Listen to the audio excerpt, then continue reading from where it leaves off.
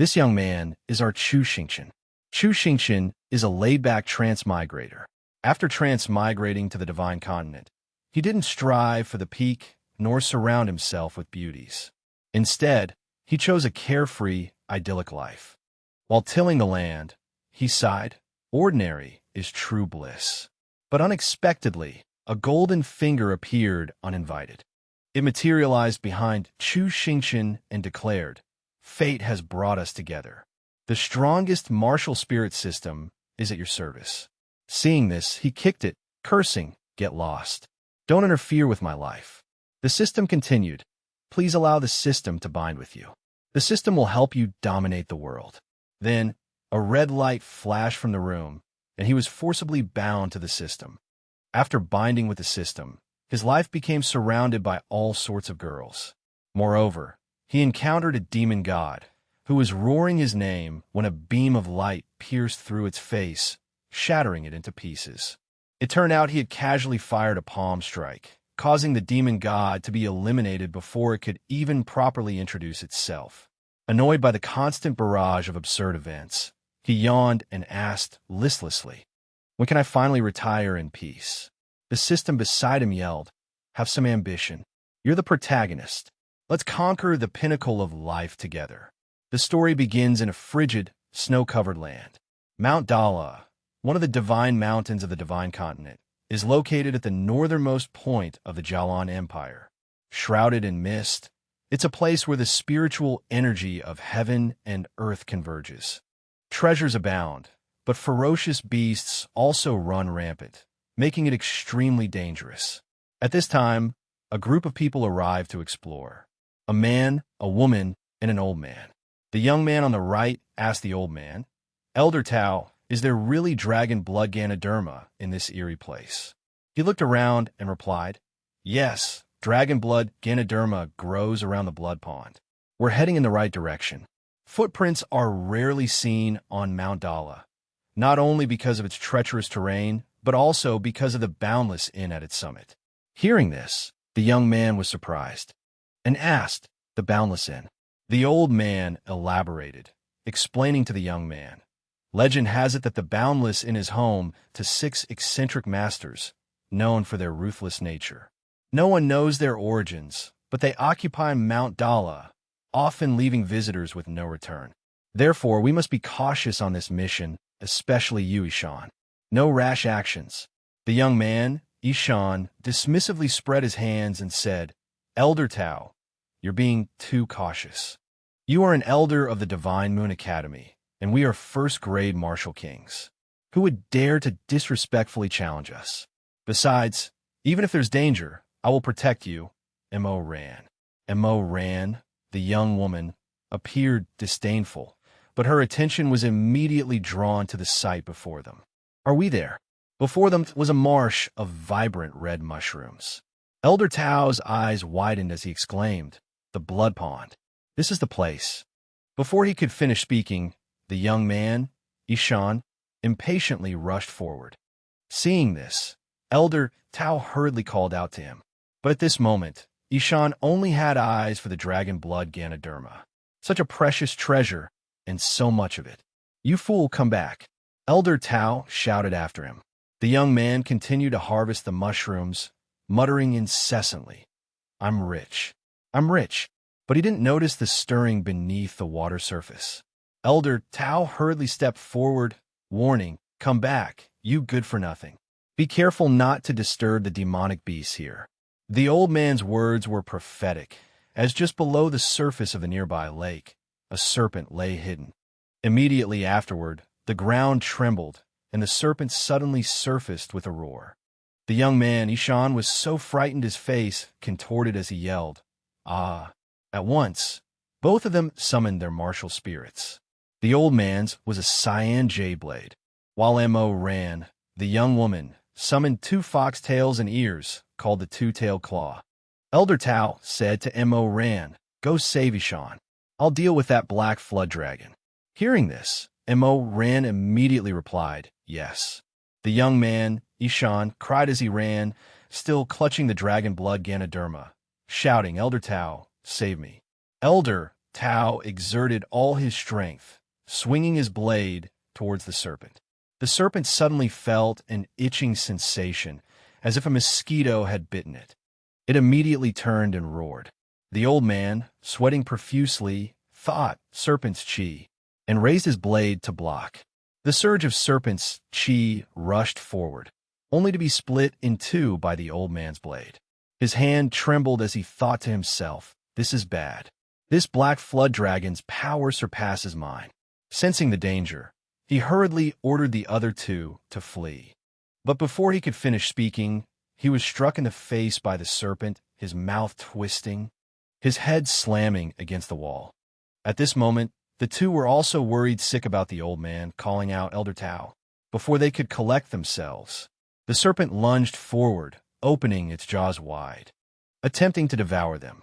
Suddenly, a voice rang out, "Secret art, burning sky tyrant body." The speaker's hands were enveloped in a red glow, occasionally sparking.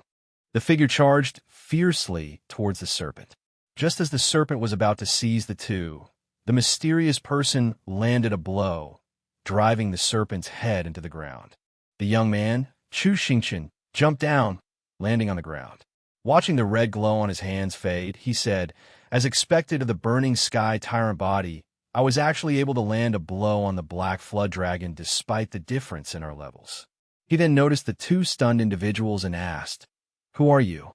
The young man, Ishan, trembling, quickly shielded Mo Ran and asked, Who are you?" Being asked, Chu Xingqian scratched his head and replied, "I suppose you could say I'm a resident of Mount Dala. What are you two doing here?" As Chu Xingqian answered, the serpent behind him stirred. The two hurriedly warned Chu Xingqian to be careful, as the beast had awakened. Chu Xingqian showed no fear. He turned around, sighing, "The difference in strength is too great. I had to use all my power just to knock it out for a moment. But don't worry, my grandpa's totally reliable." As soon as he finished speaking, the serpent's head was severed in the blink of an eye. The serpent's blood splattered everywhere, even splashing onto Chu Xingqian's face. His grandfather, after delivering the blow, flicked his blade and landed on the ground. "Grandpa, you got blood all over me. Well, wasn't I rushing to save you? Hurry up and extract the black flood dragon's teeth. Once that's done, let's head back to the inn. It's not convenient here." "Huh." While speaking, he noticed the two standing nearby and asked, "What's with these two little brats?" Ishan, sweating profusely, clutched the mushrooms and shielded Mo Ran. Elder Tao's voice echoed from somewhere. Ishan and Mo Ran were a short distance away from them. Elder Tao trembled, speaking with difficulty. "My left arm is broken. My left eye is blind. This level of power. It can't be wrong. You're one of the 6 old monsters from the Boundless Inn. The poisonous rat sword demon, a merciless killer." Elder Tao, his face bruised and swollen, shakily leaned on his sword and said, "You too, run. Leave this to me. Even if it costs this old life, I will."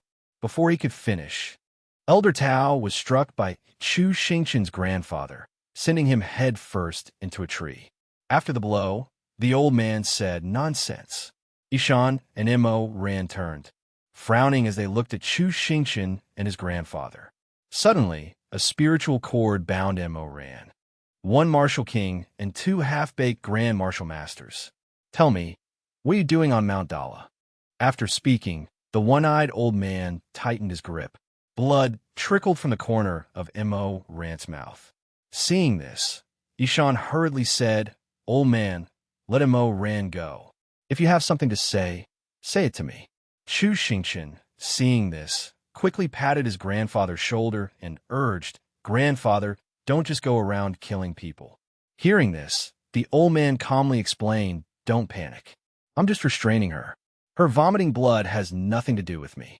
If I'm not mistaken, she possesses the 9 body, an extremely rare constitution. But her cultivation level is too low to refine the Yin energy generated by the 9 body. Mount Dala is a land of Yin energy, and she probably doesn't fully understand her own constitution. She dared to use her martial spirit, which led to the sudden eruption of the cold poison. The 9 body is extremely rare, This girl is yours. Saying this, he tossed her towards Chu Xingqian. Caught off guard, he hurriedly caught her. Seeing this, Ishan angrily shouted, "What are you doing? Let him ran go." The old man approached Ishan and asked, "Youngster, what are you doing on Mount Dala?" He clutched his resentment tightly and said, "You evil old monster. Even if you beat me to death, I won't tell you." The old man immediately slapped him, causing him to cry out in pain. Ishan immediately confessed everything. "We are from the Divine Moon Academy in Jialan City. Mount Dala is famous for its dragon blood sap. We just came to try our luck." Hearing this, the old man slapped him again, sending him headfirst into the same tree as Elder Tao. "These three aren't spies from outside. I'll spare their lives. Let's return to the inn." Seeing his grandfather leaving, Chu Xingqian hurriedly looked at the girl in his arms and asked, "What about this girl?" "The Nining body is one of the 10 sacred bodies. It complements your 9-yang body. Take her as your wife." Hearing this, Chu Xingqian was stunned. At this moment, Chu Xingqian began to introduce himself. "I'm Chu Xingqian, a laid-back transmigrator. I laid low for 18 years after transmigrating to the cultivation world. Unlike those long Outyin protagonists, after 18 years in the Divine Continent, all I have beside me is the ice and snow of Mount Dala, and 6 crazy old men. They've been sealed in the inn at the eye of the formation within Mount Dala for nearly 100 years. They took me in and raised me, and I became their hope for breaking the seal. As soon as I awakened my martial spirit, I could descend the mountain and find a way to save them. But from the beginning to the end, I was just an ordinary person without any spiritual roots. I used to be a programmer, but I died from too many all-nighters. I was quite content with that, living comfortably, enjoying life. I'd even planned out my retirement. But then, a cheat appeared out of nowhere.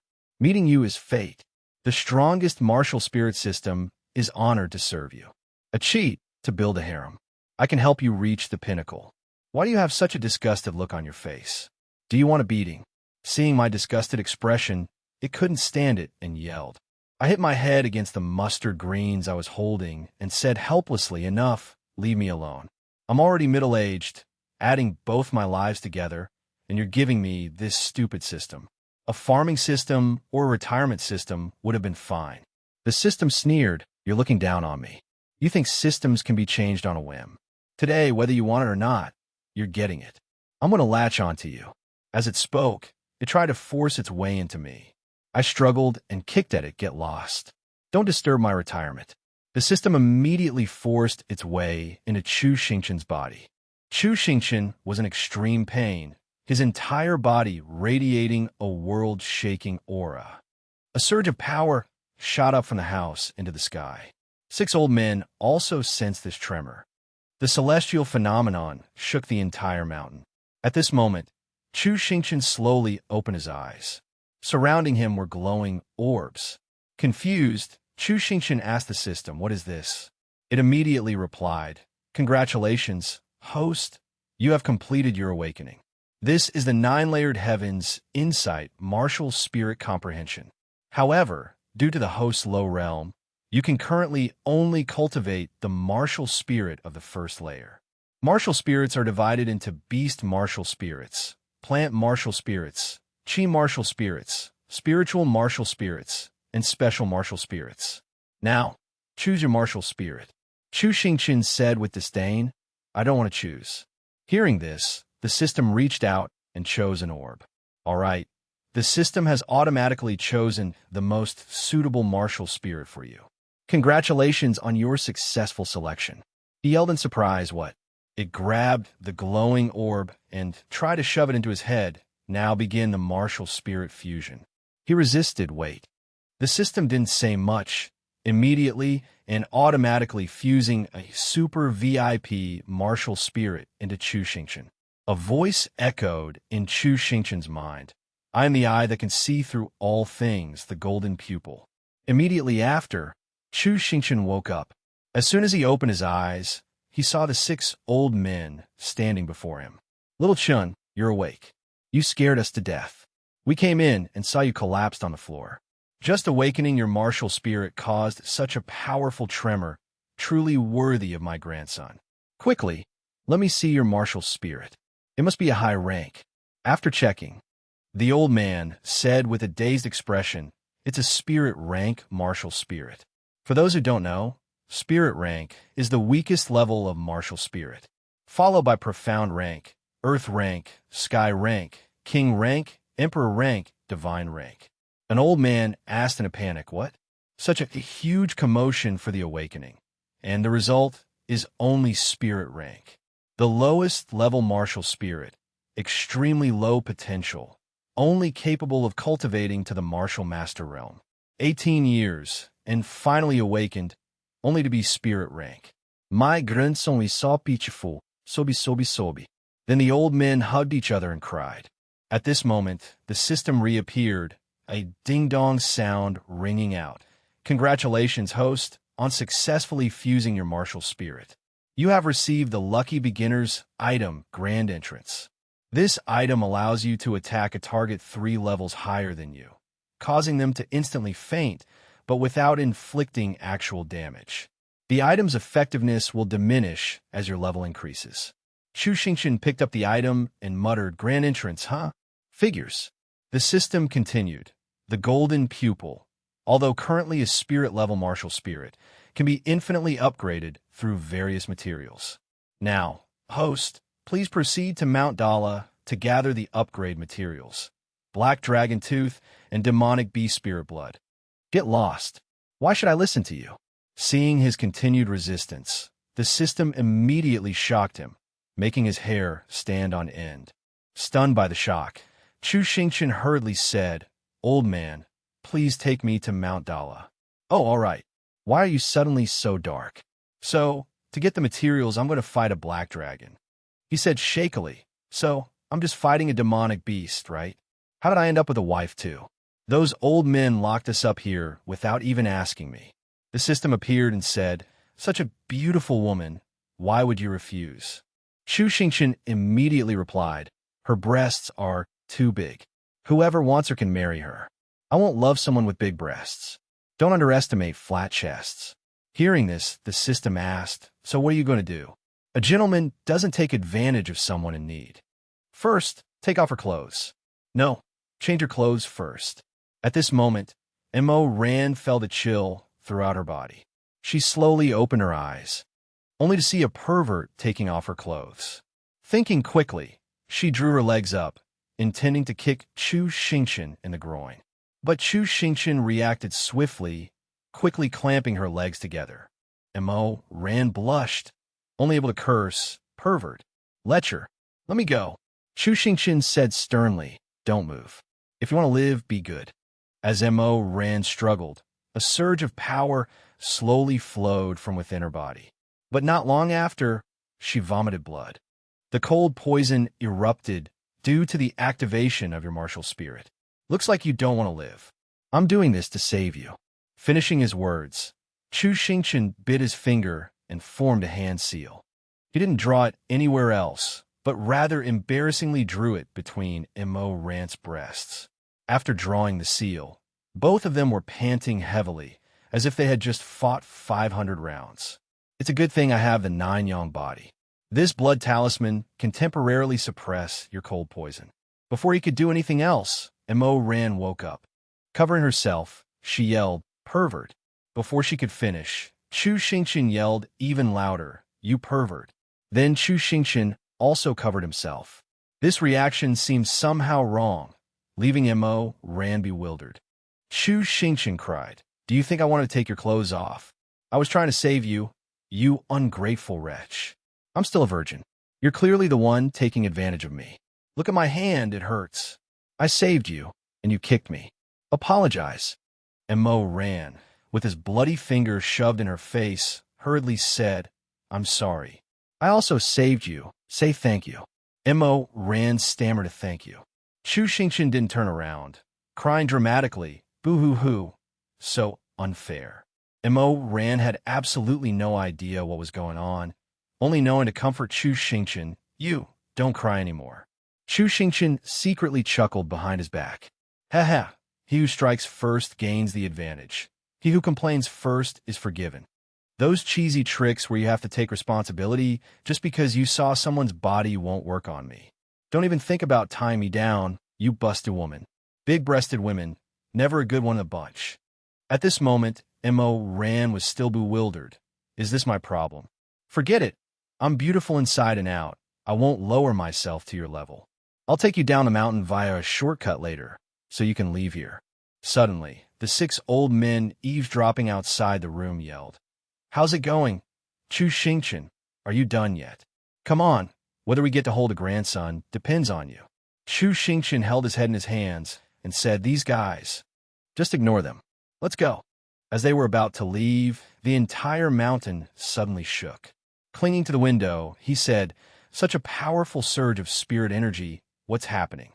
Down in Weia town, an old man radiating an imposing aura declared, "Shui Zhenzhou, of the Shui family of Jialan, has come to visit my granddaughter, M.O. Ran.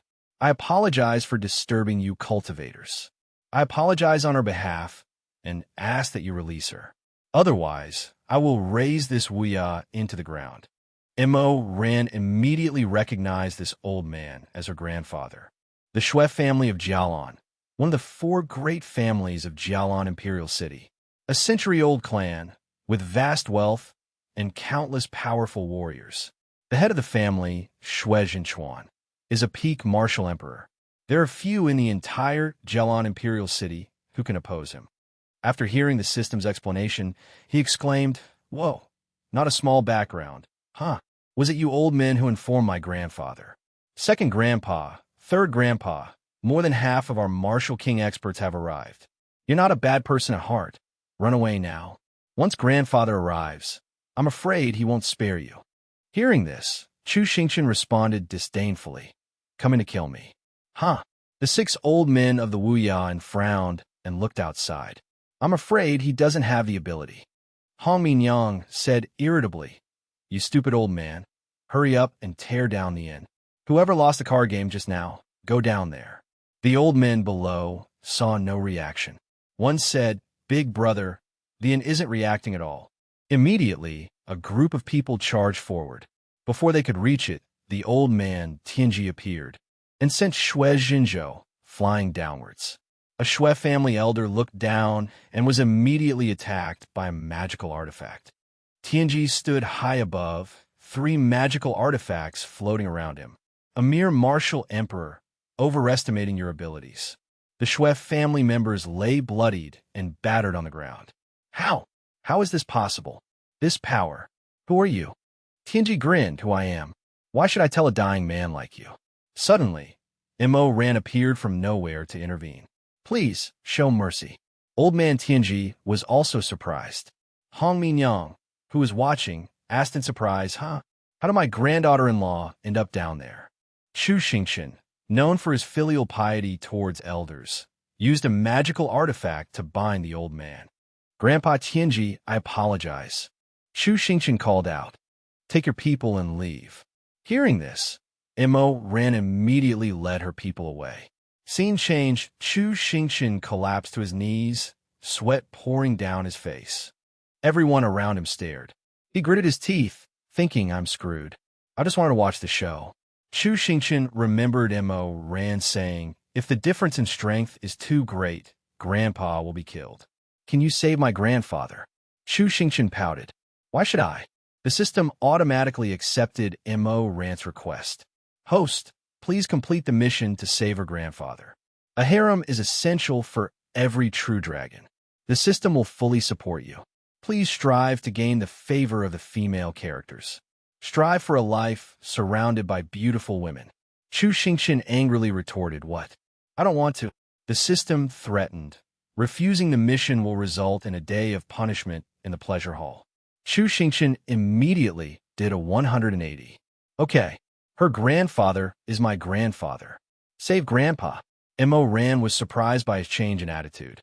"Oh, thank you." Chu Xingchen trembled. "How did things turn out like this? Damn system, why aren't you saving me now?" Hong Mingyang threatened, "Speak, boy. Why are you helping outsiders? Why do you want to let those old men go? Tell me." Elder Du sighed. "All right, Mingyang, don't scare the child. Xiao Chun, this time you've really gone too far. Setting aside everything else, others have seen your face. What if they take revenge on you when you go down the mountain? Without us to protect you down there, and with only a spirit rank martial soul. Sigh. Chu Xingqian asked the system in surprise. Can't my martial soul be upgraded? I have enough materials now. I want to level up. The system immediately agreed. Elder Du shook his head. And also that young lady. Your physiques are very suitable for dual cultivation, beneficial to both sides. Yet you awaken her and then let her go. You boy. Sigh. Du grandpa. My first martial soul. One of Chu Xingqian's eyes seemed to gain power. It was no longer just spirit rank. He radiated a terrifying power. Everyone present stared wide-eyed. Chu Xingqian heard the system notification. Congratulations to the host for successfully leveling up. You have now reached the 3rd star of the martial practitioner realm. Your martial soul has evolved to the profound rank. Jian Gui exclaimed in surprise. Xiao Chun, your martial soul. It evolved. It's profound rank now. Elder Tianji cried out, I've lived for so many years and have never seen a martial soul capable of self-evolution. If a martial soul can self-evolve, Xiao Chen's future is limitless. You must be sent by the heavens to save us. Jian Gui hugged him tightly. As expected of my grandson. Chu Xingqian thought to himself, successfully diverted their attention. But Hong Mingyang looked at him with a profound gaze. She said, then why did you want to let those people go? At this point, everyone remembered the original issue. Oh, right.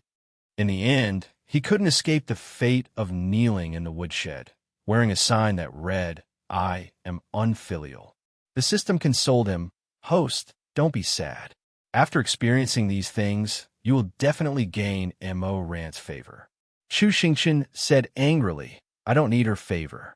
You damn system. The system replied, but the Shui family is powerful. After the host goes down the mountain, you definitely won't be able to escape them.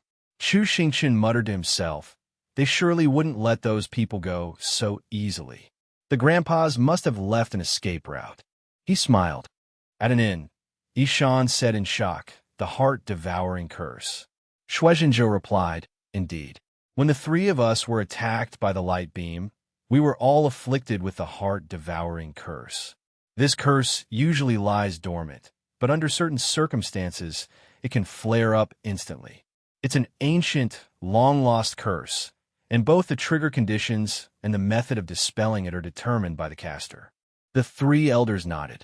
Although we were lucky to escape this time, our lives are now in their hands. This is truly humiliating. Shuizhenzhou shook his head.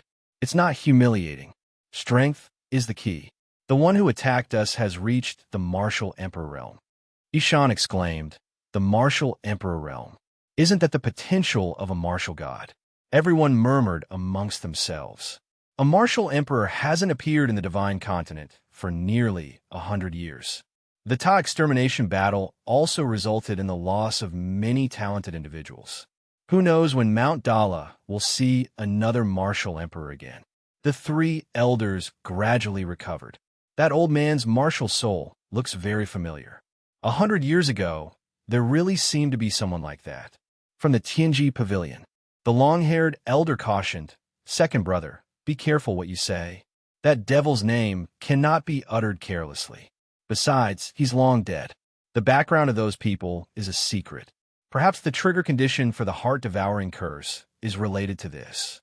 Today's events must be kept strictly confidential and cannot be revealed to outsiders.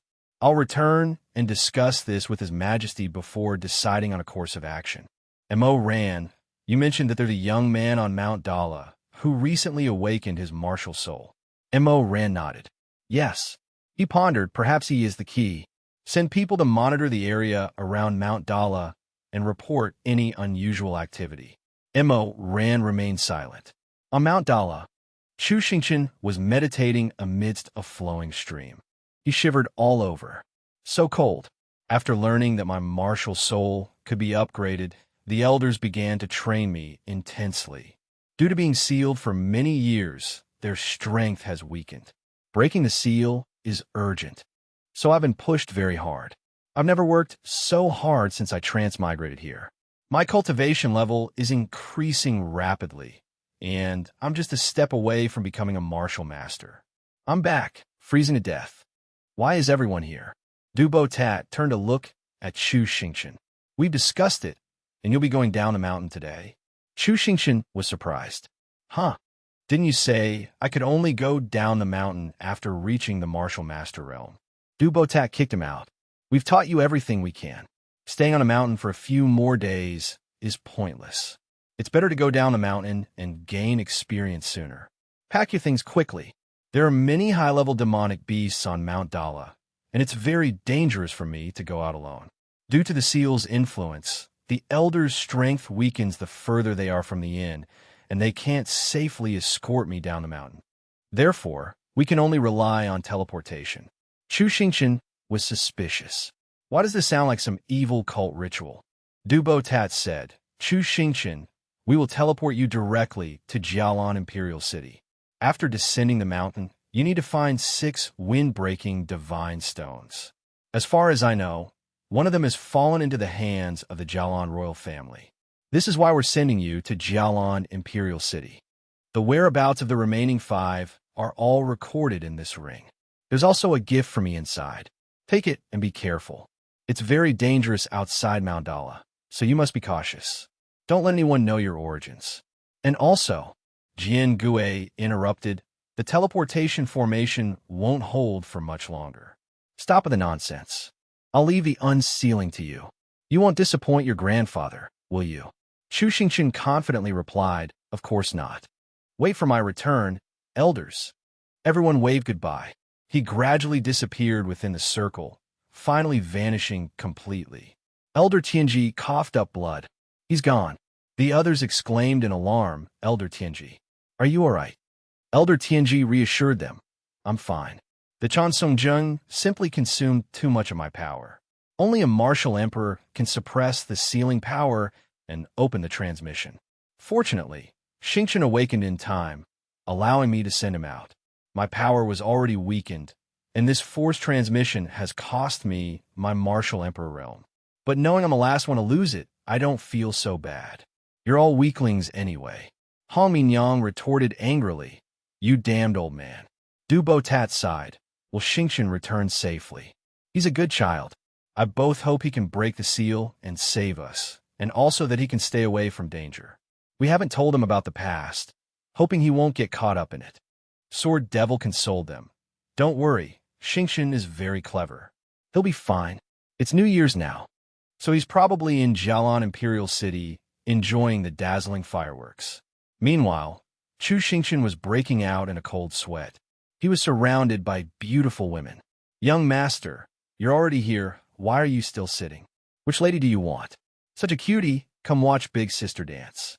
Chu Xingqian blushed. Where's this? He started his usual introduction. I am Chu Xingqian, a hard-working and diligent programmer. 18 years of living a simple life after transmigrating has worn away all my desires. No matter what happens, I remain calm as still water, unmoved. But now, surrounded by these girls, I realize I'm still too naive. Someone touched him. Why are you just sitting there? The system spoke up. Host, go for it. Collect all these female characters into your harem. Chu Xingqian retorted angrily. Crazy system. Do you want me to get banned for obscene content? I'm not that kind of casual man. He hurriedly fled the scene. The group of women chased after him. Little brother, don't run. Chu Xingqian hid in a room. The system mocked him. Host, you're so timid. Chu Xingqian said in a panic, no, I can't stand this harassment. Didn't Elder Tianji say he was sending me to Jialan Imperial City? Where's this? The system explained, according to the location displayed, this is indeed some sort of entertainment establishment in Jialan Imperial City. Chu Xingqian pouted. Sending me to a place like this, that old man is so corrupt. A voice came from outside. Are you sure that demon is hiding here? Chu Xingqian used his martial soul. The voice was very familiar. Gold and copper martial soul. Isn't this that old man who keeps his head down on the mountain? Remembering Mo ran, calling him Old Tao. Someone reported, Old Tao, I've been tracking the remnants of the Flame Fox's aura for a long time and can confirm that the beast is hiding in this tavern.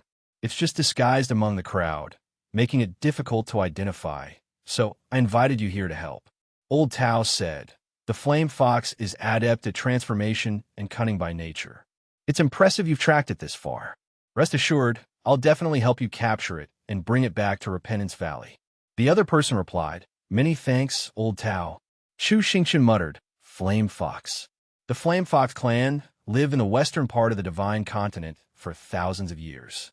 Their fur is exquisitely beautiful, and they call themselves Yin. They and humans are like fire and water, with constant conflicts at the border. 100 years ago, during the demon-slaying war, they were besieged and annihilated by the United Immortal Sections. They've long been extinct. The system said I thought they were extinct too. Aunt Hong is a flame fox. She's a flame fox. I'm not so sure. Once, during the New Year's celebration, she got drunk and revealed her true form. That's when Grandpa told me she was a flame fox. Actually, although I've lived with them for 18 years, I don't know much about the elders' backgrounds. They rarely talk about the past and always keep secrets from me. Someone arrived and said, "Old Tao, may we enter?" Chu Xingqian recognized the voice. Old Tao said, "Come in, you're here." It was Mo Ran and Wai Shan. Chu Xingqian immediately covered his face with a cloth. This world is too small. It's full of acquaintances. I can't let them see my handsome face. Old Tao introduced them. "Let me introduce you, Wai Shan and Mo Ran. And these are some of my outstanding disciples. There are too many people in the tavern, so I call them to help with the search. I've used my soul power to seal this place. Unless the opponent's realm is higher than mine, they definitely won't escape." Wai Shan said with a smile, "This matter can't be delayed, Old Tao. Let's start searching." Old Tao held his sword and said, "All right." Then he slashed his sword at the wall behind him. Chu Xingqian dodged in time, but was still exposed. Old Tao said meaningfully, "Then let's start with this eavesdropping brat." Chu Xingqian broke out in a cold sweat. Everyone panicked. "Oh my God, what's happening?" The tavern owner cried, "Please, honored guests, stop fighting. Spring Fragrance Pavilion is about to collapse, honored guests." Chu Xingqian hurriedly ran away. Old Tao shouted, "You have the guts to eavesdrop, but not the guts to fight." Chu Xingqian replied, "So much talk. System, I want to use Grand Entrance." But the system said, Grand Entrance was used when fighting the Black Dragon. It's currently on cooldown. The cooldown time is 10 years. Chu Xingqian's jaw dropped. 10 years. The system replied, "The cooldown time will shorten as your level increases. Try to level up. Glaring at me won't help." Chu Xingqian snapped his fingers. So useless. Flying immortal technique. Old Tao recognized it. "Oh, this technique." Chu Xingqian sweated, surprised. "Aren't you? This is the escape technique Aunt Hong taught me.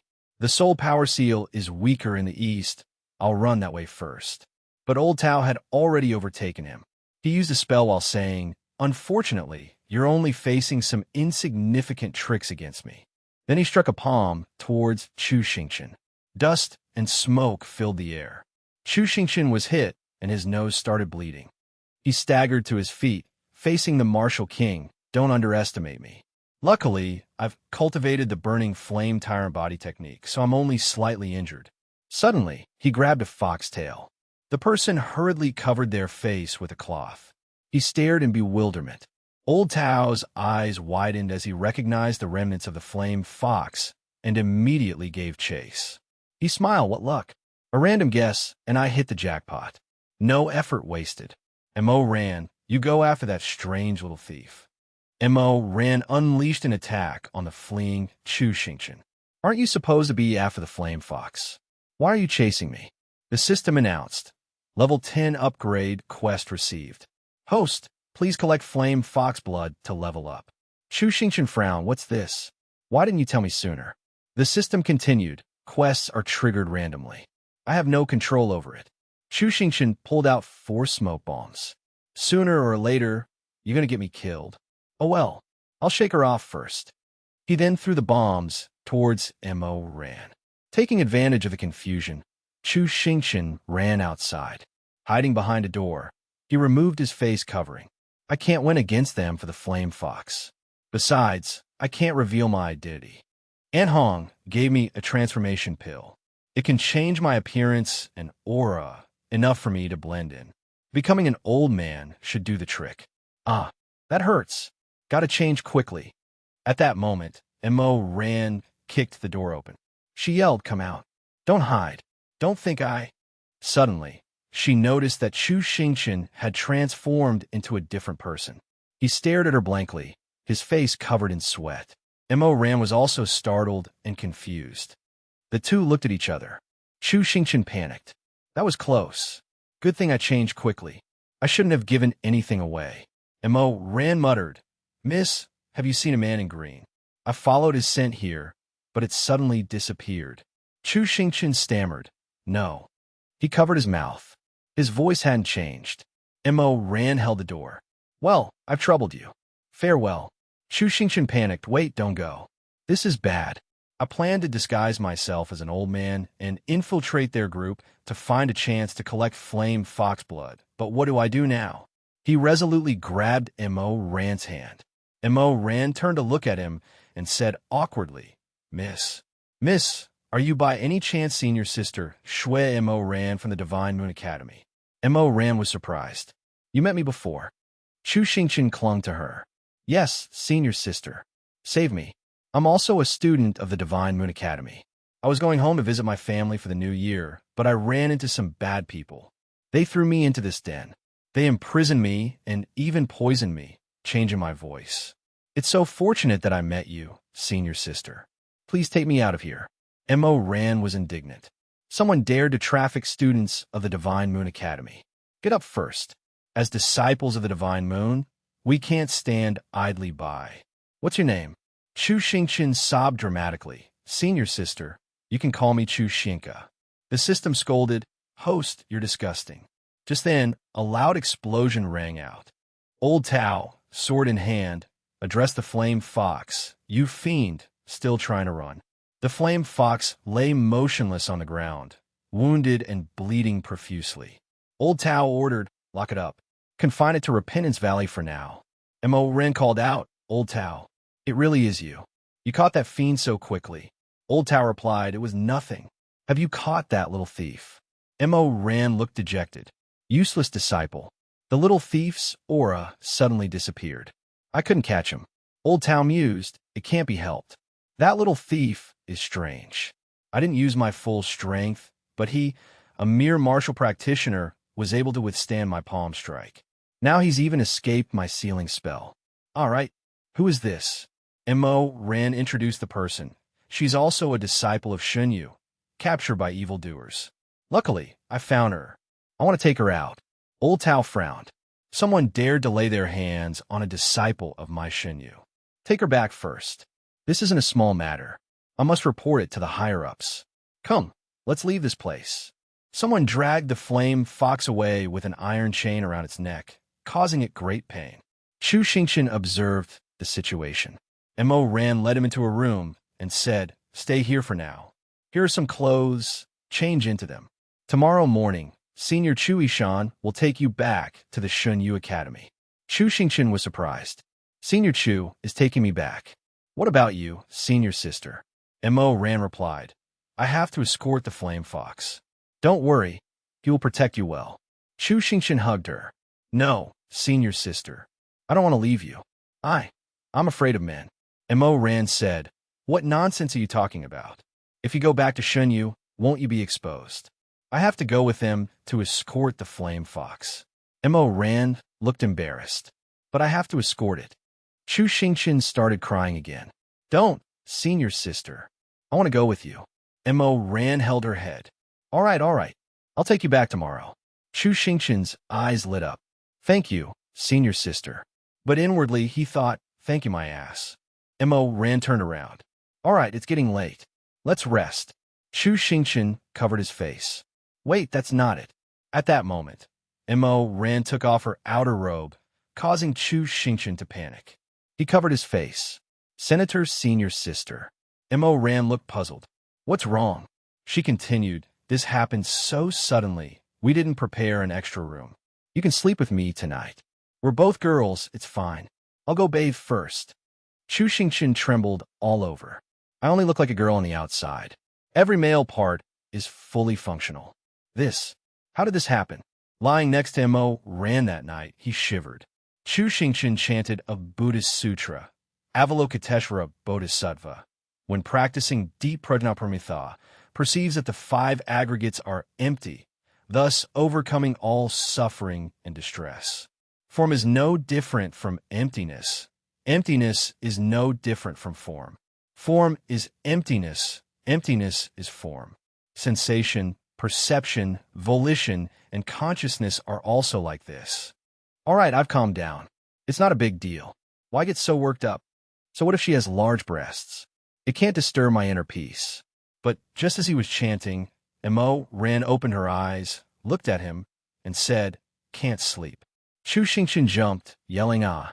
He stammered, "Senior sister, you scare me to death." Mo smiled. "Why are you so tense? I'm not going to eat you." Chu Xingqian said, I was just thinking about something. That flame fox looked like a little girl. She didn't seem like someone who would do bad things." Mo frowned. "Do you pity her?" "Never pity them. Flame foxes often feign weakness to exploit people's kindness, then turn around and harm them. Countless people have died at their hands. 100 years ago, when the demonic clan invaded the divine continent, they repeatedly provoked battles between the demonic clan and the immortal sex. They are incredibly cruel. Don't be fooled by her appearance, understand? All right, don't think too much about it.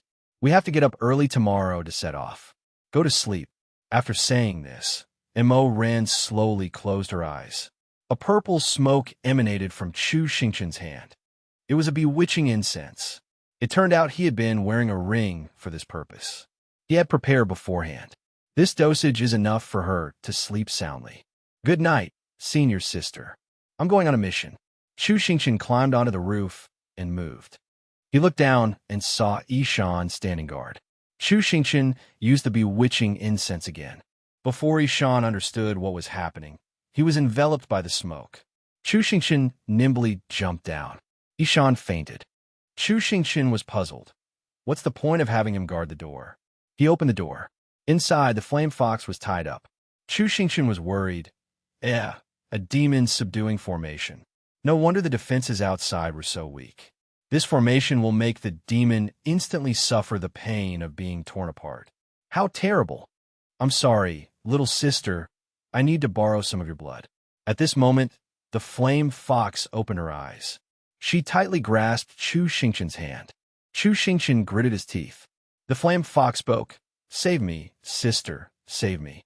Chu Xingqian trembled, wanted to pull his hand back. The flame fox trembled. Save me. I can't go to Repentance Valley. Sister, get me out of here. I'll do anything you want." At this moment, Chu Xingqian covered her mouth and whispered, "Don't make a sound." The system spoke, received the female character's request. "Host, please complete the mission to save the flame fox and bring her into the harem." Chu Xingqian was exasperated. Not this again. The system explained, "How can you be a proud immortal dragon without a harem? Besides, she's flat-chested, just your type." He felt a bit smug. That's true. But then immediately returned to reality. No, saving her is too troublesome. The system mocked, then get shocked for fun. Chu Xingqian was electrocuted, his whole body numb. He knelt in front of the flame fox. The flame fox was worried. "Sister." Chu Xingqian held her shoulders and comforted her. "All right, I'll save you. Helping others brings me joy. I'm so happy." In his heart, he thought, "Damn system, sooner or later I'll reprogram you into a farming guide." The flame fox thought, "I was already safely blended into the crowd. And then this stinky man exposed me. Before, I was completely at a loss. Now, a person with strange behavior has appeared, and she doesn't look very smart either. Perhaps she's not an accomplice of the Xinyue Academy. I can use her to escape. But is she abnormal? Whatever, I might not live much longer anyway." Chu Xingqian calculated. To save her, I must break the demon subduing formation. That old man will definitely notice. It's too difficult to escape with this girl right under the Martial King's nose. I can only rely on this. A giant arm of fire emerged from the ring. Chu Xingqian explained, "This war puppet is made from a primordial heavenly meteorite and imbued with spiritual energy by Grandpa Yan Gui. It can fight above its level, but the energy consumption is enormous. With my current level, controlling it is already a strain. I must strengthen it with high-grade spirit stones. These are high-grade spirit stones. A whole mine might only have 5. I'm reluctant to use them." The system urged, "Hurry up." The high-grade spirit stones slowly merged into the war puppet. Chu Xingqian chanted, "This should bring it close to Martial King level." War puppet, break the demon subduing formation. The war puppet swung its arm, shattering the demon subduing formation behind the flame fox. The demon subduing formation gradually disappeared. Chu Xingqian gripped the war puppet's arm and scooped up the flame fox with his other hand. "All right, let's run while we have the chance." Suddenly, a commotion erupted outside. It turned out Old Tao was using magic to surround the room. "Who are you? And why did you destroy my demon subduing formation?" Chu Xingqian said sternly, "You're quick. Hold tight to the war puppet. I'll take you away first." The war puppet quickly broke through Old Tao's magic formation and flew out, but was intercepted mid-air by Old Tao's magic. Old Tao used magic to speak. "Where do you think you're going?" He struck the war puppet again and continued to launch such attacks. Chu Xingqian chanted, "War puppet technique." As if empowered, the war puppet counterattacked Old Tao. Old Tao was not to be outdone and fought back. Old Tao smiled smugly. He launched another attack. The war puppet shielded the flame fox in its arms. Chu Xingqian worried, "Damn old man. He keeps attacking near the little fox. We can't hesitate any longer. Run." The war puppet turned and fled. Old Tao grabbed hold of the war puppet with force. He muttered, "Now that you're here, don't be in such a hurry to leave." Then, he aimed a giant sword at the war puppet. Chu Xingqian broke out in a cold sweat technique. Supreme King technique. As soon as he finished speaking, Old Tao slashed at the war puppet. The war puppet instantly exploded. The flame fox's chest was also slashed, leaving a long wound. Chu Xingqian cried out in concern, "Little fox." He then quickly ran towards her. At this moment, everyone, having finished dressing, ran out. "Old Tao, what happened? Did someone try to steal the flame fox?" Old Tao reassured them, "Don't panic. I set up a formation here beforehand. You come at the wrong time. I didn't expect that even with the Flame Fox clan in decline, someone would still be willing to help them." The Flame Fox was covered in blood, gravely injured. Old Tao nodded and said, "It's a pity I can't take her to Repentance Valley now. I was a bit heavy-handed just now. This Flame Fox probably won't survive the night. And this strange thing, I thought it was a guardian spirit, but now I realize it's a war puppet." Chu Xingqian's face was grim, and he remained silent. Everyone was astonished. Chu Xingqian puppet. Could it be the puppet master from the Wu Hua Pavilion? Old Tao observed, "Such an exquisite and strange war puppet doesn't resemble the Wu Hua Pavilion style. It's more like the work of that genius puppet master from 100 years ago. This matter can't be taken lightly.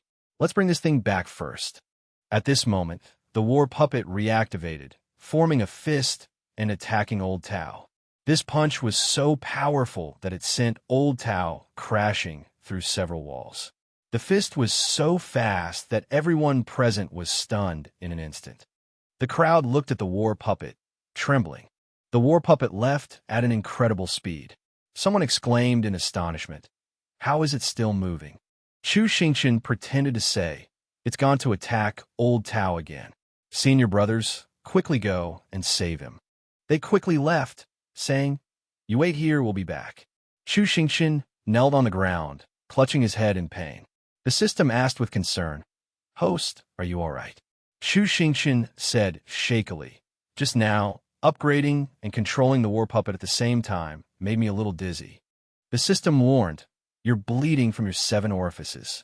You've already consumed a lot of soul power, and now you've forced a level up, your body won't be able to handle it." Chu Xingqian, holding his head, said, "It was worth it. I've entered the martial master realm, and the war puppet's power has also increased considerably. Enough to hold them off for a while. Save the little fox first." The flame fox was bleeding profusely. unreconciled. Chu Xingqian leaned close to her ear. What are you saying? I can't hear you. What should I do? I don't have any pills to heal her. She's about to stop breathing. The system suggested, I recommend you form a half-life blood pact with her. Demonic beasts with a half-life blood pact have very tenacious life force. This wound can heal itself. Chu Xingqian bit his finger, drawing blood. Let's try it. I can't let her die here. Then, using his bloody finger, he drew the character 1 on her neck. He clenched his fist, letting the blood flow into the mark. I still want to ask her about An Hong and the flame foxes. The blood mark formed a vortex and then entered the flame fox's body. Chu Xingqian began the ritual. The flame fox gradually recovered, and her wounds disappeared. Chu Xingqian collapsed to the ground, sweat pouring down his face like rain. The blood pact consumed too much. I don't have the strength to carry her and escape. I can only have the war puppet come back. The war puppet, having received the command, was preparing to finish off Old Tao. It quickly returned to Chu Xingqian's side. Chu Xingqian, using his last bit of soul power, thought, take her to safety. The war puppet carried the flame fox and flew away. Chu Xingqian lay on his back. He breathed a sigh of relief. Now she's safe. Suddenly, he opened his eyes, and Mo Ran was in front of him. The war puppet and the people from the Divine Moon Academy had caused a heaven-shaking commotion. The next day, Chu Xingqian opened his eyes. He woke up with a start. His mind was still a mess. Bian's bed. Mo Ran asked, Are you awake? Chu Xingqian was surprised. Senior sister. Mo Ran brought him a bowl of porridge. Get up and eat. I saw you fainted in the courtyard yesterday, so I brought you back. The flame fox was ultimately taken. There was a huge commotion. Old Tao crippled one of that war puppet's arms. The war puppet also injured Old Tao. They're still discussing it now. We have to return to the Divine Moon Academy and report to our superiors. It's time to go back. The annual recruitment meeting is in a few days. I have to go help. The recruitment fair, it's like a university entrance exam. All the academies gather in one place. Candidates from each academy showcase their talents. The Divine Moon Academy has close ties to the Jia Lam royal family. If I want to get close to the royals, infiltrating the Divine Moon Academy through the recruitment fair is a good way.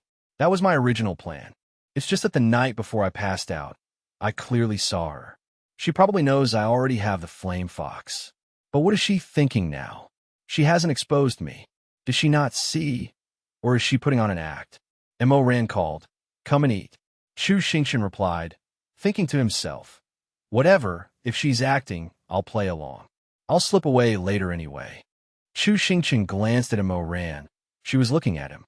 He suddenly shuddered. Clutching his chest, he said with a pained expression, I'm in so much pain. She poisoned me. No, wait. It's a medicine wearing off. I'm about to revert to my original form. Seeing Chu Xingqian flushed and sweating profusely, Mo Ran asked worriedly, What's wrong? Chu Xingqian stammered, Senior sister, I suddenly have a fever. That's right, I've been like this since I was little. It'll suddenly spike to 100 degrees, and I'll burn you, senior sister. Get out quickly. I'll be fine after I sleep, senior sister. Please don't come back in. After saying that, Chu Xingqian slammed the door shut. Sweat continued to pour down his face. His body was burning up. I have to get out of here quickly. Mo Ran knocked on the door. Chu Xingqian, are you really all right? Suddenly, she heard a pained cry from inside. Mo Ran opened the door. I'm coming in. At this moment, Chu Xingqian was completely naked. His body was gradually returning to its original form. Mo Ran slammed the door shut with a bang. She rubbed her eyes, then opened the door again, and saw Chu Xingqian, completely naked, crawling out the window. Mo Ran slammed the door shut again with a bang. Her eyes widened, her face panicked. Chu Xingqian jumped onto the roof and ran, fleeing in the nude. I told her not to come in. Forget it, I need to find the little fox first. Based on the blood pack's reaction, she's currently in the western forest. At this moment, the flame fox was lost in memory. Someone took her hand. Flame fox. The flame fox happily called out, Sister. Her sister scolded, "You're running around again. The humans are coming again. I'll lure them away. You run." Suddenly, her sister coughed up blood. "You must hide well." It turned out the flame fox was reminiscing. She opened her eyes. Her face was covered in sweat. She gasped for breath. "Where is this? I remember being hit by that old man. It was that sister who pulled me out with a blood pact." "That's right. Although she's a bit foolish, she's truly a kind and gentle person. I must repay her kindness in the future." Suddenly, someone called out to her, "You're awake. You woke up as soon as I withdrew the war puppet. You recovered quickly. How are you feeling?" It turned out Chu Xingqian had returned to his original form. But the flame fox misunderstood, punching him in the face. The punch sent Chu Xingqian flying. He was furious, blood streaming down his face, and roared, "Damn it, what was that for?" The flame fox angrily retorted, "I remember you, you bastard who got me exposed." Chu Xingqian said awkwardly, "What do you mean I exposed you? I was the one who saved you." The flame fox interrupted, "Don't lie so shamelessly. The one who saved me was clearly that kind and gentle older sister." Chu Xingqian retorted, "She was me. I was disguised as a woman." The flame fox didn't believe him. "Stop lying. Get away from me." Chu Xingqian took out the medicine bottle again. "You don't believe me. Open your eyes and watch carefully." He swallowed a pill. Chu Xingqian transformed back into a woman. "Ah, how about that? Now you know what a big guy turning into a woman looks like. If you still don't believe me, you can use a blood oath to check. I'm a man." The flame fox was stunned. A man. She recalled the previous intimate moments with Chu Xingqian. She cursed, "You cross-dressing pervert. You deceitful cheat. Give me back my gentle older sister. You damned, rotten man." Chu Xingqian suddenly realized, "Wait a minute. Do you like women?" The flame fox glared, "What does me liking women have to do with you?" Chu Xingqian was also stunned. After a moment, he scolded, "Are you even polite? I'm your lifesaver and your master. Not even a thank you. Instead, you curse and hit me. You ungrateful wretch. You deserve to be caught and sent to Repentance Valley." The flame fox froze. Chu Xingqian continued, "I was such a fool to save you." The flame fox blushed, tears trembling in her eyes. The system spoke up, "Oh dear, host, she's a girl. You're being too harsh. Say something nice to comfort her." Chu Xingqian squeezed out a few tears, saying, "Why are you crying? It's like I'm bullying you. Just a few scoldings and you're crying. You scolded me, and I'm the one feeling wronged. I worked so hard to save you, and just because you like women, you treat me like this." The flame fox didn't expect Chu Xingqian to use this tactic. He covered his face and cried, "Boo-hoo-hoo, so wronged." The flame fox panicked, "You don't cry anymore. I'm sorry. It's my fault." Chu Xingqian secretly gloated, "Psychological manipulation successful. That's more like it. It wasn't my fault in the first place. Why did you say I was sweet-talking you? Try to use tears to force me to submit. Dream on." The flame fox frowned, "I was too rude. Please stop crying." Chu Xingqian wiped his tears and snot, agreeing. The flame fox trembled. "This man is only reacting now that I've lost. He even uses weakness and tears better than me. He's not simple." Chu Xingqian smiled brightly. "So let's talk business. What are your plans next? First, let me introduce myself. My name is Chu Xingqian. I want to enter the Divine Moon Academy through the Grand Selection. I hope you can come with me. You can help me through your bloodline. I need your power right now. I will conceal your identity and protect your safety." The flame fox said quietly, "Protect my safety. I am a flame fox. Bringing me along. Aren't you afraid I'll bite you?" Chu Xingqian said, "Would you do that? Every race has good and bad individuals. I won't blame the mistakes of other flame foxes on you." The flame fox was touched. Chu Xingqian continued, "We'll have plenty of time to get to know each other. I'll judge what kind of person you are with my eyes, not my ears. But if you don't want to come, that's fine too." The flame fox spoke, "I'll go with you. I have nowhere else to go anyway. I just have one request. Can you cross-dress forever?" Chu Xingqian said angrily, "In your dreams." The next morning, Chu Xingqian was still angry. This flame fox was really getting on his nerves. Does she really think I'm addicted to cross-dressing? The system said, "Host, come on, you cross-dress so well. Cross-dress to win her over." Chu Xingqian yelled, Get lost. Haven't you seen enough of the show? It's obvious you're not a decent system. The system said in surprise. System. Who told you I was a system? I'm human. Before I became a system, I was a human from another world. But I don't know why my world collapsed. At that time, my main brain found me and made a deal with me. Li Hengxiang. As long as you become a system and cultivate a long out yin to surpass all other long out yin, I will rebuild your world so you can return. How about it? I agreed. Although my memories from before becoming a system are sealed, I even forgot my own name. But I know there's someone very important waiting for me. To return to her, I'm willing to do anything. So I desperately studied how to be a system and even earned the title of Excellent System. Then the main brain sent me to this world. Unfortunately, I met you. Chu Xingqian looked at it with a gloomy face. Are you complaining about me? I'm desperately trying to complete the mission. You're accepting missions on your own, and you're useless in a fight. You have the nerve to complain about me. The system pushed Chu Xingqian away.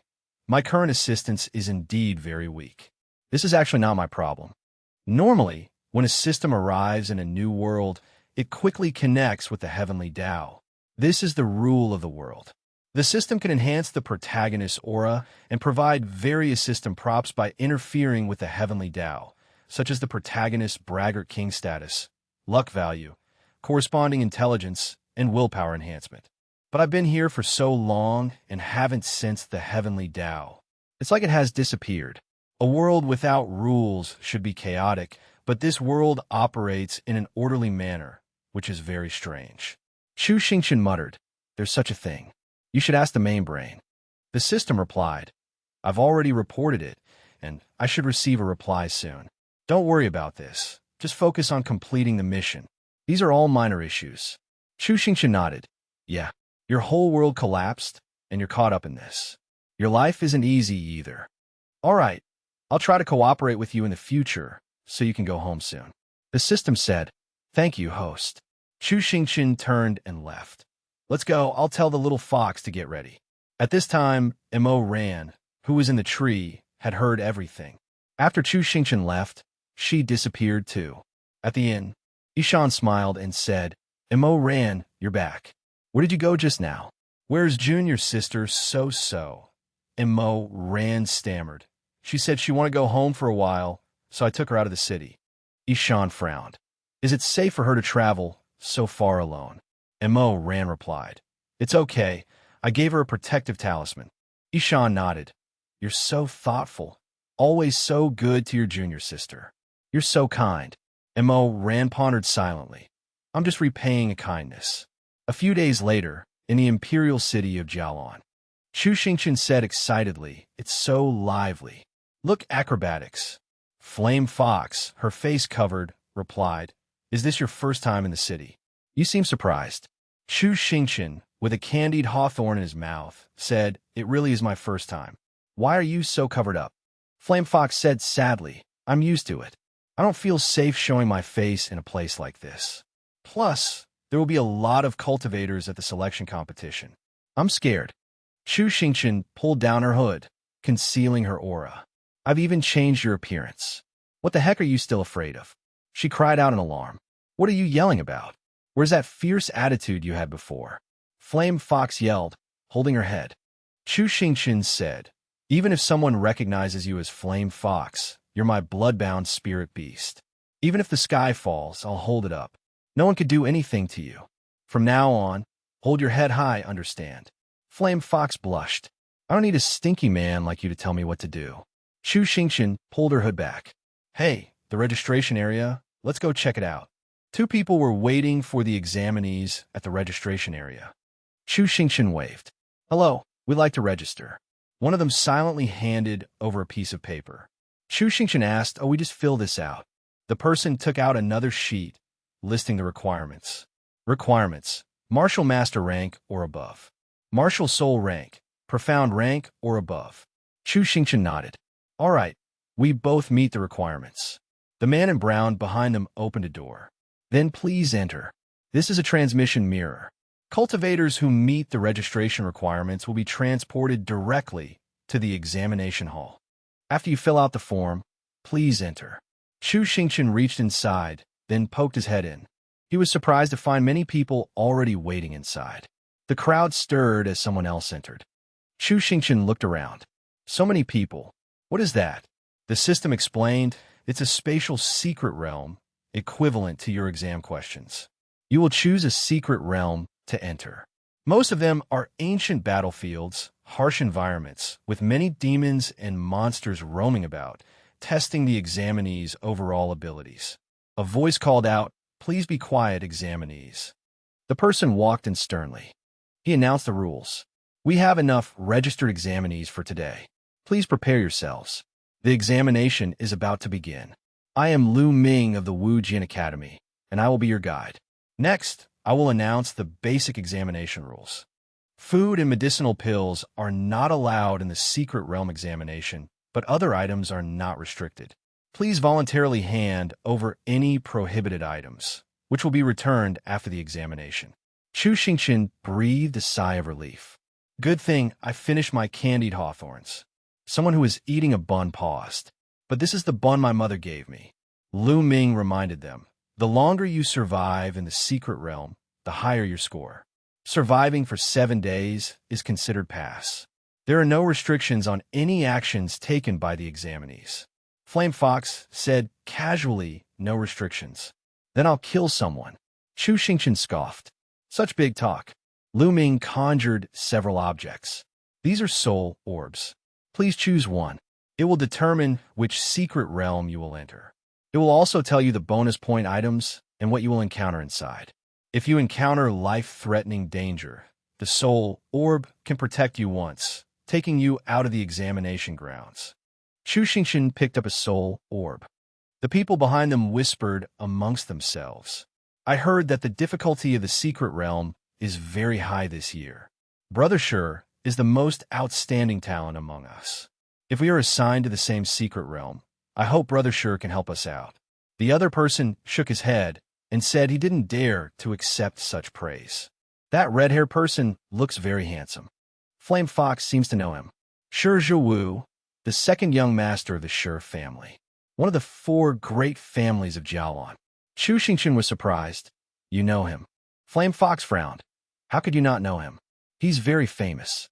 When he awakened, his soul power could already condense into a real sword, called the Luminous Sword." Chu Xingqian was astonished. Soul power condensed into a physical state. Isn't that something only martial venerables and above can do? Geniuses can't be judged by common sense. He's currently a 4-star martial master, a top contender this year. Chu Xingqian muttered, "That's amazing." The system said angrily, "What's so great about that? Host, you are the strongest. You can't lose to him. Complete the mission, get first place, and break the existing record in the secret realm. You're the unprecedented long out yin." Chu Xingqian held his head. "I knew it. How long is the historical record?" The system replied, 17 days. Chu Xingqian was exasperated. "Then I might as well just settle down and start a family in there." The system explained, "Time flows differently in the secret realm. 15 days inside is equivalent to only half an hour outside. You won't miss anything." Flame Fox reminded him, "The secret realm is about to open. Will we enter the same secret realm? What if they discover my identity?" Chu Xingqian said, "With the blood contract, it'll be fine. If not, we'll just stick together." After saying that, Flame Fox grabbed Chu Xingqian's waist, and Chu Xingqian grabbed her hair. Lu Ming announced, "Contestants, during the end of the Dharma era 100 years ago, evil spirits invaded, living beings suffered, and the cultivation world was on the brink of destruction. But our predecessors persevered, replenished the spiritual veins, and repelled the evil spirits, which is why we have the prosperity we enjoy today. These secret realms preserve the scenes of that era of destruction. I hope everyone will inherit the will of our predecessors, temper their minds and bodies, and achieve breakthroughs within them." The examination grounds are now open. Immediately, the soul tokens in Flame Fox and Chu Xingqian's hands glowed.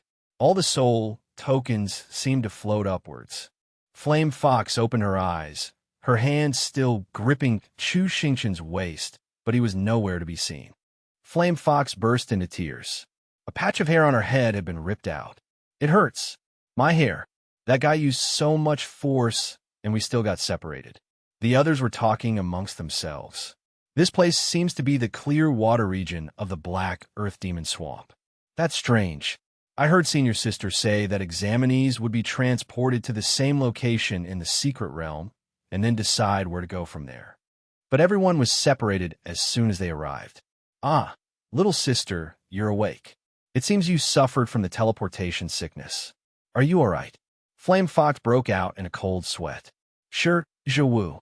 Bing Xiaoling asked if we wanted to go together to find food and bonus points. Do you want to come along? Flame Fox trembled with fear, tears still in her eyes. Help! Why did I run into them? My identity will be exposed. Chu Xingqian, where are you? Chu Xingqian was clutching a handful of Flame Fox's hair.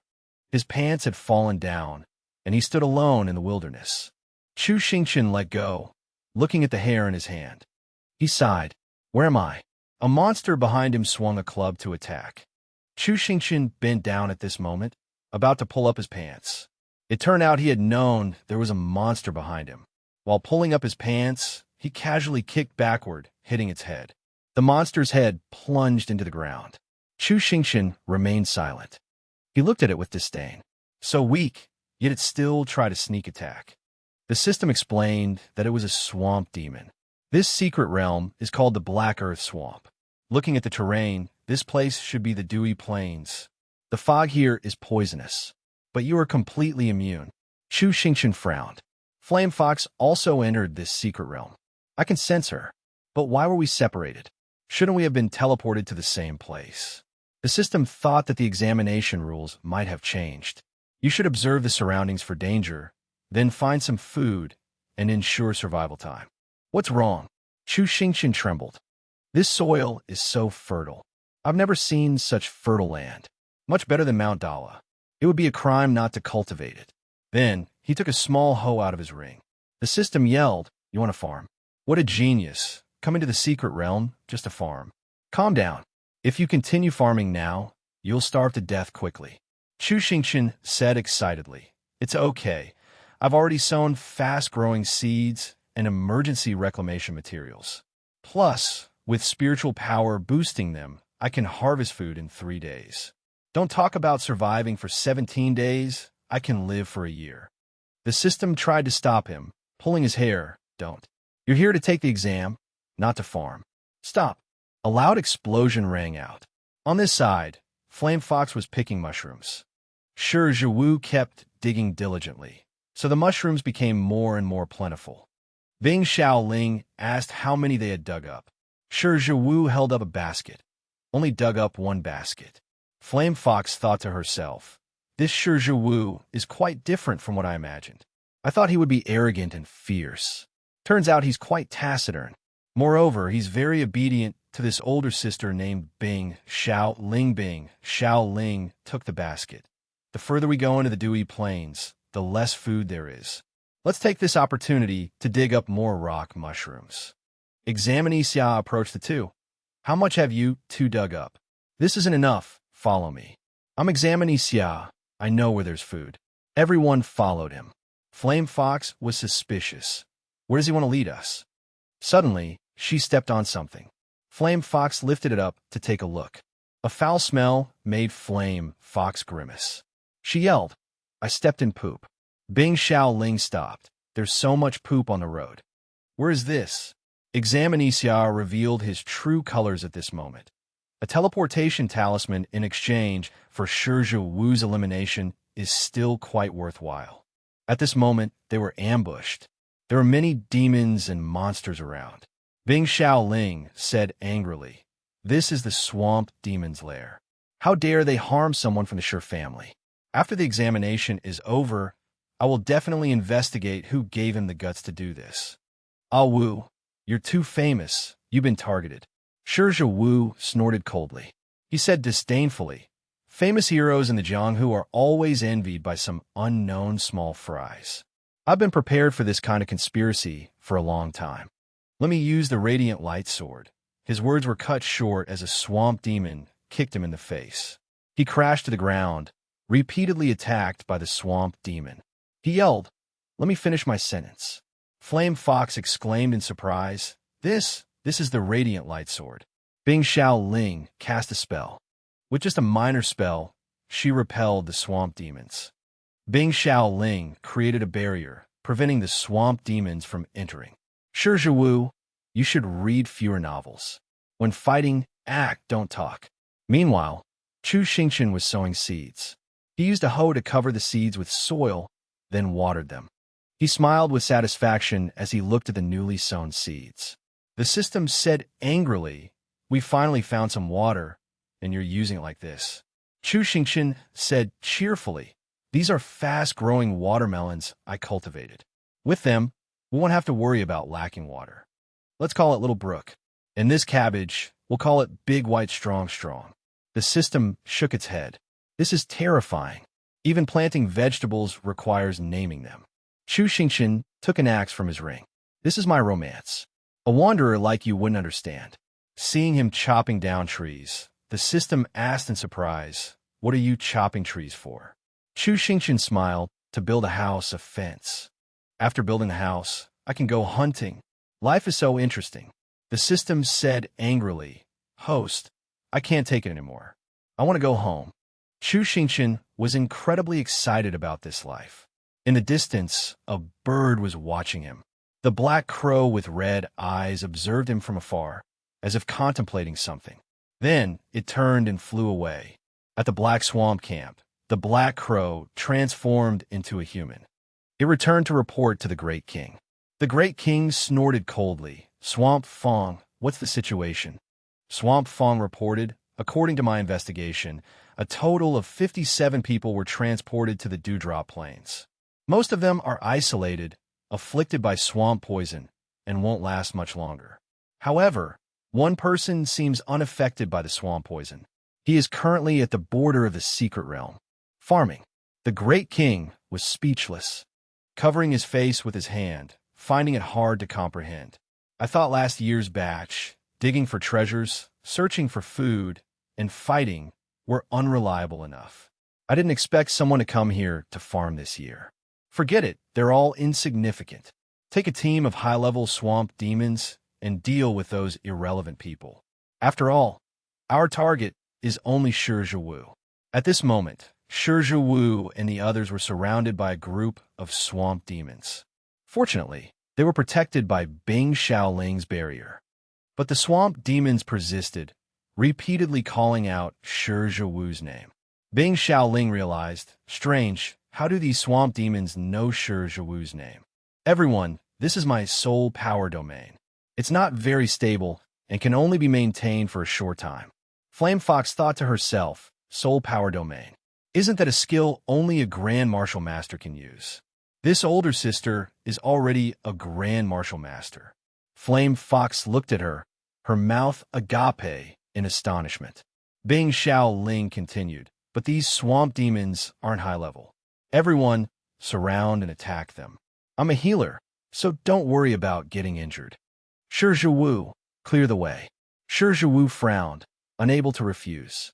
"I don't need to reason with the likes of you evil demons. My sword follows the light." His sword light attacked the surrounding swamp demons. Shi Zhiwu's face hardened as he exerted all his strength. Spinning, he swept away the swamp demons. He spun and shouted, forcing Bing Xiaoling and the others to jump back to avoid his attack. She yelled, "Avo, break through. Don't waste too much energy here." Shi Zhiwu muttered, "Break through? No problem." Then, an opening appeared amidst the swamp demons. Bing Xiaoling turned to look at them. "Let's follow him." Flame Fox gaped, really. Incredible. The scene before them was one of utter chaos.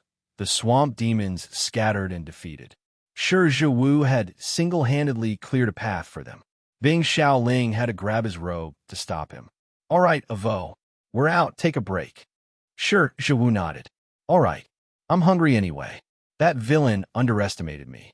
He thought a bunch of swamp demons could take me down. He truly doesn't know his own limitations." Bing Xiaoling was suspicious. Breaking through is too easy. It feels strange. How did the swamp demons in the secret realm know of Vo's name? Could the person who harmed us be colluding with the swamp demons? Impossible. The swamp demons arrived at Chu Xingqian's house and fields. Is this the place? Yes, it's that human who farms. Chu Xingqian was leisurely tending his vegetables. My greatest joy is watching you grow. He set a simple trap to catch a rat. Then, he lifted a dry branch and crushed the fat rat, saying, "Rat cake." Chu Xingqian excitedly grabbed the rat's tail. Caught a field mouse. Time to go home and make soup. Brother Kwong, don't always look so gloomy. As long as we can live here for a long time, farming and living day by day is pretty good, isn't it? Look, my cabbages are almost fully grown. But the cabbages and watermelons outside are all trampled. Chu Xingqian's face darkened. A swamp demon spoke up. Back already. Chu Xingqian silently watched them destroy his crops. The leading swamp demon taunted, "What's wrong? Cat got your tongue. Scared are you? Ha. Look at his helpless expression. He's definitely scared." Chu Xingqian cried, "My vegetables." The swamp demons laughed loudly. The brat crying, "Ha, your vegetables. My brothers have already tasted them. They're quite juicy and sweet." Before he could finish his sentence, he was slapped across the face, spitting out green blood. With a single kick, Chu Xingqian sent him spinning. The swamp demon flew into a rage. "Damn it! You dare hit me! Brothers, get him!" Chu Xingqian instantly vanished.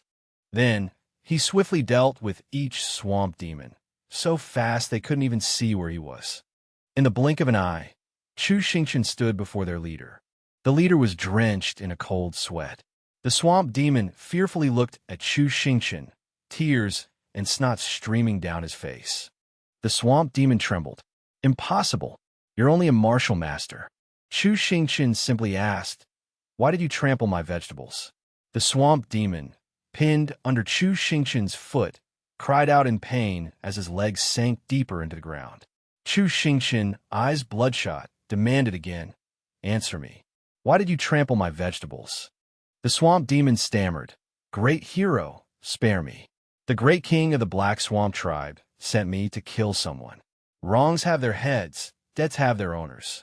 If you have any issues, go find our great king." Chu Xingqian, unwilling to listen to his explanation, kicked him to the ground. The talkative swamp demon foamed at the mouth and died. The surrounding swamp demons were all buried in the ground, only their heads and feet exposed. Chu Xingqian remained silent. The system started to speak, wanted to offer him some comfort. Chu Xingqian immediately summoned his battle armor, saying, "Battle armor, activate God of War arm mode." The battle armor immediately obeyed the command, and Chu Xingqian's arms seemed to gain additional strength, gradually transforming into two fiery arms. Chu Xingqian had become much stronger. He had only one target in mind, the Black Swamp tribe. Meanwhile, Wu killed another swamp demon. Wherever they went, they killed. Wu wiped his sweat and said, "These swamp demons have been attacking us more and more frequently lately. This is the 5th time." Someone beside him muttered about being hungry. Bing Xiaoling said worriedly, "Moreover, their ranks aren't high, and their killing intent isn't strong. It seems like they're intentionally trying to wear us down. We're not replenishing our strength enough. We can't continue like this." Wu asked if there was anything left to eat. Bing Xiaoling looked into the basket and said, "Only a few mushrooms left. We'll try hunting later." Flame Fox thought to herself, "Fortunately, I've often gone hungry before, so this level of hunger is nothing to me. With the help of the blood contract, I can endure for a long time without food or water. The closer we get to the Chiyu Swang Plains, the stronger the blood contract's reaction becomes." Is Chu Xingqian there? The situation there must be more dangerous than here. Suddenly, the blood contract glowed. Flame Fox asked anxiously, "What's wrong?" "My soul power is rapidly depleting through the blood contract. Is Chu Xingqian in danger?" At this moment, Chu Xingqian was utilizing the power of his battle armor arms. The surrounding swamp demons were all burned to death. One by one, they were dealt with by a single punch. The others were no exception, each being eliminated in the same manner. They trampled over each other trying to escape, but none could avoid their deadly fate. A swamp demon gnashed its teeth and said, hateful human. I'll fight you to the death. A swamp demon bit into Chu Xingqian's shoulder. Chu Xingqian glared at it. Unexpectedly, he opened his mouth wide and bit back. So only you can bite. The swamp demon, bitten until blue blood flowed, cried out for help. A surge of purple power rushed towards Chu Xingqian.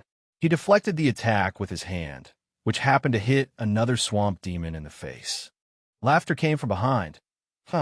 Not bad martial arts. With such quick reflexes, you've probably reached the half-step martial ancestor level. Unfortunately, this king is now a mid-level heavenly beast, equivalent to a 2-star martial ancestor. You're nothing more than this.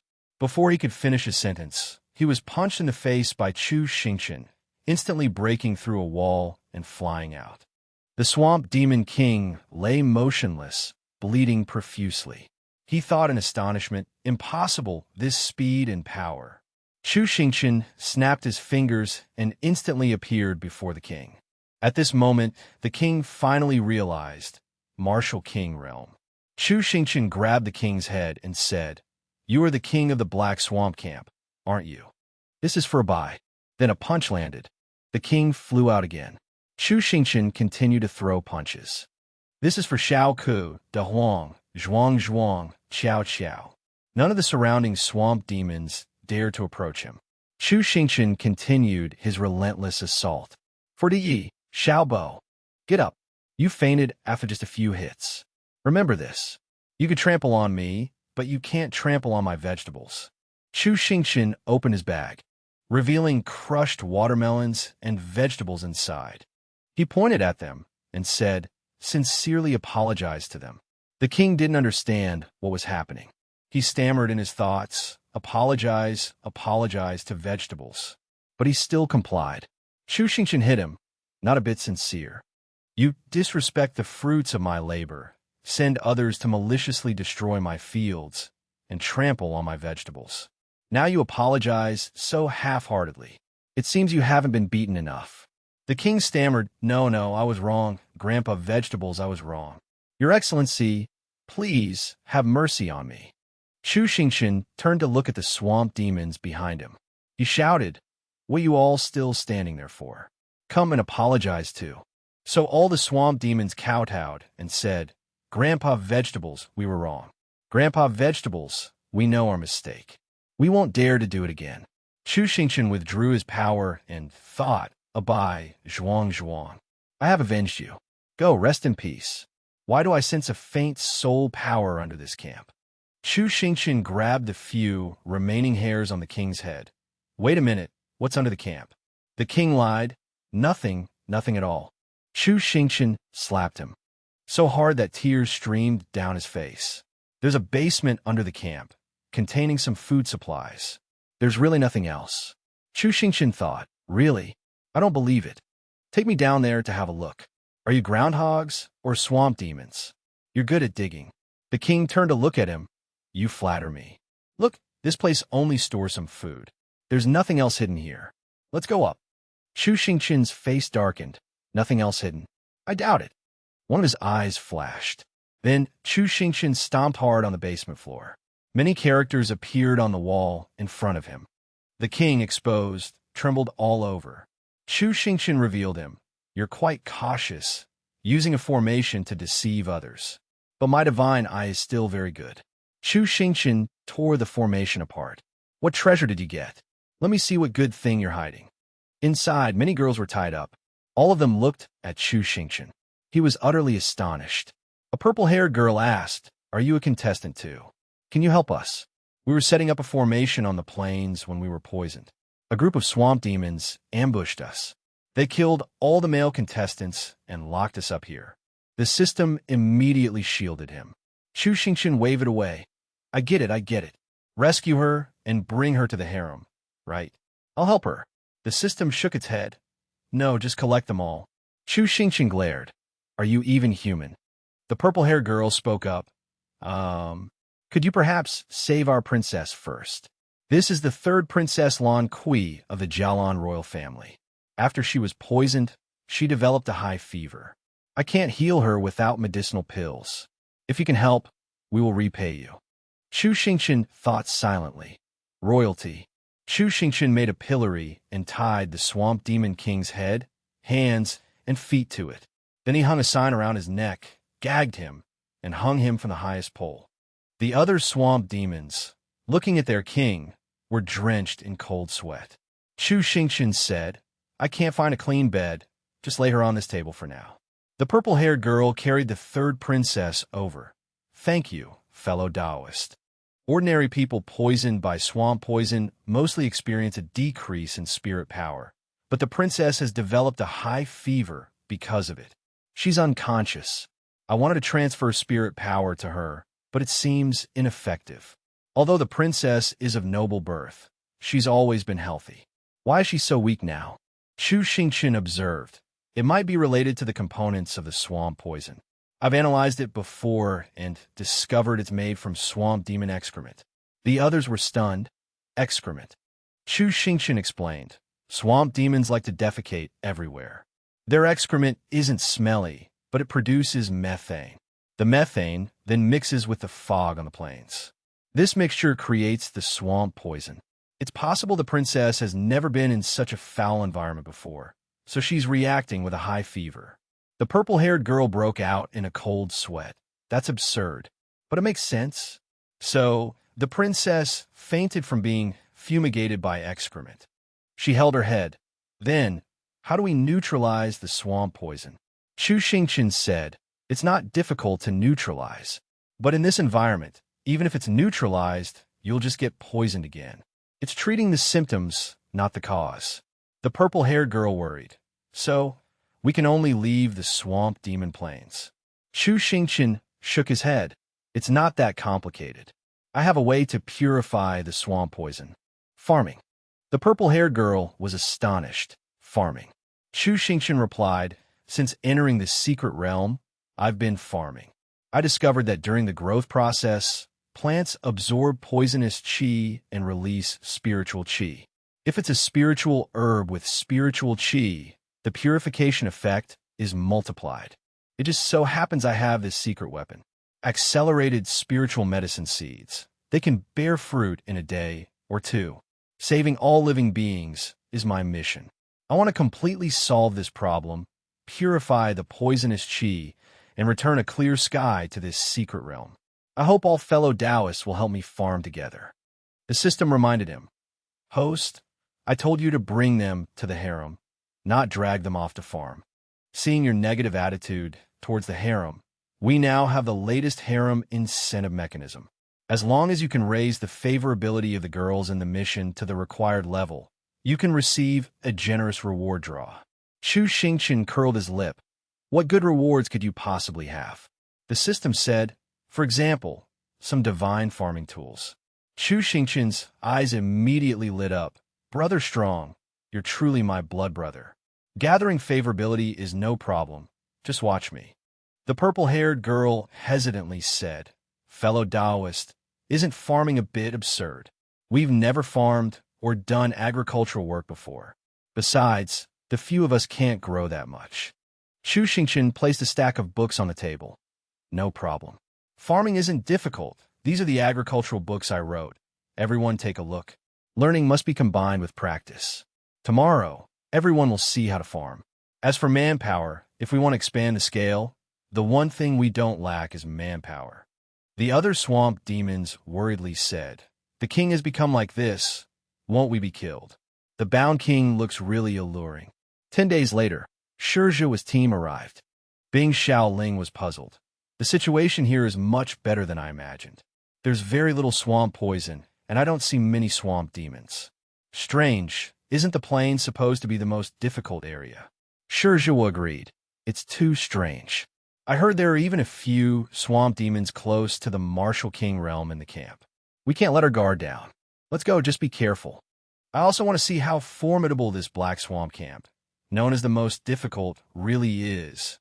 But after entering the Black Swamp camp, it was incredibly bright. Red couplets were hung on both sides, and there were even wreaths. Bing Xiaoling and Shizhua looked at the Black Swamp camp, filled with red characters, in astonishment. A voice rang out. Do you want to enter the camp? Welcome to the new Black Swamp camp. I am Zhao AI Gnome, receptionist number 10. He said in surprise. Oh my, you're sure Zhua, aren't you? I've seen your portrait. We all know you. Come in quickly. Instructor Chu is waiting for you too. Sure Zhua was surprised. What? Zhao AI Gnome pulled his hand. I won't harm you. As long as you work, you'll have food to eat. Many examinees have come afar with us. Look, come in and see. Sure Zhua struggled. I don't want you to hold my hand. Let go. At this moment, the purple-haired girl passed by and saw them. Zhao AI Gnome was still enthusiastically inviting them. Come in, come in. The purple-haired girl spoke up. Young Master Sure, Miss Shui. So she's Captain Yigang. Yigang said happily. It really is you all. Bing Xiaoling was surprised. The clothes you're wearing. Yigang explained. Oh, Instructor Chu said this is the researcher uniform. It's a long story. Let's go inside and talk. It's very safe here. Xiaoxi pondered, sweating profusely. This Chu could be the one I know. Inside, banners were hung everywhere. Everyone was farming. A swamp demon wiped his sweat and greeted Yigang. The people behind him looked at him in surprise. Zhao AI Gnome keenly noticed something and yelled, Hey, why are you urinating indiscriminately? Honestly, you have no manners at all, polluting the shared environment. The public restroom is right next door. Have you forgotten Instructor Chu's teachings? The Swamp Demon King stammered. I couldn't hold it. Zhao AI Gnome didn't let up. So you just relieve yourself anywhere. It seems your awareness still needs improvement. No dinner for you tonight. Copy the Black Swamp Camp Agricultural Ecological Protection Regulations 100 times. The Swamp Demon King pleaded, No, please, I was wrong. I won't do it again. Everyone was stunned, mouths agape. It was hard to believe the Swamp Demon King had become so refined. Yigang chuckled, Are you surprised? I didn't believe they could walk the righteous path at first either. When Instructor Chu said we needed to educate the swamp demons, cultivate their minds, I thought it was impossible. But the facts prove we can't discriminate against the swamp demons. Any race can unite, because we all strive for a brighter future. Under the guidance of Instructor Chu, a person with outstanding thought, strength, wisdom, and willpower, the swamp demons can definitely have a new life. I'll take everyone to meet the great Instructor Chu. Let's build the Black Swamp Camp together. Bing Xiaoling hesitated. What? Chu Xingchen was talking with the other girls. You have to use morning glory juice and alum. Then add a few more layers of color, and it will be very vibrant. Apply it to your hands for a few days, and it'll disappear after a few more. The black-haired girl excitedly raised her hand. So pretty. Instructor Chu, you're so amazing. I can't mix this color. Chu Xingchen waved his hand dismissively. It's just a small trick, nothing worth mentioning. The system praised you know quite a bit. I told you to romance them, not become their best friend. You're the master of the harem, not their sister. Chu Xingchen pointed at a board, but the progress isn't slowing down. Look at these favorability ratings. The system angrily scolded, You're so despicable and shameless. Xingchen, hearing this, became even more cheerful. Well said. Tell me more. The system was indignant. You're messing with me. Yigang entered. Instructor Chu, Mr. Sure, and the others have arrived. The system was suspicious. What's going on? Yigang introduced. This is Instructor Chu. Chu Xingchen saw Shi Zhua.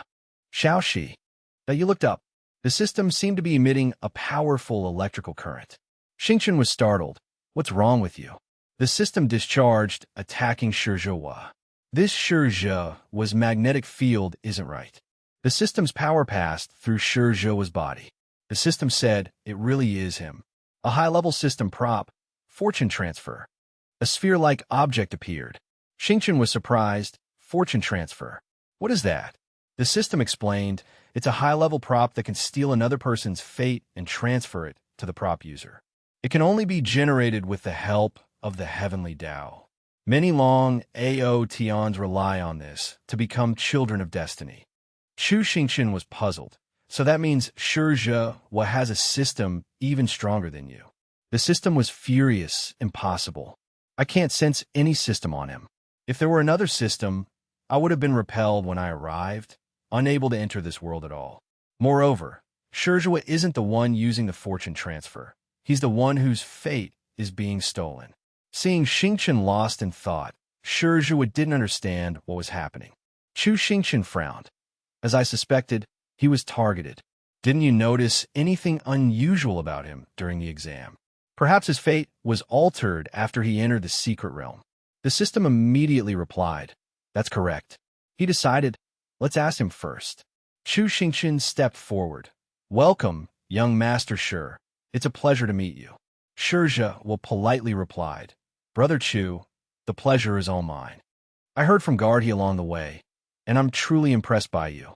To save the beings in the swamp demon's territory, you led everyone in farming and purifying the swamp's poison. Truly wise and benevolent. Compared to you, I only care about passing the exam. Whether internally or externally, I am not even 1/10,000th of what you are." Xingqian recoiled in surprise. "What's wrong with this Shizhua?" Shizhua continued to ramble. "Master is truly a great hero. I admire you." Xingqian glanced at Little Shi. Little Shi signaled to him that Shizhua was an idiot. Xingqian clapped his hands. "I knew it was too easy to be fooled. Turns out he's the biggest fool." Then he shook hands with Shizhua. "Young Master Shi is too modest. I only did what any righteous person would do. You and I are of the same mind. Let's address each other as brothers from now on. What do you say?" Shizhua rejoiced. "That's wonderful." Xingqian asked, "By the way, Brother Shi, did anything happen to you before you came here? Could you tell me in detail? I've captured the king of the Black Swamp Camp and want to know his purpose and plan. I discovered that you're their primary target." Swamp Mirror Chu bowed. "Instructor, esteemed guests. I am Swamp Mirror Chu, formerly the king of the Black Swamp Camp." Xingqian waved his hand. "No need for formalities. Tell them what you've experienced." With nail polish still on his fingers, Swamp Mirror Chu respectfully said, "Everyone knows that the secret realm only opens during exam time. Normally, there's no connection to the outside world. But 2 months before the exam began, someone entered my dreams. Bing Xiaoling and Shizhua became serious." Swamp Mirror Chu continued, "I couldn't see his face clearly, but I felt his immense power. He wanted me to work for him in this secret realm. He helped me advance from Martial Master Realm to 2-star Martial Ancestor and promised to release me from the secret realm after the task was completed. After the Demon Clan's defeat, we were trapped in this secret realm for over 100 years. The temptation gradually grew. I agreed to his request. Initially, he wanted me to capture a few noble women and imprison them. This was easy to do, starting with those afflicted by the swamp poison, then capturing Shizhua. He wanted Shizhua to suffer all kinds of torment, but not be killed. He wanted him to live a life worse than death." Shizhua broke out in a cold sweat, while Bing Xiaoling's face darkened. She forced a smile, quite audacious. Swamp Mirror Chu lowered his head. "I was blinded by the desire to complete the task and get out, so?" Xingqian sighed. "Just another fool deceived." The system observed. Thinking back, his sudden increase in strength could be the effect of some system item. The weaker the host, the better the effect of fate conversion. That mysterious person wants to use the swamp demon to quickly plunder. Where did that system item come from? Clearly, I'm the only system in this world. Xingqian held up a finger. Uniquely useless. The system angrily reached out to pull Xingqian's hair, but he caught its hand. Bing Xiaoling pondered. "So, the examinee Xia who originally wanted to harm us was that mysterious person." Xingqian asked suspiciously, "Examinee Xia. Right, I remember now. He had a face full of freckles. Right now, that person is observing from the outside. What's going on with this Black Swamp Camp? Shizhua has already gone inside, and the connection between me and fate conversion has been severed. The plan was to let the swamp demon kidnap the princess. Then I would play the hero and save the beauty, gaining both fame and fortune. But look at the Black Swamp Camp now. Scroll, give me a disguise item. We'll infiltrate and see what's happening." The scroll immediately produced a strange spherical object. Bing Xiaoling drew a portrait of examinee Xia, a very bad one. She said it was him, but Shizhua praised it, saying it was a good likeness. Chu Xingqian looked at her doubtfully. I agree to call you the Picasso of the cultivation world. A voice came from outside. Instructor Chu, there are a few new examinees outside who are very resistant to the swamp demons. Please go out and do some ideological work. Outside, Zhao AI known was holding out a hand to stop someone. Miss, we've changed. We won't harm you. The girl shouted, Don't touch me. You're swamp demons. I don't believe a word you say. My companion was killed by you swamp demons. Cultivating with you swamp demons. Are you crazy? This black swamp camp definitely has some ulterior motive. You want to lure us here and capture us all. Chu Xingqian spoke up. Ulterior motive. This is called mutual benefit. If you want to cultivate, come inside the camp. Food and lodging will be provided free of charge. Everyone can work together to resolve the swamp poison and survive for a long time. Zhao AI Nong turned around and said with a smile, Instructor Chu. Chu Xingqian's expression turned serious. If you don't want to cultivate, go somewhere else.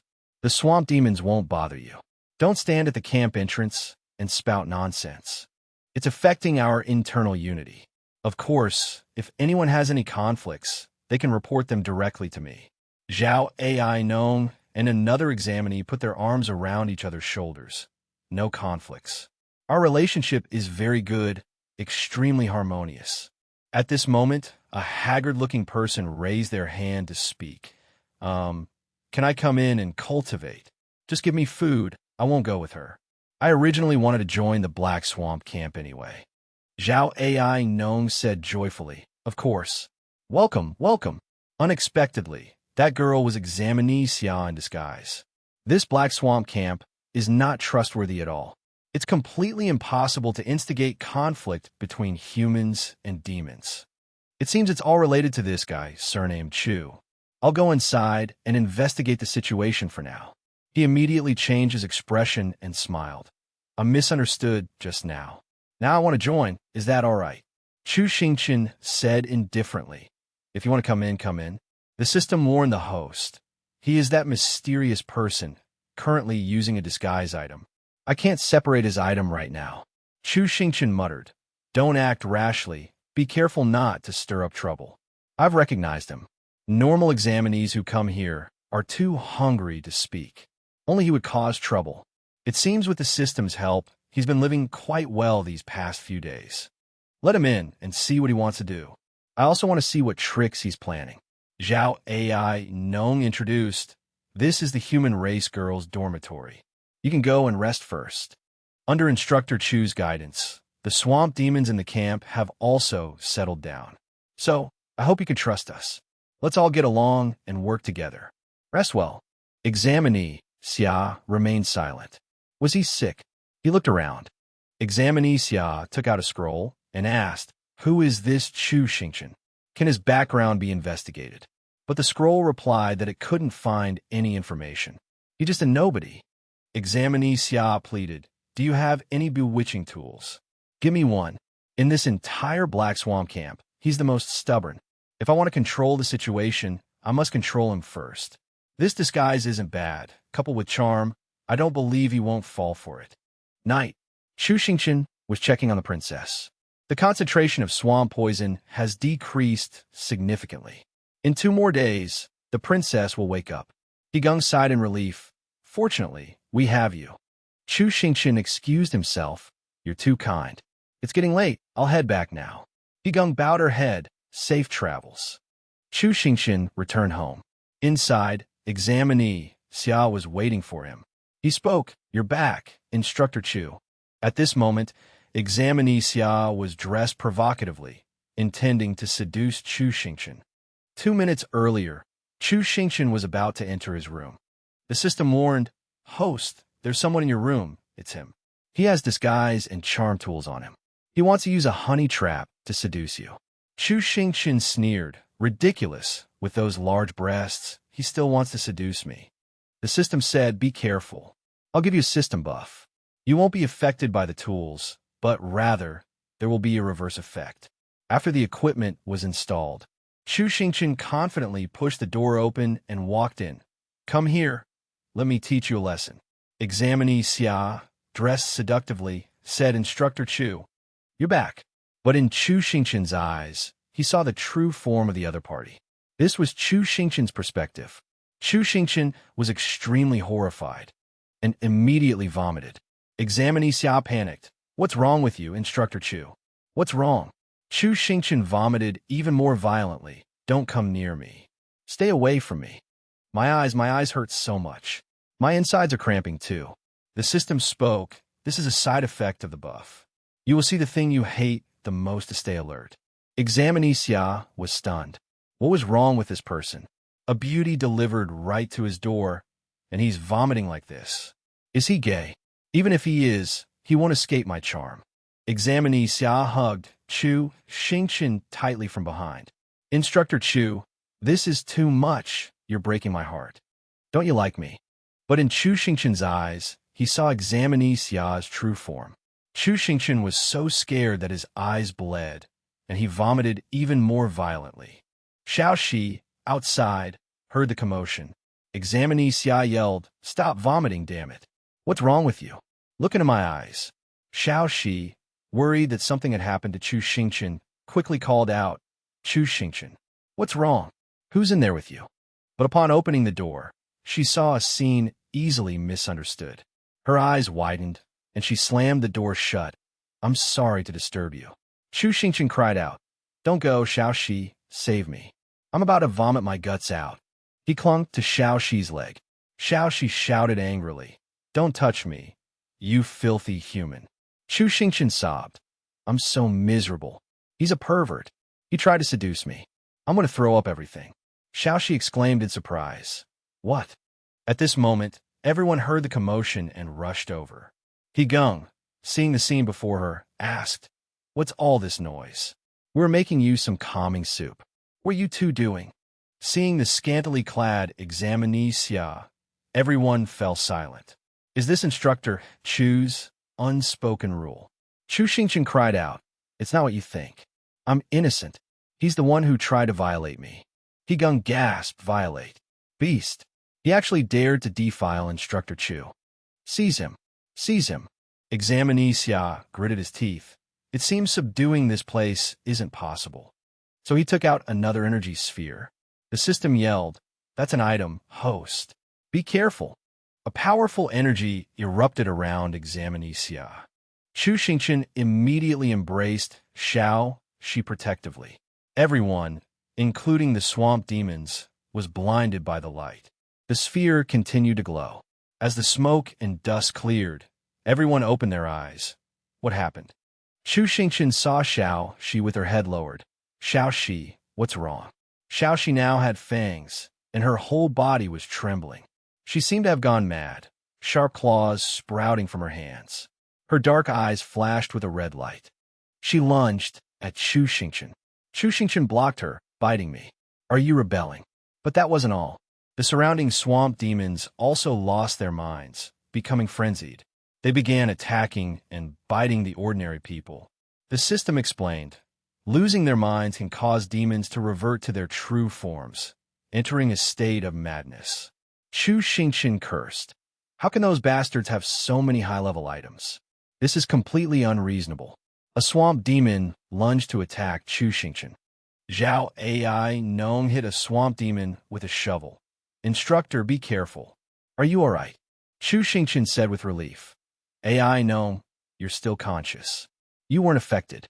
Still holding Xiao Shi's mouth shut, Zhao AI Nong replied. Just now, I did feel a surge of intense rage and madness, but the instructor's teachings echoed in my ears. I am a new age swamp demon, embracing new ideologies. How could I be controlled by primal instincts? So I suppressed the impulse and regained my composure.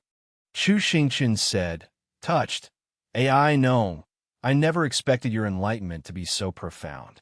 I am willing to call you the light of the swamp demons. The future of the demon race rests on you. Zhao AI Nong said joyfully. Rest assured, Instructor, AI Nong will definitely live up to your expectations. The system interrupted them. Stop with the nonsense. That bastard is escaping eastward. Chu Xingqian knocked Xiao Shi unconscious, then handed her to AI Gnome, instructing, "Help me take care of her. Knock out the frenzied swamp demons, but don't take their lives." Zhao AI Gnome nodded. All right. Are you going to? Chu Xingqian activated his war armor's hand. I'm going to deal with that pervert. Eastward is where the princess resides. So Examine Xia really came here. He said excitedly, I've arrived. If I can't control the Black Swamp Camp, then I'll destroy it. Let's see how you all live together peacefully after witnessing the Swamp Demon King's madness. While the Swamp Demon King is rampaging, I'll rescue the princess. That way, I'll have the merit of saving her. Then, I'll use charm magic on her, and she'll definitely fall in love with me. Ha! My princess, I'm coming. Just then, flames erupted from a house. Chu Xingqian was startled. The system wondered, that's the princess's room. Why did it explode? Is he trying to blow up the princess? Chu Xingqian looked towards the pillar of fire with his golden eyes. Wait, someone is standing in the flames. It's the princess. The princess's eyes flashed, and Chu Xingqian was stunned. Yigang rushed over and shouted, Princess. The now fully conscious princess landed and replied, Guardcan. Guardcan embraced her. I saw the fire raging here and knew your highness had awakened. Your highness is all right. That's wonderful. Examine Xia crawled out of the fire, coughing. The princess accused. This guy, the moment I opened my eyes, I saw him with a vulgar expression touching my foot. I couldn't control myself and accidentally set the room on fire. Yigang's face darkened. Your highness, let this subordinate deal with him. Your highness, please step back. Be careful not to let this filthy person dirty your hands. With that, she conjured a purple sword. Yigang charged towards Examine Xia. He used his energy sphere again. Then he threw the sphere to the ground, causing the ground to melt, seemingly obeying his control. The mud began to entangle Yigang, startling her. The system explained that this mud was his martial soul, enhanced by a prop. Even a Grand Martial Master would have difficulty escaping. Chu Xingqian frowned. How disgusting. He ordered the scroll to be opened. The plan is completely ruined. Do you have a memory wiping prop? Get to me quickly. But before the scroll could respond, Chu Xingqian struck him in the head. He clutched his face in pain and said, How did you break free? Chu Xingqian continued to strike his face. You think you can restrain me with such petty tricks? You want to destroy the Black Swamp Camp. You're dreaming. Yigang cheered. Master Chu, well done. Beat him to death. Master Chu is so powerful. Examine Xia thought to himself. He's too strong. Is he at the martial ancestor realm? Why does this person always ruin my plans? If I'm caught here, won't I end up in that situation again? No, I have to fight back. I want everyone to submit to me. Scroll, 20 years of my lifespan, kill him for me. Chu Xingqian saw the scroll emit a light. The scroll radiated a terrifying light. Chu Xingqian was also shocked. In an instant, everything seemed to plunge into darkness. Examine Xia put away the scroll, and Chu Xingqian had vanished. Yigang was astonished. Master Chu. Where did you take Master Chu? Examine Xia grinned slyly. He's been eaten. Although the price was a bit steep, finally, there's no one left to obstruct me. My princess. Yigang was now completely bound by the mud. She trembled with anger and said, Your Highness. He tried to touch the princess's face. She turned her head sharply. Get away from me. You disgust me. Examine Xia said with a laugh, Princess, you're truly arrogant. It's best you maintain this arrogance. It makes things more interesting for me. Just as he was about to attack with an energy sphere, something flashed past his hand. Shizhua slashed his hand with his sword. A swordsman always appears at the crucial moment. Chu Xingqian opened his eyes to a world of white. He looked around. Where is this? 30,337. Suddenly, the system appeared as well. Brother Chong, you're here too. This is the system's space. Yigang called out, Mr. Shi. Shizua's sword sliced through the mud that was entangling Yigang and the princess. Yigang exclaimed in surprise, We're free. Mr. Shi is so strong. Bing Xiaoling said, Oh, his radiant light sword is naturally effective against this mud. Are you too injured? The swamp demon suddenly sounded the alarm. We wanted to find Teacher Chu. Mr. AI Nong said he went this way. Hegung said worriedly, something bad must have happened to Teacher Chu. Mr. Sure, be careful. He has a spatial displacement artifact. Teacher Chu was hit and disappeared. Examinee Xia was being relentlessly attacked. Zhihua thought in astonishment, this guy is really strange. It seems like he also has an artifact I can't see, causing my attacks to be strangely deflected. Zhihua thought to himself, Brother Chu has been tricked by this guy. Brother Chu, please don't let anything happen to you. But Chu Xingqian, on the other hand, was leisurely lying down. The system knocked him on the head. Get out of here. Chu Xingqian said, I already tried. I can't get out no matter what. What else can I do besides sleep? Isn't this the system space? You should have a way, right? The system observed, this place is very strange. After connecting with the heavenly Tao, the system should form its own system space. Using consciousness projection, the system creates high-level tools. But there's no system consciousness here, like an empty shell without a soul. I checked the serial number and discovered it's just a low-level AI, a clumsy substitute for system consciousness. If it's running a preset program, then the scroll is just a tool dispenser. A fake system. Chu Xingqian hit the nail on the head. A fake system has a ton of tools, but the real system doesn't even have its own space. So it's like we're trapped in someone else's house, with no one home but an AI. And we don't know how to leave. The system looked gloomy. You could say that. Chu Xingqian suggested, can we just take over its house? Unexpectedly, the system replied, Kid, you're a genius. Chu Xingqian was surprised. Can we really? The system said, let's try. Infiltrating this AI is as easy as flipping my hand. If it dares to trap us here, it better be prepared.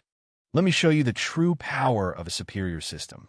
Zhihua launched another sword attack. The princess moved with lightning speed. The mud surged towards the two of them. She used a martial master technique. One thrust settles the sound, striking towards Examinee Xia. Her eyes widened. Examinee Xia blocked the attack with a single hand. The princess quickly dodged Examinee Xia's counterattack. Simultaneously pulling Zhihua, she said, that move again. Damn it, every time I'm about to hit him, he suddenly moves or some strange barrier appears. Bing Xiaoling, seeing Zhihua knocked unconscious, hurriedly called out, whoa, wake up. Examinee Xia raised his head.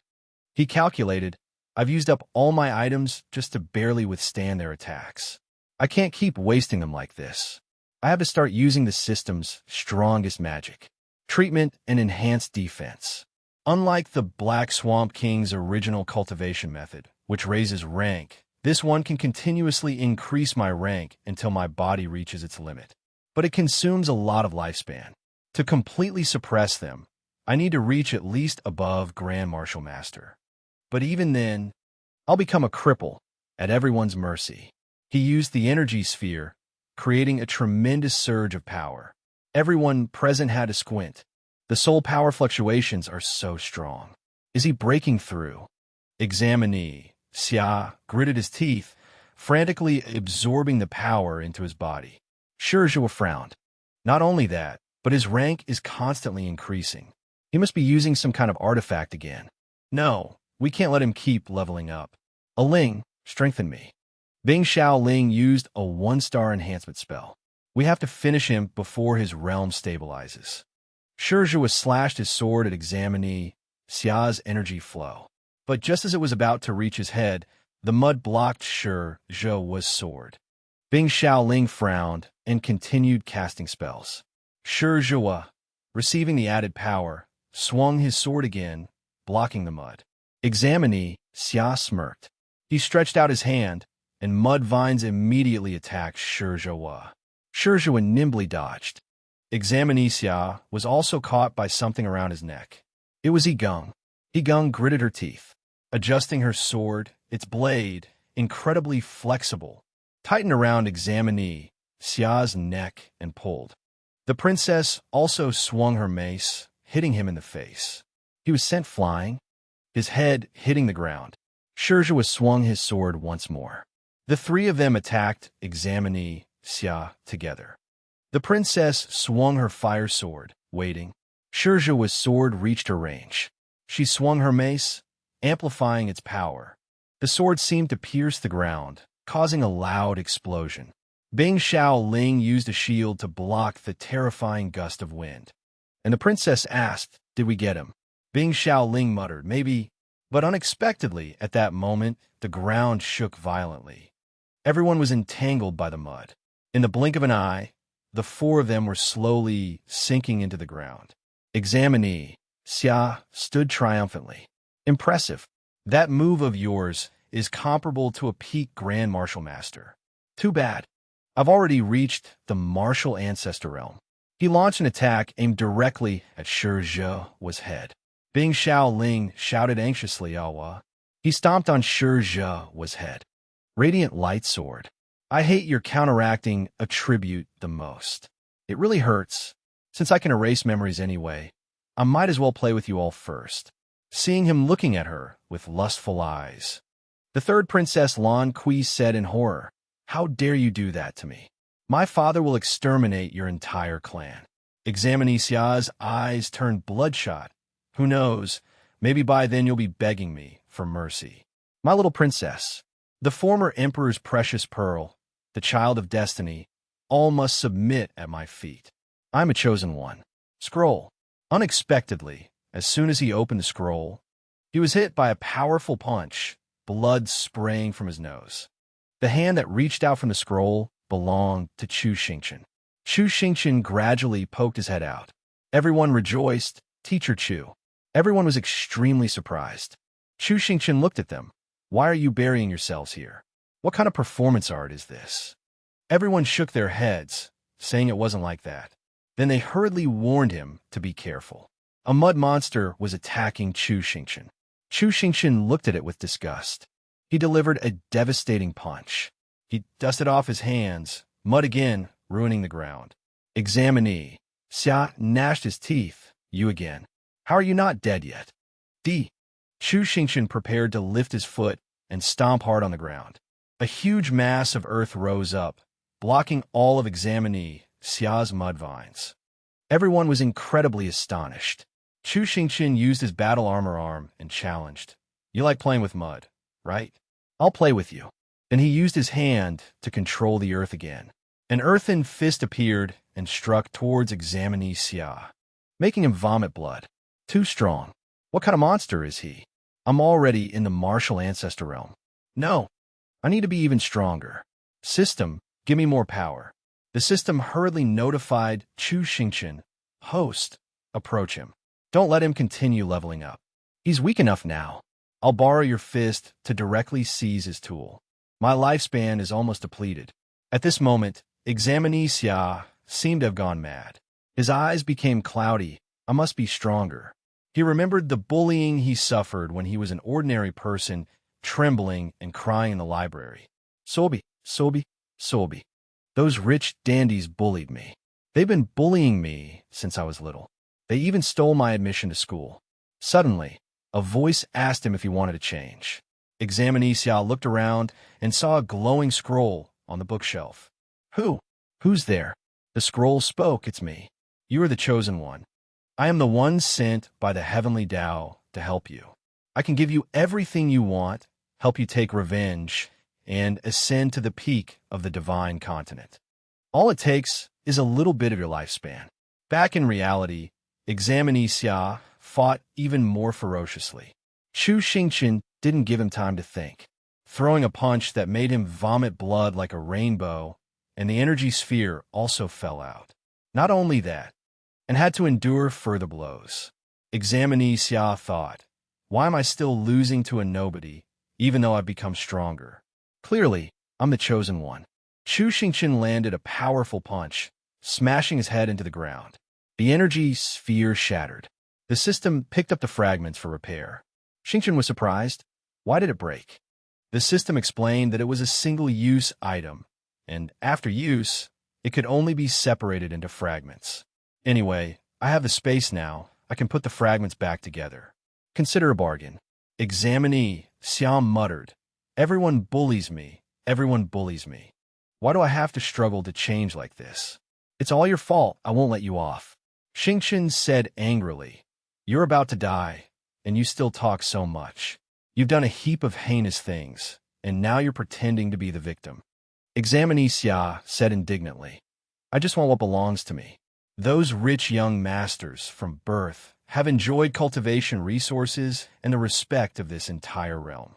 And me, with no power or influence, I've been bullied since childhood. 2 years ago, I finally passed the entrance exam to the Cultivation Academy, only to have someone else impersonate me and take my place. It's clear I worked just as hard, so why doesn't anyone see me? Are they born noble, while I'm born lowly? I just want revenge on them, to toy with them, to trample on their faces. What did I do wrong? The scroll was my only hope. Too bad, Xingqian sighed.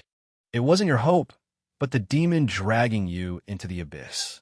Swinging a blade at innocent people isn't revenge, it's shameless stupidity. You chose the wrong way to rise up. Examinee Xia pondered, seemingly understanding something. With tears in his eyes, he said, I had no other choice. That freckled face couldn't rest in peace.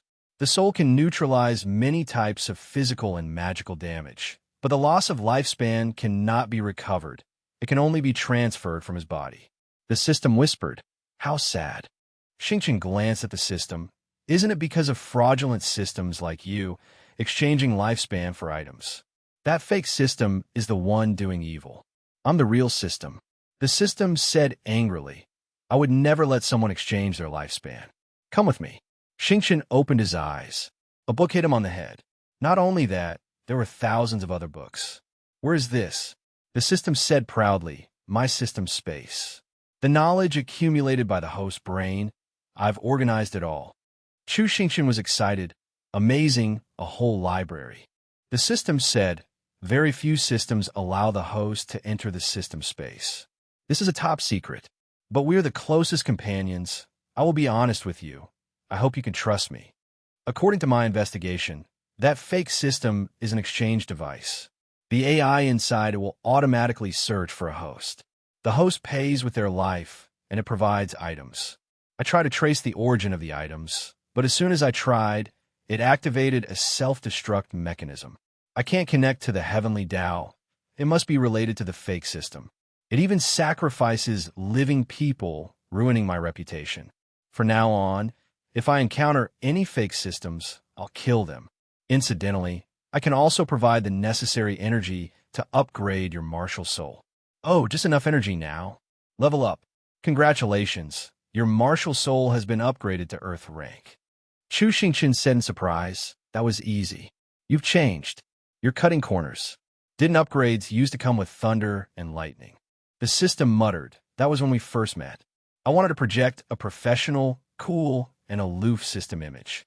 Now that you understand me, do I still need that? Chu Xingqian scoffed. The system took out a fragment. All right, there are also tools.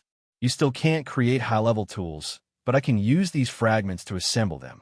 Without the Heavenly Tao's help, I can only create high-level tools myself. This requires accumulating a lot of knowledge and energy. I have to read all the books here. Chu Xingqian exclaimed, wow, going all out, huh? The system said resolutely, right now, I am indeed quite useless. But I can make up for it with hard work and effort. I absolutely cannot lose to those shameless counterfeit systems. You must become the strongest man in the world, and I must become the strongest system in the world. Let's work hard together. Chu Xingqian searched. Do you have any books on pig farming? Other animals are fine too. I want to try developing animal husbandry.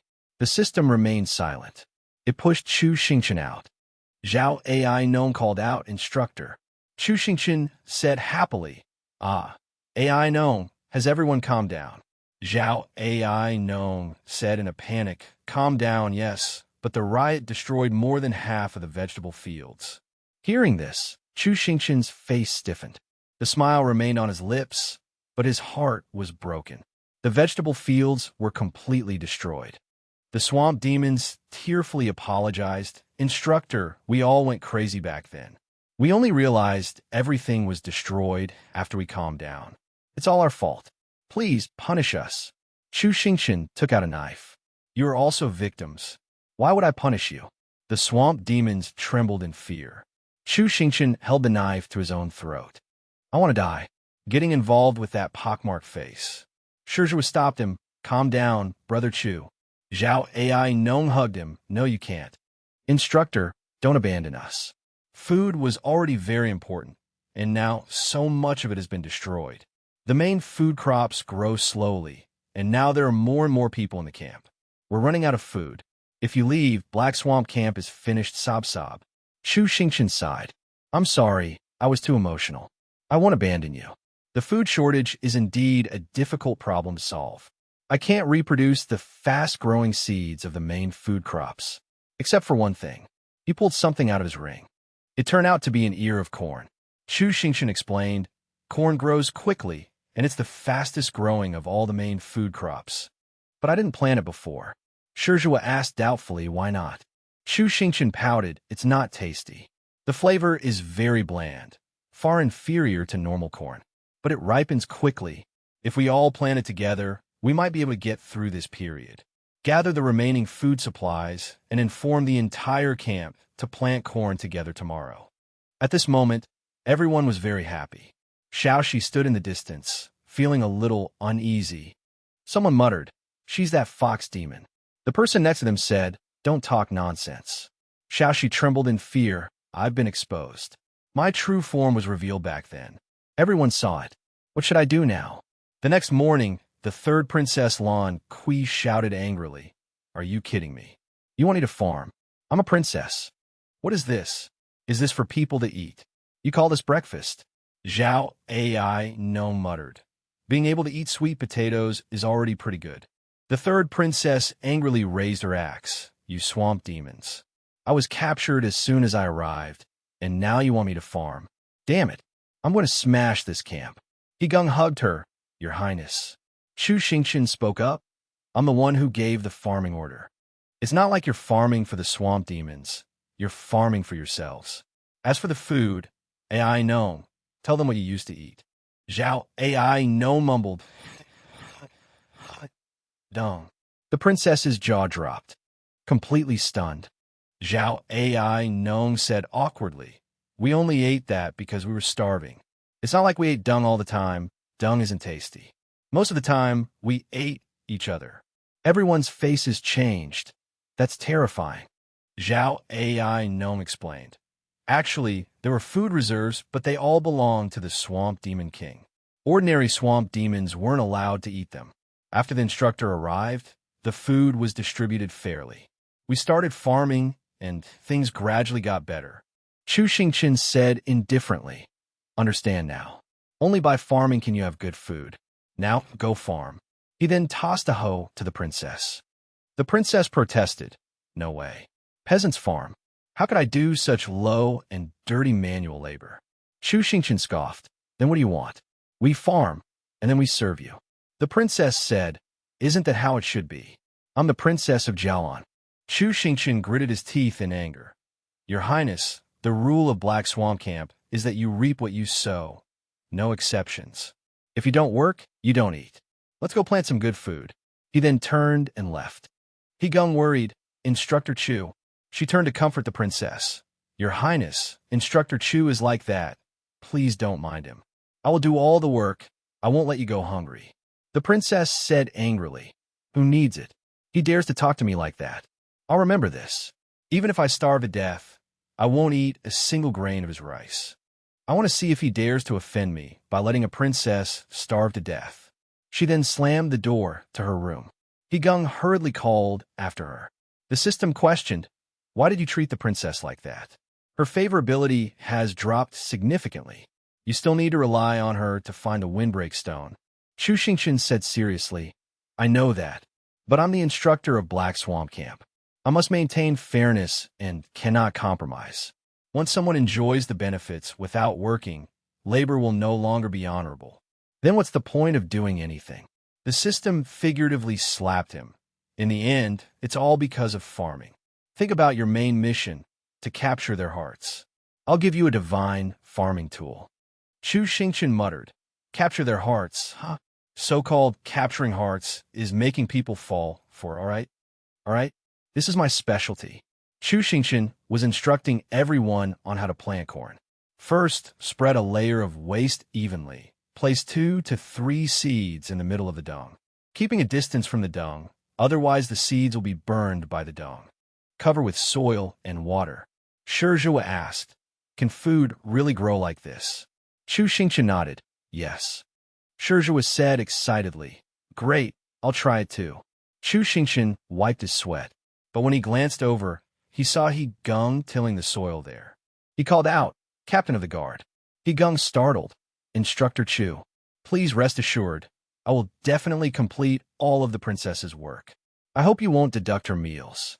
Chu Xingqian said, "I don't want to make things difficult for her. On the contrary, I have a solution, and I hope you can cooperate with me."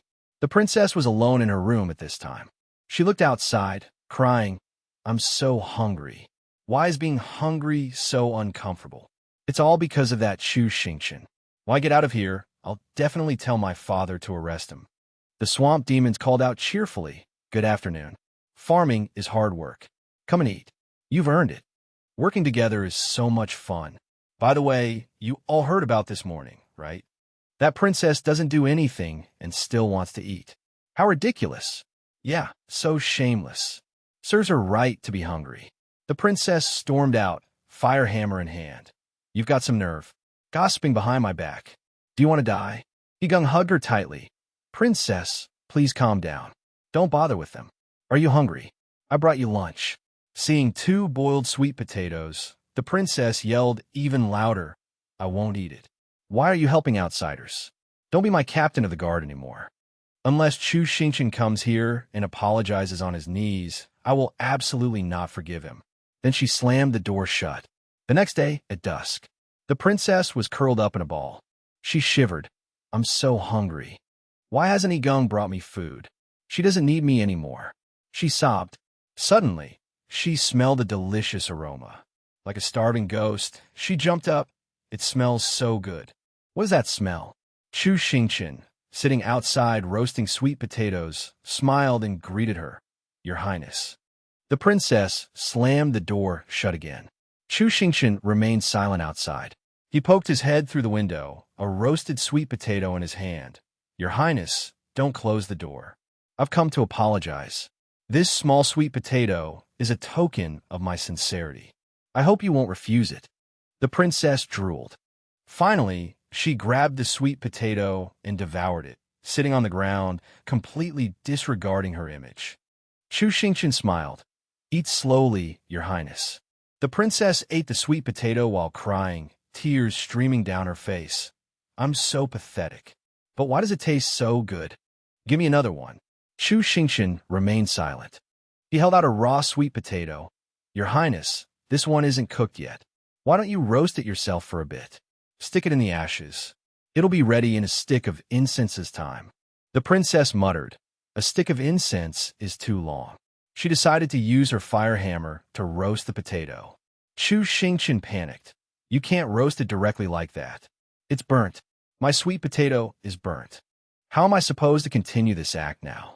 At this moment, Zhao Ai Nong arrived. "Good evening. Farming all day is so tiring." "Ah, instructor, princess. Are you roasting sweet potatoes?" "Wow, is this the sweet potato the princess roasted? It looks burnt on the outside but soft on the inside, and it smells delicious. Can I try some?" Chu Xingqian covered his face. "Can we change the script? Are you blind?" The princess looked at him, puzzled. Zhao Ai Nong shakily picked up the burnt sweet potato. "Well, I won't stand on ceremony then." He thought to himself. The instructor said, "No matter what the princess makes, we have to praise her. First, encourage her to work. No matter how bad it tastes, I have to eat it." Then he put a piece of sweet potato in his mouth. Instantly, his glasses shattered. Chu Xingqian gasped in shock. The sweet potato was incredibly delicious. Beneath the burnt exterior was a soft, fragrant interior. As it touched his tongue, it instantly warmed him from the inside out. Zhao Ai Nong's hair suddenly started growing. He yelled, "Delicious." Chu Xingqian exclaimed in surprise, "Ai Nong, your hair is growing back." Zhao Ai Nong stuffed a piece of sweet potato into Chu Xingqian's mouth. "This is really good. Instructor, try it. Chu Xingqian was also won over by the sweet potato. Delicious. Another swamp demon came over. What? Eating sweet potatoes can make your hair grow. Let me try. After eating the sweet potatoes, the other swamp demon's hair began to grow. The taste is amazing. So good. Even better than the instructor's roasted potatoes. It makes our hair grow. I've never had this much hair before. So the princess is this amazing. Chu Xingqian's eyes lit up, as expected of the princess of Jialan. After eating her sweet potatoes, my strength has doubled. He excitedly added, 1 bite, and I could farm 20 acres. The third princess, Lan Kui, said shyly, is it really that good? Chu Xingqian held up the sweet potato. Yes. This is the most delicious food in history. Such a wonderful dish should be shared with everyone. Let everyone see that Jialan has such a talented and benevolent princess. To let more people enjoy these sweet potatoes. I hope you can become the head chef of Black Swamp Camp. Black Swamp Camp can't do without you. Everyone said in unison, yes. Become the head chef. The princess replied, all right.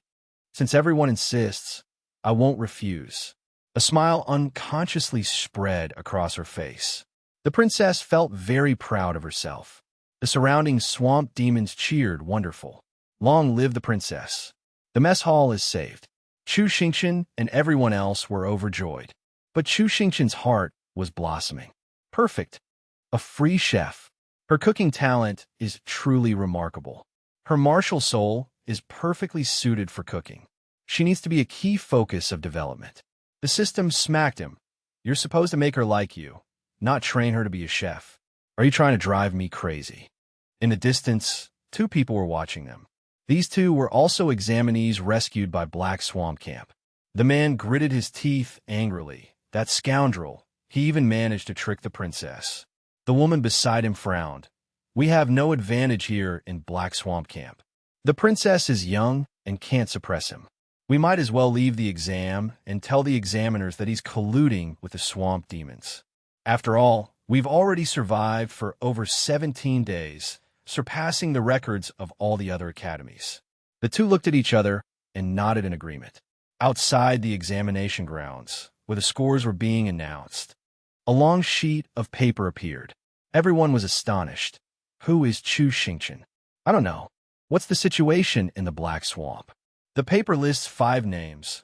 1. Black Swamp Chu Xingqian. 2. Black Swamp Shizhua. 3. Black Swamp Lu Xingji. 4. Black Swamp Candy Eating Child. 5. Black Swamp. Examiner Lu Yin was surprised. According to the time inside the secret realm, 17 days have passed. Why haven't so many examinees come out yet? Whose descendant is this Chu Xingqian? Lu Ming explained. According to the examinees who have come out, there's a problem with the solar array of this exam site. They can't actively transfer out. Only death allows them to leave. That deceased examinee was also from that exam site. Lu Yin was stunned. What kind of exam site incident is this?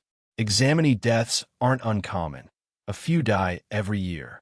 But if the deceased is a descendant of a powerful clan, then it's a big problem.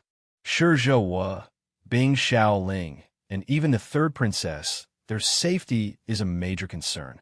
Should we suspend the exam? Someone rushed in to report. Examiner, 2 more examinees have emerged from the Black Swamp. They say they have something to report. They say that top-ranked Chu Xingqian colluded with a fox demon, instigated the swamp demons to force the princess to bake sweet potatoes. He even instigated Master Shi, Miss Xue, and all the examinees inside to farm. Those present were dumbfounded. Inside the dining hall, the swamp demons and the examinees were lining up to receive a limited supply of sweet potatoes. Those outside the exam site were stunned, farming. Wait, forcing the princess. Insulting the royal family. Manipulating the swamp demons. Colluding with the demon race. Colluding with a fox demon. Colluding with the beast race. This kid is rebelling. Quickly seal the exam site. Arrest Chu Xingqian. Another person rushed in to report. Sir, we just inspected the exam site and discovered that the formation sealing the Black Swamp can no longer be operated. Lu Yin's eyes widened. What? The operational inspection formation was personally designed by a venerable of the Divine Kingdom. It hasn't had any problems for so many years. This exam site has both a soul array problem and can't be sealed. Could it be that this Chu Xingqian is behind all of this? Report to the royal family. Request the assembly of a large number of Martial King realm cultivators. Someone who can repair the formation and the soul array. This person is beyond our control. The fox demon was now the subject of everyone's gossip. People whispered, "Have you heard?" 2 people ran out to report about the fox demon. After all, they've been there long enough. Maybe they'll even get a reward for reporting. They're quite scheming. Burning bridges. What kind of people are they? Lately, the fox demon has been alone. Where's Chu Xingqian? Seems like he's teaching the princess how to cook, currying favor. That's right. No one wants anything to do with the fox demon. Smart people know how to protect themselves, haha. Inside the dining hall, the princess brought out a plate of food. Master, this is the stir-fried vegetables I made according to your instructions. Try it. Chu Xingqian rolled up his sleeves, picked up his chopsticks. Then I won't stand on ceremony. Refreshing, delicious, tastes much better than what I make. Your Highness is truly talented. The princess said happily. Really? Chu Xingqian said, of course. This dish definitely needs to be added to the dining hall menu, so everyone can taste your Highness's cooking. You're truly our head chef. The princess said shyly, it's nothing. It's all thanks to your daily teachings. Yigang happily thought, Her Highness has finally learned humility. The princess resolved, all right, then I must work even harder. The princess was starting a fire. Yigang watched her leisurely. I never thought Her Highness would enjoy cooking so much. I've never seen her so lively. Suddenly, Yigang fell silent. Could it be? She considered a possibility. The princess has fallen for Chu Xingqian. Yigang's hand holding the cup trembled. Although Master Chu is very charming, this feeling is likely to encounter obstacles. She imagined the princess crying. I must marry him. The emperor angrily saying, I forbid it. The princess calling her, Captain of the Guard. I think, Master. Yigang was still trembling, thinking, what should I do? But unexpectedly, the princess said, he's very much like my mother. Yigang spat out her water. The princess paid her no mind. Mother loved to cook. When she was alive, I often saw her in the kitchen herself. But father didn't like that. He thought cooking was a servant's job. Since mother passed away, father and my older brothers have been busy with court affairs, and they've spent less and less time with me. But they all love me very much. No one has ever scolded me harshly, and no one has patiently and gently encouraged me like mother did. If only Master were a woman. I really wish he could be my mother consort. Yigang shuddered. This thought was terrifying. The system said, Host, congratulations, the princess's favorability rating is sufficient. Mission accomplished. Xingqian said happily. Good. You understand, right? The system nodded. Don't worry. I've been prepared for a long time. I definitely won't disappoint you. Outside, the examinees and swamp demons were plowing the fields. Zhao Ai Known wiped his sweat. I'm so tired. We still have to harvest the corn today. Suddenly, there was a loud bang. Everyone was startled and turned to look. A vehicle with the words, Let's Eat written on it drove into their field. Chu Xingqian was driving it. Everyone's jaws dropped. What is that? Then he waved, Good morning. Shizhe was said awkwardly. Brother Chu, is this your horseless carriage? Xingqian explained. This is called a tractor. It can also be considered a type of horseless carriage. Little Joy, you've been avoiding me these past few days. I finally caught you. Come here. Let me show you the power of technology. He grabbed Yinhu's clothes and pulled her onto the tractor. Then he started the engine. Let's go. The tractor enthusiastically dug into the earth. Yinhu trembled. It's shaking so much. Xingqian said cheerfully, This is a soul-powered tractor. Do you feel your soul power burning? Yinhu said angrily, You dare to consume my soul power. Xingqian said, I want to plow the entire camp, so one person's soul power isn't enough. Yinhu was surprised. We've already plowed it once. Don't tell me you want to go around the camp again. Xingqian saw Yinhu duck her head under the seat. What are you doing down there? It's dangerous. Yinhu replied, You leave me alone. Don't let anyone see us together. Xingqian pulled Yinhu's clothes up. So what if they see us? I told you I'd protect you no matter what. Trust me a little, your problems won't implicate me. You didn't do anything wrong, so why are you being so timid?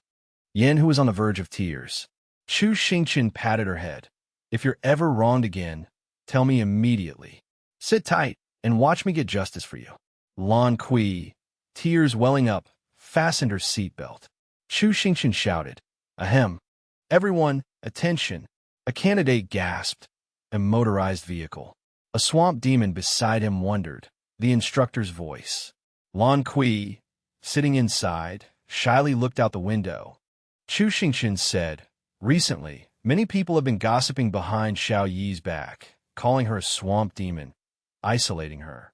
I think some people have too much time on their hands. So what if she's a swamp demon? Did she steal your rice? From now on, anyone who pulls this stunt will be asked to leave Black Swamp Camp. Furthermore, to let Xiao Yi feel the warmth of human kindness, the camp will start the Protect Yi campaign. Anyone who smiles at Xiao Yi every day and says kind words to her will get a driving lesson from me. 1 person per day. First come, first served. Before he could finish, Lan Kui punched him in the chest. Are you crazy? A knock came from outside. Missy, I told you I think you're adorable. I like you. A woman pressed her face against the window. Little sister Xiao Yi, I love you. Let me try instructor Chu's motorized vehicle. The surrounding people swarmed. Missy, I love you. Xiao Yi, mommy's precious. Are you guys expressing goodwill or proposing? Lan Kui blushed, trembling, and said, Don't do this. In the medicinal garden, everyone was spreading the news. Have you seen the instructor's motorized vehicle? I heard that if you confess to Miss E, you get to ride it. Really? I want to confess too. I want to go. Take me with you. Bing Xiaoling listened silently for a moment. She sighed. It seems Instructor Chu has taken action. That's great. A few days ago, she even avoided me, afraid of implicating others. This child must have suffered a lot in the past. Someone called, Miss Shui, are you coming? She immediately replied, Coming. Xiao Yi is very popular now. Everyone was chasing after her. A swamp demon had also tried the vehicle. Chu Xingqian sat beside him, his face pale with fear. Shizhuo lost the cards, his face covered in paper. Meanwhile, the system was studying books. The princess had become the head chef. Everyone was very happy. At this time, a swamp demon was writing a book. Someone came to report. Deputy Instructor Zhao Ai Nong. The instructor is calling you. Zhao Ai Nong left after speaking. The book read, The instructor has been at Black Swamp Camp for half a year. Everyone looked at the nameplate. There were still candidates who hadn't come out. The exam had been going on for almost 7 hours. Converted to time inside the examination hall, it had been half a year. That's too exaggerated. It seems they've been intimidated by that Chu Xingqian and trapped inside. The higher-ups have summoned high-level cultivators. I heard that people from the 4 great families have also arrived. Madam Bai Jean of the Sure family slammed the table in anger. How are your examiners managing the examination hall? They've been overtaken by a small fry. It's been almost 7 hours, and we can't even get in. My son is still in there farming. Besides, Awa is both foolish and capable. He must have been worked like a horse. Lu Yin of the Lu family said worriedly, This time, we really can't blame the examiners. To prevent cheating, the examination hall can only be exited, not entered during the exam. This is a rule set by the Divine Nation's Venerable. He is a martial god-level expert. We can't break his restrictions. We have already requested the Venerable's assistance. Everyone present fell silent. He continued, Although we can't enter now, the examination hall will automatically open every 12 hours to admit a new batch of examinees. So everyone doesn't need to worry too much. The hall will open again in 5 hours. A woman said angrily, Of course you're not worried. There's no one from the Lu family inside. 5 hours inside is equivalent to 5 months. How much hardship my daughter has to endure. I heard she's forced to wear a white coat and do research every day, locked up in a room with no way out. It must be Chu Xingqian torturing her. Those present sighed. A veiled person said, My son too. Shui Mo Xiang, the Shui family head, comforted them. Everyone, please calm down. It will take time for the Venerable to return. The situation is still unclear. Don't be hasty. I have a method to observe the inside of the examination hall. We could try it. Inside the examination hall, the sunlight was bright. Suddenly, something sprouted. From it, a crack opened, occupying the entire sun. Like an eye. The swamp demon there was startled. Look at the sky. The sun has grown an eye. Oh my God. Quickly informed the proctor. It turned out this was Shui Mo Xiang's method. Everyone outside could observe. Shui Mo Xiang said, "This formation won't last long, but we can see what's happening to the children inside." Bai Jin gritted her teeth. With so many people, I can't find my son.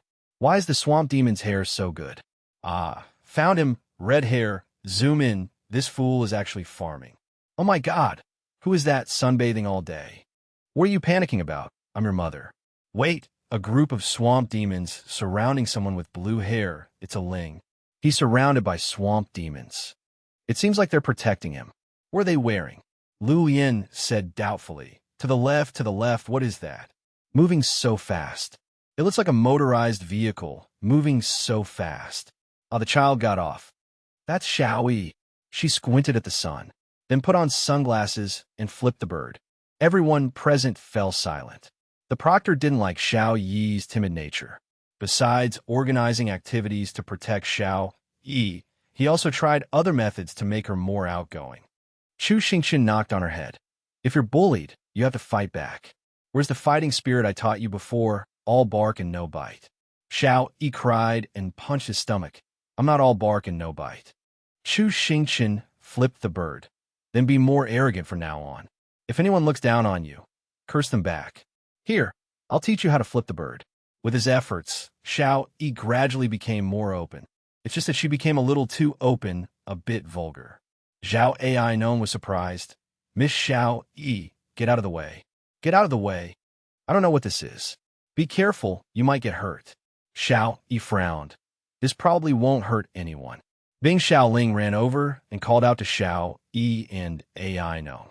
Xiao Shi, seeing her, was delighted. Sister Shui. Bing Xiaoling looked up. This is a surveillance formation like the 1,000-mile eye. Don't worry. Looking at its structure, it must have been made by my grandmother. She thought to herself. But surveilling the examination hall violates the examination rules. Why would grandmother? And where's Instructor Chu? She asked. Zhao Ai known replied. The instructor is at the riverbank west of the camp. He told me to go there just now. Bing Xiaoling said. Then let's go find him. Lu Yin mused. It seems their relationship is quite good. Madam, he spoke up. It seems they're not in any danger.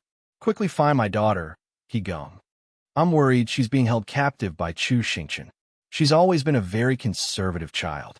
The surveillance I showed he gummed, currently wearing only a swimsuit, fishing with Chu Xingqian. She said, I stabbed a fish. I caught it. Madam, he fainted at the sight. Everyone was worried about her. Madam, he, alternating between anger and relief, exclaimed, How can that child dress so revealingly? What a disgrace. What a disgrace. Everyone rushed to her aid. Madam, he, hold on. Higung pulled the spear out of the fish. The woman behind them waved and said, Instructor, Chu has caught a lot of fish. Come fish with us. Xingqian blushed, rubbing his forehead. I'm so drunk, my head is spinning. The system said, Nice, look a little longer. Xingqian thought to himself, I should have brought Xiao Shi and the princess along. Suddenly, the woman pointed to the sky, and everyone looked up. In the sky, the sun has opened its eye. Xingqian was surprised. What's that? The eye closed again. Bing Xiaoling ran over and called out, Instructor Chu, this might be a warning. We should probably leave. Back in the room, everyone sat down for a meeting. Bing Xiaoling said, Observing during the examination period is a violation of the rules.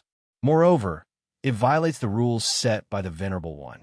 It definitely can't be maintained for long, and the cost will be enormous. Grandmother suddenly appeared outside the examination hall and even opened the heavenly eye. Something must have happened outside. We've been here for half a year. We should leave. But everyone objected. Shizhe was said, but I still want to farm. The third princess Lan Kui pouted. I want to cook. A swamp demon pleaded, please don't leave. Bing Xiao Ling stammered. But we came here for the examination. Chu Xingqian thought, I'm afraid those two have said something. The situation outside is probably not optimistic. Xiaoxi took off her glasses, her expression melancholic. Xingqian, seeing her mood, used his braided hair to tickle Xiaoxi's face, teasing her. Xiaoxi was annoyed. Bing Xiaoling explained, we can't stay here forever. Xingqian spoke up, stop arguing. Pack your things, we'll leave the secret realm tomorrow morning. A swamp demon cried out in alarm. Instructor, Xingqian said, if it was because of those two reporting us, the Black Swamp Camp will also be implicated. The longer we delay, the more variables there will be. We must quickly go out and resolve this. AI no banquet lasts forever. We have to leave sooner or later. I've taught you everything I can. From now on, you'll have to rely on yourselves. Zhao AI Nong said tearfully, I understand. The next morning, on a mountainside, the swamp demons were bidding farewell to the examinees. I'm so reluctant.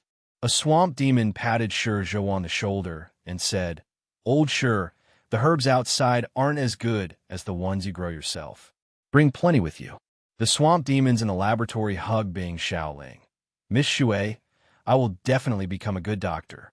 The third princess Lan Kui instructed, make sure everyone has enough to eat and drink. Chu Xingqian frowned. I wonder if we'll have the chance to farm again after we leave. Everyone was saying their goodbyes. Chu Xingqian saw Zhao AI no. Xingqian smiled at him. He couldn't hold back his tears. Xingqian said, get ready to go. Don't cry anymore. It's not like we'll never see each other again. He Gung's tears flowed like a river. Xingqian said, everyone, see you again. The future is bright. But the swamp demons couldn't hold back their tears. Xingqian waved, holding little Joy's head in one hand. After speaking, he and the others jumped into the abyss, leaving the still sobbing residents on the shore. The scene changes. Outside, Madam He shouted angrily, shameless Chu Xingqian, forcing my daughter to dress like that to catch fish. Lu Lian comforted Madam He. I saw the girl catching fish quite happily. The situation inside probably isn't as bad as you think. Madam He remained adamant. And Mo Ran was speechless, putting a hand to his forehead and thinking, that guy, with such a sensitive identity, why can't he be more discreet? It's a good thing Grandpa doesn't know what he looks like. A voice came from afar, reporting to the esteemed adults, the examinee from the Black Earth Swamp has emerged. Whispers rippled through the crowd. That Chu Xingqian is out. He's finally out. Let me see what he looks like. I heard he's very handsome and has attracted many young ladies. Isn't he just a farmer? Someone's buttocks could be glimpsed beneath their robe. Chu Xingqian and the others appeared amongst the crowd. Everyone gasped. He's not wearing pants. How perverted. A young woman cried out, his butt is quite perky. Chu Xingqian hurriedly pulled up his pants. Someone called out, Ewa, Linger. Shi Zhou cried out joyfully upon seeing his mother. Mother, I missed you so much. His mother thought, who is this? He held a large watermelon and said, this is the watermelon I grew. I brought it back for you, mother. Bai Jean frowned and said, Humph, what have I taught you? Be less talkative in front of others. Maintain your image. Hearing this, he was struck as if by lightning, realizing he had forgotten this. His annoyed mother continued to scold. And what are you wearing? Where are your clothes? Your earrings and weapons? Shi Zhou honestly replied, I lost them all to Brother Chu in a card game. Oh, right, mother, I want to introduce you to a good friend of mine, Chu Xingqian. Chu Xingqian, being restrained by two guards, said with a rather embarrassed expression, hello, auntie. Seeing this, Shi Zhou quickly intervened. What are you doing? Why are you arresting my brother? The third princess also shouted, insolent. Release my master. A guard explained, Your Highness, there's been a problem with the souls in this exam. Chu Xingqian is a prime suspect. He colluded with the flame tiger demon and forced someone to roast sweet potatoes. The third princess angrily retorted, What do you mean, force me to roast sweet potatoes? Roasting sweet potatoes is my life's work. For the past 6 months, I've been supplying sweet potatoes to the entire camp, roasting them until my hands are sore every day and I've mastered the perfect heat control. My skills have greatly improved. She said with a proud expression, I'm now a 2-star Grand Martial Master. Joel also chimed in. That's right, me too.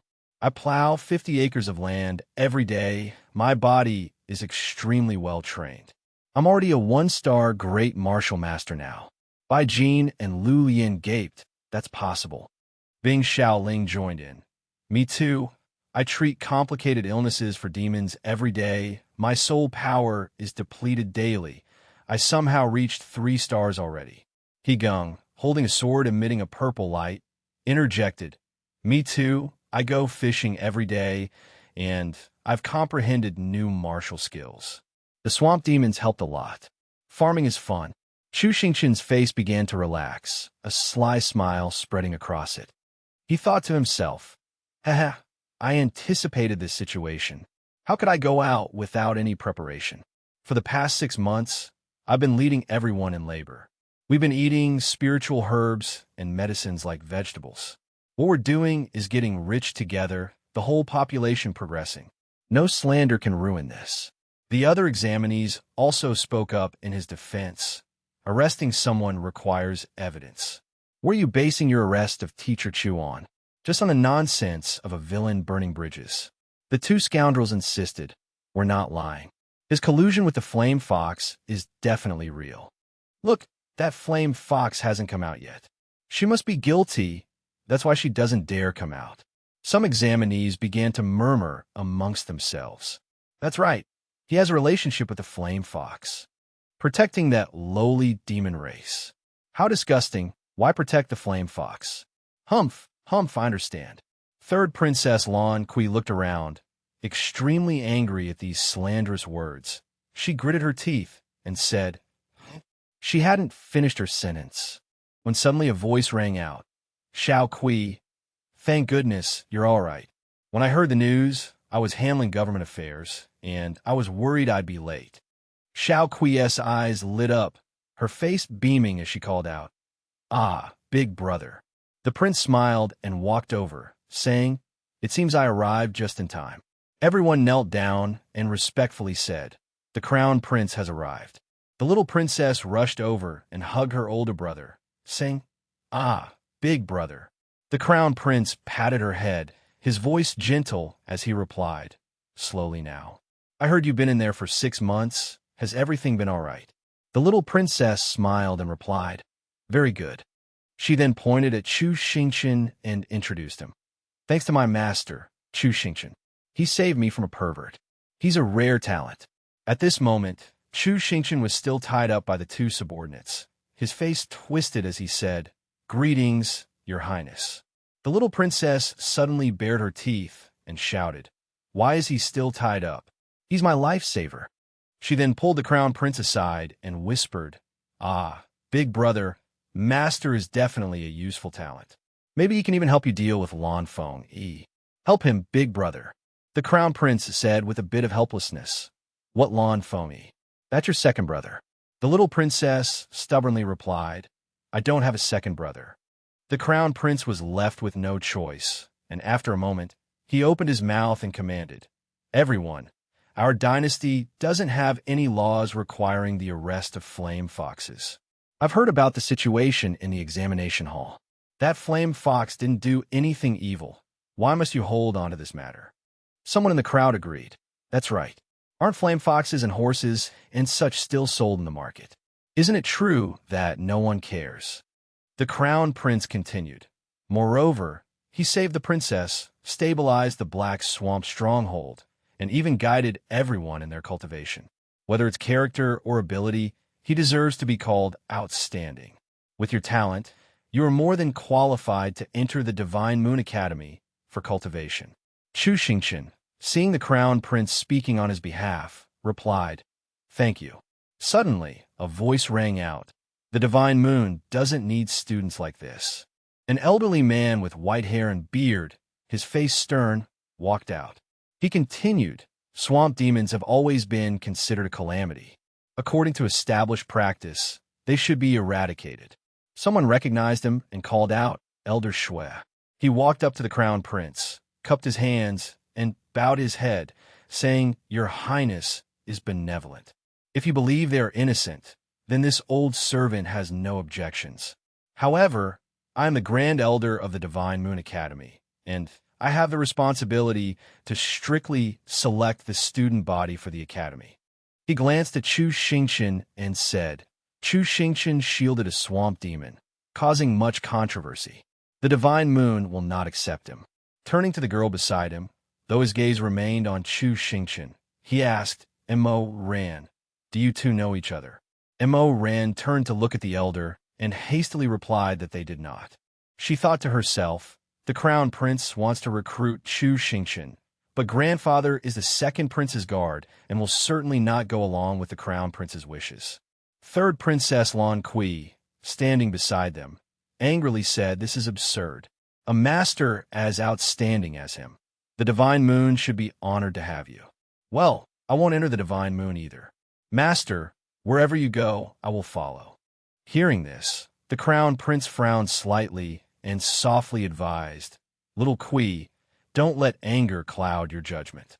The Divine Moon is the best academy in Jiaolan." Shizhua then spoke up in support of the third princess. "Me too. A righteous person doesn't abandon their friends." He was then pinched on the ear by Baijin, who warned, "What are you doing?" Another person following Chu Xingqian also said, "I will follow Teacher Chu as well." Someone chimed in, "He helped us increase our cultivation by 2 stars in the past 6 months." Someone from Elder Shui's side retorted, "What nonsense are you all spouting?" Elder Shui only thought, childish. Lu Lian then stepped forward, feigning a cough. "Ahem, ahem." Then, calmly, he said, "Normally, the top ranker would choose the Divine Moon, but if the Divine Moon rejects Chu Xingqian, would you be willing to come to the Boundless Academy? Although Boundless isn't like the Divine Moon, as long as an outstanding talent like you comes to Boundless, any condition is negotiable. You can bring the Swamp Demon, and Boundless will treat it as a person." Another person stepped forward and said, "Lu Yin, with Boundless level, you shouldn't even bother trying to recruit him. Come to Azure Mountain instead. Besides the Divine Moon, our Azure Mountain is the strongest. Spirit stones, elixirs, we have everything." Other academies also joined in one after another. If you want to learn the strongest external martial arts, come to the Iron Peak Academy. Come to Western Monastery. We have many beautiful women. Everyone was excited, their eyes shining as they pushed forward. "Hurry up, grab him. We can also get the luminous sword and the third princess." Last year, the strong, noble disciples only chose the Divine Moon. This year, we're going to make a killing. You pull his hair. You grab his clothes. Everyone wanted to snatch him for their own academy. Come to Azure Mountain. A house in the heart of the Imperial City is yours. Another said, "With him, victory in this year's academy competition is guaranteed. Come to Azure Mountain. We'll give you a spirit spring as your bath." Someone else offered an enticing condition. "Come to us, and you can choose any supreme level cultivation technique." Third Princess Lan Kui, standing behind him, called out in distress, "Master." Lu Lian suddenly raised his hand and shouted 8 words. "Boundless offers land. Cultivate as you please."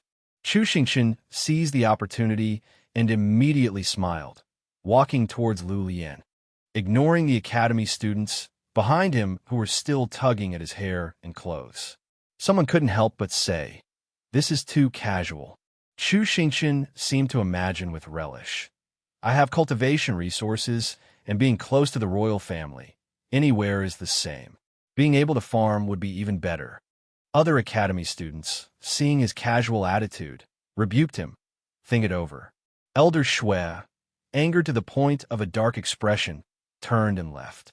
Before leaving, he added a few words. "These academy recruiters are truly absurd. Divine Moon Academy has nothing to do with them." The Crown Prince then spoke, giving him good news. "Chu Xingqian, the top scorer of this exam, will receive a reward from the royal family. You saved the princess and protected the royal family, so you will receive an additional reward.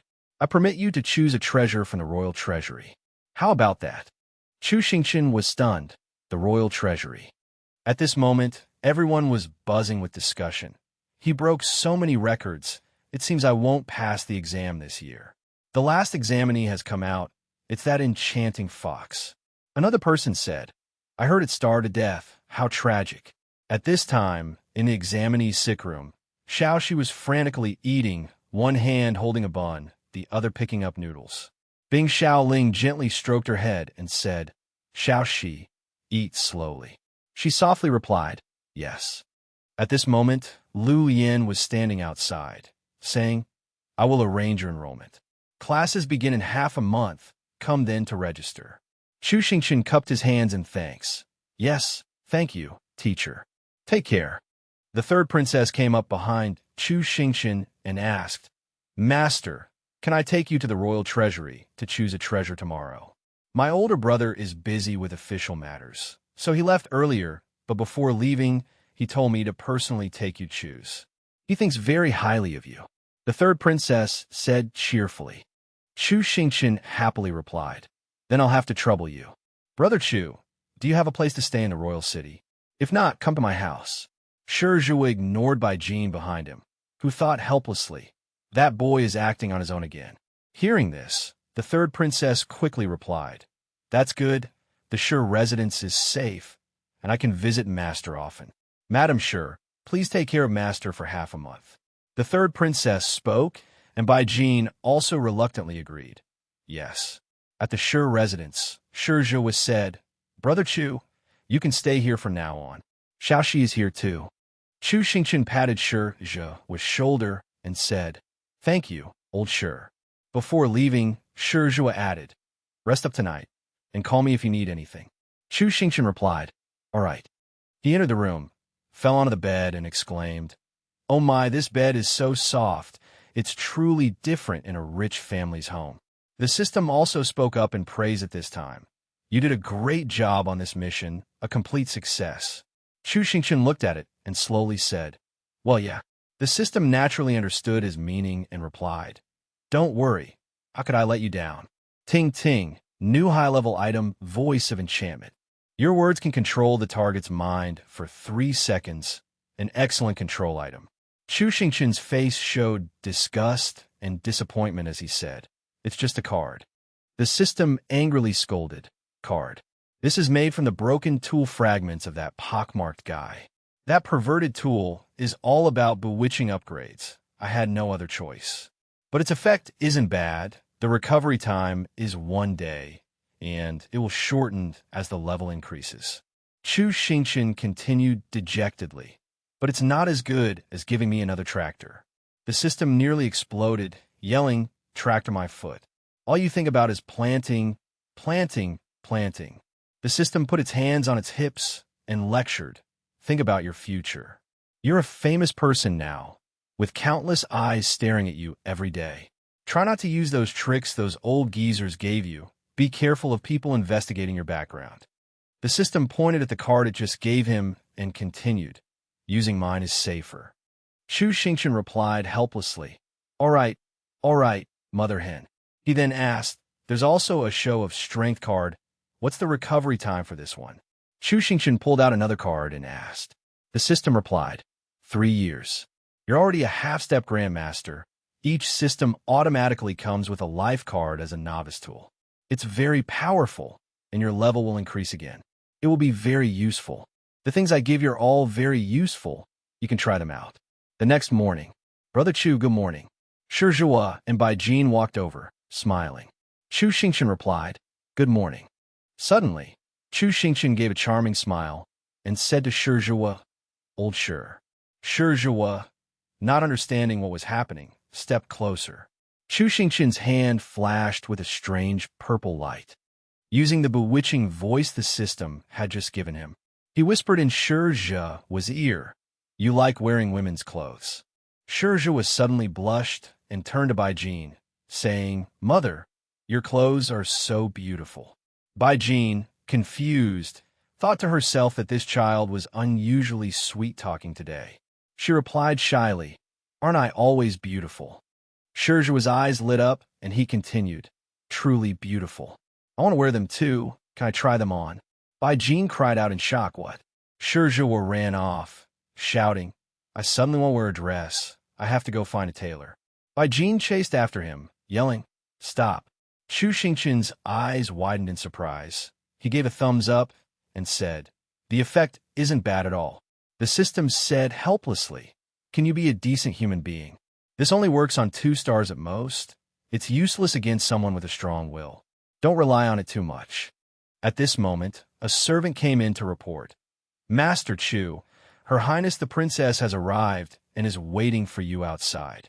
The third princess seemed a little anxious and asked, "How do I look? Is my hair messy?" Gung smiled and replied, "Not at all. You look beautiful. Your Highness, Master Chu is here." The third princess happily turned and shouted, "Master." Upon seeing her, Chu Xingqian couldn't help but blush and his heart raced. He thought to himself, "So adorable." The third princess innocently said, "Master, I'll take you to the treasury. After we choose a treasure, can we go to the imperial city to play?" Chu Xingqian, still blushing, said all right. He couldn't help but praise, "Your Highness, you're so adorable today." The third princess smiled and asked, "Really?"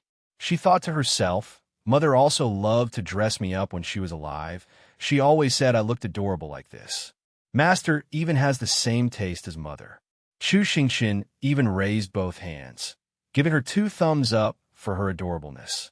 The system appeared and said, "It seems the princess has taken a liking to you. That wasn't easy. Finally, it's not a sisterly affection. So, shall we go to the treasury first?" The third princess asked. Chu Xingqian replied, "All right." They boarded a carriage and headed towards the treasury. The place was heavily guarded, the entrance to the treasury being only the size of a pavilion. The treasury was located deep underground, protected by a formation. The third princess led Chu Xingqian to the center of the formation, activating it to take them down below. Arriving in front of the treasury, he saw rows of magical artifacts under protection. There were swords, axes, and bows. The third princess led him forward, saying, "We can only choose from the first floor of the treasury. This side is for cultivation techniques, and that side is for magical artifacts. The highest quality treasures on this floor are only at the sect level, but there are still quite a few good items." The third princess confidently said, "Master, what kind of item do you want to choose? Let me help you." Chu Xingqian smiled and replied, "I'll take a look first." He thought to himself, "There's no shortage of treasures. I'm mainly here to find the wind-breaking stone. The patriarchs gave me a spell, saying that combined with the golden pupil, it can help me find the wind-breaking stone." At this moment, one of his eyes flashed with golden light, helping him search for the item. He looked around but couldn't find it. Could it be that the stone is on a lower floor? Chu Xingqian wondered in surprise. Suddenly, a ghostly figure appeared in his sight. A bloody mist trailed by more bloody mist passed by, accompanied by a voice, "My clan is innocent. My clan is innocent. I bear all the sins." Chu Xingqian cried out in shock, "Aunt Hong." He suddenly chased after it. The third princess, seeing his actions, asked in surprise, "Master." As he chased the ghostly figure, he thought, "This isn't right. How could Aunt Hong be here when she was young? Is it an illusion?"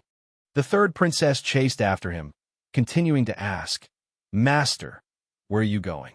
Wait for me."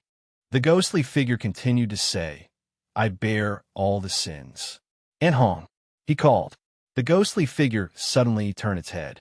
A voice echoed in Chu Xingqian's mind, "I bear all the sins." "Sir, the envoys have arrived," Lu Yin replied. "They're finally here. Quickly invite them in." Then, 2 figures walked in, their faces obscured, making it impossible to see their features. These were the 2 envoys from the Divine Kingdom. The first one stepped forward and greeted, "Elder Lu." Lu Yin also cupped his hands and replied, "Envoy, you've finally arrived. I heard there's a problem with the formation in the Grand Examination." The envoy asked, "That's right, please follow me." Lu Yin replied. A square box, only slightly larger than a human hand, seemed to contain the vast universe, with thousands upon thousands of stars within. This was the operating formation of the Black Earth Swamp. The Divine Kingdom envoy and Lu Yin stared intently at it. Lu Yin then said, "Its sealing formation has lost its effect and is no longer under observation. Moreover, we've discovered that its formation seems to have been altered. The envoy thought for a moment, then offered a guess. Perhaps it's because it hasn't been maintained for a long time. Lu Yin immediately replied, "Huh, we maintain it every month." The envoy continued, "Since we're here, I'll check this secret realm again, just in case any unforeseen circumstances arise." The envoy suddenly asked, "I heard that the swamp demons of the Black Earth Swamp have all been reformed." Lu Yin answered, "Ah, yes." The envoy looked somewhat grimly at the formation controlling the Black Earth Swamp in his hand and said, "Then this secret realm can no longer be used as an examination ground. I will return the Black Earth Swamp to the Demon Continent." This secret realm was originally separated from the Demon Continent by Lord Venerable, who can alter these swamp demons. This examinee, Chu Xingqian, is quite interesting. I'd really like to meet him. Meanwhile, with Chu Xingqian, the third Princess Lan Kui was constantly calling him to wake up. "Master, master." Chu Xingqian let out a soft groan. She sighed in relief, saying, "Master, you're finally awake. You scare me to death just now," suddenly rushing out and grabbing the stone, then fainting. In Chu Xingqian's hand was a beautiful red stone with strange markings inside. Chu Xingqian thought in confusion, "That's right, I was just chasing Aunt Hong's illusion, and I discovered it was all emanating from this stone. This stone is condensed from resentment. As soon as I touched it, I lost consciousness. What exactly did Aunt Hong go through to make her cry like that? She never told me." A clear voice rang out again, "Master." Seeing that he no longer looked confused, she asked, "Master, do you want to choose this stone?" Chu Xingqian replied, "Ah, yes." He hummed to himself, thinking, "If she won't tell me, I'll investigate myself." "Sure, residence. Young Master Chu, you finally returned. There are esteemed guests who wish to see you." "Brother Chu, you're back." Before he could finish his sentence, Bai Jin gritted his teeth and said, "Stop smiling. Shut up. Close your eyes." Then, putting on a gentle expression towards Chu Xingqian, he said, "Xingqian, these are envoys from the Divine Kingdom. They heard about your deeds in the examination grounds and wanted to meet you." Bai Jin said with a fake smile, "You two take your time to chat. We won't disturb you any further." Chu Xingqian replied with a forced smile, "Ah, all right." At this moment, the system appeared with a reminder. "Host, these two envoys are problematic. They both have fake systems." The envoy then spoke, "You are Chu Xingqian, correct? I heard you spent your time farming in the secret realm. That's certainly a first for Jiaolan. But you came to such an unremarkable academy. It seems Jiaolan doesn't value talent enough. Only prestigious academies have good cultivation resources, allowing students to truly grow." In his hand was a sphere surrounded by layers of chains. The system asked Chu Xingqian, "What is he taking that item out for?" He quietly snapped, "Don't act rashly, he's above Martial King level." The envoy presented the item to Chu Xingqian and said, "The Divine Kingdom's national power is immense. In terms of resources, any academy we choose would be superior to Shunyu. Would you reconsider?" The system kept nagging, "Get out of here, host." He's trying to probe whether you can see the item. Suddenly, Chu Xingqian clenched his fist as if making up his mind and declared, "Envoy, you don't understand me. In my eyes, farmland is the most important resource. To me, farming is as enjoyable as absorbing spiritual veins. The world is so vast, and only Wu Jian offers me land. How can I not go? Do you understand the joy of nurturing life?" The envoy, sweating slightly, coughed a few times and replied, "I understand. You truly are a prodigy. Since your heart is set on farming, I won't force you. But if you ever need help, feel free to find me anytime." The envoy patted Chu Xingqian's shoulder with a tool. Chu Xingqian feigned cheerfulness and replied, "Yes, sir." The envoy passed by him, saying, "Then farewell." After the two envoys left, he cried to the system, "Chong, he's such a pervert. He directly shoved the tool into me." The system replied with a hint of glee, "Good shove. No guns, no cannons, the enemy creates and we get the materials." Seemingly not satisfied, the system added, 2 more shoves would have been better." Chu Xingqian sobbed as he thought, then said, "This guy is higher level than the pockmarked one. I wonder if I can get the armband tool. What did he shove into you?" He asked the system, which replied with 4 words, "Temporary tracker." Chu Xingqian couldn't help but ponder. What's it for? Do they have other intentions? Meanwhile, Bing Xiaoling brought gifts to the residence. Bai Jin hurriedly called out, "Oh, Ailing is here.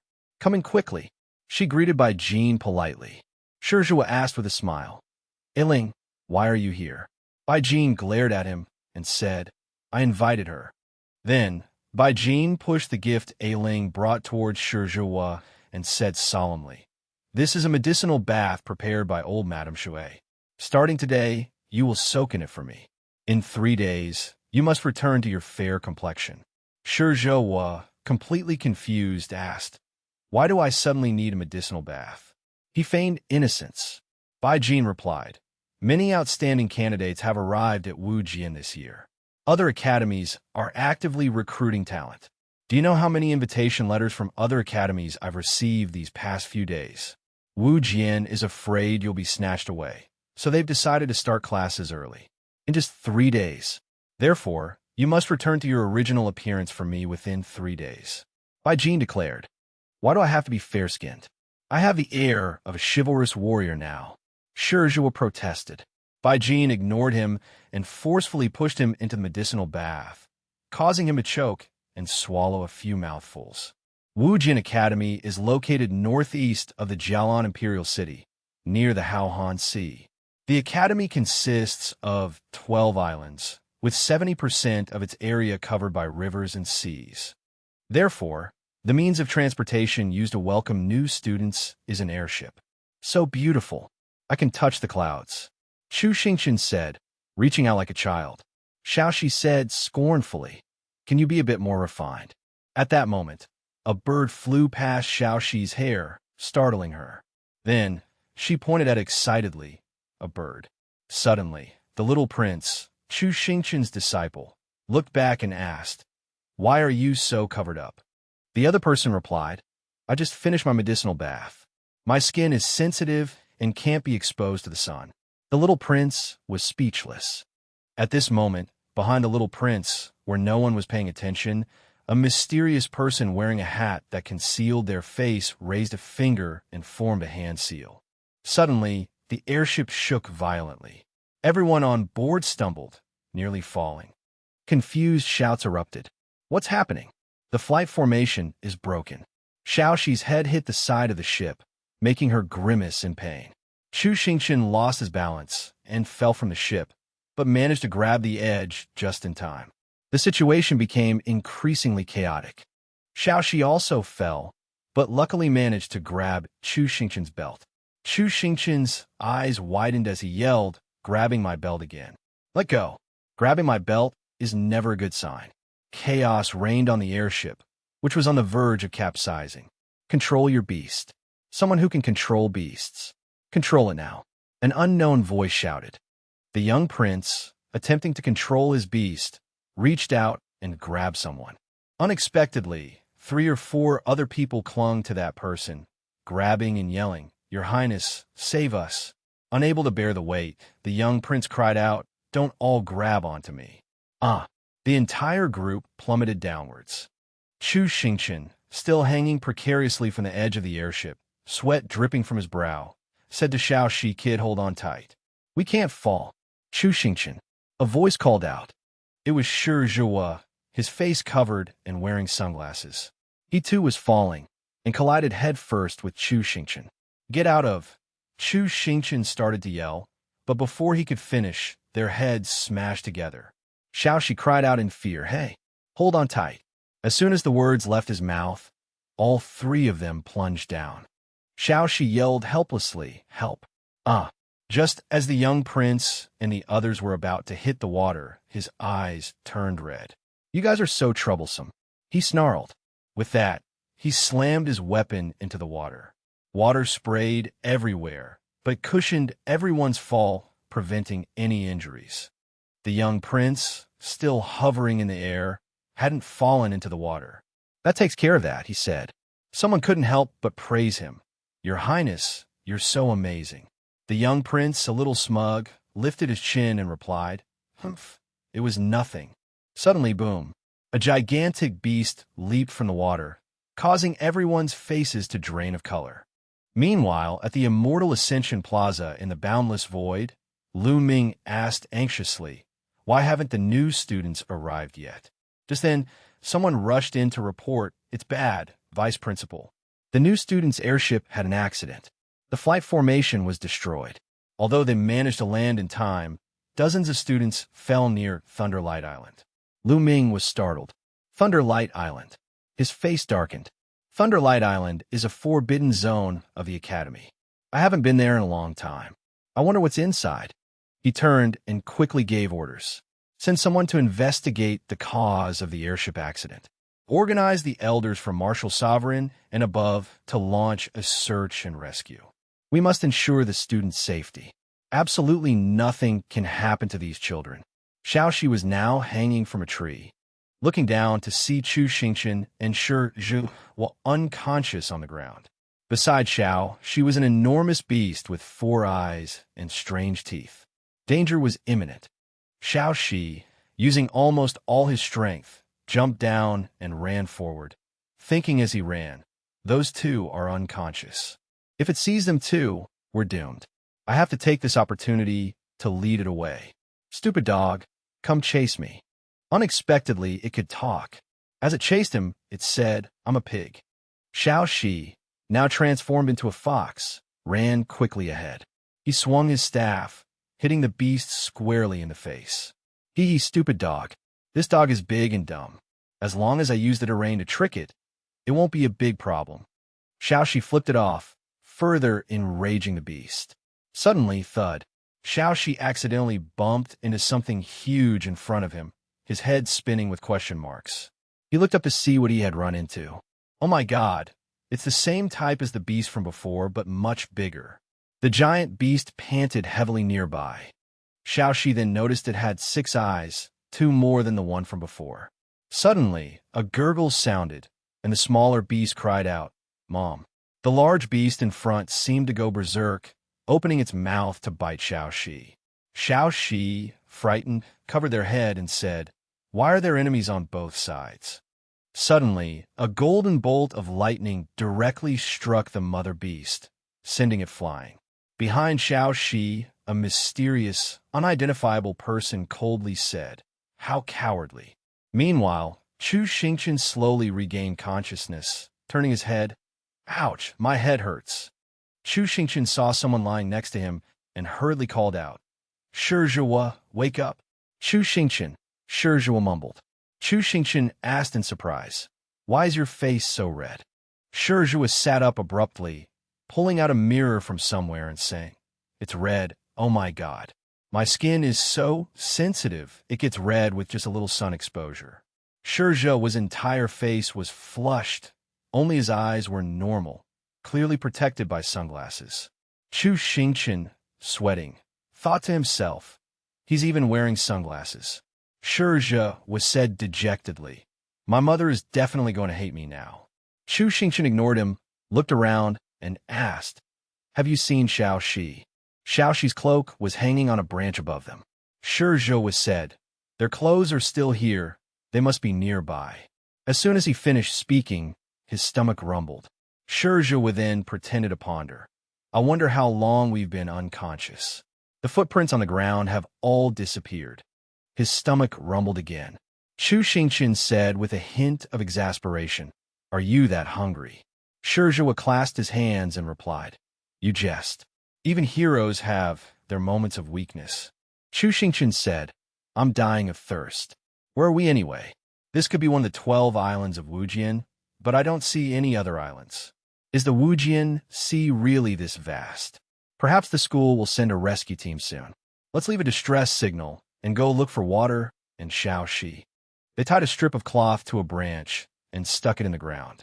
After they left, a mysterious person arrived and threw the branch into the sea. Elsewhere, the young prince, riding a creature, towed 2 or 3 people behind.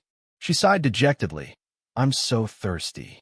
Although we escaped the monster's attack, we haven't found land or water, and I can't hold on much longer." Her lips were now chapped. A stream of water suddenly appeared before her eyes, and Bing Xiaoling said, "Drink this. It's fresh water I found. After flying for so long, we finally found someone." "Have you seen Shizhuwa?" Bing Xiaoling asked. In the forest on the island, a mysterious person was slowly gathering edible things. Suddenly, a voice came from behind him. "There's someone here. Hello, fellow student. Finally, I've found someone. Did you fall from the airship too?" The person asked while looking at what the other was holding. "So many coconuts." The person happily approached him, picked up a coconut, and said, "Can I have one? I'm really thirsty. I'll repay you when we get back to Wujin. Let's travel together. Maybe the rescue team will arrive soon." He gave a gloomy, nonverbal response and glanced at an uprooted tree. Shizhuwa and Chu Xingqian were so hungry they were chewing on leaves. Suddenly, Chu Xingqian's eyes lit up and he yelled, "There's a coconut over there." He rushed over, grabbing a sharp stone and smashing it down. As he hit it, he said, "I climbed so many coconut trees and couldn't find any, and here's one on the ground." Shizhuwa hurried over as well. When he arrived, he saw Chu Xingqian gulping down the coconut water and asked, "Brother Chu, can I have a sip?" Chu Xingqian ignored him. Having no other choice, he resorted to force, grabbing the coconut with one hand and pushing Chu Xingqian's head away with the other, trying to wrestle it from him. But Chu Xingqian's mouth seemed glued to the coconut. He couldn't pull it away. He said, "Brother Chu, your mouth is really something." By the time he managed to snatch it, there was nothing left. At this point, Chu Xingqian spoke up, "There's another one over there." He immediately started to rush towards it, but the system appeared, stopping him. It said, "Host, calm down. Don't you find it strange? There weren't any coconut trees around here, so why are there so many coconuts?" Chu Xingqian finally noticed that under each tree ahead, there was a coconut. He thought, it really was like that. The distribution was like it was luring them forward. Suddenly, a scream came from up ahead. "Ah!" Chu Xingqian was startled and asked, "Is someone over there? Help! A monster has my head trapped." Up ahead, someone they didn't know who had their head stuck in a tree hollow, their rear end facing them. Seeing this, the two of them were speechless. Shizhuwa's lips were dry and cracked, and he pouted, looking quite comical. Chu Xingqian moved, patted the person's backside with his hand, and said, "Hold on tight. I'll save you." He pulled on the person's legs and said, "Why would you stick your head in a tree hollow for no reason?" Suddenly, there was an unexpected turn of events. An unknown suction force pulled Chu Xingqian's head into the tree hollow as well. He cursed, "Damn, what powerful suction. Old Sure, save me. Brother Chu, hang in there, I'm coming." After saying that, he didn't forget to give Chu Xingqian's backside a hard slap before pulling on him with all his might. Heave-ho! Shizhuwa felt something was off. Suddenly, a mysterious figure appeared behind them and kicked Shizhuwa in the back, causing all three of them to be sucked into the tree hollow. Chu Xingqian cried out, "Why are you in here too?" Shizhuwa angrily replied, "Someone kicked me." Before they could react, the powerful suction force pulled all three of them away. What kind of monster is this? Thud! Chu Xingqian fell face first on the ground. He looked up and saw a mysterious, masked figure. He said softly, "Bull-headed ants." Even the worker ants are at Grandmaster level or above. Their aggression is extremely strong, and there are at least 1,000 of them in this cave. Before them was a swarm of giant ants, each one the size of a wolf. They had red eyes and menacing pincers. The mysterious figure said, "Come on, Chu Xingqian, let me see if you are the chosen one that the 3,500 Great Ones spoke of. Help! My head is being crushed." Hearing the cry for help, Chu Xingqian immediately went to break the giant ant's pincers and save the unlucky person. But as he was focusing his strength, a voice rang in his ear, "Wait, host." Old Sure was kicked down there. This would be a trap. Don't reveal your war god form so easily. Chu Xingqian was about to retort, but just then, another ant charged towards him. "Brother Chu, look out." Shizhuwa yelled, shielding him from the ant. Quickly grabbed its two pincers and spun them around a few times, forcing everyone around to crouch down. Just then, another ant charged forward. Taking advantage of Shirzhe inattention, it stabbed him in the butt, startling him and causing him to turn around. Shirzhe! Chu Xingqian yelled, looking at his friend's pained expression in horror. The system cried out, "It's a soldier ant. Their numbers are increasing. You'll be killed." As the ants swarmed in greater numbers, the system's voice rang out again. "Run. There are too many of them. You'll be easily surrounded and killed." Chu Xingqian heeded the system's warning and grabbed the two people beside him, running. Shirzhe, run. Chu Xingqian rushed into the nearest cave, continuing to crawl away from the ants. "I'll lead the way. You follow," he commanded. Shirzhe, although his face was covered in dirt and wincing in pain, obediently crawled after him, crawling to a fork in the path. Chu Xingqian saw an ant ahead and quickly yelled, "Run this way." After speaking, he turned and led everyone behind him. The bull-headed ant's tunnels were numerous, connecting various functional chambers. Chu Xingqian poked his head into one room and saw two ants mating. In another room, he wore a slightly helpless expression as he faced a chamber with no second exit. Brother Chong once read the Ant Survival Handbook. The further down we go, the smaller their rooms and the fewer their numbers. Going down is the right way, Chu Xingqian thought as he dropped down into an open space. Finally, they stopped chasing. "I'm too tired to climb anymore." While the other two were complaining, Chu Xingqian just lay sprawled on the ground, gasping for air. Chu Xingqian knocked on the ground a few times, wondering why this layer of earth was so hard. He bent down suspiciously and continued knocking. Suddenly, the earth cracked, and a strange blue light emerged from within. "Damn, what is this?" From somewhere, Chu Xingqian pulled out a shovel to dig the earth. However, the blue substance that appeared beneath the soil was as hard as ice. He dug for a long time without making a dent. Would licking it work? Chu Xingqian immediately bent down and tried licking it.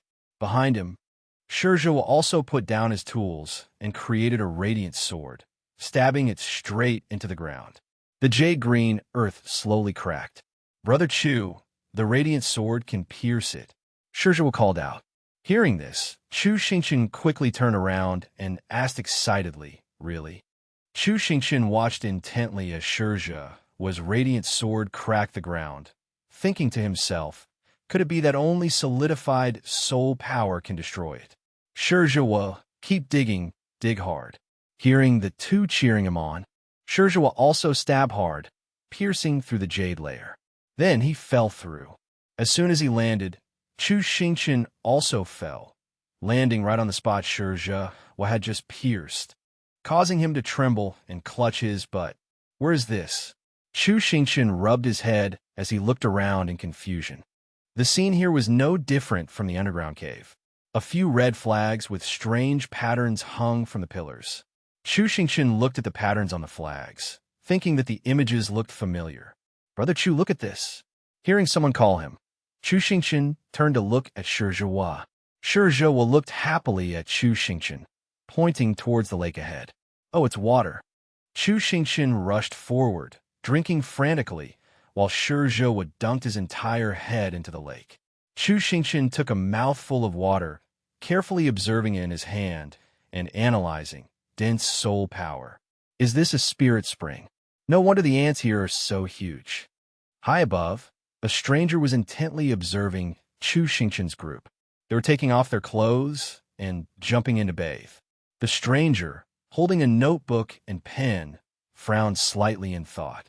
This Chu Xingqian is only focused on escaping, not using any special techniques, showing no sign of being the chosen one. Further observation is required. While he was focused on observing Chu Xingqian's group's actions, a dark figure silently stood behind him. Back with Chu Xingqian's group, they were currently soaking in the lake, expressions of enjoyment on their faces. "This spirit spring isn't bad. My bites have stopped swelling."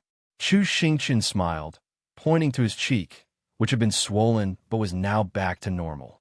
Shirzhe, holding a mirror, replied to Chu Xingqian. "That's right, my face and butt are warm too. I feel full of energy." Chu Xingqian and Shirzhe would turn to look at the person who had been following them. "Yours too." Chu Xingqian hadn't finished his sentence when he saw his temples clamped by the still-dented ant pincers. Both of them thought, completely unchanged. Oh no, even the spirit spring is useless. Am I going to have to wear this gourd head for the rest of my life? He had been smiling brightly just a moment ago, but in the next second, he was clutching his head in panic. Chu Xingqian quickly comforted him. Don't worry, if you soak a little longer, it might recover. Sure, Zhou chimed in. That's right, things were so urgent earlier, we didn't get to ask your honorable name.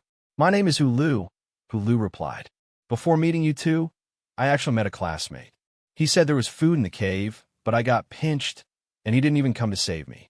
Hearing Hulu say this, Chu Xingqian felt something wasn't right. Suddenly, they heard a noise behind them. Chu Xingqian was startled to see a wolf in front of him. He wondered, looking at the furry face and long snout of the strange wolf before him. This strange wolf kicked Chu Xingqian directly in the stomach. Shizhua cried out in alarm. Chu Xingqian. But immediately after, the wolf's leg was in front of his face. Shizhua was kicked directly in the face, under Hulu's stunned gaze. He slammed hard into the cliff behind him, creating a large dent. Chu Xingqian yelled, Shizhua. Then he tensed his body, combining the Thuong Veen by the Thuit and War God physique, unleashing a flurry of blows on the strange wolf. Although hit by a few blows, the wolf managed to move behind Chu Xingqian. He quickly realized, turning around and delivering a powerful kick, but the opponent swiftly dodged and retaliated with a kick straight to Chu Xingqian's face, painfully so. This person's strength is greater than mine, Chu Xingqian thought as he stumbled backward, losing his balance. He pulled out 4 handheld bombs and threw them into the water with all his might. Water splashed everywhere, higher than a person's head. Chu Xingqian did this to obstruct the enemy, buying time to escape. If I can't beat him, I'll run. Thinking this, Chu Xingqian prepared to use the Phi Tien Quiet to flee at full speed, pulling Hulu and Shizhua along with him. Seeing the 3 fleeing, the wolfman's face showed anger. Meanwhile, Hulu was wandering around in the cave when he heard noise. He looked left and right, but saw nothing. He wondered what the noise was and why his soul power was being drained. Just then, Chu Xingqian came running at full speed, dragging Shizhua and Hulu with him. Hulu shouted, Ah, Chu Xingqian, it really is you. Hearing his name called, Chu Xingqian called back, Who's there? You hairy-faced. The next second, Chu Xingqian recognized who it was. He said happily, Ah, it's Hulu. What are you doing here? Hulu, upon hearing this, made a disgusted face and then gave him the middle finger as a friendly gesture. Completely ignoring Hulu's disdain, Chu Xingqian urgently said, Run. Before he could finish, the strange wolfman caught up. He lunged forward, then kicked Chu Xingqian hard from behind, sending him flying more than 10 meters. Chu Xingqian landed face down on the ground, covered in injuries. The strange wolfman mercilessly stepped on Chu Xingqian's back, pinning him down to prevent his escape. He spoke with a malicious tone. The Phi Tien Quiet, soaring like a fairy, is the 1,000-year-old secret technique of the Yanhu royal clan. How did you learn it? He asked, revealing sharp fangs. His blue eyes flashed dangerously. Chu Xingqian, Shizhua, and Hulu were tied to a pillar in the cave.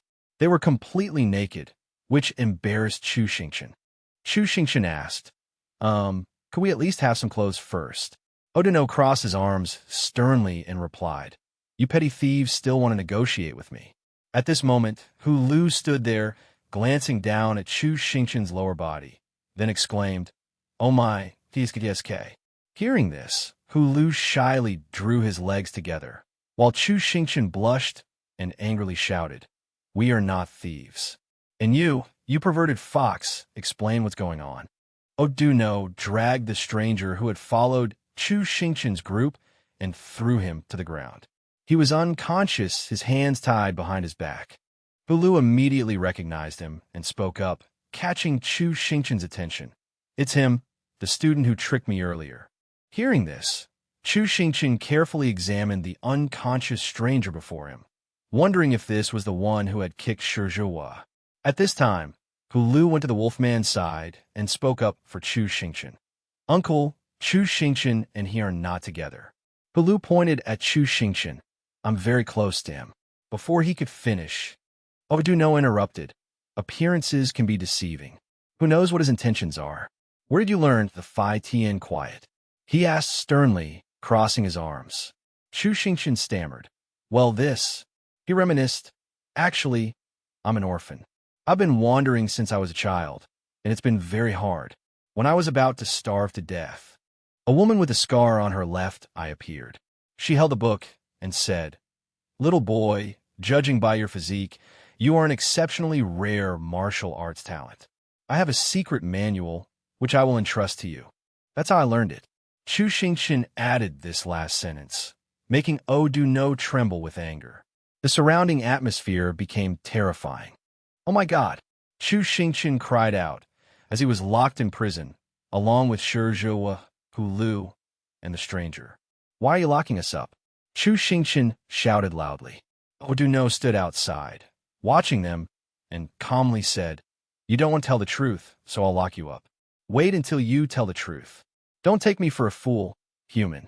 Chu Xingqian frowned and bit his lip, thinking about how to explain. Xiaoxi timidly took Wu Tunu's hand and said, Uncle, it's not that serious. Chu Xingqian hadn't even finished speaking when Wu Tunu retorted, If it weren't for your sake, I would have killed them already. Wu Tunu's face darkened. He said to Xiaoxi, Small acts of kindness can betray you. Have you forgotten the blood feud between us and humans? Weak. Having said that, Wu Tunu lifted Xiaoxi up with one hand. Xiaoxi struggled desperately, followed by Chu Xingqian's calls. Now, the only person who could help them was Xiaoxi. Chu Xingqian sat down helplessly, cursing, Why do we have to run into such a stubborn old man? In his despair, the system suddenly appeared and said, Ding ding, congratulations on activating the upgrade mission escape. Chu Xingqian was both surprised and angry at the system's appearance. He cursed, You useless thing, you're only showing up now. The system could only try to appease him. Don't be angry for now. I've discovered that this guy has a fake system. As soon as it finished speaking, 2 fingers appeared on the system interface, pointing towards the stranger. Chu Xingqian asked in surprise, He has a fake system. The system immediately replied, That's right. He seems to have used something to conceal it. I can't investigate it for the time being. Hearing this, Chu Xingqian, frustrated, slapped the stranger in the face to vent his anger. His mind raced, analyzing the situation. So that's it. To avoid alerting him, the temporary location of the Sanqian Wu is still on me. This bastard followed the trail and has been secretly harming me. Seeing Chu Xingqian's silence, the system asked, Do you want me to remove his fake system? However, Chu Xingqian didn't seem too concerned. He noticed something bulging from the stranger's chest. Wait, what's that in his chest? Chu Xingqian asked. He opened the book. Inside were many strange, incomprehensible characters. Hearing Chu Xingqian's question, Hulu and Shizhuwa also came closer to look. What's written there? As the 3 of them stared intently at the strange characters, the system excitedly spoke up. It's a coded language. Leave it to me. I just learned how to decipher it the other day. I'll translate it for you. As soon as the system finished speaking, the characters in the book gradually transformed into normal words. Diary. Chu Xingqian thought to himself and looked away, secretly feeling guilty about reading someone else's diary. Despite this, he continued to read the book as it gradually filled with writing. But he was quickly drawn to the phrase, Chosen One. The system also immediately noticed it and said, suspiciously, Suspecting you're the Chosen One. Hearing the system, Chu Xingqian, his eyes still glued to the writing in the book, couldn't hide his surprise. Chu Xingqian glanced at the stranger behind him. The other 2 were still engrossed in reading the diary. He thought to himself, As expected, I've been targeted. The organization behind this fake system is much more powerful than I imagined. Their purpose. Chu Xingqian hesitated, unsure if his thoughts were correct. The system continued to ask, What should we do next? Chu Xingqian remained silent. He silently looked at the stranger, constantly calculating in his mind. A moment later, The stranger slowly woke up, surrounded by the four walls of the prison cell. Before him were the three people he had just been following. Shizhua said cheerfully, "You're awake."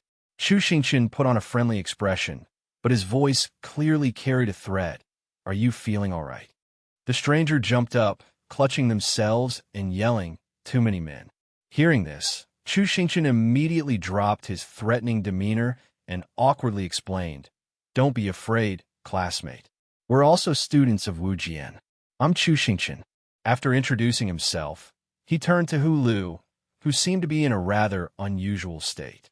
He continued, "This is Hu Lu. He got stung by a bug on his head, so it seems like he's out of commission right now." Having said that, Chu Xingqian turned to Shizhua, who had clasped his hands together and boisterously greeted the stranger. "I am Shizhua of the Bright Sword. May I ask your honorable name?" On a road hung with red flags and unique patterns, Wu Tu Nu was staring intently ahead when he suddenly heard someone call his name. Startled, Wu Tu Nu turned. The person continued, "This hideout isn't bad. Safe and secluded. We can live peacefully here from now on." Wu Tu Nu avoided their gaze, remaining silent as they patted his head. After a moment of thought, Wu Tu Nu spoke, "Then why does everyone still want to leave?" He looked at the others as he spoke. The person who appeared to be the leader replied, "Those people are still slaughtering our people. We have to go out and fight. Your task is to protect this place. You don't need to worry too much." Wu Tu Nu's expression showed a hint of unwillingness, but hearing them say, "We'll be back soon," he couldn't stop them. He reluctantly watched them leave. Back in the present, Wu Tu Nu frowned, recalling the past. He quickly regained his composure and gently picked up Xiaoxi, who struggled mightily, defending Chu Xingqian. "Uncle, they really aren't bad people. Let them go." Xiaoxi was thrown hard to the ground, crying out, "Ouch." From Xiaoxi's perspective, Wu Tu Nu looked very large and imposing. With a stern expression, he said, "Let them go, and this place will be exposed. The last sanctuary of the Yin clan will also disappear. Do you want to live a wandering life again?" Xiaoxi hesitated, drooping their ears dejectedly, and said uncertainly, "Chu Xingqian won't tell anyone." Wu Tu Nu immediately roared, "Do you really trust him?" He moved closer to Xiaoxi, the atmosphere growing menacing, causing Xiaoxi to tremble in fear. Wu Tu Nu spoke in a threatening tone. "The Yin clan has fallen to this state precisely because of their naive trust in humans. They ruthlessly slaughtered our entire clan, yet in the mouths of humans, it became acting on heaven's will. Such a blood feud." Wu Tu Nu paused to catch his breath after his outburst. Finally, he said, "How can you still trust them?" Xiaoxi's face was pale with fear. They huddled, not daring to answer when Wu Tu Nu said, "Don't mention those people again." Wu Tu Nu turned and walked away, still muttering to himself. "The Yin Fox is a clan renowned for its shrewdness. Yet you were hunted down so miserably. Truly useless. Next, I will teach you the special skills that only our clan members possess." Wu Tu Nu paused for a moment, then asked Xiaoxi, "Jiuxi, do you know what her name means?" Hearing this question, Xiaoxi's expression seemed to relax a little. "Meaning?" Xiaoxi repeated, unsure how to answer Wu Tu Nu. Wu Tu Nu turned his back to Xiaoxi, his voice tinged with dissatisfaction. "Indeed, it's not just the skills. After centuries of constant flight, our language and culture have also been lost. She, in the language of the Yin Fox, means bringer of light. Remember that." Hearing Wu Tu Nu explain the meaning of their name, Xiaoxi's eyes lit up, their heart filled with joy. Meanwhile, outside, many people were searching for something together. Lu Ming was supervising when someone came to report, "Vice Principal, we haven't found any trace of the other students on Lei Guang Island." At the same time, Third Princess Lan Kui and Bing Xiaoling ran to Lu Ming. "Teacher Lu, is there any news about Master?" Lu Ming turned around and replied, "Not yet.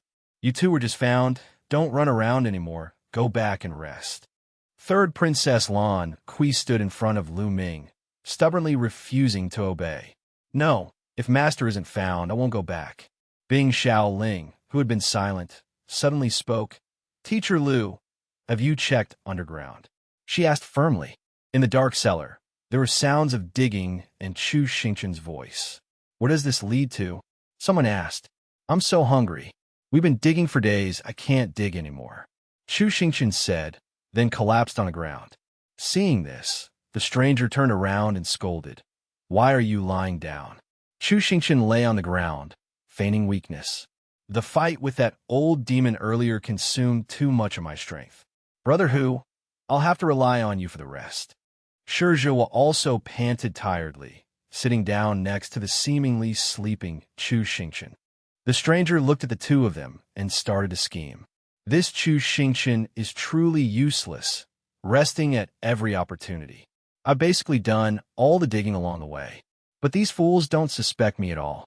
I should take this opportunity to build a good relationship with them. It'll be convenient for investigating them later.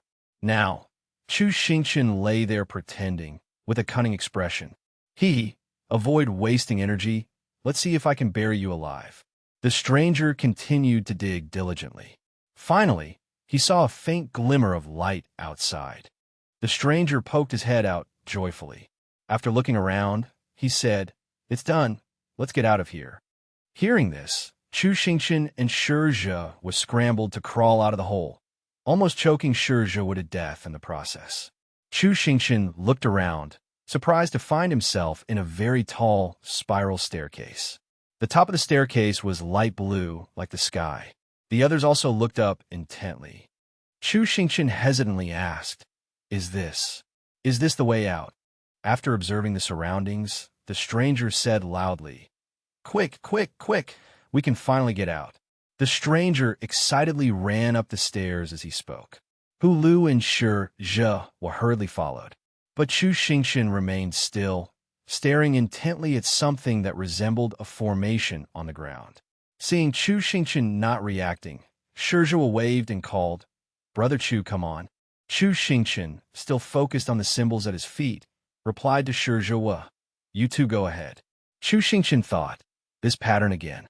He squatted down to observe it carefully, then said to the system, Chang'e, give me the stone Aunt Hong gave me. Then he reached out and took the red jade. Comparing the pattern on the ground and the pattern on the stone, Chu Xingqian couldn't help but exclaim, The patterns are identical. This place must be related to Aunt Hong. Chu Xingqian placed the stone down and bent over to carefully examine the pattern on the ground. He wondered, could this all have been left by Aunt Hong? What kind of formation is this? While Chu Xingqian wasn't paying attention, the red stone from earlier began to glow. Behind Chu Xingqian, a woman with purple hair and fox ears suddenly appeared. She had a scar on her left eye and wore only a thin red garment. Chu Xingqian didn't notice the woman behind him. He was startled by the loud noise that suddenly erupted around him. The ground shook. Shizhua and Hu Lu, who had run to the middle of the spiral staircase, also noticed the tremors and the loud noise. Hu Lu asked anxiously, What's happening? Why is there suddenly an earthquake? The stranger continued running, urging them, Hurry up and climb. It's safe outside. But Shizhua was still worried about Chu Xingqian and shouted down, Brother Chu, hurry up. Chu Xingqian fell backward from the sudden earthquake. The tremors didn't seem to stop immediately. Confused, he looked towards the glowing stone, wondering, why was the formation suddenly activated? Chu Xingqian picked up the stone and examined it carefully. Suddenly, the symbol at the center of the formation glowed brightly, attracting Chu Xingqian's attention. In the silent cave, the aftershocks didn't seem to have reached Chu Xingqian yet. Suddenly, a loud explosion rang out, and blurry figures could be seen running around. Xiaoxi hid behind a pillar, intently watching Wu Tu Nu's shadowy figure. Suddenly, a purple rope appeared from behind, attempting to wrap around Xiaoxi. Fortunately, Xiaoxi reacted quickly and nimbly dodged, but was still a step too slow. Their tail was tightly bound to the pillar by the rope. Xiaoxi knelt down in pain, clutching their tail. Wu Tu Nu stood behind them, a contemptuous look on his face, and snorted, Couldn't even last half a stick of incense. Today's training is doubled. The rumbling sounds arrived, accompanied by increasing tremors, startling both Xiaoxi and Wu Tu Nu. Xiaoxi's ears drooped, and they asked fearfully, Is it an earthquake? Wu Tu-nu said in confusion, "That's not right." He suddenly realized the cause of the earthquake and ran off quickly before she could react. In the central area of the Earth encampment, Wu Tu-nu ran, his mind racing. This kind of earthquake is caused by the activation of that mechanism. But the only person who can activate the mechanism is the princess. How is this possible? Running closer to the entrance, the two immediately spotted a figure pulling something out of the stone pedestal. Getting closer, they realized it was Chu Xingqian. His hand stuck fast to the pedestal. He was using all his strength to pull it out, but it seemed futile. Xiaoxi rushed over and asked anxiously, "Chu Xingqian, what's wrong?" Chu Xingqian gritted his teeth and replied with difficulty, "A pillar popped out here, and when I put my hand on it, I can't pull it out. It's absorbing my soul power." Wu Tu-nu also arrived at this moment and was stunned by the sight before him, his eyes wide with astonishment. The woman who had been faintly visible behind Chu Xingqian moments before. Wu Tu-nu blurted out involuntarily, "Princess." Lu Ming placed his hand on the ground, slowly probing. Bing Xiaoling asked with some worry, "Master Lu Ming, what's happening?" Lu Ming replied, "I've searched everywhere with my divine sense, but I can't find any trace of them. It's possible they're no longer on this island. Should we search underground around the island?" Suddenly, the surroundings began to shake. The young prince exclaimed in fright, "An earthquake." Shizhou wanted to jump down from the stairs to where Chu Xingqian was, but Hulu quickly stopped him. "Hey, don't go down there." Chu Xingqian looked up and said, "Don't come down. I'm all right. Everyone, get out of here. I'll be right up." They ran to the top floor. They saw the barrier. That guy was walking in front, followed by Hulu pulling Shizhou. The guy said excitedly, "The barrier is the way out." Chu Xingqian looked up, confirming they had escaped before softly saying, "We're out." Xiaoxi tugged on his arm, saying, "Worry about yourself first." Suddenly, Xiaoxi's uncle came over and called out, "Princess." "Who's a princess? I'm about to be drained dry. Can you save me first?" Xiaoxi's uncle placed his claw on the wall. A circle of light appeared, and the formation closed. Xiaoxi softly said, "It stopped." Xiaoxi's uncle's expression was somewhat frightening. He questioned, "You're not the princess. Your spiritual power is so weak you can't even maintain the activation of the mechanism. So how did you do this? A human like you. Why do you have the princess's aura? Who are you?" Chu Xingqian quickly turned to look at the red stone on the ground. The princess's aura. Could it be? Thinking of something, Chu Xingqian suddenly said, "I see.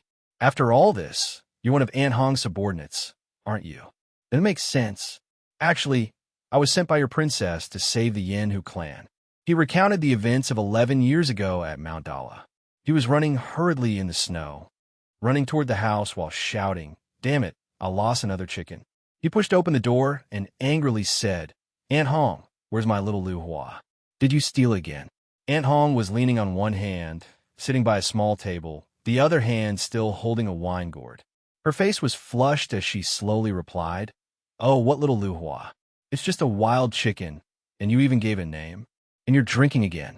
He was very upset, stomping his feet repeatedly and saying, "I was going to raise those chickens for eggs, including little Lu Hua.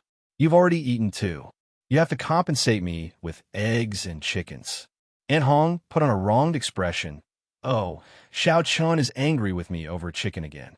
She then put on a charming expression, cupping his head and saying, "Too bad the chicken is already in my belly.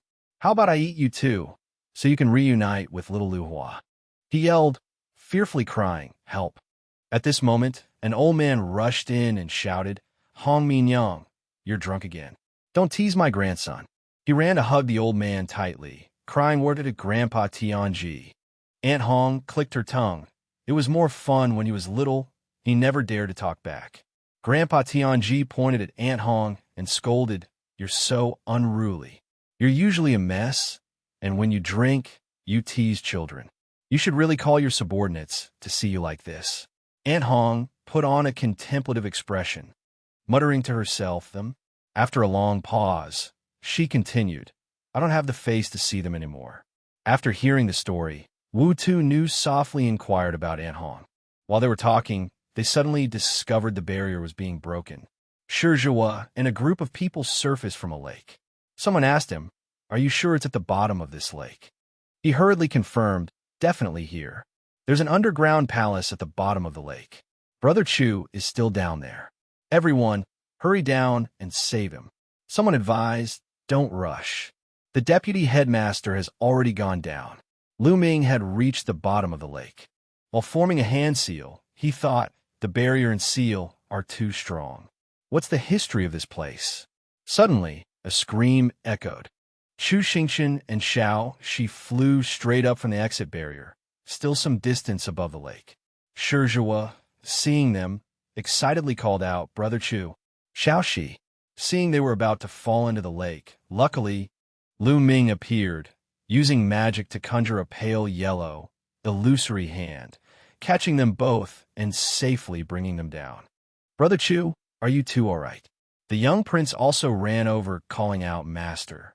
Shizhua and the young prince vied to hug Chu Xingqian, calling out, "Brother Chu." "Master."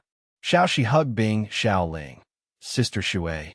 At this point, Lu Ming finally spoke. "How did you two get out? Where's that old monster?"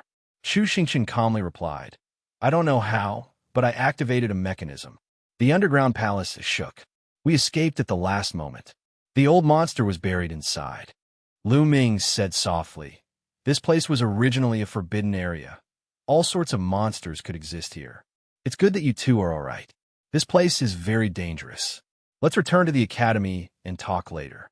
They replied in unison, "Okay." Chu Xingqian glanced at Xiao Shi, unable to help but recall a previous scene in the underground palace. Xiao Shi's uncle gave her a red string with a golden bell attached, saying, "This is a storage device and also a communication device of the Yanhu clan. You must get out. Don't let outsiders suspect this place." After speaking to Xiao Shi, he turned to Chu Xingqian and instructed, "And you must retrieve that stone. If His Highness considers you his successor, then show me your abilities. If you want to help the Yanhu clan, after you get out, collect 10,000 top-grade soul crystals." Chu Xingqian nearly fainted at that moment. 10,000 top-grade soul crystals. Activating this mechanism requires a lot of soul energy. Our level isn't high enough, so we can only rely on the help of soul crystals. Chu Xingqian curiously asked what the mechanism did. He calmly replied, "This mechanism can awaken this island. The flying ship will rise into the air and begin to return. Everyone be careful not to fall." Looking at the island, Chu Xingqian thought to himself, "I didn't expect Anhong to leave behind such a large mechanism." Then he scratched his head, "But it needs 10,000 top-grade soul crystals. Even if I sold myself, it wouldn't be enough." The system then appeared to comfort him. "Don't worry, the stones can be collected gradually. Congratulations on completing the escape mission. Your martial soul has been upgraded to Earth rank." Chu Xingqian scratched his head and replied, "Why is it that every time your mission rewards are so undesirable?" The system angrily knocked him on the head and said, "Didn't I already give you a tractor?" The system then pointed at the mysterious person who was locked up and asked, "By the way, what should we do with that kid?" Chu Xingqian waved at him with a friendly smile on his face, but inwardly replied, "Just leave him there. Swallowing him now would alert the enemy. They might send someone over." The mysterious person, watching Chu Xingqian smile until he almost fainted, couldn't help but think, his smile is truly disgusting. Suddenly, the young prince ran over and pointed ahead, saying, "Master, look. We've arrived at Wu Jian Island." He said expectantly, "From now on, I can go to school with Master. I will definitely cultivate diligently." Shizhua grinned and said, "I'll have to soak myself in the training room every day, practicing my swordsmanship. I'll become a great hero soon." Chu Xingqian also said excitedly, "I have to work hard on the farm too." At this time, in the Ascendant Plaza, the sun was shining brightly, and everyone was there. Lu Ming spoke up, "Everyone has worked hard. I'll send someone to take you to rest." The young prince asked, "Teacher, we're not tired. Could you take us on a tour of the academy first?" "All right, but I have something urgent to attend to. Wang Ming, you take your junior brothers and sisters for a walk." A young man stepped forward and cupped his hands in response. "Yes, sir." The young prince said expectantly, "I thought the Boundless Academy was a commoner's school, but unexpectedly, it looks quite impressive. Senior brother, take us to see the dormitories." Wang Ming replied with some embarrassment, "All right." The rooms here seem to have been built a long time ago, and the materials didn't seem very good. The walls were covered in green moss in some places, and cracked in others. They looked at each other in silence, not knowing what to say. The young prince spoke up, "This is really shabby." Chu Xingqian also said helplessly, "It seems a bit different from the main gate." Wang Ming coughed and said, "We renovated the academy last year, but after fixing the gate and the plaza, we ran out of funds." The young prince walked in and thought in surprise, inside there are bunk beds. He saw a row of long beds lined up close together. Suddenly, the young prince screamed in fright, "Cockroaches! There are cockroaches!" Shizhua felt it was a bit crude, but said it was probably all right to live in. He went to Wang Ming and said, "As long as there's a training room, it's fine. Senior brother, can you take me to see it?" Wang Ming broke out in a sweat and replied, "All right." It was a dilapidated, decaying room. Seeing Shizhua was silence. Wang Ming explained, "This is the old training room, 200 years old. Be gentle with the equipment inside. They're all antiques." Shizhua was silent for a moment, then turned around and said to Wang Ming with a frustrated expression, "I want to drop out." The young prince, standing beside him, clearly wanted to drop out too. Wang Ming cried out in alarm. Bing Xiaoling felt that it wasn't a big deal and said, "These things are fine, but I often need a lot of medical books. What about the library?" Wang Ming led her into a dark room, cobwebs strung across the bookshelves on both sides, with only a few books, which even looked decayed. Bing Xiaoling silently went to stand beside Shizhua and the young prince. Chu Xingqian then chuckled and said, "Oh, everyone, don't have such high expectations. As long as there's a place to farm, it's fine, senior brother. I want to see my field."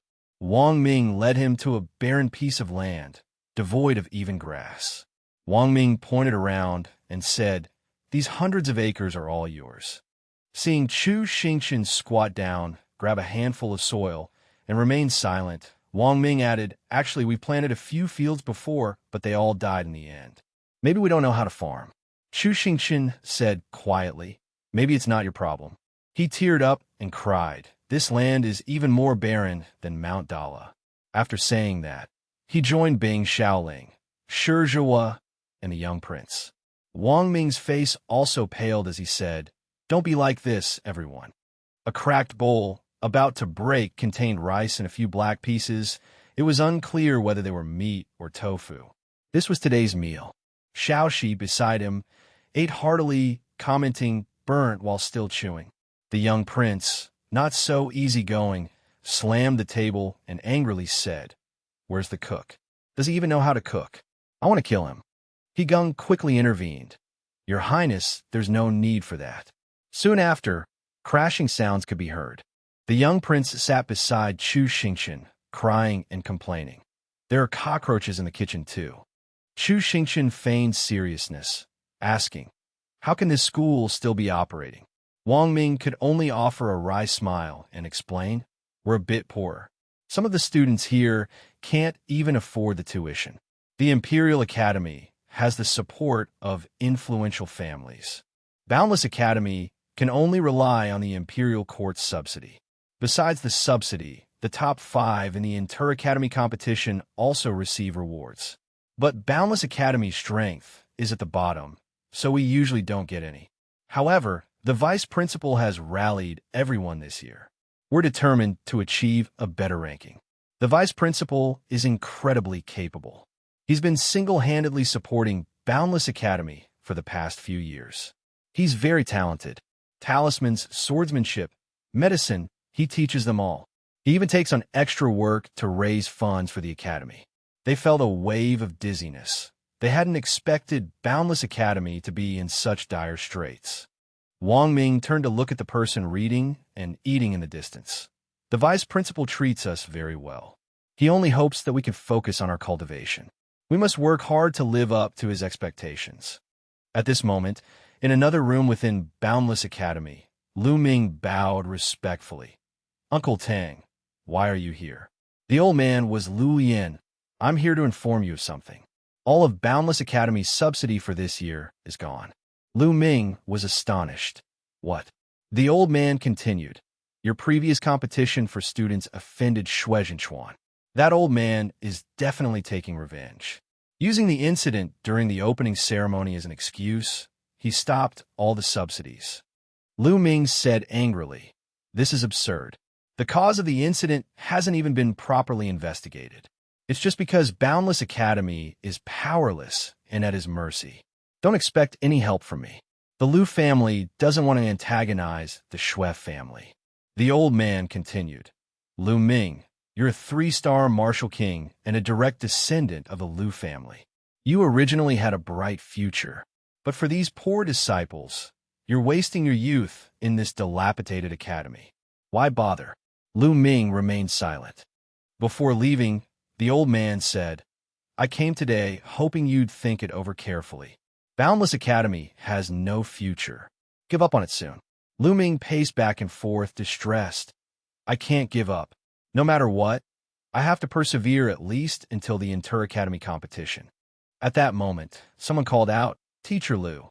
Lu Ming asked in surprise, "Xingqian, what's the matter? Finished the tour already?" Chu Xingqian replied with a smile, "Yes. The environment is very intimate." Lu Ming forced a laugh. "The conditions here aren't good. You'll have to rough it." He had toured the place and found Boundless Academy's environment to be quite good. The students were also friendly. It was just a bit lacking in funds. He paused for a moment, then approached Lu Ming and said, "But I have a good way to make money. Would you like to hear it?" Currently, the students in the academy were gathered together, discussing amongst themselves. They had just heard some unpleasant news. "I heard our academy's subsidy has been canceled." "What? On what grounds?" Another student asked indignantly. Someone said worriedly, "Will the academy be shut down? I worked so hard to get into Boundless." Another student replied, "I'm only here for the subsidy. If there's no money, I might as well drop out." Just then, another student rushed over and shouted, "Hey, it looks like they're teaching farming over there." The vice principal said Boundless has to become self-sufficient. They're promoting something called agricultural cultivation. Easy to learn, and there are even scholarships. Hearing about scholarships, everyone's eyes lit up. There's such good things. Let's go check it out. Chu Xingqian was there, seriously instructing everyone. "This is shadow demon manure. Mix it with the soil, 25 pounds per acre. It can improve the soil quality." Shizhe was eyes brightened. "Brother Chu, so you've been stockpiling shadow demon manure." Chu Xingqian struck a handsome, self-satisfied pose. "Of course, I consider it black gold. Before leaving Blackmire Camp, I filled a whole storage ring with it." Shizhe gave him a thumbs up. Truly far-sighted, as expected of Brother Chu. The surrounding people wiped their sweat, thinking a storage ring full of shadow demon manure. Chu Xingqian handed a bag of shadow demon manure to a nearby student and instructed, "But the storage capacity of the ring is limited. It can only improve a few dozen acres. Let's use this land to grow spiritual herbs. The spiritual energy here is thin. You'll need to infuse spiritual power during the growing process. Everyone, mix the manure into the soil first. Then I'll teach you how to plant." Chu Xingqian waved his hand. Former Blackmire camp members gather. When Shizhe and the others arrived, he said, "The conditions at Boundless are poor. I know everyone is disappointed." At this moment, the young prince was still bothered by the cockroaches in this place. Chu Xingqian continued, "But poor conditions have never been an excuse for laziness. Weren't things the same when we first arrived at Blackmire Camp? This is the development plan the vice principal and I discussed. Take a look." He took out a book and gave it to Shizhe and the others to peruse. The cover clearly stated, "Boundless Academy, 5-year economic development plan." He continued, "Boundless is currently short of funds. Most disciples are self-taught. There's no other way. I want to expand agricultural cultivation to develop the economy, so everyone can progress together and spread the glorious ideals of Blackmire Camp. You followed me to Boundless, so trust me, and trust yourselves.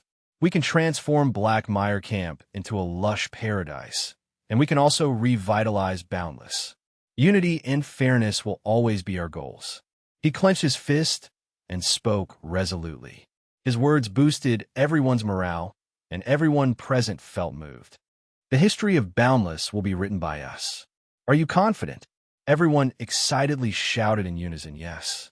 Someone couldn't help but ask, do we need to cultivate the sea? I happen to be a water elementalist. Another person said, I can do ideological work. Seeing this scene, the young prince couldn't help but think, Master is so amazing. A few words, and everyone is fired up. I want to be like Master. Looking at the group, someone couldn't stand it and asked, why are those guys acting like they've been injected with chicken blood? Who knows? And what's this about agricultural cultivation? Are those pampered brats joking with us? Can agriculture really be cultivated? Another replied, who knows? Just listen to the vice principal. On one side, a curious individual tasted the Chiyu-Ma fertilizer.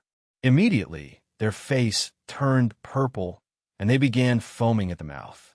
Meanwhile, the mysterious figure silently watched, observing without a word. Boundless Academy's temporary student council. Chu Xingqian and the others sat around a table, seemingly in discussion. Chu Xingqian, resting his chin in his hands, said, our primary goal at this stage is to make money. The academic department will organize students into groups of 5 to learn how to cultivate spiritual herbs. All harvested herbs will be sold. Bing Xiaoling carefully recorded his words. He Gung asked in confusion, sell everything.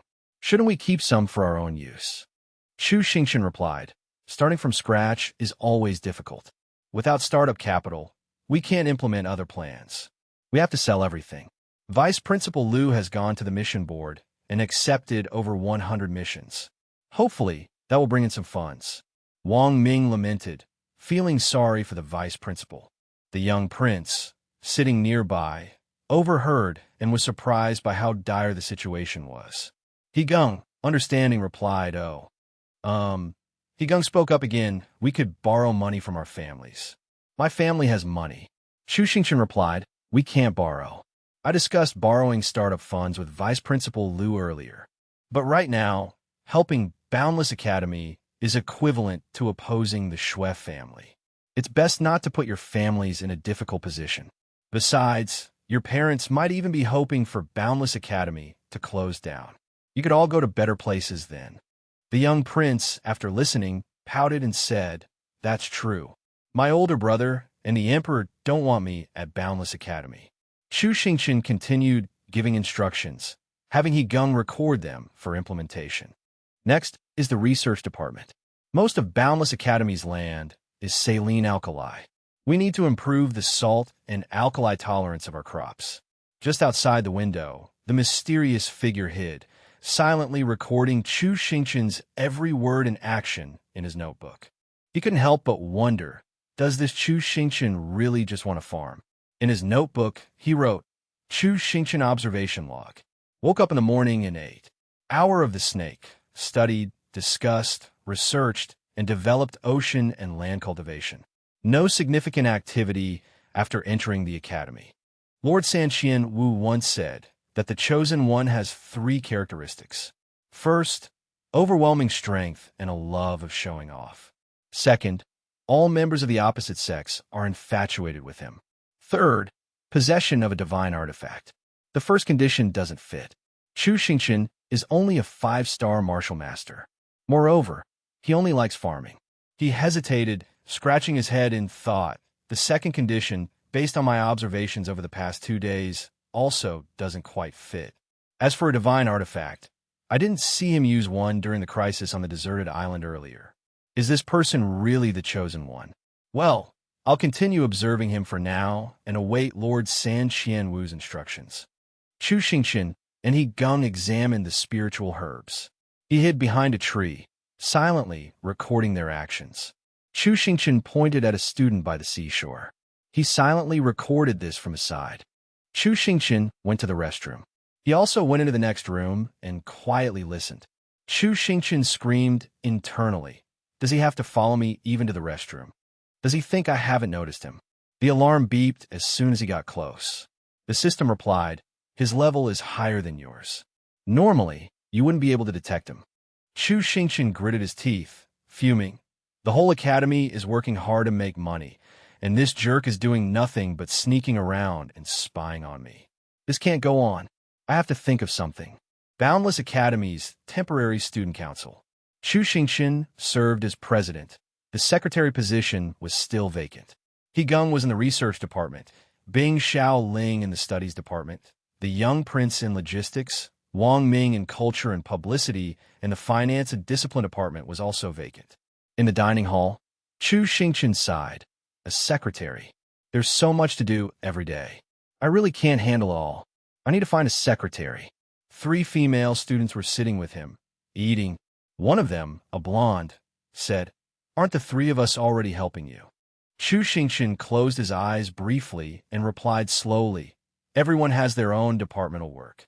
It's not good to always bother you all." One of them said, "It's all right. Being able to be by your side every day, Teacher Chu, makes us happy. It really does."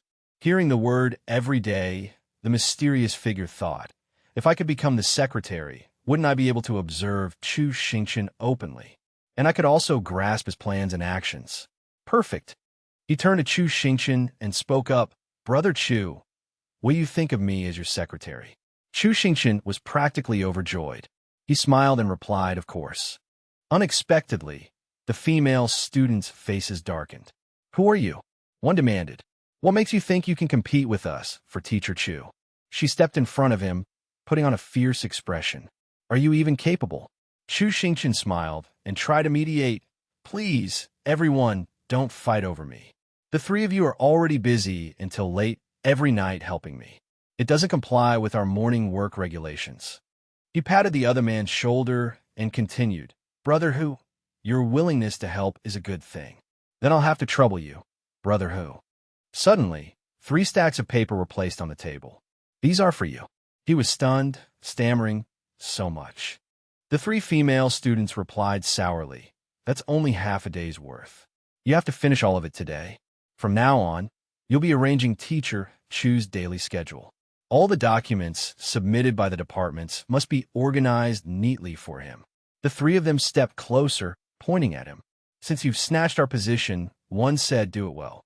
Understand, if you don't do a good job or want to resign, don't blame us for being ruthless." Another chimed in, "That's right. Do your duty properly. Hurry up and get to work," another added. He had no choice but to comply, ultimately resigning himself to the task. With both hands occupied, he had no time to rest. Someone else came over. "Secretary Hu, this is the alchemy plan proposed by the studies department."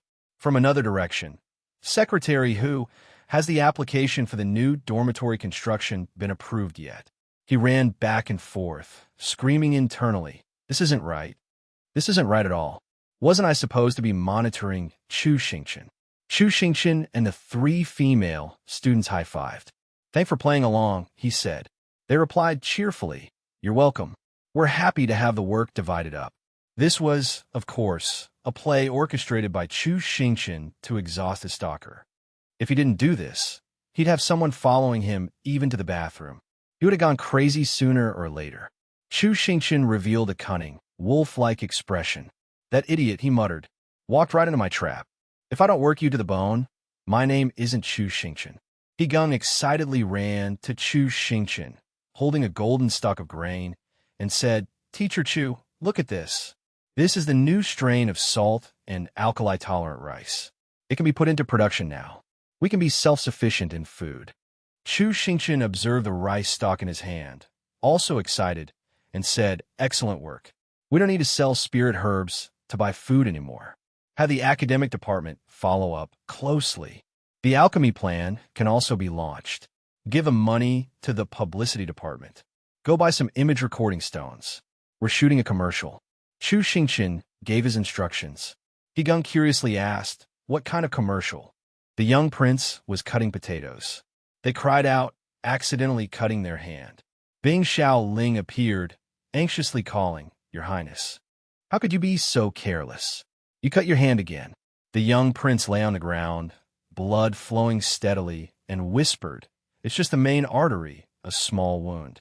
Bing Xiaoling smiled and took out a bottle of medicine, saying, even small wounds can't be ignored. Try the Black Swamp Village blood clotting pill. A secret recipe of the Lan Shui family. Contains 7,749 kinds of precious medicinal herbs, especially for cultivators. Delicious, no refrigeration required. Effective both internally and externally. Even if your head is separated from your neck, it can stop the bleeding. Bing Xiaoling introduced, slightly trembling. The young prince raised their hand and said, wow, my hand is healed. They gave a thumbs up, praising Black Swamp Village blood clotting pill, a life-saving miracle drug. Bing Xiaoling shyly turned away, saying, Her Highness the Third Princess highly recommends it. When purchasing, please look for the Boundless Academy trademark. Chu Xingchen looked coldly at the content just broadcast on the image recording stone. What they had just seen was, of course, the commercial they filmed.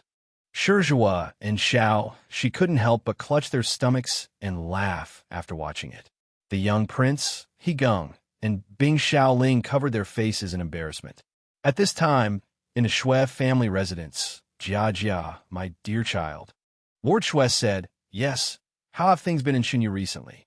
Mo Ran simply replied, focusing on cultivation. You are the heir of the Shui family. Just focusing on cultivation is not enough. You must also learn how to handle social relationships. You should interact more with Ishan. He's your fiancé. She only gave a soft acknowledgement. After Boundless Academy closes, the princess and the two Sure boys will also come to Xinyu. At that time, you must interact with them more. Mo Ran asked close. Boundless Academy's situation doesn't seem bad recently. Hearing her say this, Lord Shui was unaware of this matter. Come and see.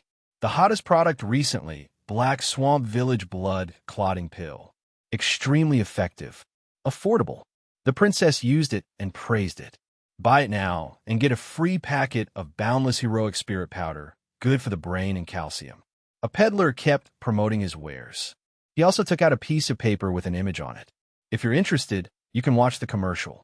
The paper replayed the image of the young prince, saying, Black Swamp Village blood clotting pill, a life-saving miracle drug. One of the onlookers said in surprise, is this printed on paper using an image recording stone? How novel. Another person couldn't help but laugh and say, haha, it doesn't look very trustworthy. Give me a bottle. The surrounding people gossiped. Another stall selling Limitless Academy's goods. There are so many. Someone said, the poor school can't stay open anymore. They've started peddling goods. They really know their place. Someone else remarked, the princess isn't cultivating. Instead, she's filming this. How embarrassing for the royal family. Another person, though disapproving, still praised. But this blood-clotting pill is more effective than others on the market. I heard it's the Shui family's secret recipe. One person retorted unhappily, that's a scam. Someone already asked old Madame Shui. There's no such secret recipe from the Shui family. Another person chimed in. This kind of secret recipe must have been stolen by those poor devils. Click-clack 158,007. Chu Xingchen and his companions cheered. We earned 158,007 this month. Amazing. The person typing on the keyboard was, of course, Chu Xingchen's secretary, who? He had lost a lot of weight and looked haggard. Clearly, Chu Xingchen had been working him to the bone. Chu Xingchen said, first, distribute scholarships to students with financial difficulties and excellent academic performance. All departments needing funds for projects, quickly submit them to Secretary Hu. Next is the new product plan. We'll sell them using the blood-clotting pill strategy. He held up a piece of paper. Written on it were Red Man Toothpaste, Blue Sun Horn-Building Powder, Rejuvenation Dew, and Limitless Caviar. The system popped up and asked, where did you get these random elixir formulas? Chu Xingchen said smugly, just some everyday items I researched at Mount Dala.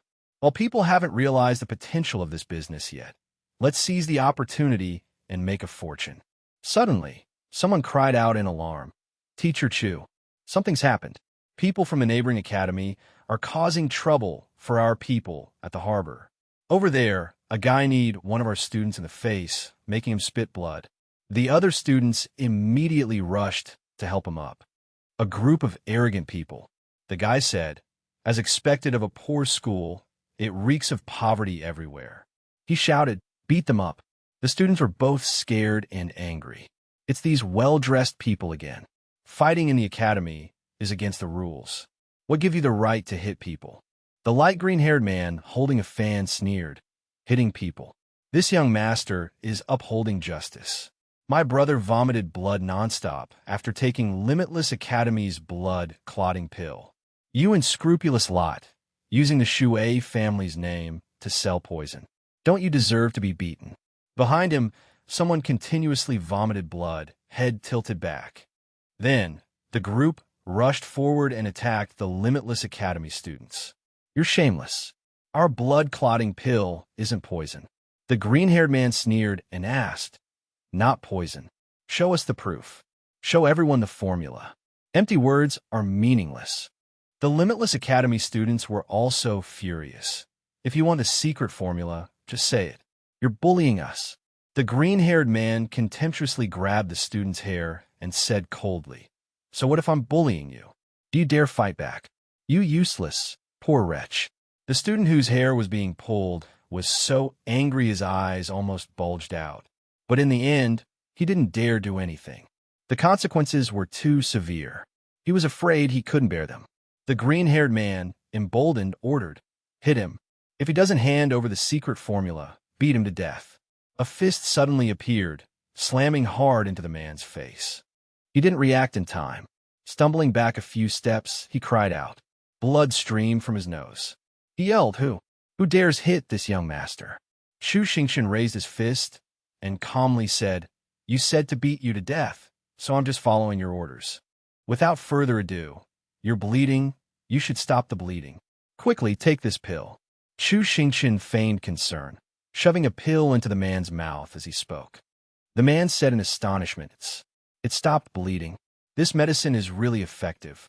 He paid no attention to the pale faces of his companions. Shu Xingqian smiled amiably and said, "Is that so?" Then, another fist came crashing down onto the bridge of the green-haired man's nose. Shu Xingqian cursed, "Damn it, and you still dare call the blood-clotting pill poison." The green-haired man roared in fury, "You dare hit me. Do you know who I am? You got guts." A clear voice rang out, "I think you're the one with guts. Causing trouble at Limitless Academy. Do you take me for a dead man?" "Your Highness." The green-haired man was instantly stunned. The veins on his forehead bulged as he shouted, "What are you doing? How dare you seize me? Let me go. Even Her Highness can't abuse her power." Third Princess Lan Kui coldly replied, "Causing trouble at Limitless Academy, and you accuse me of abusing my power." Hearing this, the green-haired man calmed down slightly. Ignoring his still bleeding nose, he offered a mock bow. "Forgive me, Your Highness, but I didn't come here to cause trouble. I am Yu Tong of the Divine Moon Sect. Your Highness, there's something you don't know. Recently, this blood-clotting pill has caused quite a stir. Many people have experienced adverse reactions after using it." He glanced at Shu Xingqian and continued, "I believe Limitless Academy is taking advantage of your reputation to add something to the medicine. That's why we requested they disclose the formula to protect your reputation." Third Princess Lan Kui snapped, "Stop talking nonsense. There are no adverse reactions." He retorted, "Every word I speak is true. The Chu family clinic has treated such patients." He continued smugly, "The second prince has dispatched people to investigate this matter. Limitless Academy just opened and already had an airship incident. Now this. The Ministry of Rights is preparing to revoke Limitless Academy's teaching license." The students' faces darkened. "What? Are we doomed?" A voice suddenly rang out, dispelling everyone's panic. "Limitless Academy's license will not be revoked." Everyone cried out joyfully. Vice Principal Lu Ming walked over with a calm expression. "I just returned from the Ministry of Rights. I've discussed this year's Inter-Academy competition. As long as Limitless Academy places in the top 3, the teaching license will not be revoked. His Imperial Highness, the First Prince, is willing to vouch for Limitless Academy." Third Princess Lan Kui, surprised, exclaimed, Ah, my imperial brother. The green-haired man sneered. Top 3. He continued his scornful laughter. Don't even mention the top 3. You won't even make it past the qualifiers. He continued to provoke the students, filling them with anxiety and discouragement. You think having a few talented students can turn the tide? The Inter-Academy competition is a team event. With your meager strength, it's laughable. You're better off handing over the secret formula. The second prince might still save some face for you. He stepped closer to third Princess Lan Kui and whispered, Your Highness, these ignorant fools are not worthy of you. Am I right? I'm here today to deliver a message from the second prince. Limitless Academy has harmed the interests of the noble families, and it won't last much longer. Obediently return to Divine Moon Academy. That's where you belong, Your Highness. The third Princess Lan Kui retorted with extreme displeasure. You know, there are 2 kinds of people I hate the most. One is a villain who bullies others using their power like Lam Feng Dad. And the other is a pig-headed fool who throws their weight around like you. The third princess's eyes flashed red, radiating a chilling aura. Moments later, the group was tied up and hung in front of the sign.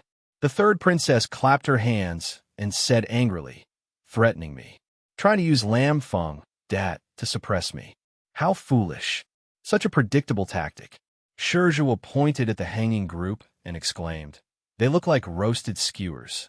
The third princess turned to Chu Xingqian, beaming, and asked, Master, did I do well? Chu Xingqian gave her a thumbs up. You did great. It seems you've been studying hard. He Geng, standing beside them, was bewildered. What in the world have you been teaching her? Unfortunately, no one answered. The other students of Limitless Academy weren't as optimistic. They were very worried. Someone behind them said, These new students are too impulsive, sticking their noses where they don't belong. Another student worriedly asked, She has a princess backing her. Of course, she's not afraid. But won't the Chu family hold a grudge against us? Someone else chimed in, We'll never make it into the top 3. We should just hand over the formula and be done with it. Hearing this, the third princess angrily shouted, Hey, what's wrong with you all? She walked up to the person who had just spoken and demanded, I stood up for you, and you say I'm sticking my nose where it doesn't belong, and you want to hand over the formula. Do you have any backbone at all? They clasped their hands helplessly and said, Please calm down, Your Highness. We can't afford to offend those people. We're used to enduring a bit of bullying. It doesn't affect our cultivation. You helped us today, but after you leave, we'll be bullied even more. We're just trying to protect ourselves. Although the third princess was angry, she couldn't argue against their reasoning. Lu Ming appeared, walked over, and gently advised, Please calm down, Your Highness. There's something we need to discuss. Please come with me. You want us to participate in the Inter-Academy competition? The third princess asked. Of course. Didn't you see how arrogant that guy was just now? Hearing this, the third princess clenched her fist and declared resolutely, I will definitely defeat him. Lu Ming breathed a sigh of relief. That's good. Limitless Academy's students haven't shown much interest in the Inter-Academy competition. Things are looking much better now that you're here. Now that you've decided to participate, I'll start a special training session in 2 days. Here's the training plan. Please take a look. The third princess read it seriously. Classes start at 2/4 past the hour of the hare. Lu Ming stood there, explaining to everyone. The Inter-Academy competition will begin with a 30-person team competition. Only the top 14 academies will qualify for the 7-person elite competition. The final score will be based on a comprehensive point system. Chu Xingqian dozed off while listening, his mouth agape and drooling. The system appeared and poked his head. Wake up and pay attention. Put some effort into this. Chu Xingqian mumbled sleepily. It's only 5:30 a.m. I usually don't get up until 7 o'clock. The helpless system had to personally take notes on Lu Ming's instructions. The system grumbled, useless, still relying on me. Lu Ming continued, 63 students have agreed to participate in this year's competition. From among you, 30 will be chosen to represent Limitless Academy, and this will also decide the fate of Limitless Academy. But my expectation for you all is not just top 3, but to win first place. Only by winning first place can Limitless Academy truly turn the tables. And this year, the top team will gain entry to the Sword Tomb Valley. Chu Xingqian sleepily leaned his head on Xiaoxi. A thump sound was heard. Xiaoxi angrily pushed him onto Shi Zhiwu's shoulder. Having heard of Sword Tomb Valley, but unsure of its significance, Shi Zhiwu asked, Sword Tomb Valley. Lu Ming explained, Sword Tomb Valley is located in the west of the Divine Kingdom. It was once the Holy Sword Pavilion, where countless powerful figures left their treasures after ascending, leaving behind opportunities for future generations. A student excitedly exclaimed, if I could visit Sword Tomb Valley once, my life would be worthwhile. Shi Zhiwu nudged Chu Xingqian, saying, we must strive for first place. The first place team will also receive a 5 million reward. Chu Xingqian suddenly sat up straight, eyes gleaming, drool dripping. 5 million. First place. We must win first place. Although Lu Ming looked tired, he smiled and said, good, that's the spirit. Next, we must quickly raise our levels. Take Xinyu Academy as an example. Their team members are all 2-star Grand Martial Masters or above, but our strongest is only a 3-star Grand Martial Master. Many are still at the Martial Master realm. Every 5 stars is a realm, and each realm breakthrough grants an awakening skill. Ascending to the Martial Artist realm grants a Destiny skill. From Martial Artist to Martial Master grants a Martial Master skill, and from Martial Master to Grand Martial Master grants a Grand Martial Master skill. We are inferior to our opponents in Grand Martial Master skills, which is very disadvantageous in battle. Chu Xingqian asked the system in surprise, leveling up grant skills. Why don't I have any? The system faked a cough and said, ahem, the cards I gave you count as skills. Then, the system pulled out 2 cards, Grand Entrance, a Destiny skill with a 3-year cooldown. Mesmerizing Voice, a Martial Artist skill with a 1-day cooldown. Chu Xingqian complained, the cooldowns are too long. The system adopted a lecturing tone, so you should level up quickly. You've been stuck at 5-star Martial Master for how long? Others are already Grand Martial Masters. I hope the host will soon reach the Grand Martial Master realm and shorten the skill cooldown times. Chu Xingqian bluntly retorted, useless, my grandpa is more reliable. Lu Ming continued, I've researched agricultural cultivation methods, very suitable for leveling up and building a foundation. Lu Ming led everyone to a plot of land and solemnly announced, therefore, today's training is for each of you to cultivate 50 acres of land. Chu Xingqian exclaimed in shock, what? He thought, because of the soil issues at Limitless Academy, the seeds need to be infused with soul power to ensure their survival rate. Chu Xingqian became even more afraid. Planting 50 acres wasn't easy to begin with, and now he had to continuously infuse them with soul power. Water element users can't use tools to catch fish. They can only use soul power to control 1,000 fish. Earth and wood element users building the dormitories also have to use soul power to build 10 buildings. Everyone can choose the training method that suits them best. Let's begin. After hearing this, the little prince's jaw dropped. Chu Xingqian exclaimed, do you want us to work ourselves to death? The system, while fanning him, gloated, didn't you like farming? Go farm. Chu Xingqian was on the verge of tears. A hobby turned into a task is no longer a hobby. I'm not old Shi. Swish swish, behind him, Shi Zhiwu was continuously digging. Chu Xingqian dejectedly said, I'm so envious of old Shi's stamina. Lu Ming, standing beside him, continuously clapped and encouraged. Student Chu, don't be lazy, cultivate diligently. If your soul power is depleted, use pills to replenish it. Then he ran over to Bing Xiaoling and instructed, keep your body in a state of overload. The earth element students beside them also had bloodshot eyes, as if possessed. Lu Ming continued to clap and encourage. Come on, come on. After the basic training, there's also a team analysis session. You can eat after you finish studying. Everyone, hurry up. At dinner time, Chu Xingqian collapsed face down on the dining table, without even the strength to eat. The little prince said fearfully, the training is terrifying. After grilling 10,000 fish, there's still a theory lesson. Later, we still have to meditate. It feels like he wants us to work ourselves to death. Bing Xiaoling, although tired, replied understandingly. After all, the gap between us and the other academies is too big. Teacher Lu Ming is also in a difficult position. Limitless Academy already didn't have enough teachers, and we lost a lot more recently. Currently, he's the only one who can lead the special class. I don't know how much longer he can hold on. Chu Xingqian suddenly opened his eyes, but remained silent.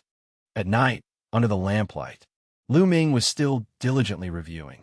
He rested his forehead on his hand, wondering if the training intensity was too high. 9 people had already requested to withdraw from the competition today. But with such a large difference in levels, how could they catch up without this kind of training? Perhaps tactics could compensate for their shortcomings. But he held the 30-team battle strategy analyses they submitted, looking at them one by one. On them was written, 30-person team battle strategy analysis.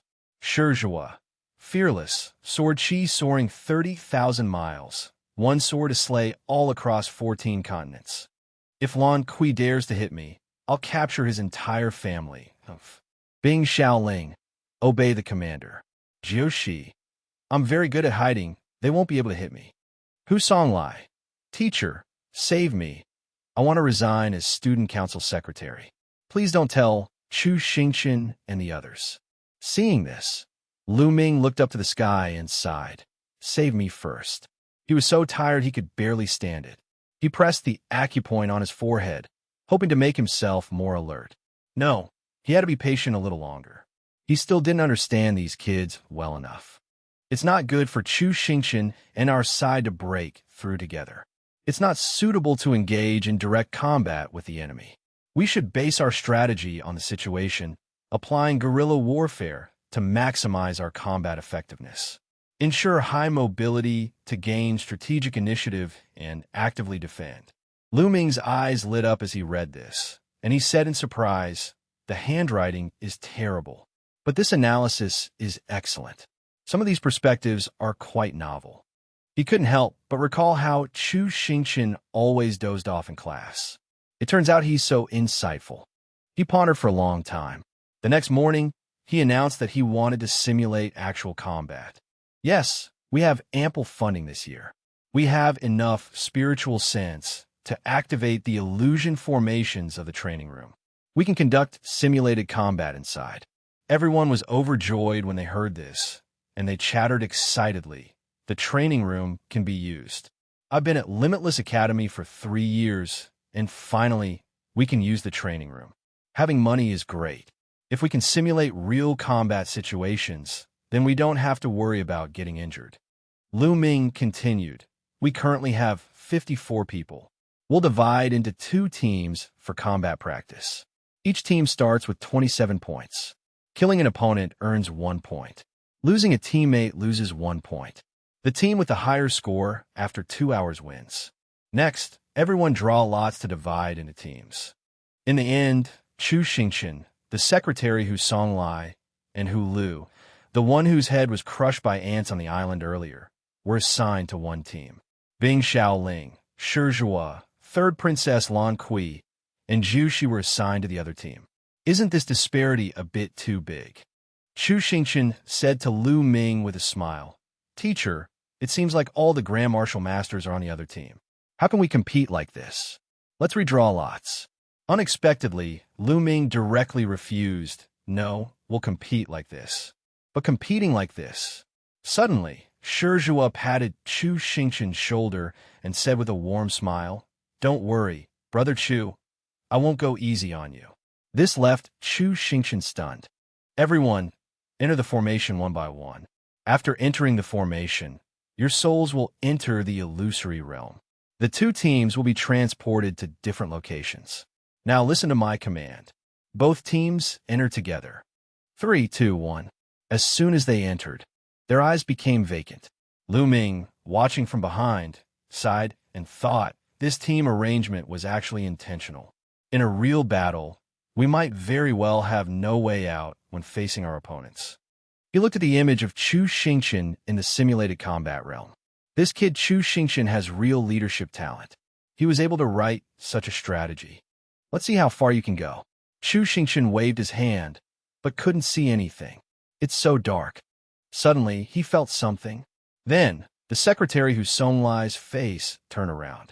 His fingers were still glowing.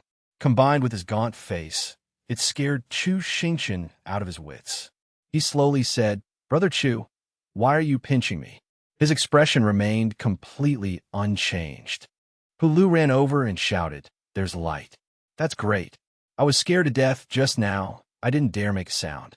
Meanwhile, Chu Xingqian beside him was gasping for breath, clearly terrified. "It's too dark here. What should we do?" Chu Xingqian summoned his golden pupil martial soul and said, "Don't make the light too bright. Be careful not to expose ourselves. The night isn't long in the illusionary realm. Let's scout the terrain first. Later, everyone tell me about your martial soul abilities. I have a plan." A moment later, Chu Xingqian held a torch, leading everyone forward. Hu Songlai, from behind, said, "Do we really have to act now? Can't we wait until morning?"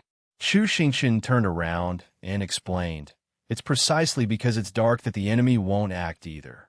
Besides killing for points, there are also battle flags in the exam area. Just capturing one adds 10 points. We can't confront the enemy directly. That's why we need to take this opportunity to search for point items." Suddenly, Hu Songlai yelled, "Look out!"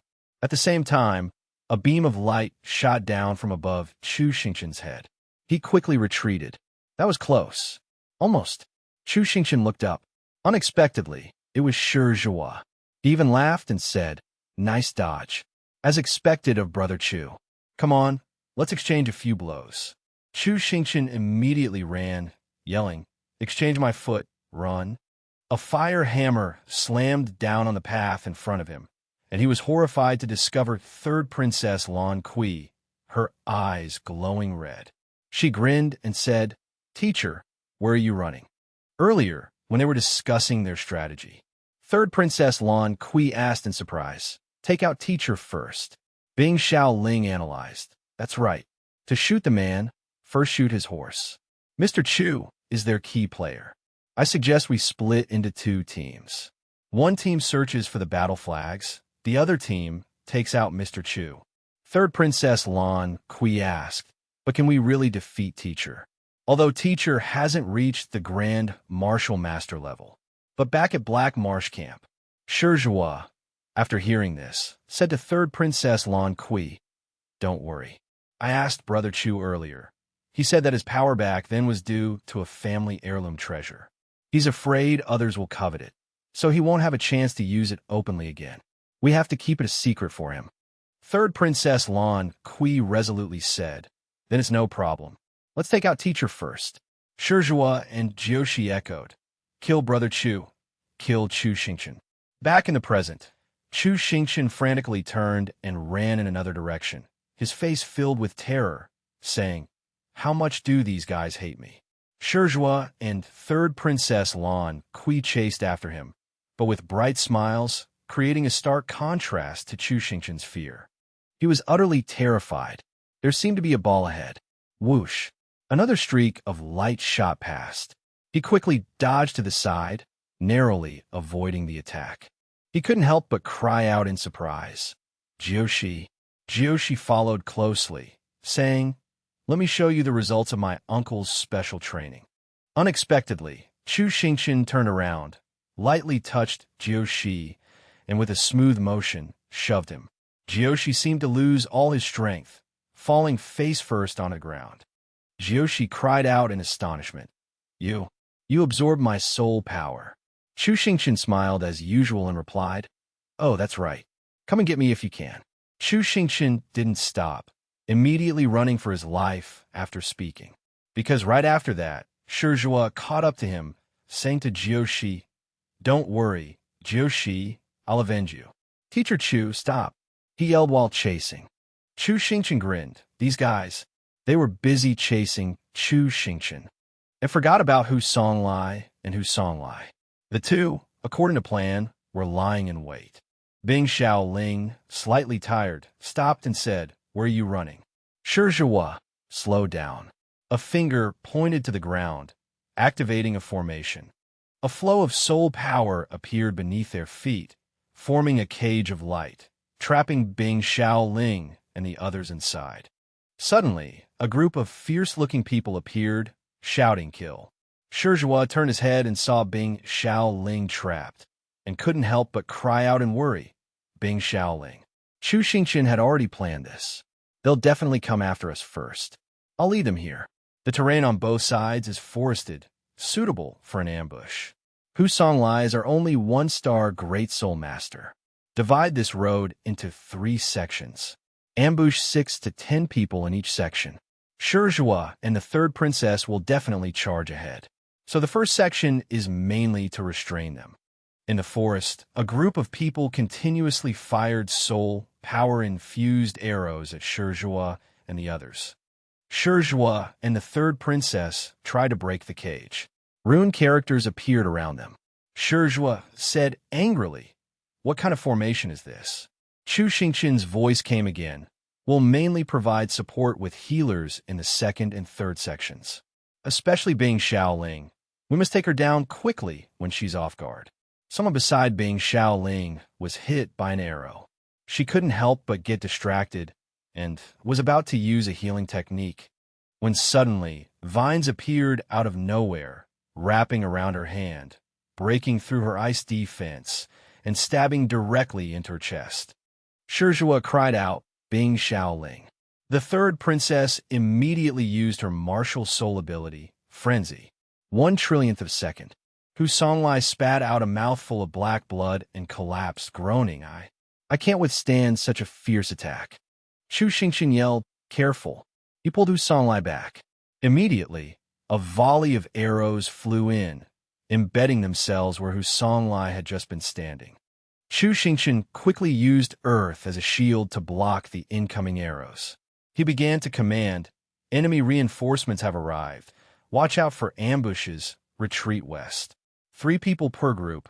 Hide in the bushes." Hu Songlai, pale-faced, said weakly, I can't move anymore. Run on your own." Chu Xingqian picked him up and said, "Are you kidding? You're a point. How can I leave you behind?" Suddenly, several blasts of ice energy shot out from somewhere. Chu Xingqian reacted quickly, immediately grabbing Hu Songlai's leg and using him as a weapon to deflect the ice. From a distance, the third princess's teammates were aiming. Chu Xingqian threw Hu Songlai behind him as a shield, but spoke as if he were saving him. Hu Songlai, were being targeted. "Don't worry, I'll cover your retreat." Seeing this, the third princess immediately ordered her troops, "Don't let them escape. Chase them." The archer from before jumped down from the tree and advised, "Don't chase them for now. They're dispersing in an organized manner. Blindly chasing them might lead us into another ambush. Our team just found a battle flag. We should discuss our strategy first." The third princess wouldn't listen. Standing on her hammer, she roared and charged out, shouting, "Master, wait." Jiu Shi, who had been drained of her magic power earlier, was exhausted, leaning on her staff and groaning as she walked. Damn you, Chu Xingqian. I will definitely get my revenge." As soon as she finished speaking, she saw her brother Chu running past her. She thought to herself, Chu Xingqian's arrival is so timely. It's time for revenge. Chu Xingqian, delighted as if he'd won the lottery, said, "Jiu Shi, you came at the perfect time." He grabbed Jiu Shi by the collar and dragged her along, continuing to absorb her spiritual energy. Having drained her power, he used her as a shield, provokingly saying, "Come on, attack me now." Third Princess Lan Kui, astonished, cried, "Jiu Shi, Master is so despicable." She immediately ordered everyone, "Avoid Jiu Shi. Avoid Jiu Shi." With her remaining strength, Jiu Shi cursed, "Chu Xingqian, you're truly despicable and shameless." Chu Xingqian laughed triumphantly. Exactly. He thought to himself, there's a lake to the west, concealing a water spell. I'll deal with the princess first. Before he could relish his plan, an arrow suddenly struck Jiu Shi in the neck. Chu Xingqian turned and cried out, "Jiu Shi." Shizhua and Lan Kui were equally shocked. The archer in their group, her face expressionless, was revealed as the attacker. Chu Xingqian, his face filled with feigned concern, fussed over Jiu Shi. They actually did it. Jiu Shi, though hating the archer, felt even more hatred for Chu Xingqian, who had drained her power and used her as a shield. She gave him a look of contempt and raised her middle finger. A stubborn resentment indeed. Lan Kui grabbed the archer by the collar and scolded, "What's wrong with you? Didn't I say to avoid Jiu Shi when attacking? We could have pursued and saved her." The archer shrugged off Lan Kui's grip. "That's precisely why I had to act quickly and secure the win. We couldn't let you chase after her." Her expression hardened. "Haven't you learned enough from blindly pursuing? Such a large disparity in levels, and you still managed to get 6 people killed.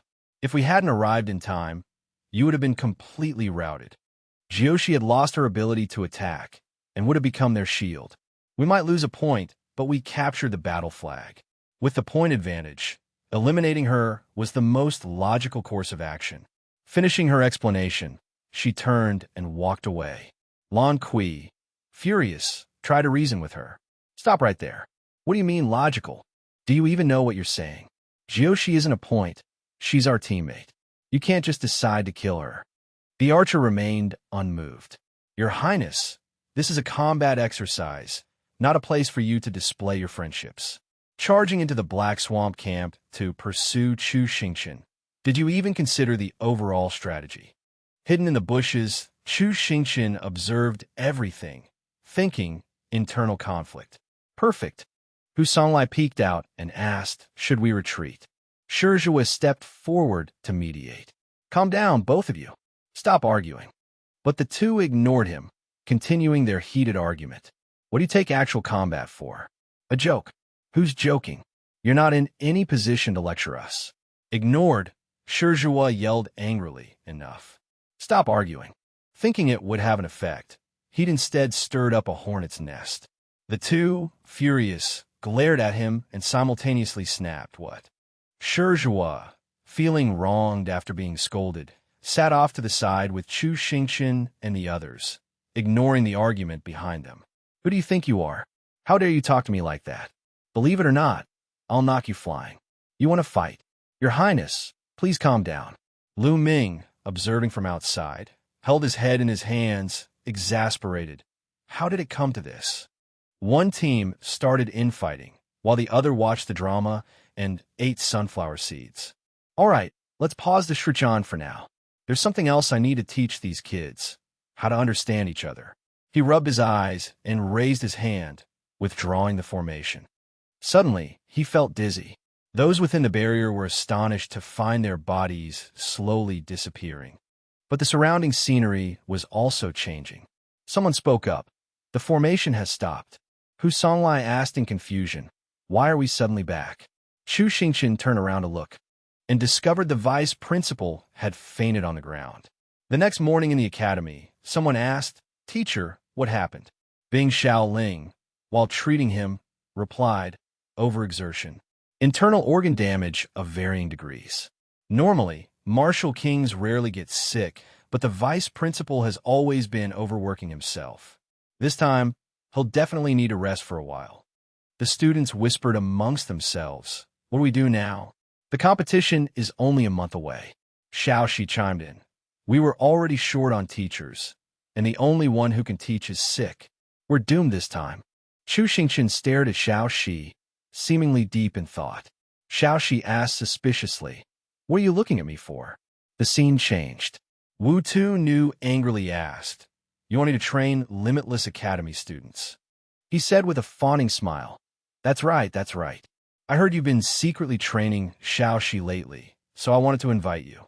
Before he could finish, Wu Tu Nu turned and walked away, not doing it. "Get lost."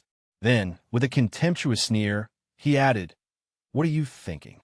What makes you think I'd help humans? The team that wins the championship can go to the Sword Tomb Valley," he said seriously. Currently, almost all the remaining members of the Yanhu clan are imprisoned in Repentance Valley. The Sword Tomb Valley is near Repentance Valley, and the two valleys share a defense system. If Limitless Academy wins the championship, you can infiltrate our 5-person team, overcome all obstacles, sneak into Repentance Valley, and rescue your clan members. I know you hate humans the most. He poked Xiao Shi in the back of the neck. Not all humans are enemies. The students of Limitless Academy have never discriminated against Xiao Shi. The poke girl nodded in agreement. Right. Chu Xingqian declared passionately. Some things, just relying on a few of us, isn't enough. But only by uniting can we achieve the great revival of the Yanhu clan. So please come teach at Limitless Academy. Wu Tunu kicked him in the butt and told him to get lost. A blade fell to the ground. Someone called out to Li Mu. The person brought a chair and sat next to her as she worked. Li Mu responded coldly. The person said to her, "You were really something today, daring to argue with the princess." Li Mu remained focused on her work. "I can't stand those self-proclaimed nobles," she said sadly. Even though they earn some money, combat simulations are still a luxury. Yet they're just fooling around, not taking the fight seriously at all. After hearing this, the other person replied, "But their strength is truly formidable. Moreover, if it weren't for them, the Wujin Academy would have collapsed long ago. This team has worked well together for years and will definitely win the prize." The person continued to chatter on, saying each person has hundreds of thousands of opportunities.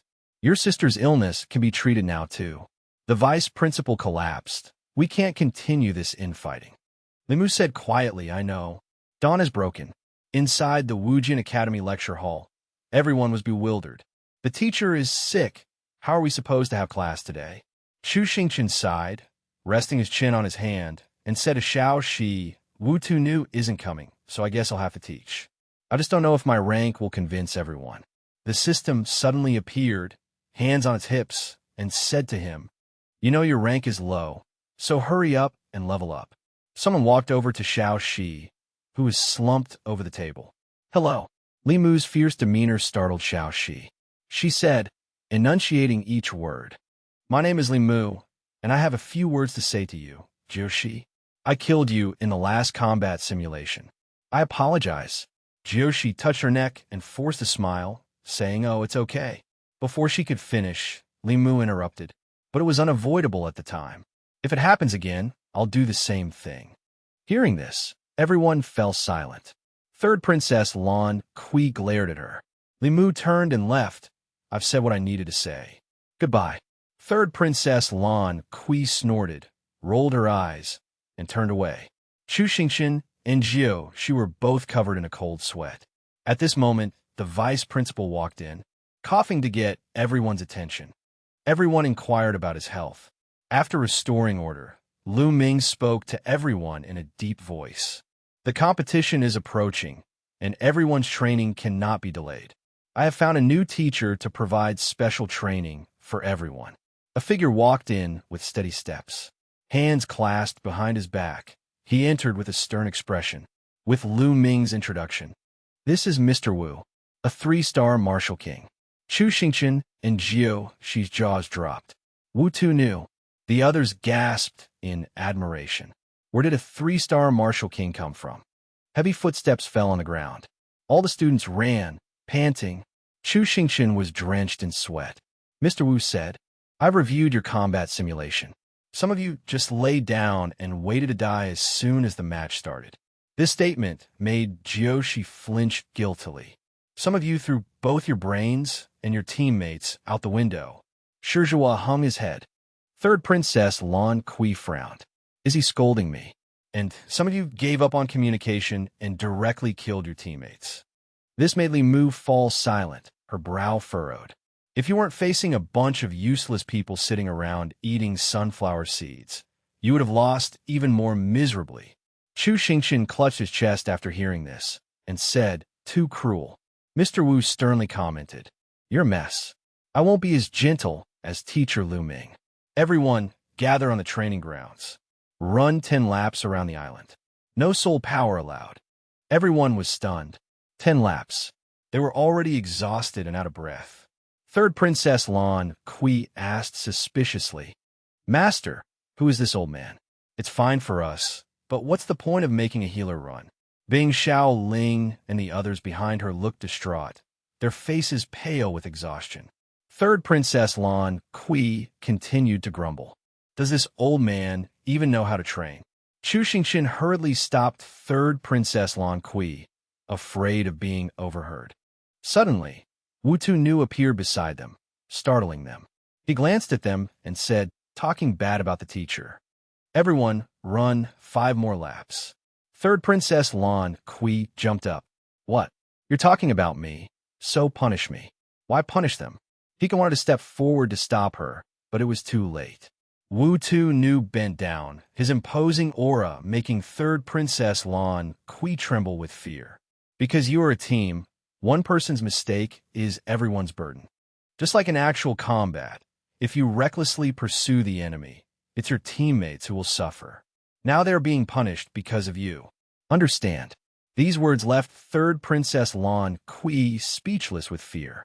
After his intimidation, he turned and left. Third Princess Lan Kui was fuming. In addition, everyone was punished with running. Anyone who couldn't keep up would be automatically eliminated. Bing Xiaoling clutched her chest, gasping for breath and pleading, "I'm sorry, I really can't run anymore." Shizhua turned back and said, "I'll carry you." Bing Xiaoling blushed. "Is that okay?" Even though he was panting, he persisted. The teacher only said we had to keep running. He didn't say we couldn't carry a teammate. He whispered to her, "Besides, I'm sorry I didn't protect you well during the Showdown."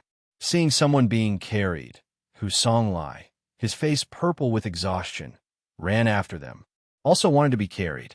Thinking about having to deal with work at night and encountering this ordeal during the day, he wailed, "It's all because of that damn Chu Xingqian." He burst into tears. "Secretary Hu, can you still hold on?" A familiar voice rang out. It was Chu Xingqian. He put his arm around Hu Songlai and said to the others, "If anyone can't run, help each other out. Don't fall behind."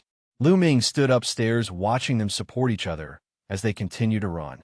He coughed again. He recalled Mr. Wu suddenly visiting him last night, under the flickering oil lamp. He asked in surprise, "You want to teach at Wujin Academy?" Mr. Wu replied sternly, "Yes. I've been in seclusion for many years, but I have some connection with the old headmaster of Wujin." Lu Ming was surprised. "You know my master." However, after hearing Mr. Wu's reply, his expression darkened. "Not really close. I heard she disappeared more than 10 years ago, and her life or death is unknown. The academy is now on the verge of decline." "Haha, I want to help out a bit." Wu Tu picked up Lu Ming's original training plan and glanced over it. "Completely useless," the old man said coldly. "It's been a month, and their ranks haven't increased much. Instead of increasing their rank, it's better to improve their willpower and team spirit." Mr. Wu's words echoed, "Combat simulation. The training is too light. Only training filled with sweat and tears can temper their will. Next, have them carry a large rock. So, I will become their common enemy." Third Princess Lan Kui was trembling with anger, glaring at him. And it just so happens that Chu Xingqian, who is very good at deceiving people, is in the team enough to unite them. A golden paper crane soared through the sky. It landed in someone's hand. Several people wearing half-masks asked each other, "Hu Songlai, what does it say?" One person read the contents of the letter. "It tells us to go save him. He still hasn't found a chance to probe Chu Xingqian." The person handed the paper to their companion. "The Inter-Academy competition is approaching. Those planted within can coordinate with him. Go and make some arrangements." This person said, "This year, the Inter-Academy competition will be held in West Monastery. West Monastery City is a suitable place to act."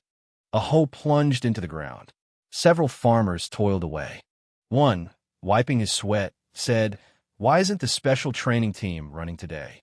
I'm not used to not hearing their miserable cries." Another replied, "The competition starts in 2 days. They've probably already left for West Monastery." The first person also froze. "Right, let's go see them off." Among the crowd, parents and children chatted. Shizhua's mother anxiously instructed, "West Monastery is very dry.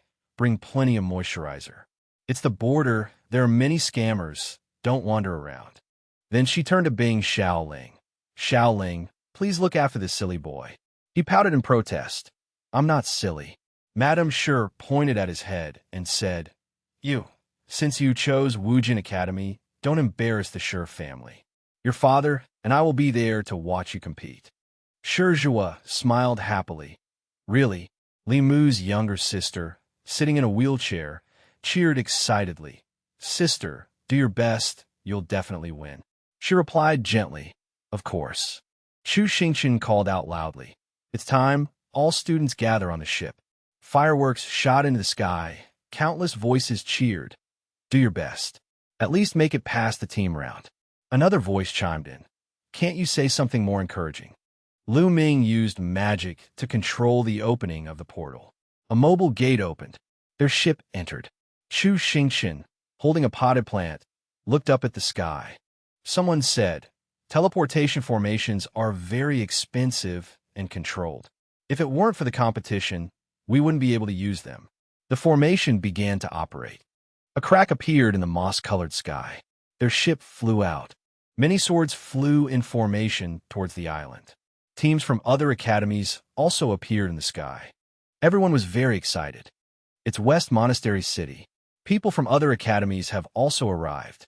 Someone pointed at the sword formation in the sky. That's the Green Mountain team. Green Mountain, West Monastery, and Divine Moon are known as the three great academies of Jialan. Those swords are all disciples of sects skilled in swordsmanship. Beast taming is an introductory course. They looked up, so majestic. Beast taming techniques must be very expensive. My martial soul isn't suitable for flying. He was immediately refuted eloquently by another. What's there to be envious about? This year, we're traveling by ship, which is even more impressive. A sudden, strong tremor startled them. A large building suddenly appeared beside them. It turned out to be Divine Moon's floating spirit palace. Watching the building fly away at an astonishing speed, some exclaimed at how much soul power such movement must consume. Truly wealthy. On the map of the boundless vast sea, after reaching Jialan, one arrives at the western monastery city of Jinghai. The western region cities lie amidst the deserts and wild mountains of Jinghai. Half desert, half ocean. They looked around excitedly. This location is a border town, a crucial intersection between Jialan and the 100 cities of the Western Monastery, where the Tao is used for trade and merchants come and go constantly. Underworld dealings are rampant here, making it a city both chaotic and prosperous. A hairy fellow clapped Chu Xingqian on the shoulder.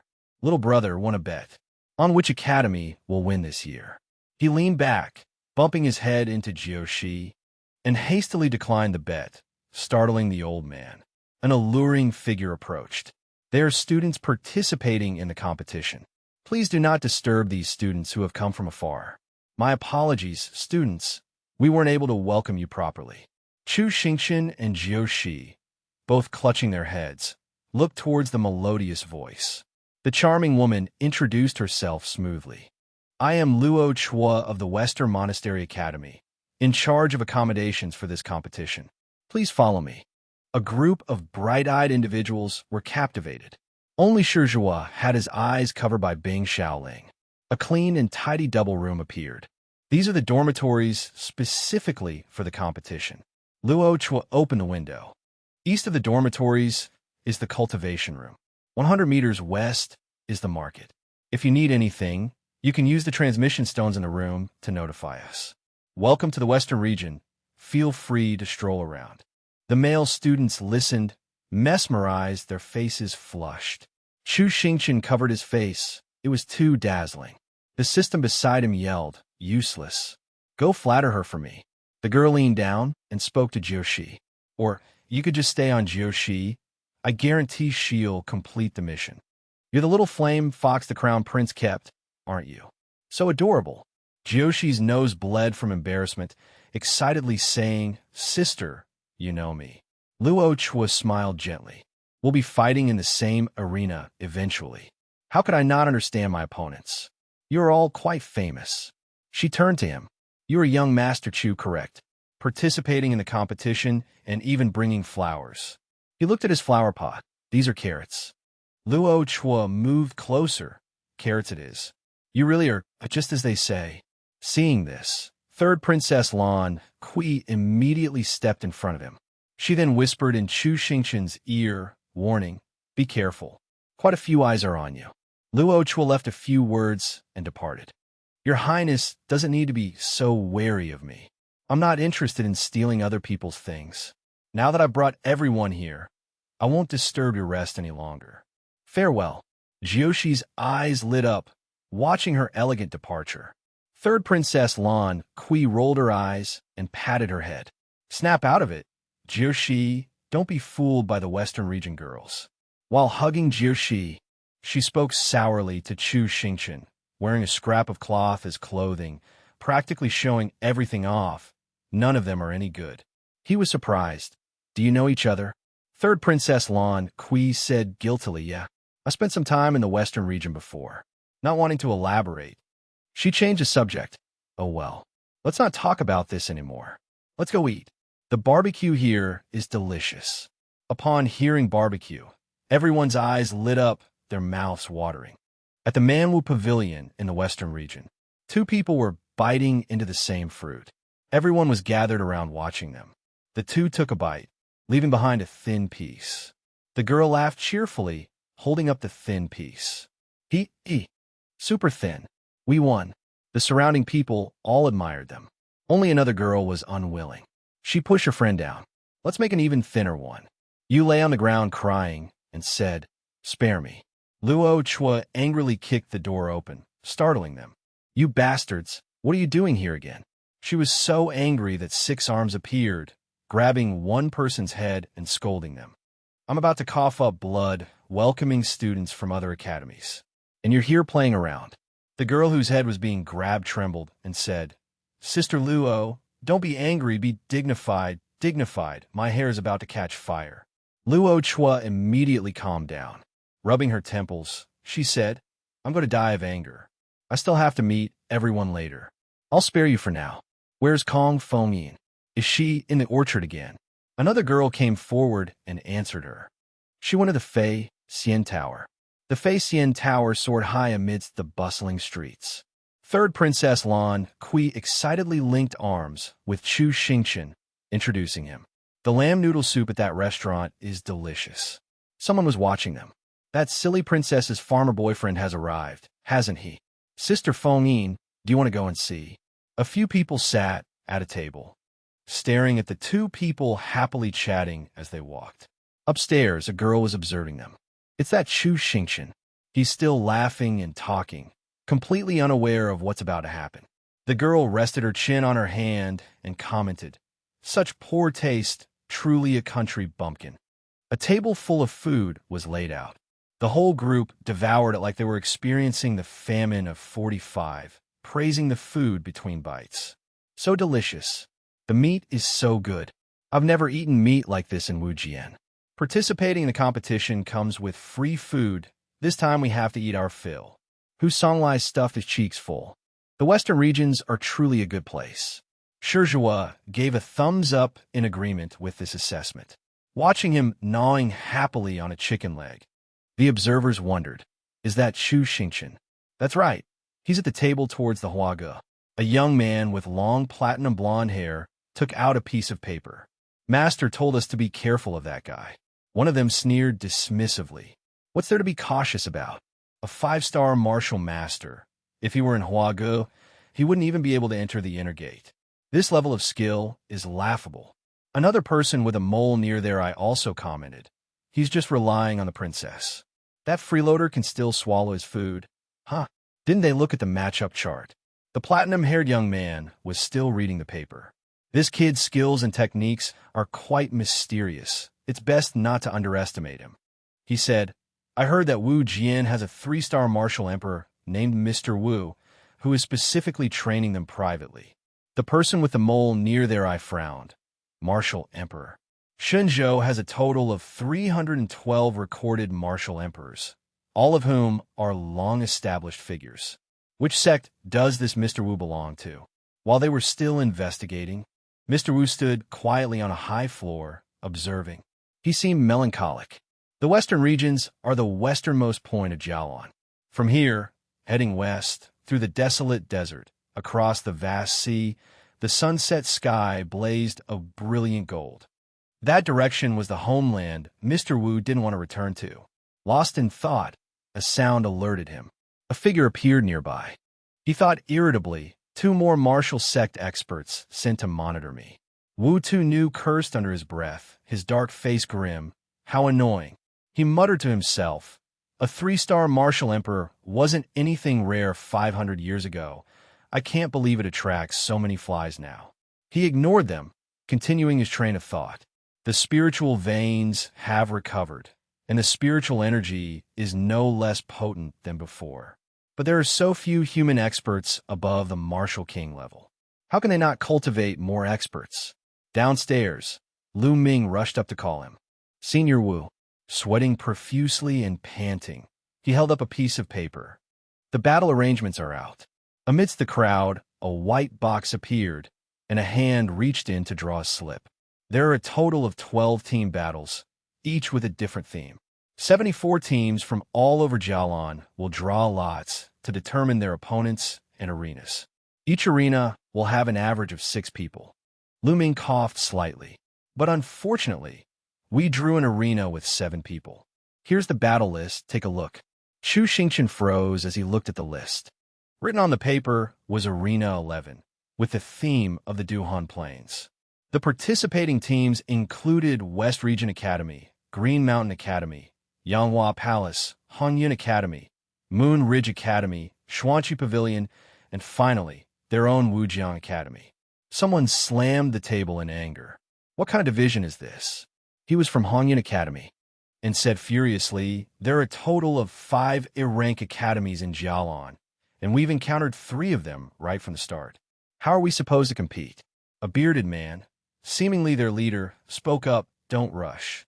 Go and ask if Moon Ridge is interested in cooperating. A malicious glint flashed in his eyes. In this kind of competition, of course, we have to squeeze the soft persimmon first. Let's deal with those Wujiang good-for-nothings first. Daybreak. Shouts of people placing bets rang out everywhere. Place your bets. The competition is about to begin. Bet on 14 teams. The more you bet, the more you win. A large crowd gathered excitedly. A man aggressively placed 10,000 on Green Mountain Academy. Those around him exclaimed, wow, what a generous brother. He grinned smugly. Shenyue, Green Mountain, West Region. At least I won't lose money. Wu Tu walked past a group of people who were chatting. He overheard, I heard there's an unranked academy assigned to Arena 11, where there are 3 ranked teams. He walked on, catching the latter half of the sentence. Unranked. What's the point of even competing? They'll be going home to farm vegetables sooner or later. The reception area for the Inter-Academy tournament was crowded. Everyone was talking and laughing. Chu Xingqian looked around. This year, he observed, the participating students are all very strong. My goodness, besides us, there's practically no one at the martial master realm. A group of people behind the Wujiang team whispered amongst themselves. Look, that's the Wujiang team. More than half of them are martial masters. How pathetic. Did you see their boat? I heard they're here to donate points, free fodder. Third Princess Lan Kui's face turned pale with anger. She turned around and berated the group. Hey, are you done talking behind our backs? So annoying. If you're so capable, say it to our faces. A voice interrupted the conflict. Please calm down, Your Highness. The people from Yanhua Palace are approaching. Not everyone is like you, finding a sense of superiority amongst a bunch of useless people. Third Princess Lan Kui's eyes reddened with anger. What did you say? Just as Chu Xingqian finished comforting Third Princess Lan Kui, another senior spoke up, My, the smell of gunpowder is thick as soon as I arrive. The senior smiled conciliatorily. It's good for young people to be hot-blooded, but that energy should be used appropriately. Let's all try to be a little more tolerant. Around them, the disciples gasped, Madame Kong. Sensing something was amiss, Chu Xingqian bowed and asked Lan Kui. She explained, Madame Kong is the Dean of the Western Regions Academy. Her surname is Kong, and her given name is Old Madam. Everyone calls her that. Having heard the explanation, Chu Xingqian exclaimed, what a strange name. Lan Kui seriously confirmed, and she really is a woman. This news struck him like a bolt of lightning, and his jaw dropped in astonishment. "But she has a beard," she calmly replied. "It's normal for women to have beards." In disbelief, he turned to Shi Zhihua, who also seemed to find it perfectly normal. He then turned to Hu Songlai, only to receive a scornful look and the reply, "What a newbie."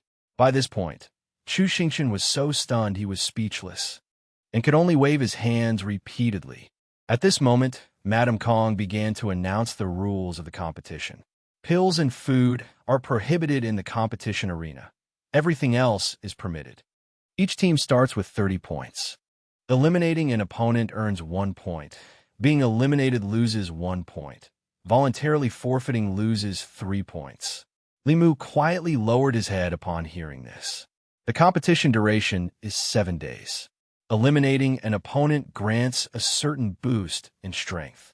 Several beautiful young women smiled confidently. Madame Kong warned, although the competition has comprehensive safety measures, unforeseen circumstances can occur. Life and death are predestined. I hope every student is thoroughly prepared. She raised her hand and cast a spell.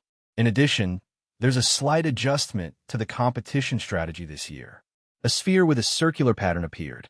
Madame Kong explained, "This is the Eye of Surveillance formation, and it will be deployed in each arena. Your entire competition process will be broadcast live to everyone outside through this formation. Each arena will also have a supplementary challenge, which will be determined by the judging panel at the time." Upon hearing this, everyone was astonished. "What? This has never happened before." Chu Xingqian stroked his chin. "A live broadcast, huh?" The masked figure remarked, "This way, I can observe you closely." Before them was a map of the Wandering Soul Plane's secret realm. Under the blazing sun, a bright red banner proclaimed the 73rd Grand Tournament. At viewing platform number 11, spectators jostled for a good view. The platform quickly filled to capacity, and fireworks erupted into the sky. Dear viewers, greetings. Welcome to the Triennial Inter Academy Grand Tournament. The MC, Abin, enthusiastically announced through a sound-amplifying formation. This is the Western Region's arena, and I'm Abin, your host. His image was magnified so that many people could see him. This year's competition is being broadcast live. Even if you're not present, you can still watch the competition through the formation or stone viewing images. Those unable to enter the arena excitedly chattered, "Wow, a live broadcast. This is great." Bai Qin, watching a stone viewing image, turned and called out, "Husband, come quick. Our son is about to compete." The elders observed from above. This year, we've also invited a powerful judging panel to ensure the fairness and impartiality of the competition. As the host continued his introduction, everyone grew tense. With 12 participating schools and 74 academies, which of the 14 teams will ultimately prevail? Let's wait and see. Lu Ming, their teacher, felt anxious and silently cheered for his students. Go for it. 500 years ago, a mysterious curse erupted in the northernmost region. The curse spread far and wide, affecting the entire northern plains. Countless living beings were possessed and transformed into wandering souls. People trudged through the heavy snow, leaving footprints on its surface. From then on, this land had a new name, the Wandering Soul Plains. Snow and wind lashed against their faces. A blue-haired youth sneezed from the biting wind. Someone complained about encountering a blizzard right after teleporting. The blue-haired youth hugged himself. "We even have to divert our soul power to resist the cold here." Another person said worriedly, "Be careful. If we encounter a soul devourer here, we're doomed." The first one scoffed. That kind of danger wouldn't appear in the competition grounds. At most, it'll just be some low-level wandering souls. Furthermore, he thought, we've already grasped the initial positions of the other teams. On the map of the Wandering Soul Plains, the Frostflower Pavilion will be at Wangfeng Ridge, the Western Regions Academy at Cumulin Forest, Moon Ridge at Beilai Fortress, and the Wujian Sect at Beilai Garrison. The remaining teams are scattered on both sides of Dongqiu City. The person in charge of interpreting for the competition was his second uncle's niece. With a little bribery, he could easily obtain information without any effort. 2 teams will cooperate to eliminate Wu Jian first. Then we'll lie low and watch them slaughter each other. We've already discussed this with Moon Ridge before the match. If nothing unexpected happens, we'll be able to reap the benefits. Amidst the blizzard, they shouted and advanced towards Betrayal garrison. A white rabbit with red eyes stood silently observing. In a blink of an eye, it was caught by a ribbon. The girl who caught the rabbit was overjoyed. Seeing this, everyone gathered around and asked if they would be eating rabbit meat tonight. The girl panicked and said not to eat the rabbit. Someone else reported to Luo Chua. Sister Luo, is it all right to let Sister Feng act alone?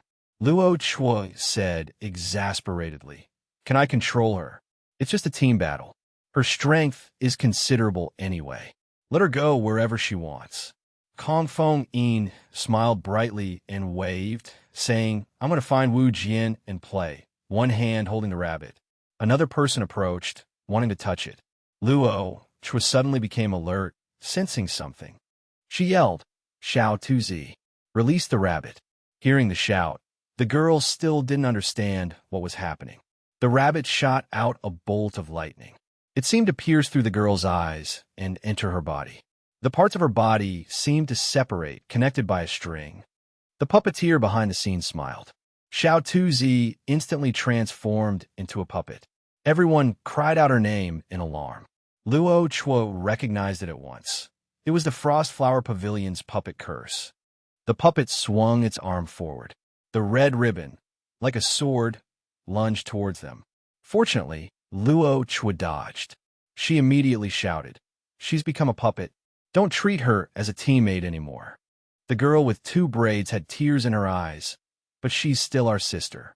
Even if she's become a puppet, really. Before she could finish, she became ferocious, smashing the puppet with a single punch. Damn it, useless. The girl gritted her teeth. Falling for that so easily is embarrassing. 2 hammers appeared. Golden Lock Hammer, Martial Soul. Wait until we get back, you'll be punished.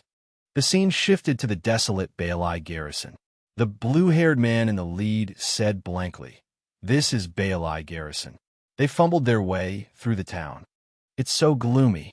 I heard Betrayal town is very close to where the curse originated. Look at these deserted houses. No one in town escaped that year. All the healthy people were turned into wandering souls. There should be a lot of wandering souls here. Why is it so empty? Could they have all been eliminated by the previous participants?"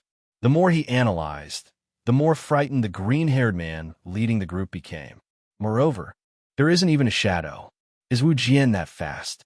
A dark figure flashed past behind them. The man excitedly yelled, "There it is." After it, the whole group chased after the shadow. Don't run. Prepare to die. In a small crevice.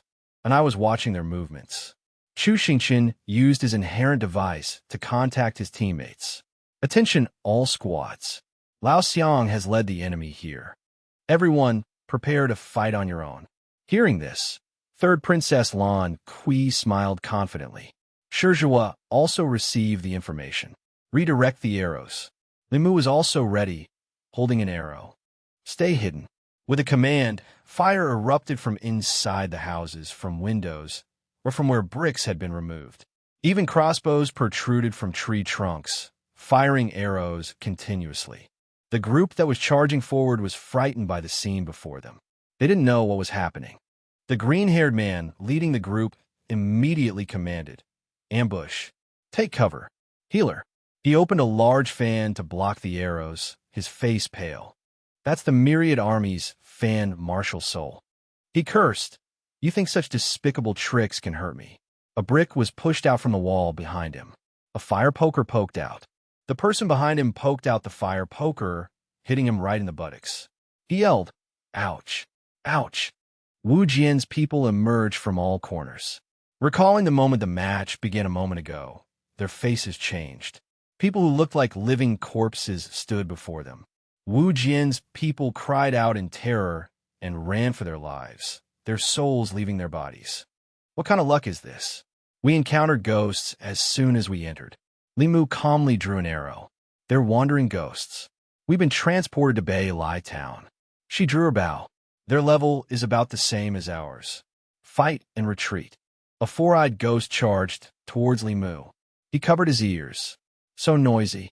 Is that a sonic attack? His system promptly displayed. Not an attack. It's Ghost Clan cursing. Ghosts curse very loudly. No one in this world understands the Ghost Clan language, but I've taught myself. Let me translate for you. Chu Xingqian held his ear and urged the system to translate quickly. Translate quickly. Just now, that four-eyed ghost was holding a small ghost and saying, "Don't hurt my child." The other ghosts didn't look as hostile as before.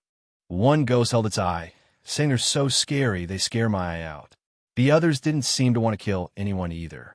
Why did they suddenly barge in here? Has the competition started again? These guys keep barging in and killing us. Can't they let us live in peace? Kill them. Hearing these words, Chu Xingqian was stunned. He said to the system, "Changge, we're not here to kill ghosts. Translate for me." The system inserted another chip into his neck. "Speak yourself.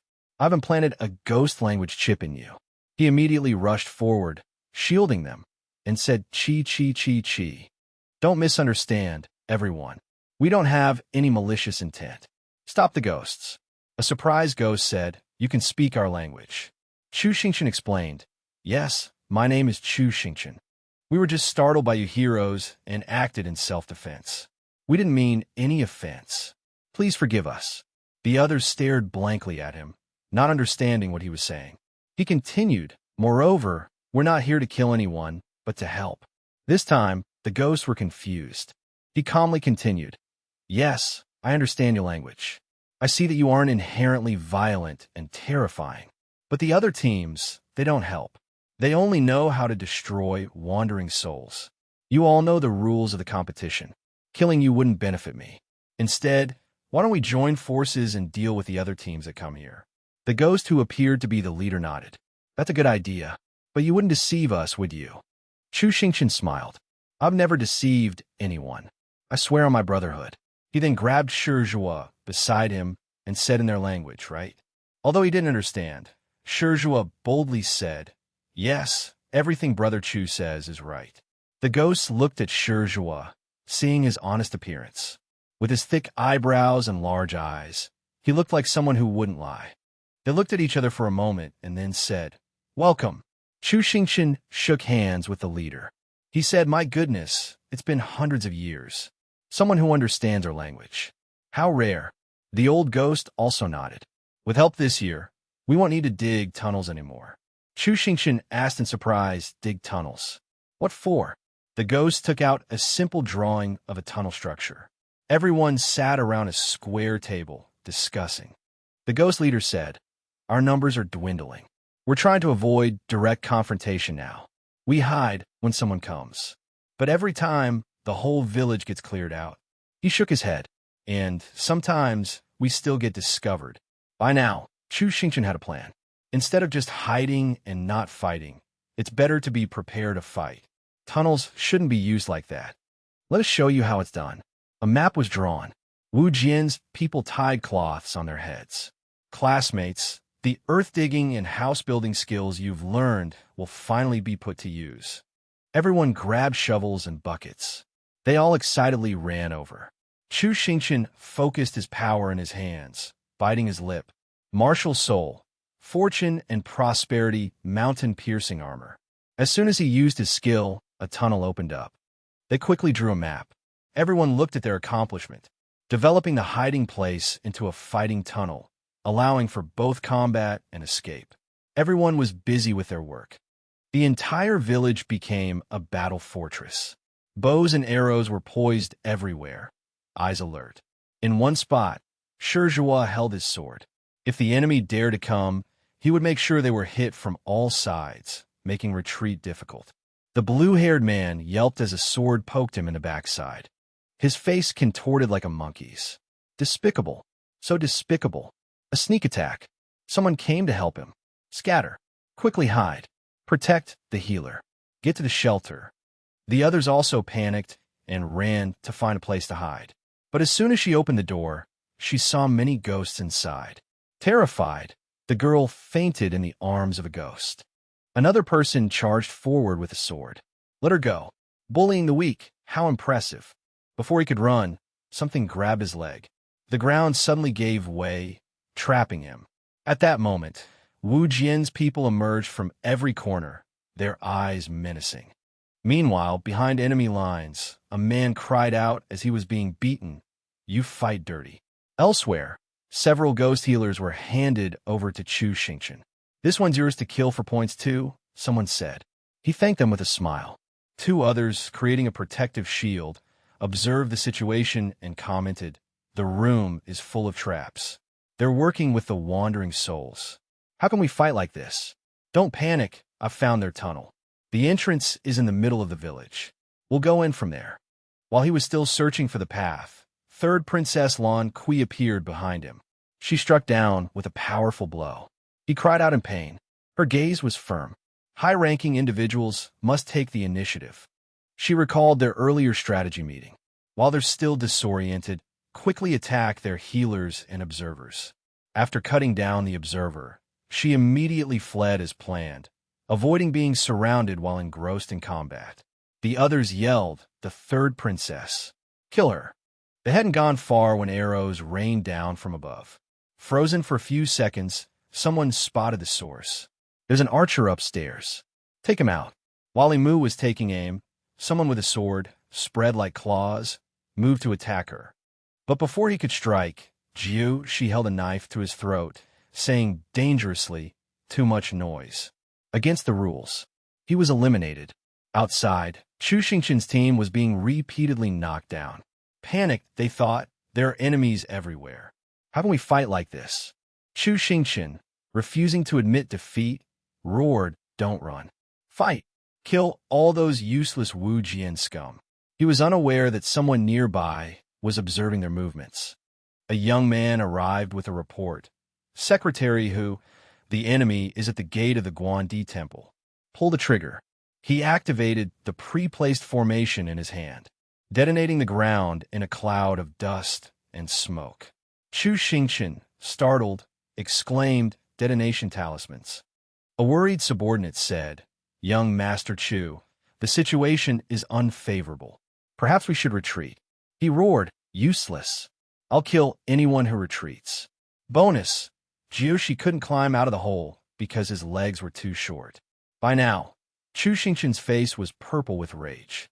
He gritted his teeth. Just a bunch of rats who won't show their faces. Run. Laughable. Do you think I'm really afraid of them?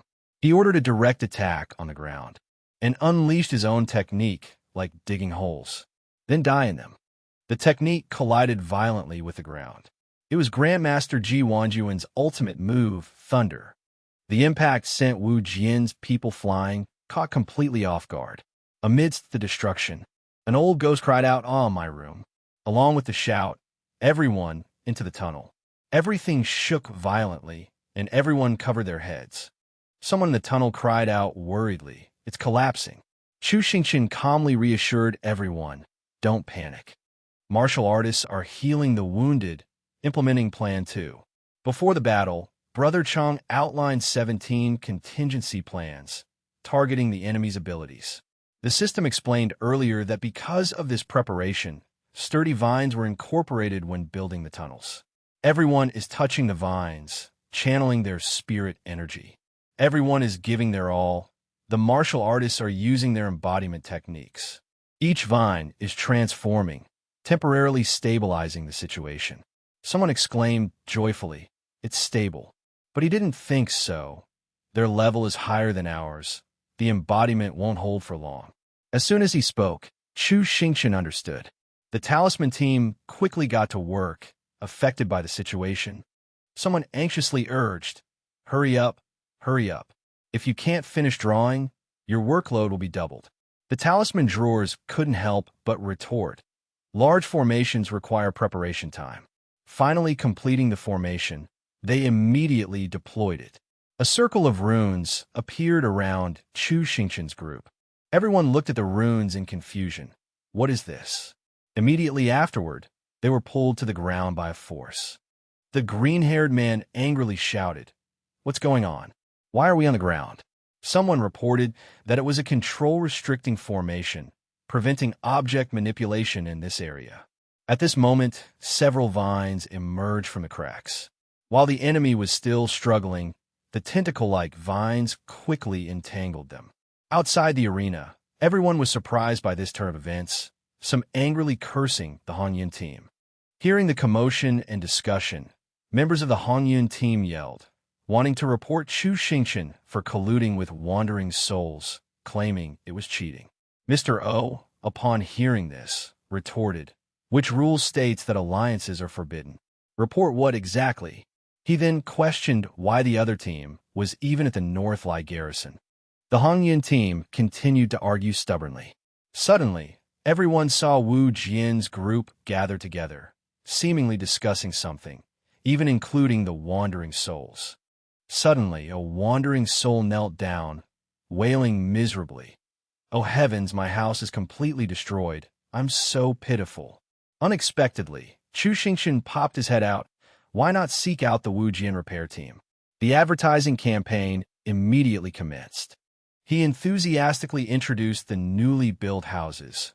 Wu Jian repair team, the cultivation repair team, builds houses in just a stick of incense, and they're incredibly sturdy. Lu rammed his head against a pillar. "That's right, I rammed my head against it, and it didn't fall." Chu Xingqian awkwardly said, "There's no need to go that far." Everyone laughed, striking advertising poses, giving a thumbs up, and concluding, "Wu Jian repair team, your reliable assistant, welcome everyone to schedule repairs." The audience was dumbfounded. This group was actually advertising in the middle of a battle. Crazy. Lu Ming covered his face in embarrassment. Mr. O's face darkened under everyone's questioning gazes. What kind of academy is Wu Jian, anyway? Elsewhere, someone was also observing their advertisement. The masked figure gestured to their subordinate, saying something. The subordinate nodded and went to carry out the order. Chu Xingqian, while carrying stones, directed everyone's work. "Clear away this rubble. Don't let the residents have to lift a finger." The wandering ghost souls laughed with satisfaction. "Thank you for your hard work, everyone. We used to build everything ourselves, but this year we have people helping us. What a good bunch of youngsters." While cleaning, he discovered a rolled-up painting. Unfurling it, he saw a beautiful and gentle woman. The leading white-faced demon also came closer to look. It laughed cheerfully. "Oh, isn't this my old painting?" An old woman said, "This is a painting of my daughter." Someone commented on the smiling girl in the painting. The old woman proudly listened to her neighbor's assessment. "My daughter looks truly beautiful. Entrust her to matchmaker Zhang. I guarantee the young man will be lining up to propose." She replied, "Then I'll have to trouble you." "Hey, Maha." The beautiful girl was called back. The girl said cheerfully, "Father, you're back." The man smiled and walked over. Yes, the village hunting party bag, quite a bit of game. Heeding her father's instructions, the girl beamed. "I'll take the Mao, Air Mao, and my little brother too.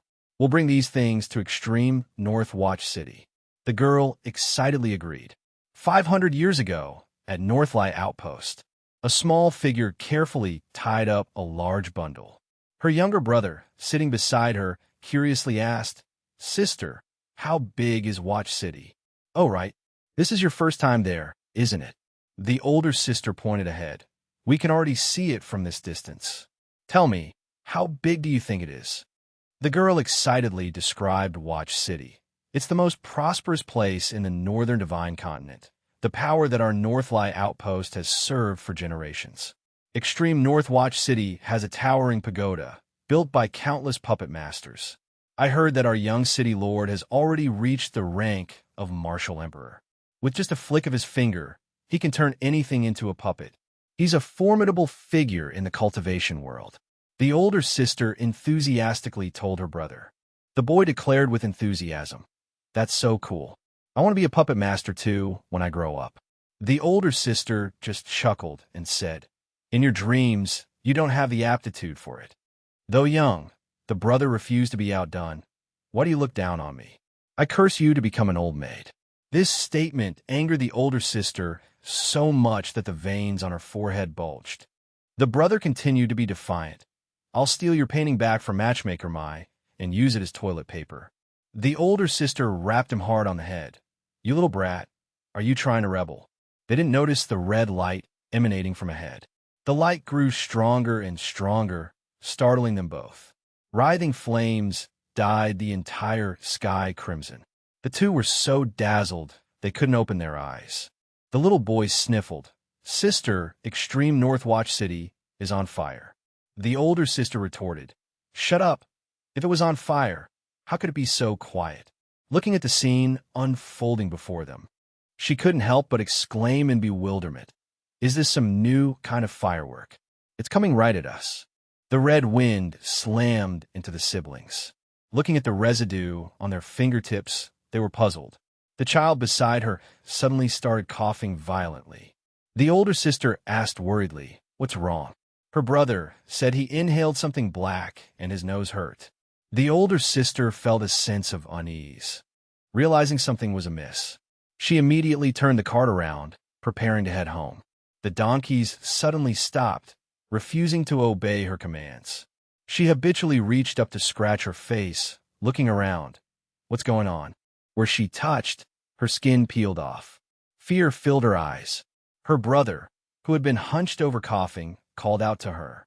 Black liquid oozed from his mouth as he fearfully said, It hurts. At this moment, the older sister was so terrified that tears streamed down her face. Heavy footsteps echoed in the night. The older sister, clutching her younger brother, ran through the blizzard. Poison coursed through her body, making her vomit blood. Why was this happening? Looking at her dying brother in her arms, she struggled with the thought. I don't want to die. I want to go home. Just as she thought of home, the red wind enveloped the entire village. She cried out in despair, Father, Mother. At that moment, she was completely unaware that, at the speed the red light spread, it had already covered everything on the plains. It wasn't dust. She stared blankly at the scene before her. This was a curse of extreme potency. Before her eyes were faint cries for help. I don't want to die. Help me. It was the curse of wandering souls. The older sister, still holding her brother, stumbled down the village road. Everyone she encountered was in agony. The wandering soul's curse didn't kill directly, but slowly eroded the body and soul, causing grotesque transformations. Tentacles sprouted from some people's eye sockets. The results and speed of the transformation depended on their genes. Holding her brother, the older sister fearfully called out for her father. But in the end, everyone had become mindless monsters. A tall man with multiple tentacles in his eyes appeared before her. He lunged towards her, and the terrified girl ran. Terror filled her mind. Why is this happening? The heavens are so unfair. The tentacles grabbed her hair and clothes, causing the older sister to scream in pain. Looking at the gaping maw that seemed ready to swallow her whole, she shrieked in terror. What do we do wrong? Why are we suffering this? Somebody, save us.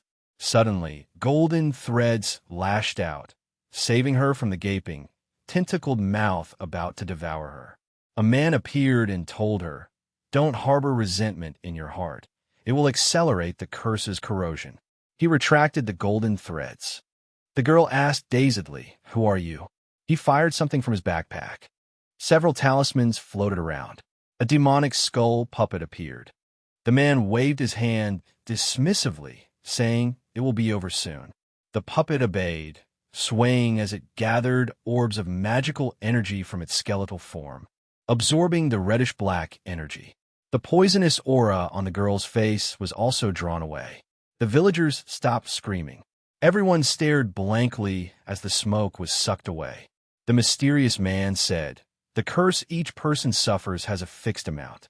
The remaining curse on you has now been transferred to the curse-bearing puppet. They rejoiced. The pain was truly gone. The curse will no longer gnaw at you, but the parts that have been corroded cannot be restored. Those who have lost their humanity can only be killed. Having said that, he turned to leave. The girl hurriedly called out, Thank you, benefactor. Are you the puppet master of Extreme Northwatch City? Are you the young city lord? Hearing this, he stopped. Red poisonous energy enveloped and coiled around the man. One side of his face was corroded. I am not your benefactor." With that, the man disappeared into the thick, poisonous smoke. Thanks to him, although they had become wandering souls, they retained their sanity. They applied makeup to their faces. Because of their transformed appearance, they didn't dare to venture outside. They continued to live there. Although they had become ghosts, they still lived according to their previous habits. The girl smiled. Later, time washed away the curse. Human cultivators once again entered the extreme North Plains. This place of ours has been designated a secret realm. A wandering soul, looking at Wu Jian's group's puzzled expressions, asked, "That's the past of Northlai Garrison. What's with your expressions?" After hearing the story, everyone is so down. "How can you still laugh?" An old man, almost toothless, said cheerfully, "Hundreds of years have passed. I've gotten used to life and death. A part of me has been eroded by the curse, my memory is poor, and I don't have much emotion left. This is a good thing. I used to cry my eyes out for someone, but now I've forgotten who that person was. No need to cry anymore." Hearing this, Wu Jian's group burst into tears. The story only became more tragic as they listened. The leading demon consoled them, "Don't cry." So, what happened just now was also based on fragmented memories and speculation. Many details are uncertain. The old woman turned and patted the head of the boy behind her. "You asked, so I told you. Just treat it as a good story. But don't tell outsiders. We don't want any trouble." Chu Xingqian looked outside and said, "Don't worry. If we were afraid, why would we come into the restroom to talk? The competition has privacy protection. What happens inside can't be seen from the outside." The people in the audience outside, who were observing, shouted, "What is Wu Jian doing?" They all went into the women's restroom and haven't come out for half an hour. How perverted. 30 people go into the restroom together. One of Wu Jian's people said, miserably, "But this story is so scary. I always thought Extreme Northwatch City was just a story in a book." Another person added, "And the curse-bearing puppet, taking the curse for someone else. That's defying the natural order." The system told Chu Xingqian, Extreme Northwatch City disappeared overnight 500 years ago. To this day, no evidence of its existence has been found. So now everyone thinks Watch City is just a legend. He said seriously, "It's probably true." Besides, he remembered Grandpa Nangue saying the curse-bearing puppet is his unique secret technique. The cabbage was pulled up. A man's voice rang out. "A cursed puppet, one of the most difficult types of puppets to refine in the world."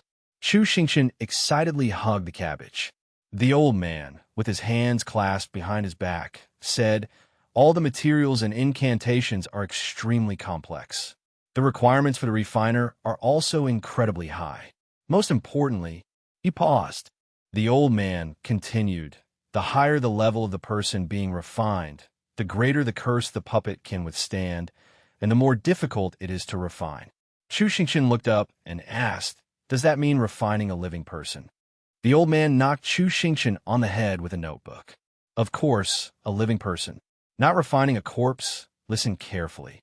All you do all day is hug that cabbage, you little brat." Chu Xingqian retorted, "I heard you. I was just wondering." Lumps appeared on his head.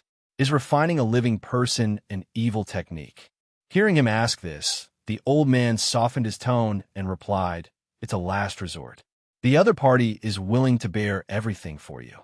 They must have a very deep connection with you." Chu Xingqian thought to himself, "Good heavens.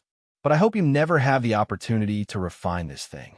Chu Xingqian asked curiously, "Have you ever refined one?" The old man silently refused to answer, only saying, "Class dismissed." Now Chu Xingqian was very angry.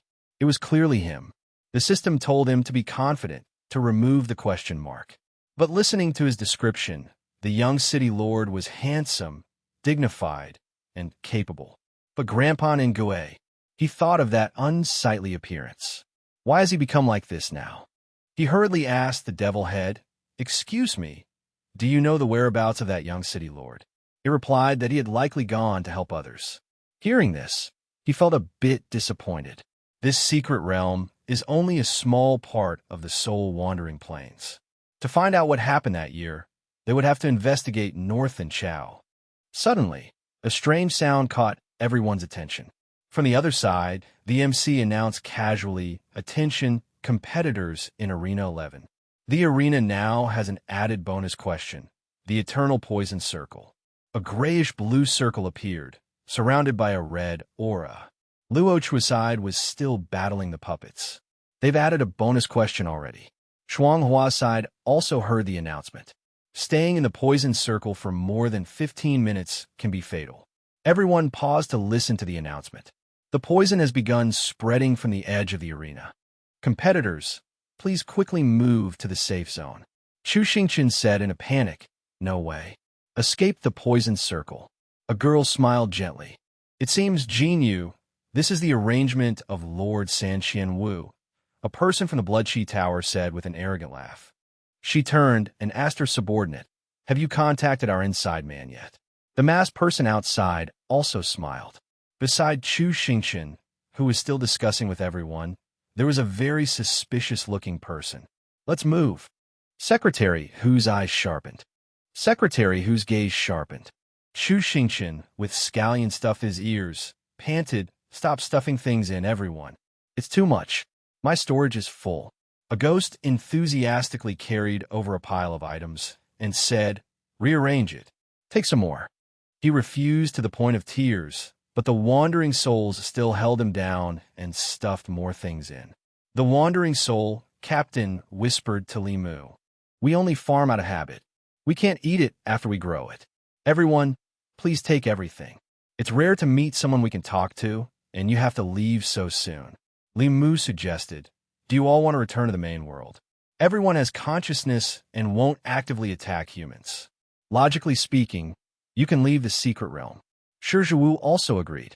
"Oh right, just like AI know." She tactfully refused. "Wandering souls aren't welcome anywhere. Even if we go out, we'll be killed by the cultivator organizations. They're even more ruthless than the students. They stitch my face back together. So, it's better to stay here." The two were stunned after hearing this and could only sigh. After speaking, the female wandering soul clung to Li Mu. "This is corn, and that's chili. Now that there's a tunnel here, we'll definitely live better in the future. Whether we're human or ghost, we have to look forward. Don't worry about us." Wu Jian's people were pushed away by the wandering souls. "The poison is coming. Everyone run." They themselves didn't want to part. Crying and waving, they shouted, "Do your best." Each person, with a pile of items on their backs, hurriedly ran away. A red-eyed snake hid behind a rock, observing. It flicked its venomous tongue. The eternal poison circle. Even hiding underground won't allow escape. This bonus question is clearly targeting Wu Jian. The safe zone was a bare plain with no place to hide. They could only quickly run towards a forest to the west to take cover. Each member of Wu Jian covered their head with a piece of cloth. Fortunately, running was Wu Jian's strength. Ma Tu rubbed his tired eyes. The falling snow stung them.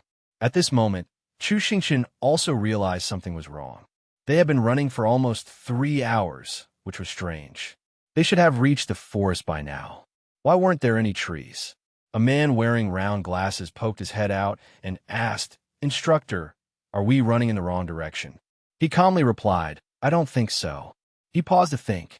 Chu Xingqian turned around to look back, filled with surprise and suspicion, and shouted, "AI gnome." The man laughed loudly. "Instructor," he said excitedly, shaking his hand. "I've missed you so much. I finally found you. We've cultivated a new variety of sweet potato. It's delicious." Besides Chiyu AI gnome, many other people were also smiling happily. "We brought them here for you to see today, instructor." Hearing everyone's welcome, he didn't feel happy at all. The large gate of a manor appeared before him. A loud voice called out from the side, "Instructor is back." Chu Xingqian's face stiffened. "Damn, I'm trapped in an illusion." He turned and looked around. "Impossible. When did I fall for it? Where are the others?" He shouted, calling for Lao Shi and Xiao Shi. At this moment, he remembered the system and called out, "Brother Chong, Brother Chong." A gentle hand rested on his shoulder. A coquettish voice rang out, "Instructor, you're back." The pockmarked man's clinginess stunned Chu Xingqian. The scene shifted to Bing Xiaoling. She stood before a silent, misty forest. She looked around cautiously. She thought to herself, an illusion. I entered without any awareness. Bing Xiaoling carefully probed. Even with the highest rank in the team, I couldn't sense it. While everyone was thinking, a figure suddenly flashed past. Hearing the movement, she immediately turned her head. She looked suspiciously at the familiar face. Awa. A sphere surrounded by multiple halos was a tool of the past and future. It was formed from the refracted light of the snow within the illusion. Its area of effect could cover the entire safe zone. Those affected would be controlled by their most terrifying memories or immersed in their desired future. Chu Xingqian collapsed to his knees, unconsciously losing awareness of his surroundings. Everything appeared white before everyone's eyes. Everyone fell onto the cold snow. This was the high-level tool of the martial emperor. No one in the arena could escape. There were also some who had entered the safe zone and had become trapped prey. A hand reached out and lifted his chin. She sneered. Useless Hutong Lai. This young lady, still have to take action. His face in her hand was distorted beyond recognition. So you're just an ordinary person after all. This illusion was notoriously difficult to escape. She raised her hand and created a red sphere, laughing triumphantly. Even if you were the chosen one, connected to the power of a god, you have been severed by the illusion. The sphere glowed brightly. Now no one can help you. Jin Yuming smiled cruelly, reaching out to press the memory-probing sphere onto Chu Xingqian's head. She wanted to see his secrets. But before she could, in an instant, Chu Xingqian vomited violently, as never before, all over Jin Yuming's face. Not only that, he turned and vomited again. The system displayed, there it is. At the same time, Chu Xingqian continued to dry heave. Finally, he stopped. The system approached and inquired, Host, what happened just now? I suddenly lost contact with you in the outside world. I was trapped in a dark room. I noticed you weren't reacting as quickly as usual. It asked worriedly, Are you all right? Chu Xingqian looked at it, trembling, Brother Chong.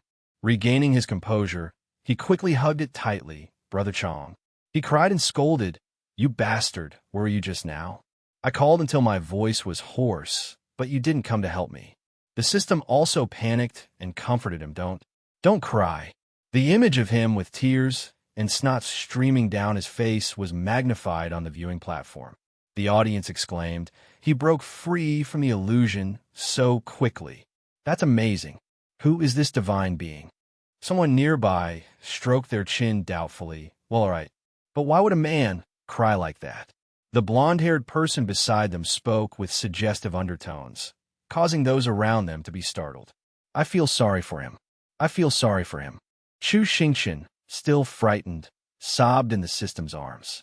I saw that pockmarked face in the illusion. That beast. He ruined a buy in front of me, and he ruined me in front of a buy. The system realized something was wrong. The illusion wasn't right.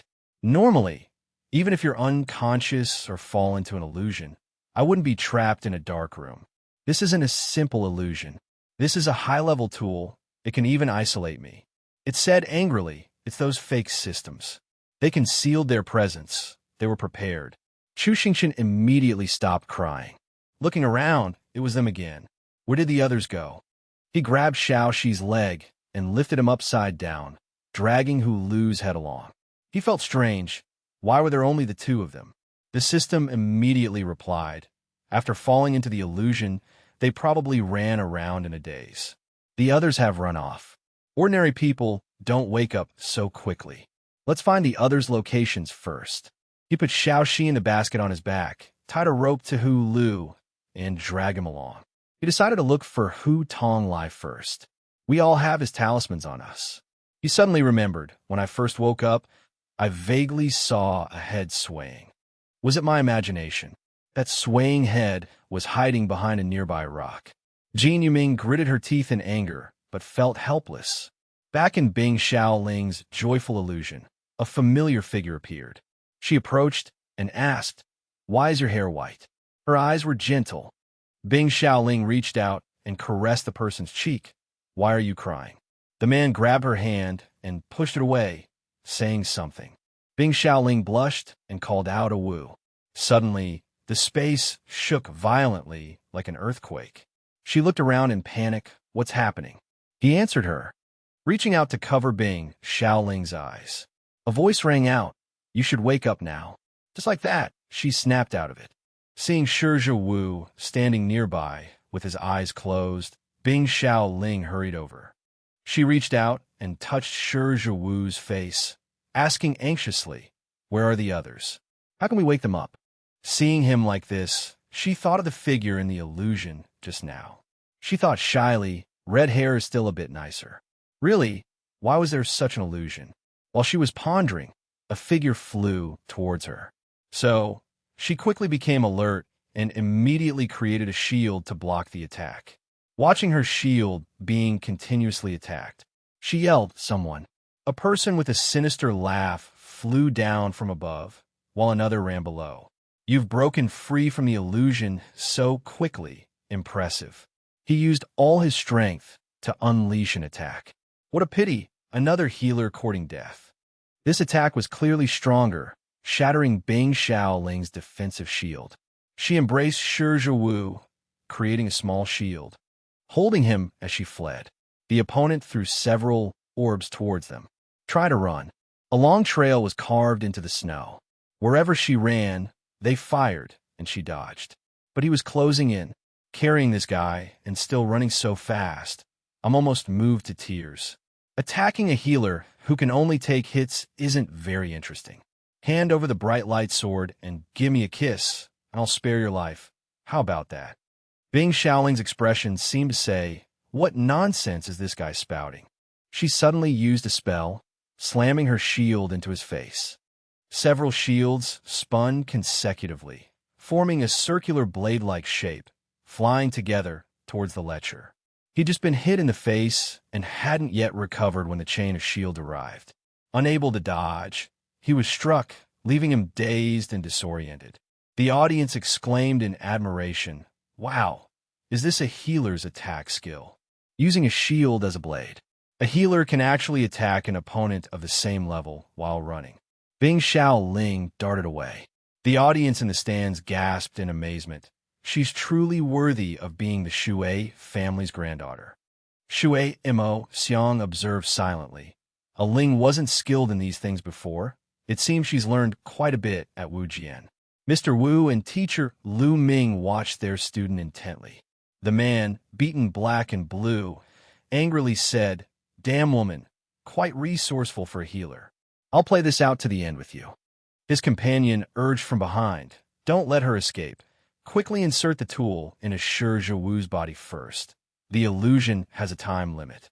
It'll be difficult once he wakes up." The man took out a golden spherical tool. It was the beast interference device. Bing Xiaoling gradually became exhausted, also affected by the spell from the opponent's tool. She turned her head angrily. What's going on? She looked at the tool in the man's hand, wondering what kind of spell it was. She tried to escape the points of light that she could neither touch nor flee from. This feeling was very similar to the eliminated contestant Xia's technique. The man laughed smugly. Taking advantage of Bing Xiaoling's lapse in concentration, he charged from behind, intending to eliminate her. He used all his strength to push them both to the ground. As the dust settled, Bing Xiaoling still protected Shi Wu, but she herself was injured, bleeding from her head. The opponent laughed gleefully, still protecting him like this, truly loyal. It's a pity you can hardly save yourself. Shi Wu's eyes suddenly lit up. He abruptly stood up, taking a blow for her. Shi Wu had awakened, holding a long sword in one hand and embracing the injured Bing Xiaoling with the other. She cried out joyfully, "A Wu." Noticing the bleeding wound on her forehead, Shi Wu became enraged. Shi Wu lunged forward furiously like a wild beast, forcing the man to retreat hastily. Damn, he woke up fast. His companion took out a blue tool. Don't panic. From one person into three. This is the external body transformation. A group of figures rushed forward to fight. He only had 2 hands, making it difficult to fight against 4. Shi Wu smiled confidently. He brandished the sword in his hand and said, "Just in time." Thanks to his incredible speed, he created a dazzling golden protective circle around himself, called the Light's Violent Phoenix. Shi Wu spun wildly, leaving no openings, attacking from all angles. Those people were caught in the vortex, unable to escape, and could only curse enemy. Several more purple orbs flew towards him, but shield suddenly flew in to block them. It was Bing Xiaoling, struggling to stand up and protect him. Another fearsome enemy appeared behind her. Damn it, you ruined my plans. But before he could do anything, he was blocked by Shi Wu's sword. He withdrew his sword, warning him not to touch her. Seeing the disadvantageous situation, the remaining enemy carried his companion and retreated. Seeing this, Shi Wu, still full of energy, wanted to chase after them. Don't even think about running. But he was stopped by her. Oh Wu, don't chase them. Bing Xiaoling comforted him. It's very likely a trap. We are few in number. We should find our companions first. He calmed down and asked about her injuries. But Bing Xiaoling felt something was wrong. These people are strange. How could they pinpoint our location so accurately? Secretary, who lay contentedly on the snow. He leisurely waved his hand. Secretary, who thought to himself, snow is not just snow, it's freedom. He excitedly sat up and stretched. It's the sweet air. He danced joyfully. Chu Xingqian has been hit by the joy technique. Those 3 villains have also been hit by the joy technique. They will be dealt with soon. Secretary, who made a snowman in the shape of Chu Xingqian, feeling smug. Now I just need to wait for my companions to confirm Chu Xingqian's identity. My mission is as good as complete. I'm about to be promoted. After completing the undercover mission, I'll apply for a long vacation. I want to go on vacation in the Haiyang Kingdom. After finishing the snowman, he kicked its head off. Die, Chu Xingqian. He even stuck out his tongue in celebration. Farewell, Chu Xingqian. At this moment, Chu Xingqian suddenly appeared behind him. What are you doing? Secretary, who was so frightened he wanted to scream, but Chu Xingqian immediately covered his mouth. What are you yelling about? Shut up. If you attract the enemy, I'll kill you. His mouth was covered, and tears were about to flow. Isn't his identity still unconfirmed? Shouldn't he be expelled from the competition? Why is he here? Chu Xingqian angrily grabbed his hair. I'm exhausted from picking people up along the way, and you're here making snowmen. But luckily, I found a sane person. The 4 people he found were still immersed in the illusion. He instructed Secretary who to watch over them while he went to wake them up. It's such a waste of time for them to keep fainting like this. He slapped Xiao Yi hard across the face and yelled, Wake up, Xiao Yi. After several consecutive slaps, he finally heard Xiao Yi moan. Her cheeks were swollen. He said happily, You're really awake. Xiao Yi, how do you feel? In front of her, besides the 2 men, she saw a huge pair of breasts flying towards her. She whispered so big. The 2 men, confused, repeated big. The ground made a loud thud. Chu Xingqian was pinned beneath the person, spitting out blood. After falling to the ground, the person flew away again. That girl flew up to fight a giant puppet. Landing a punch straight to its face, Luo So yelled, Damn Frostflower Pavilion. She looked utterly miserable, her eyes bloodshot. You're still clinging to me at this point. Are you crazy? The opponent was equally stubborn. I've been afflicted by your profound cheese sonic attack for so long. I haven't had a moment's peace. Don't think you'll get away alive either. Suddenly, 2 people from another academy charged forward. Haha, well said. The 2, already severely injured, were immediately attacked by the opponent. A rank academy. So what? Aren't you still just fat meat for me to slaughter? The group fought in the air.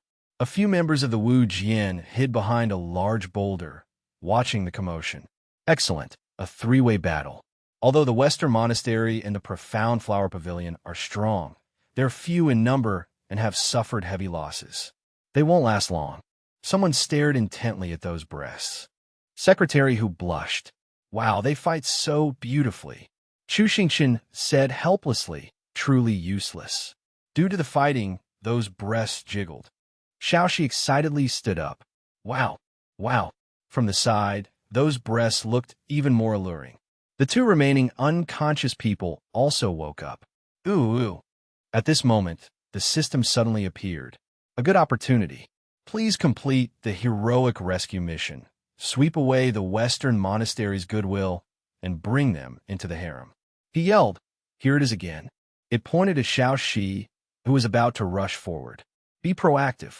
Look at Xiao Shi. Sister Luo Sua, don't stop me. I want to offer my heart and soul to her. But Hu Lu grabbed his leg, preventing him from moving. He clenched his fist, gritted his teeth, and threw a punch. So troublesome. With one blow, he blocked the opponent. He successfully protected Luo Sua. This is the unfortunate chaotic strike. Chu Xingqian smiled, striding forward and tossing his hair. Need any help? Xiaoxi flew over and kicked him aside. Don't steal my role. Oh dear. Xiaoxi hugged Luo Sua and said, Sister, follow me. Another person also stepped forward to escort them. Let's go. They charged forward. Don't even think about running. Rocks were thrown towards him. It was Hu Lu, using his strength to lift the rocks, so he could kick them towards the enemies like soccer balls. A fierce-looking man charged forward with a sword. Where did this guy come from? He pulled out a gaudy pink piece of paper. Martial soul skill, charm sound. Chu Xingqian said to the man, over his arm. Your wife ran off with him. The two charging men froze. The man behind panicked. What? He immediately turned and threw a punch. Damn it. The other man took the hit right in the face, flew into a rage, and charged forward, only to be stopped by his companion. He roared with bloodshot eyes, You dare seduce my wife. I'll kill you. The man whose face was now swollen, and who had been wrongly accused, also furiously tried to charge forward to fight. Nonsense. You don't even have a wife. At this moment, he suddenly came to his senses. Oh, right. I don't have a wife. Only then did they realize that Chu Xingqian had disappeared, and the people from the Western monastery were gone too. The two men ran away. He said, It's safe now. Luo Sua smiled gratefully. Thank you, young Master Chu, for saving us. He was about to say, No need for thanks, I didn't really want to save you, when the system cut him off. It pulled out a red piece of paper. The exclusive line of Long Out Yin. Such a beautiful maiden like Luo Sua being bullied by evildoers. Anyone who sees this can't bear to stand by. I stepped in to help entirely of my own volition. Moreover, it forced him to read the line. The two looked at each other. Chu Xingqian read the line with a stiff, emotionless face. The system, angered, read it properly. This is a golden line. I personally wrote it to attract girls. Its power is irresistible. You said you wanted to help me go home, so complete my instructions properly. A masked figure whispered into Luo Sua's ear, Sister Luo, is there something wrong with Chu Xingqian? His words are so cheesy, and his face is all contorted. Luo Sua whispered, Don't underestimate him. Having said that, the person suddenly realized they were being stared at by someone from the Wujin sect. He curiously asked, I have a question. Doesn't the Western monastery only accept female disciples? Brother, with such a strong physique, are you also a disciple of the Western monastery? The person trembled. Brother. Having said that, they jumped up, angrily saying, Who are you calling brother? Eyes brimming with tears, they clutched their hood, and uttered words that surprised everyone. I'm a girl. It was Chu Xingqian's turn to be surprised. What? Do all the girls from the Western monastery have beards? The distressed person said, I wasn't like this originally. This isn't my body. They took out a gourd. This is a prop. Cough, cough. The magical artifact, golden gourd, outpoured the figure of a petite, beautiful young woman. This is my real body. The person embraced themselves in their other body and cried, When will I be able to switch back? I don't want to be this ugly old man anymore. Wah, wah, wah. Luo Sua sympathetically patted the person's head and said to the Wujian sect member, Actually, she is Qi Zi, my junior sister. During the battle with the Xianhua sect, she was hit by the soul swap curse, and her body was swapped with this person's. The Xianhua sect member tied up on the ground sighed, I'm so unlucky. Seeing the system patting Luo Sua's shoulder, he asked, Brother Chong, what are you doing? It said, Earth-grade prop. Qi Zi, still in the other body, resentfully punched the Xianhua sect member in the stomach, I'm the unlucky one. You bastard, you used the transformation curse on my senior sister and the soul swap curse on me. I'll beat you to death. Seeing this, Luo Suo quickly stopped Chi Zi. Don't kill him. If he dies, the transformed body will also have problems. You'll be disqualified too. The girl turned and hugged her senior sister tightly. I'm just so heartbroken, Sister Luo. Because she was in someone else's body and couldn't control her strength, she accidentally hurt Luo Suo. She quickly apologized. I'm sorry, Sister Luo. I can't control this body. The system and Chu Xingqian noticed something. It pointed to the mark on Luo Suo's shoulder and said to him, Chu Xingqian, this is an Earth grade prop, passerby transformation. Prop systems are divided into 5 grades.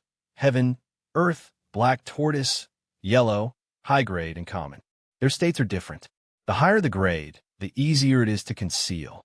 It explained, passerby transformation can make someone ordinary, wearing down all attributes, lowering them to the level of others, down to the level of a passerby. It's a prop from Long Out-Yin's rival. He said to the system, that lowly thing again. Find a chance to help her remove the prop. It said seriously, it's not that simple. This kind of curse prop, once imprinted, is very difficult to remove. You need a suitable curse-breaking artifact. Moreover, it's not just on Luo Suo. The 2 struggling on the ground also have them.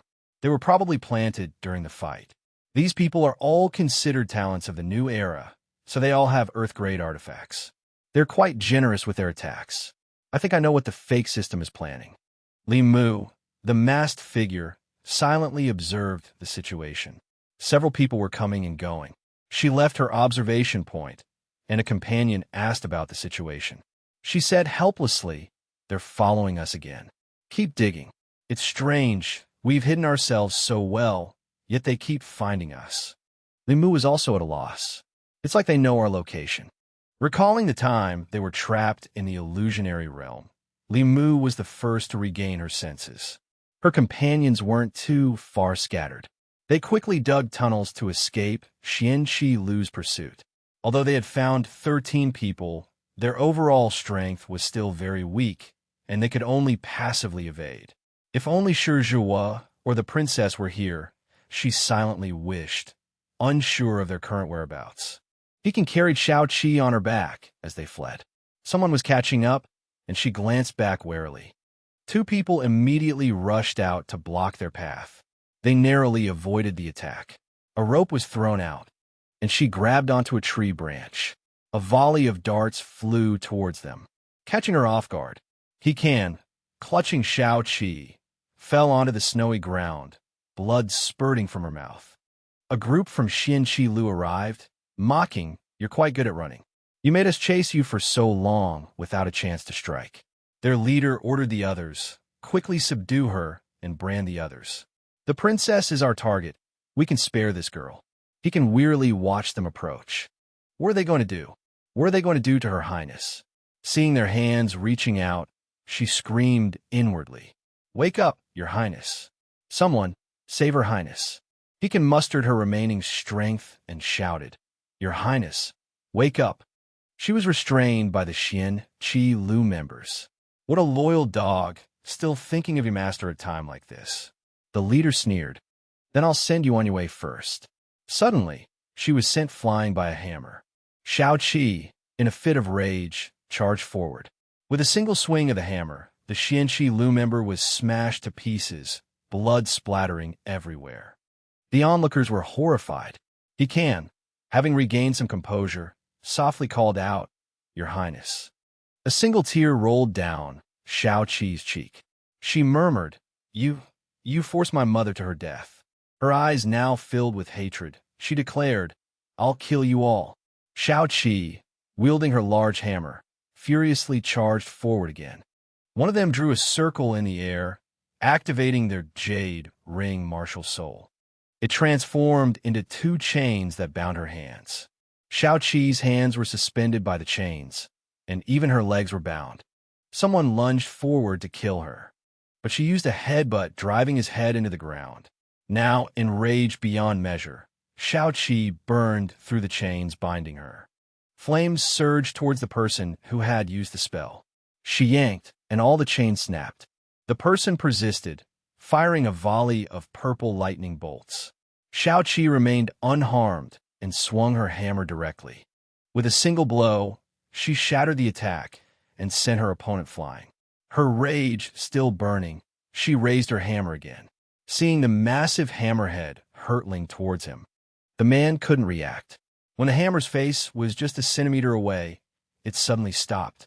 It turned out his companion had used chains to restrain it. He yelled, "Run!" but it was too late. Xiaoqi appeared behind him, pressing his face against her hammer. The man was instantly incinerated into a skeleton. Xiaoqi was like a ruthless demon. Not only the members of Xianqi Lu, but even Hekin was trembling with fear. Her face pale, she softly called out, "Your Highness." All the spectators were horrified. The princess is possessed. What's with those eyes? Wasn't it said Her Highness was born with the power of berserk fury? But her current state is clearly wrong. Lu Ming and Wu Dunu also watched in horror. One judge said, "The berserk blood syndrome is a cursed bloodline left behind by the late Empress Qiu." Looking at the princess's frenzied attack, he continued, "The higher the talent, the stronger the curse's power. As one ages, the curse will erode one's consciousness, driving them mad." Looking at her furious appearance, he added, "Once she goes berserk, the soul power within her body will spontaneously combust, and her fighting strength will greatly increase. But this enhancement comes at the cost of consuming her life force. Moreover, she loses the ability to distinguish friend from foe." Watching Xiaoqi's terrifying slaughter, he said, "Only demons have such red hair. When the Qiu clan was exterminated, I suggested His Majesty change the princess's blood to cleanse her of that misfortune.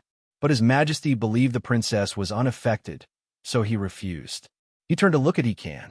Now the whole world sees the royal family's laughingstock. The princess's madness is truly unsettling. The great hammer slammed down before her.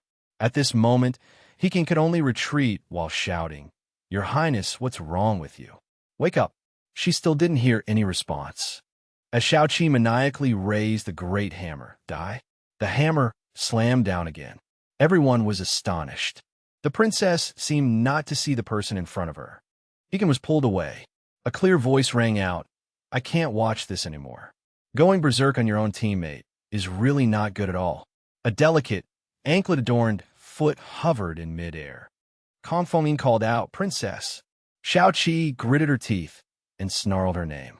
The image of a beautiful young woman appeared on the screen. The audience gasped in amazement. Kong Feng Yin, the pride of the new generation of the Western Academy, is said to have reached the half-step martial sovereign realm and is the most likely among the younger generation to break through to martial saint. On par with Qing Shan, everyone is looking forward to Fairy Feng Yin taking action. Although her beauty always attracts more attention than her strength, why was old Madame Kong so surprised just now? When asked, she only said, "This girl is always humble. I never expected her to want to confront the princess." More questions arose in their hearts. What is this girl thinking? Why does she want to get involved in this? At the same time, she covered her mouth with her hand and said, "Princess, you're already mad, yet you still recognize me. So you do care about me." Xiaoqi's face contorted in anger, veins bulging as she snarled, "I want to kill you." Kong Feng Yin abruptly stepped closer, locking eyes with Xiaoqi, stopping her in her tracks. "Kill who?" Their gazes clashed. She spoke softly, "If you go berserk and kill someone here, your mother's death will have been in vain." The words stunned Xiaoqi. In the next instant, Feng Yin flung her aside with a flick of her wrist. She chuckled, "I won't fight a lunatic. So go cool off and clear your head.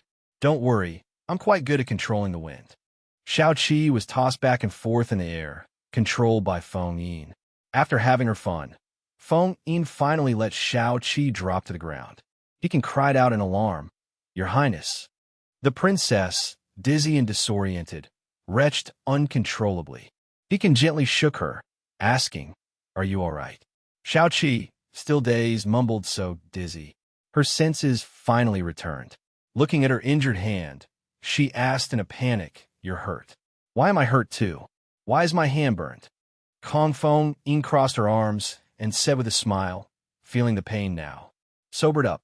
The princess, on the verge of tears, yelled, "Kong Fong In." Deacon quickly intervened, "Your Highness, don't. Just now it was thanks to Miss Kong's help." Xiao Qi spat. "I didn't need her help." Kong Fong In wiped away a non-existent tear. "Captain He, there's no need to Chan anymore. Her Highness has always been prejudiced against me. No matter what I do, she won't be happy. He can try to comfort her. Don't be upset. Her Highness doesn't mean any harm." Then, turning to the princess, she pleaded, "Your Highness, Miss Kong did help us after all." Xiao Qi glared at her. "You dare speak up for her? Are you my subordinate or hers?" Deacon clung to her leg, only to be rebuked. "Traitor. Go hang out with her. We're done. Let go." Xiao Qi froze. Suddenly, she noticed the communication mark on her hand glowing. Chu Xingqian's voice rang out, "Hello. Hello. Can you hear me? Can you hear me?" Overjoyed, she replied, "Master." On the other end, Chu Xingqian and the others rejoiced. "Great. The transmission talisman works. Is everyone all right? Report your locations. We've also contacted Shi Zhihua and Bing Xiaoling. Our top priority is to ensure our own safety, then gradually converge on each other's positions." He suddenly asked, "Old Shi, were you, Your Highness, and the others attacked by Xianqi Lu?" Hearing their surprised reactions, his expression turned grave. "You encountered them. How did you know, Brother Chu? Did you encounter them too?" He observed the members of the Western Prefecture Academy, a thought forming in his mind. As expected, none of us were spared.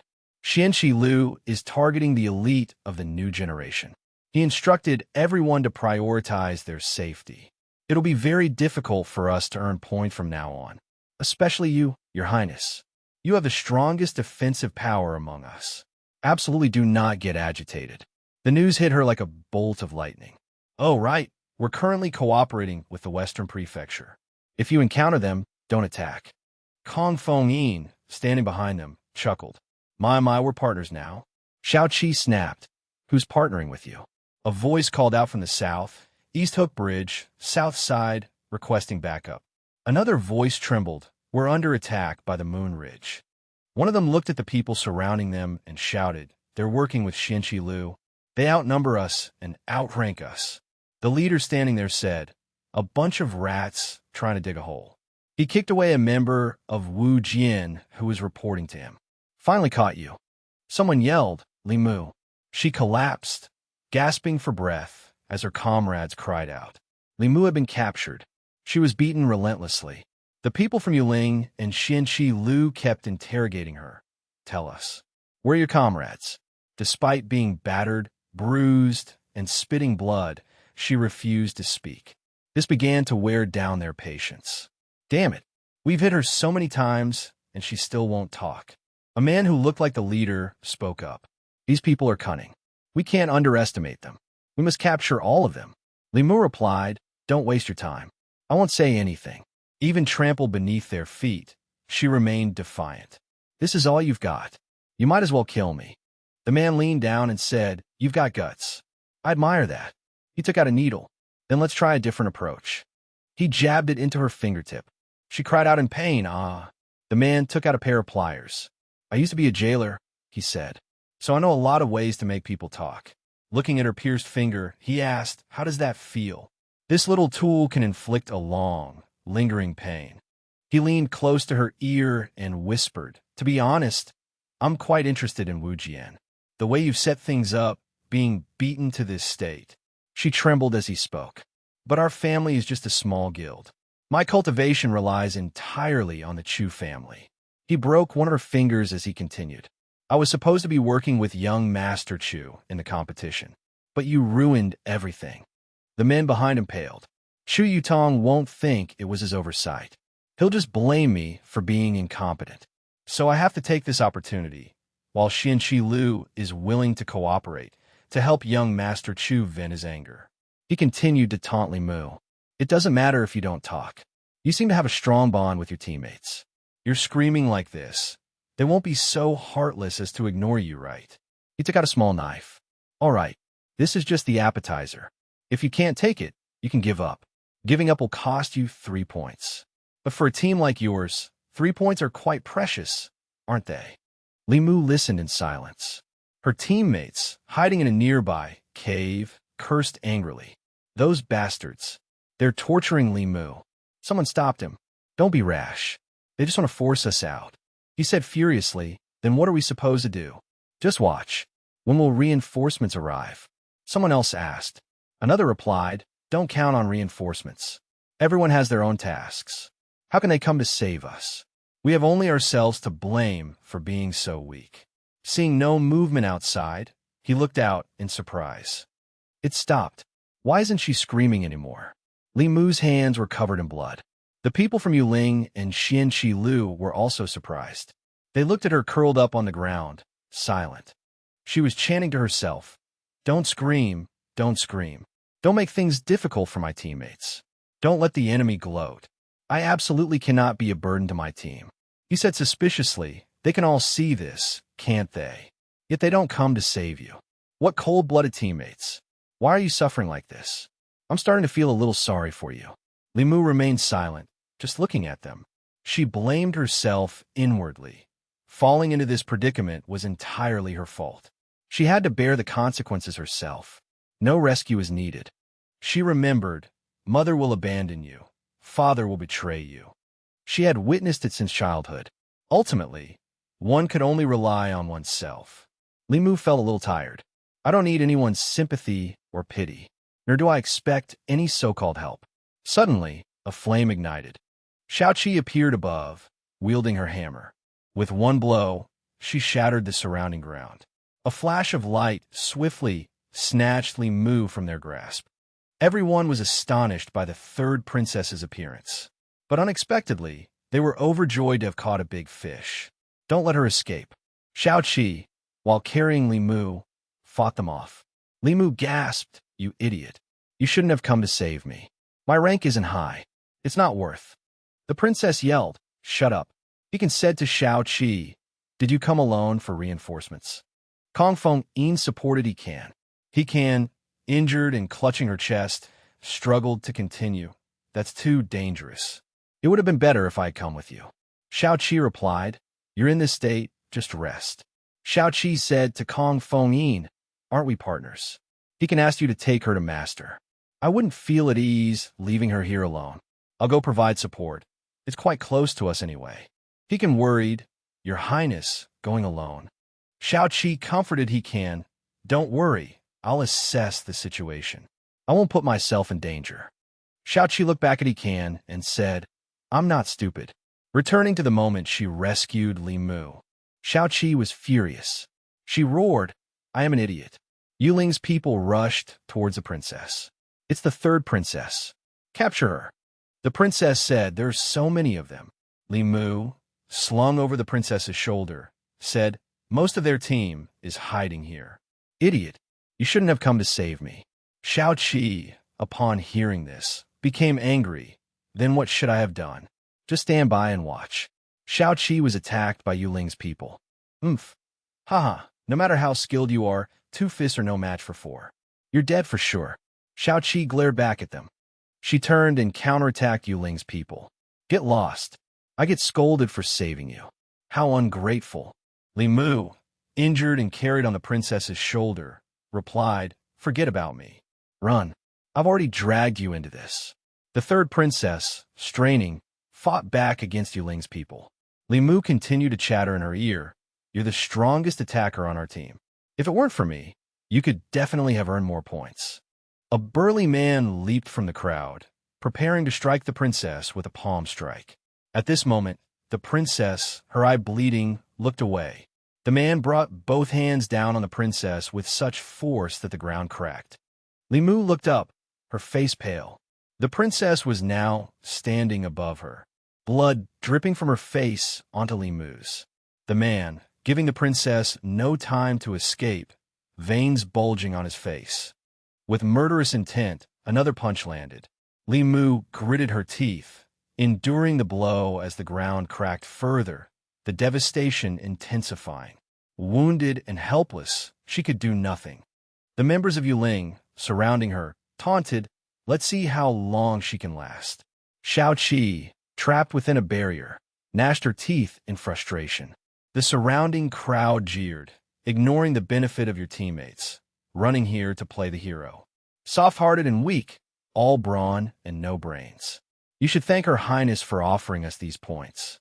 Xiaoqi, inside the barrier, gritted her teeth, blood spraying from her mouth as she strained to speak. "This is who I am." Li Mu's eyes welled with tears. Xiaoqi continued, "As long as they are my teammates, I will not stand idly by." Li Mu watched her, tears streaming down her face. Xiaoqi struggled to hold on, blood trickling from the corner of her mouth. "Even if it's a trap, I'll jump in. This princess is just this kind of person. If you think I'm stupid, then so be it," she declared angrily. "As for the benefit of my teammates." Li Mu lowered her eyes, watching the princess with worry. Xiaoqi spun her weapon, her hammer held defensively. An immense power erupted, blasting away all the members of Yuling, narrowing her eyes. She shouted, "I just need to grab a few more points. I've never shirked from the responsibilities I should bear." Li Mu looked at her with gratitude, tears still clinging to the corners of her eyes. Leaping into the air, Xiaoqi called to Li Mu, "Watch closely from within the barrier." Xiaoqi charged into the group from Yuling. They surrounded her, hurling 3 large boulders towards her. The princess spun, swinging her hammer, deflecting the boulders back. "Right back at you." The 3 people struck by the returning stones crashed to the ground. The princess descended from the air, hammer in hand. Someone erected a barrier, simultaneously attacking her from behind. Sensing the attack, she quickly dodged. The others struck at the same time. "Don't let her get any points. Hit and run." Slowly wear down. Attacked from all sides, the princess couldn't evade every blow. Wounded, she spat blood through gritted teeth, her eyes bloodshot. There were too many of them. As she fought, she recalled Li Mu's words during their escape. "It's all my fault. If it weren't for me, everyone could have earned more points." Xiaoqi thought, "You self-righteous fool. As if you could be a burden to me." Li Mu watched, her face etched with worry. Xiaoqi thought to herself, "Don't underestimate me." She swung her hammer forward, creating a powerful shockwave. She remembered the mocking voices. "Ignoring the benefit of your teammates. Running here to play the hero." Xiaoqi thought, "I'm not someone who wants to be a hero at the expense of the bigger picture. Before I'm eliminated, I have to get a few more points." Blood continued to flow from her mouth. At least 10 more kills should be enough. Xiaoqi's blood splattered onto one of her attackers, whose face suddenly burst into flames, the fire quickly spreading across his entire body. He screamed in agony as he burned. The others stared at him in horror. What happened? He touched the princess's blood. The flames grew stronger, impossible to extinguish. At this moment, Xiaoqi was covered in blood, her eyes crimson, blazing with fire. The group continued to rush towards her. 1, she counted. 2. One by one, they were burned to ashes. Someone charged forward, a sword piercing through Xiaoqi. "You're a team. One person's mistake implicates the whole team. You're the one dragging them down." Xiaoqi, struck by the sword, grasped it in pain, trying to pull it out. She yanked the sword free, blood spraying everywhere. She gritted her teeth and snarled, "I won't drag my teammates down." Xiaoqi, now radiating a murderous aura, charged forward, using the same sword to stab the attacker in the head. 3. Everyone panicked. "Damn, she's so strong. How did she become so powerful?" "Stay back, attack from a distance." Outside, the judges commented, "The Berserker state has relapsed, and it seems even more severe than last time. Her soul power is completely burning, uncontrollable. She'll be burned to death. The match's damage compensation mechanism can't keep up." The first prince said, "Stop the match. Let the princess leave the arena." The subordinate behind him said, "Your Highness, the match cannot be stopped, nor can she passively leave the arena." "Your Highness, don't be hasty. If the match is stopped because of this, wouldn't it be unfair to the others?" Shui Zhenzhou said, If this gets out, it will damage the royal family's prestige. Please calm down. But Xiao Qi has exceeded her limit. If she continues to burn like this, she won't be able to cultivate anymore. Xiao Qi coughed up a mouthful of blood, looked up, feeling extremely uncomfortable, too hot. Although severely injured, the third princess struggled to stand, refusing to fall. Just a little longer. Her vision began to blur. Just a little longer. The others fearfully dodged her. Flames engulfed the princess, but she persisted. Let me get a few more points. A blood-soaked sword thrust towards her. Xiao Qi froze, looking down. Those around her also stared in disbelief. She was pierced by a sword again. When Ren Mao pulled his sword out of the third princess. You can't even control your own soul power. Are you trying to burn yourself to crippling? Go and rest for a bit. The third princess collapsed. She said in despair, No, don't let me fall here. I haven't earned enough points yet. Memories flooded her mind. Your Highness, you have the strongest attack amongst us. You mustn't be impulsive, Master. I'm sorry. They had rescued Li Mu, running out from there. One of them said tearfully, The princess has been eliminated. Chu Xingqian heard him. We couldn't help her. We could only take advantage of the chaos to get Li Mu out. I'm sorry. It's all because we're too useless. But before that, the enemy seemed to have grasped our course of action. We were already trapped. Xingqian comforted him. Don't blame yourselves. Are they still chasing us? Deacon replied, No. They ran into Qing Shan. It's when Ren Mao of the Green Mountain sect. A member of Yuling said, When Ren Mao, you're a dignified martial lord, yet you're here competing with us for points. When Ren Mao replied, Competing for points. You're just trying to stall for time, to burn her to a crisp, aren't you? Despicable. No point wasting words on them. When Ren Mao's people charged towards Yuling, the members of Yuling scattered in fear. We can't beat the Green Mountain sect. Run. A Green Mountain sect disciple formed a hand seal, martial master skill, giant sword formation.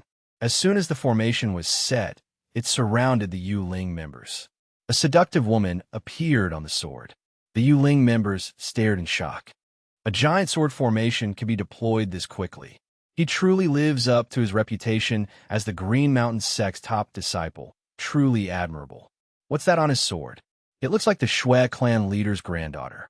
Seems he's quite infatuated with her. Come on, last month he had Kong Feng Yin of the Western Branch plastered on it. The Shui clan leader's face twitched, veins bulging. Putting pictures on swords isn't that strange. The Green Mountain sect primarily cultivates swordsmanship, treating everything like a sword, including their martial souls. His swordsmanship looks bizarre, but it's also very powerful. I'm afraid Yuling is about to be completely annihilated here. The Yuling members were battered by the Green Mountain sect disciples. And when Ren Mao's people charged in, they quickly pursued Yuling, shouting, You dared to use illusions to trap us. None of you will escape. They suddenly stopped, unsure of what was happening. The announcer's voice boomed. Attention, competitors of Match 11. The poison circle is now shrinking. Please quickly retreat to the safe zone. The safe zone, marked on the mini-map, began to shrink. All the competitors looked up, a hint of panic on their faces. It's shrinking again. The announcer continued. Additionally, a bonus point item, the 1,000-year profound ice, is hidden within the safest zone. The team that finds it will receive an additional 20 points. Chu Xingqian and his group, hearing about the 20 bonus points, started running frantically. When Ren Mao looked up, the illusions caused our teammates to be killed before they could react. These 20 points are truly crucial. This announcement shocked all the participating teams. Chu Xingqian anxiously raised his hand and said, Everyone go. After receiving the news, the other teams, all focused on one goal, to quickly reach East Hook City and search for the 1,000-year profound ice. In the safe zone of East Hook City, a group of masked individuals were setting something up. Senior sister, all targets have finished setting up the props and are heading towards the safe zone. All right, begin. They threw down spheres that radiated power, causing the ice to crack upon impact. Shi Zhou ran with all his might, Bing Shaoling on his back. Shizhua anxiously asked, "Are we in the safe zone yet?" Bing Xiaoling looked back and said, "Yes, we're very close to the safe zone. Be careful of ambushes and quickly find the bonus point item." Shizhua stared ahead, stunned. A Ling. Both of them looked ahead. Why is it so green up ahead? What is that? Just as they finished speaking, people from other teams emerged from the green smoke. Some people within the green smoke were swallowed and disappeared. "Run!" A terrified person desperately ran outside, shouting, "Run!" This person escaped just in time as a green head shot through where they had been. A brown head flew past, separating the person's soul from their body. The remaining green heads drained the person dry, leaving nothing behind. The green smoke drew closer, absorbing what little remained, then pierced through the person's head. Bing Xiaoling fearfully hid behind Shizhua. The green skull emitted a sound. Young master. Bing Xiaoling asked what that thing was. Another person ran out, shouting, "Run!" It's a soul devourer. It's a demon that devours the 3 souls and 7 spirits, and it can also possess bodies. Although the competition rules are supposed to protect participants, if you're injured by it, the consequences range from spiritual damage to being crippled for life. We were the first ones to reach this safe zone, but who knew these monstrous things would fly out from the ice surface of Dongku City? Shizhua and Bing Xiaoling watched in terror. She mused, "The ice surface of Dongku City. The elders told us that Dongku City seals away many wandering souls from extreme North Hope City. Nothing has happened for hundreds of years, so why are they all coming out now?" The masked person watched with satisfaction. The weaker the participants, the stronger the effect of the tool. The soul devourers under this lake are the best way to weaken them. We'll catch all these chosen ones in one fell swoop. Poison outside, soul devourers inside. This time, you won't escape. Chu Xingqian. The poisonous gas spread, rushing towards the group that Chu Xingqian had just arrived with. They watched in bewildered fear. The spectators outside the arena asked what was happening as the image froze. Someone asked if those were soul devourers. Another person worriedly said, "No way, those things are extremely dangerous." Everyone stared intensely at the screen. A single touch could scatter their souls. Why are there such things in the competition area? Didn't they check before using it? Why are there always problems with the arena lately? Contact the Divine Kingdom's emissary and request to suspend the competition. Are those soul-devouring ghost soul devourers? Bai Jin anxiously said, "Stay away from the soul devourers." "You silly child, why is the image blurry now?" "Madam, don't panic. If it's truly dangerous, he can forfeit." Bai Jin exclaimed, "You don't know how stubborn your son is. If he could forfeit, pigs would fly. Hurry up and contact the competition organizers. Stop the competition." Something green appeared in the air. "What is that?" The person in front said soul devourers appeared in the safe zone. Someone said in a panic, "Soul devourers." At this moment, everyone was in complete chaos. Someone had already forfeited. He forfeited and ran away so fast. Soul devourers appeared ahead. Green Mountain disciples retreat, head to the edge of the poison zone first. Chu Xingqian's group watched. What's going on? These things can't come out on their own. Someone must have broken the seal on the soul-devouring ghosts under Dongku City's lake. We took every precaution, but it still got out. Chu Xingqian angrily thought of Hu Tonglai. His face tensed. That crazy guy from the Xianxi Pavilion, isn't he afraid of being devoured by the soul devourers too? If they dare to do this, they must have a way to protect themselves. To eliminate the new students, the system won't hesitate to use any dirty tricks. Tell everyone to retreat, survive as long as they can. "Mr. Chu, can you hear the signal? What happened to Shueijia?" Bing Xiaoling said frantically. "Convince Shizhua, I can't pull him back. We've encountered soul devourers. We were going to retreat, but Shizhua refused to leave. He stretched out his hands, charging forward alone to create a barrier. He wants to stop the soul devourers. Shizhua is creating a barrier." "Are you kidding me? Lao Shi, retreat now." Shizhua replied, "If we retreat, these things will spread everywhere within a stick of incense's time. My attribute counters them. I have to stop them here." Chu Xingqian cursed furiously. Stop your nonsense. Let someone else hold up the sky if it's falling. Why are you charging in? Do you want to become crippled? Just give up. We can all forfeit together. Then we'll lose completely.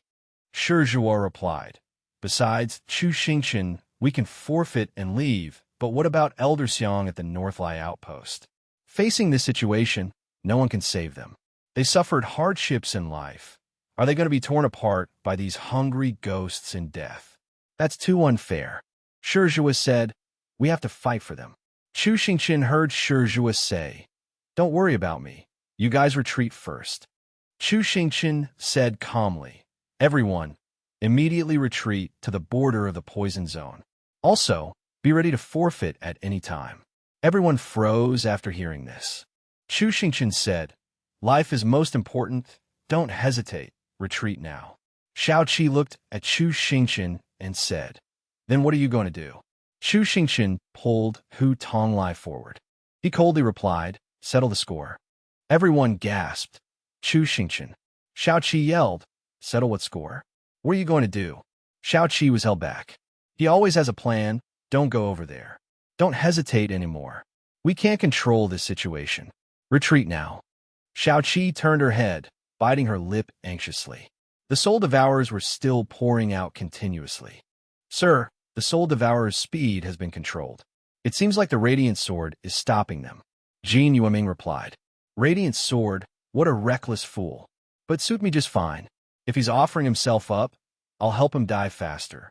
From behind Jin Yueming, a person charged forward. They lunged at her, but she reacted in time and blocked the attack. Behind those people, a figure flashed past like lightning. Chu Xingqian charged forward, sending one of them flying into the air with a single punch, blood spraying everywhere. The subordinates quickly rushed towards Chu Xingqian. One got close, kicking at him, but Chu Xingqian dodged and blocked the kick with his hand. He spun, grabbed the attacker's leg, and slammed them down. Chu Xingqian rolled, while the other person was planted face first into the ground. The others continued to attack from a distance. Chu Xingqian defeated them one by one. Jin Yueming stood by, watching her subordinates fall one after another, her expression unchanged. One by one, they lunged at Chu Xingqian, some diving down from the air. He looked up at the attacker. Then, with lightning speed, Chu Xingqian flew behind him and counterattacked. Seems like the previous hit wasn't strong enough. A loud explosion, a corner blown apart. Jin Yueming sneered. And so you delivered yourself right to my doorstep. I'm the one who can see through invisibility tools. Chu Xingqian.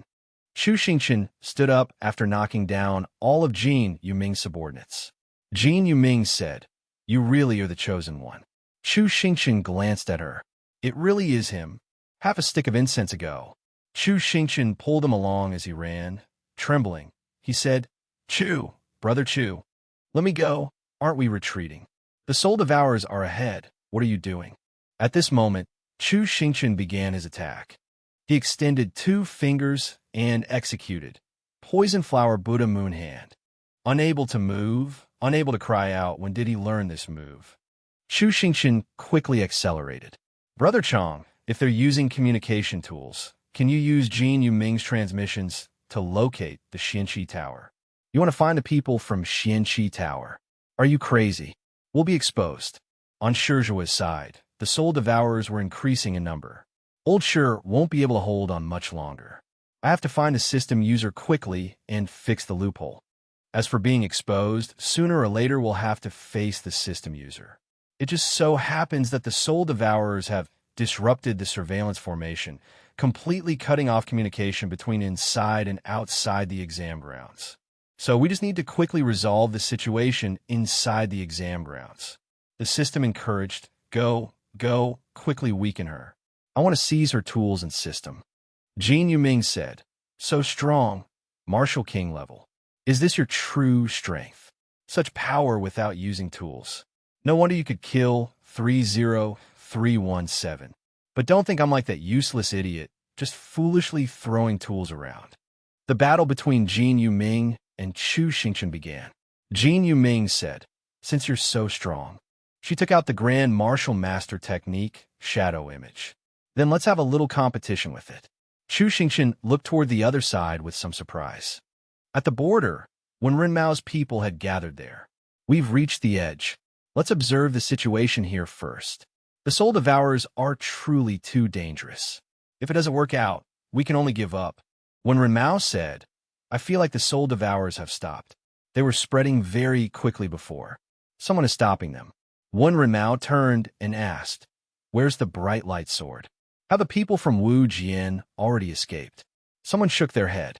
Isn't that Wu Jian's little fox? Why is she waving at us? Xiao Shi was in the distance, anxiously running towards them. One of Ren Mao's people, standing at the front, said, Hey, don't come any closer. Is this a trap? Where are your companions? Xiao Shi hurriedly explained, It's not a trap.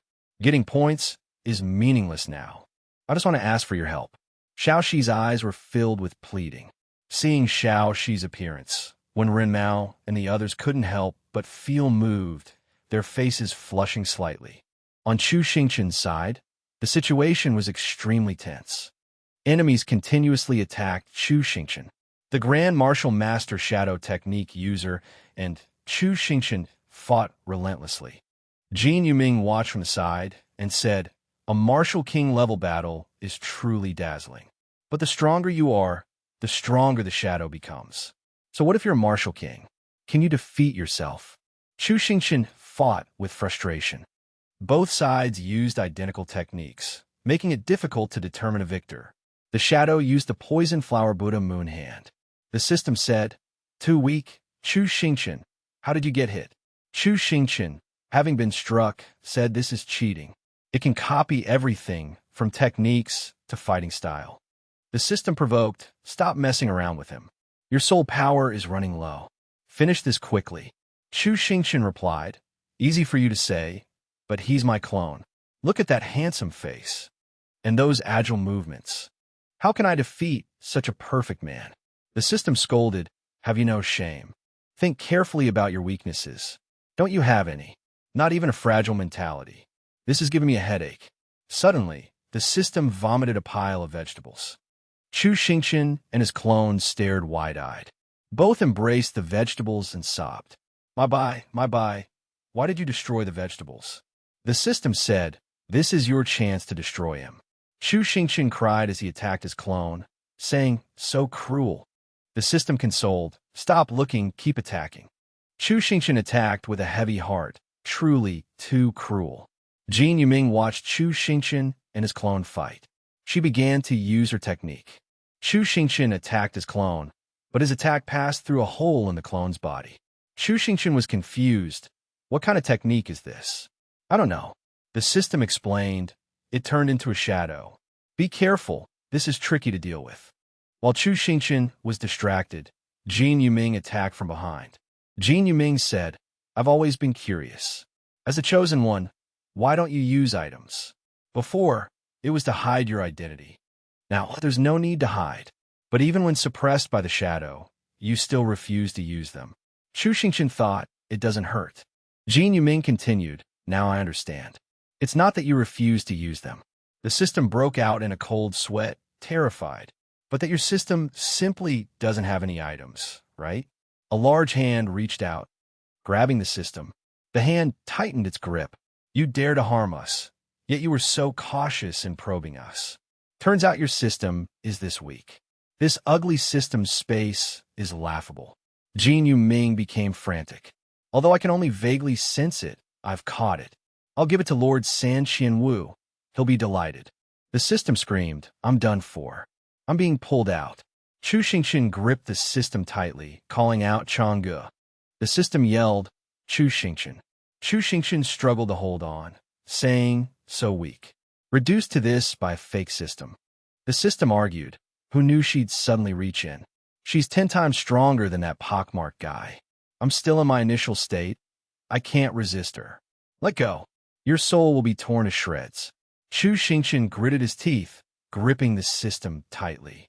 What will happen to you if I let go? Don't give up. Think of something. My body can't just be taken and returned on a whim. Jin Yuming laughed loudly. Oh, dealing with the shadow and holding onto the system at the same time. What strong mental power. But can you hold on? And can your brother hold on too? Jin Yuming continued to expand the barrier, releasing the soul devourers. Chu Xingqian glanced at Shi Zhuo, who was still holding on. He was gritting his teeth, enduring. Their numbers suddenly increased. Damn it, I'm almost. Shi Zhuo couldn't hold on any longer. Just then, Bing Xiaoling rushed forward, taking Shi Zhuo's place. The soul devourer's power was too strong. Shi Zhuo said, "The sword formation cannot fall." The soul devourers grew in number. Bing Xiaoling struggled to hold on. Shi Zhuo said, "Xiaoling, forfeit the competition. My spiritual power is almost depleted. The sword formation is about to break. I can't protect you anymore." Bing Xiaoling replied, "If we forfeit together. Why don't you forfeit?" Shi Zhuo, his mouth full of blood, said, "Forfeit. Thinking of those suffering souls. I will be ashamed." Shi Zhuo replied. Bing Xiaoling was stunned into silence. Suddenly, a group of soul devourers about to attack Shi Zhuo and Bing Xiaoling were knocked down. The two sat still, unsure of what had happened. "Everyone, protect the radiant light sword. Don't let the sword formation break. Don't let the soul devourers escape." When Renmao said, "Sword follows the heart, roaming freely, acting for justice, eradicating demons and monsters. You are truly worthy of your title, Radiant Light Sword Shi Zhuo." Shi Zhuo turned to look at Wen Renmao. The entire Qingshan sect came to support the formation. "Xiao," she said to Wen Renmao and everyone, "could you please help us with something? We were once helped by Elder Xiong at the Northlai outpost." Shi Zhuo stayed behind to hold back the soul devourers because he didn't want Elder Xiong to be harmed. "Our Wu Jian sect is too weak, and the Western Monastery has suffered too many losses. We don't have enough strength. Could you go with us to help them? If there's danger, you can forfeit the competition at any time." "Xiao," she said sadly, "is that not possible?" When Renmao said, "So he really is holding them back. While we were only concerned with escaping, there was someone who disregarded their own safety to hold them back. Such unwavering righteousness and profound justice truly puts us to shame." Everyone from Qingshan's sect covered their faces and bowed their heads. Xiaoxi looked at them. When Renmao said, "Little fox, where is Shi Zhuo?" This matter. Everyone from Qingshan sect arrived, just in time to reinforce Shi Zhuo. Qingshan sect will definitely help. Qingshan sect's combined technique. Myriad swords returned to one. The soul devourers screamed miserably. "Scream, soul devourers. This is the taste of Qingshan swords. This brutal battle has been frustrating enough. This is the way to fight. The sword formation is holding. Charge." The Western Monastery disciples are using combination techniques right off the bat. They're just showing off. Now strike them down hard. Haven't they bullied the Western Monastery enough? When Renmao said, "You have a good eye for the big picture," the disciples of the Green Mountain shouted, "The Fox Fairy is the best in the world. As long as it's her request, there's no reason to refuse. No reason at all." For Jiushi.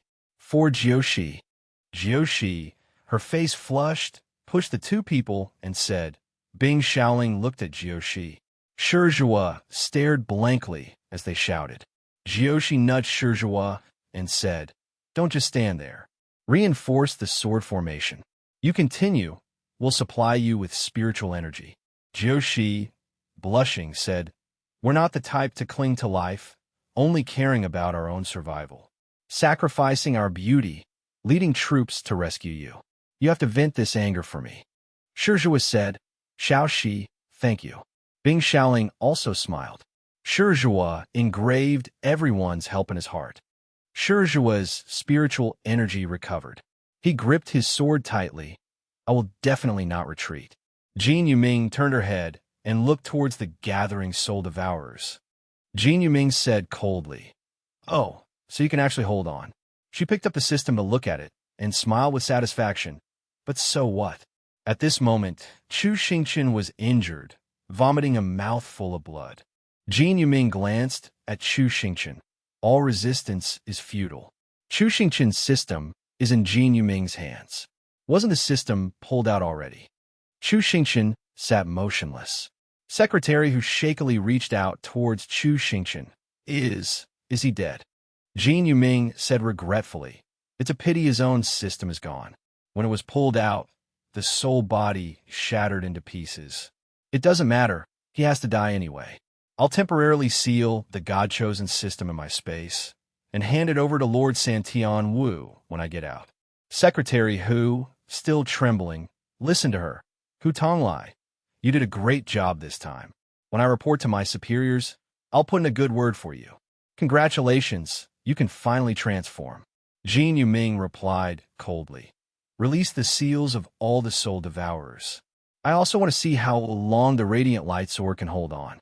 Jin Yuming gripped the seal, puzzled. What the? Hu Tonglai looked up and asked, what's wrong? Jin Yuming replied, how can the seal? Several fingers reached out from inside the system. That hand tore the seal apart. Chu Xingqian emerged from within the system. Jin Yuming, seeing this, broke out in a cold sweat. How is this possible? How could Chu Xingqian's soul body be inside the seal? Chu Xingqian said, is this your space? Intrusion successful. Jin Yuming stared wide-eyed. How is this possible? Weren't you already scattered soul and spirit? The system sneered. Back to a moment ago. The system screamed in fear.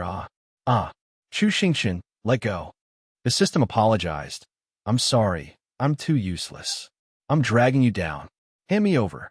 There might be a sliver of hope for survival. Chu Xingqian scolded. Cut the crap.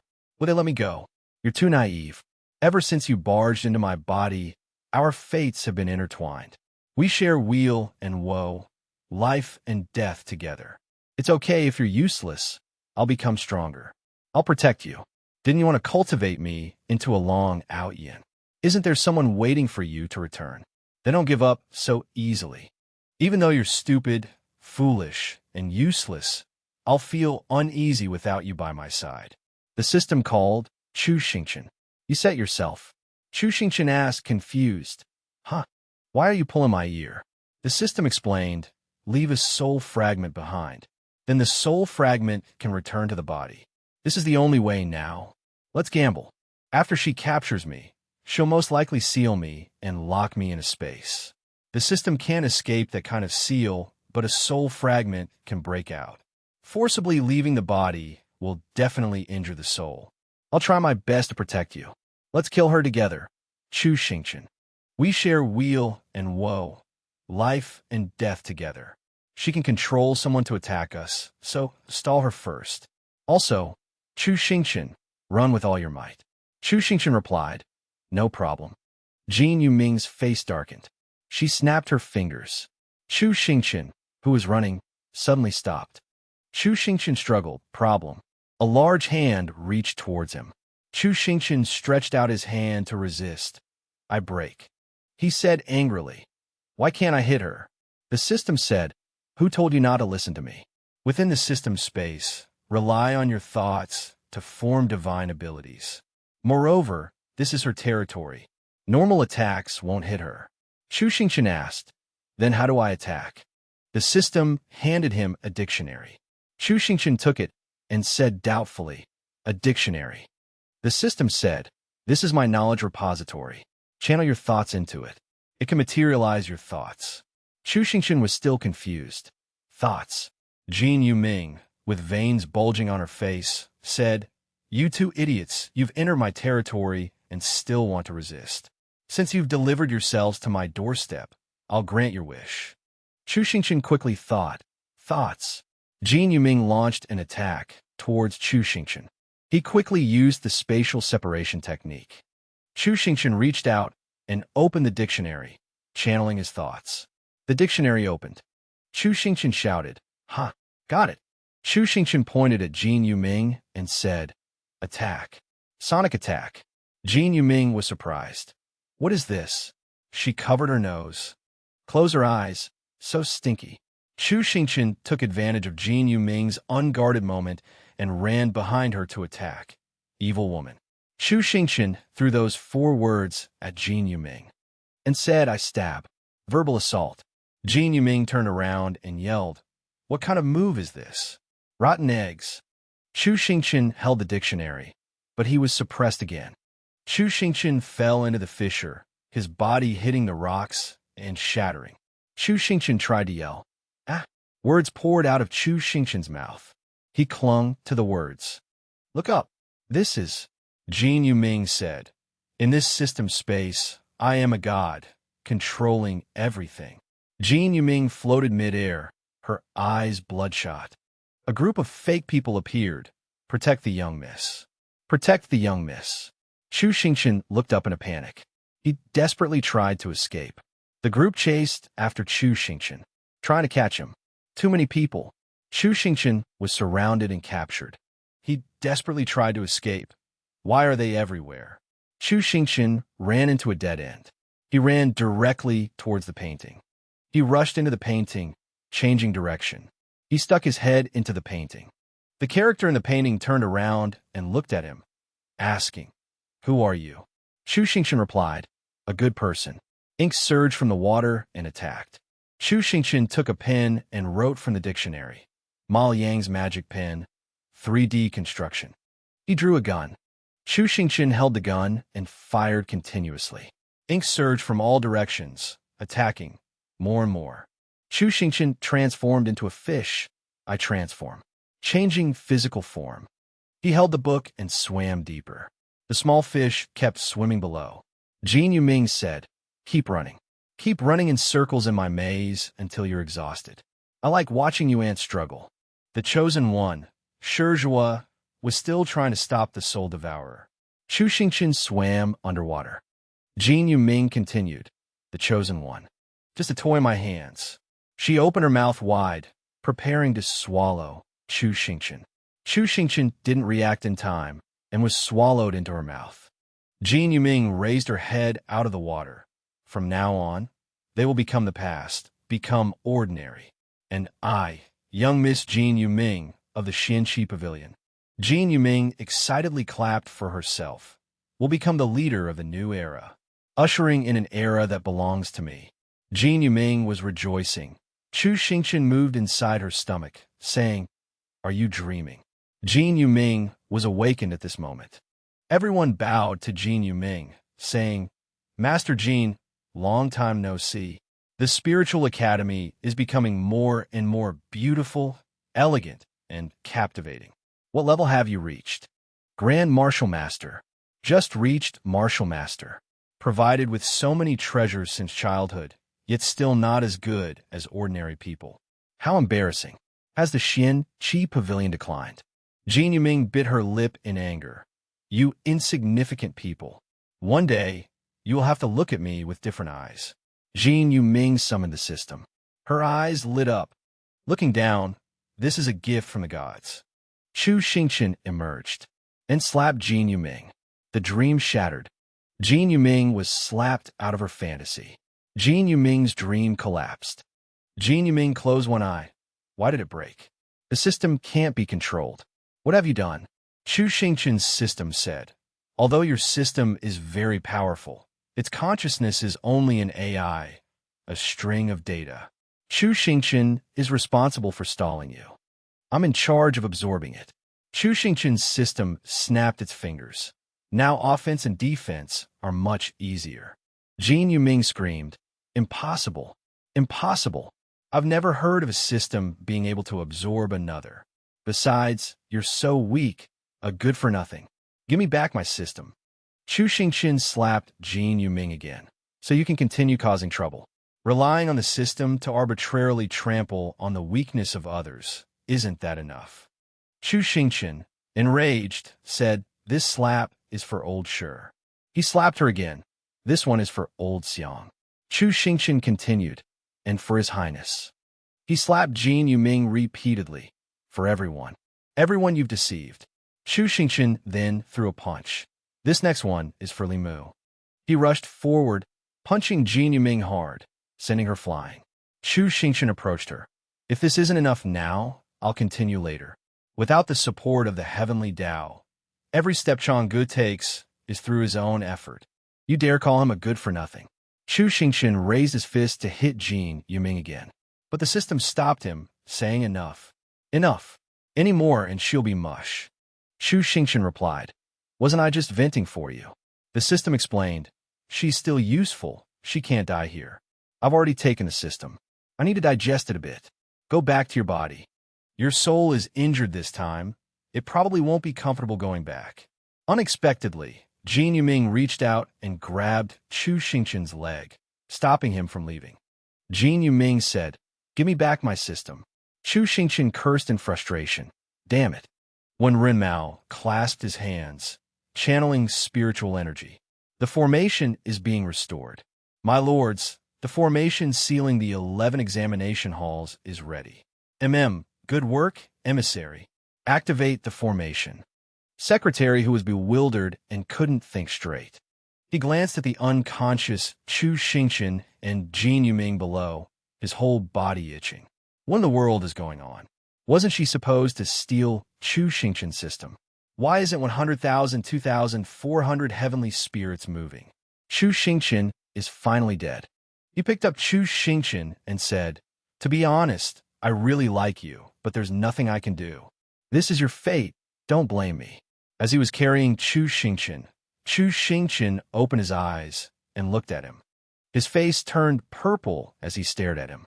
Chu Xingqian smiled back. Secretary Hu's face paled, and he pointed at him, yelling, "Damn it. Chu Xingqian, how are you still alive? You clearly stopped breathing just now." Jin Yuming was knocked to the ground by him. Secretary Hu turned to look at her. He shakily pointed at Jin Yuming. 100,000, 2,400 heavenly spirits. What happened to you? Chu Xingqian stood up, rotated his wrists, and said, "I just swallowed her system and killed her while I was at it." Chu Xingqian looked at Secretary Hu and said, "I hate villains the most."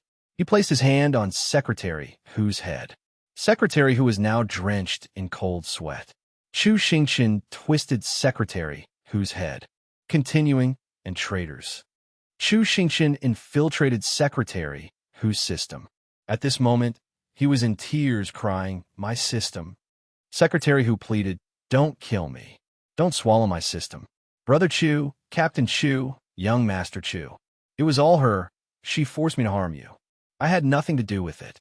Chu Xingqian said, "Nothing to do with you. You seem to be enjoying it." Secretary Hu replied, "No, I wasn't. Thinking you were dead, my heart was breaking." Secretary Hu argued, "If you kill me, both she and I will die here, and then won't the people outside be able to determine your identity?" Chu Xingqian asked sarcastically, "Oh, so tell me, what should I do?" Secretary Hu hurriedly said, "Keep me. I absolutely will not reveal your identity. Actually, I wanted to turn over a new leaf for a long time. Today, I finally have the chance. The system. No, the organization behind this woman is very powerful. I can help you infiltrate them." Chu Xingqian said with a laugh, "You're quite clever. Becoming a double agent, huh?" Secretary Hu fearfully denied, No. I will only be loyal to you." Chu Xingqian took out a pill, saying, "The loyalty of a traitor. I don't need it." He shoved the pill into Secretary Hu's mouth. Secretary Hu, with the pill forced into his mouth, immediately tried to vomit it out. Chu Xingqian said, "How is it?" "Tasty. It's called the White Step Severing Pill, made by the Manzuga monster, with a delicate flavor, bitter, spicy, sweet, and sour. If you move 100 steps away from me, your meridians will reverse, your thoughts will become chaotic, you'll suffer chi deviation, and finally, your blood vessels will explode, leading to death. Don't even think about using any items. If I sense it, I'll send you on your way immediately." Chu Xingqian continued, "Behave yourself from now on." After hearing this, Secretary Hu's face turned ashen. The system asked, "Where did you get that pill?" Chu Xingqian whispered, just scaring him. "It's a chocolate bean I made 7 years ago. It's expired. This guy needs a good scare. You have to be careful." The system replied, "Don't worry. I've already implanted a monitoring chip in his body." Secretary Hu wept miserably, reaching into his mouth, trying to dig the pill out. The system said to Chu Xingqian, "The real problem is that woman. Her soul was shattered during the transmission process. Now she's just an empty shell. The people from the Xianxi Tower are probably going to come looking for trouble." Suddenly, something appeared in the sky. Chu Xingqian looked up. Shijua's attention was also drawn by the sound. When Ramao looked up and said, "What's going on?" everyone was attracted by a formation that appeared. Everyone looked. Oh no, it's a translocation formation. The exam grounds are being forcibly closed. What? We haven't cleaned up the soul devourers yet. Shijua said helplessly. There's no time. He worried. What about the elders? Chu Xingqian said in frustration. It had to be now. The system said, don't panic. We just need to deal with the soul devourers before we leave, right? Chu Xingqian asked, do you have a way? The system said, having just swallowed a system, her item reserves are plentiful. Finally, I can show off. Hee hee. Chu Xingqian looked at the system. The system asked, hee hee. Cool, right? The wandering souls in the courtyard said, oh dear, vibrant green, karmic debt. Which bastard released the soul devourers?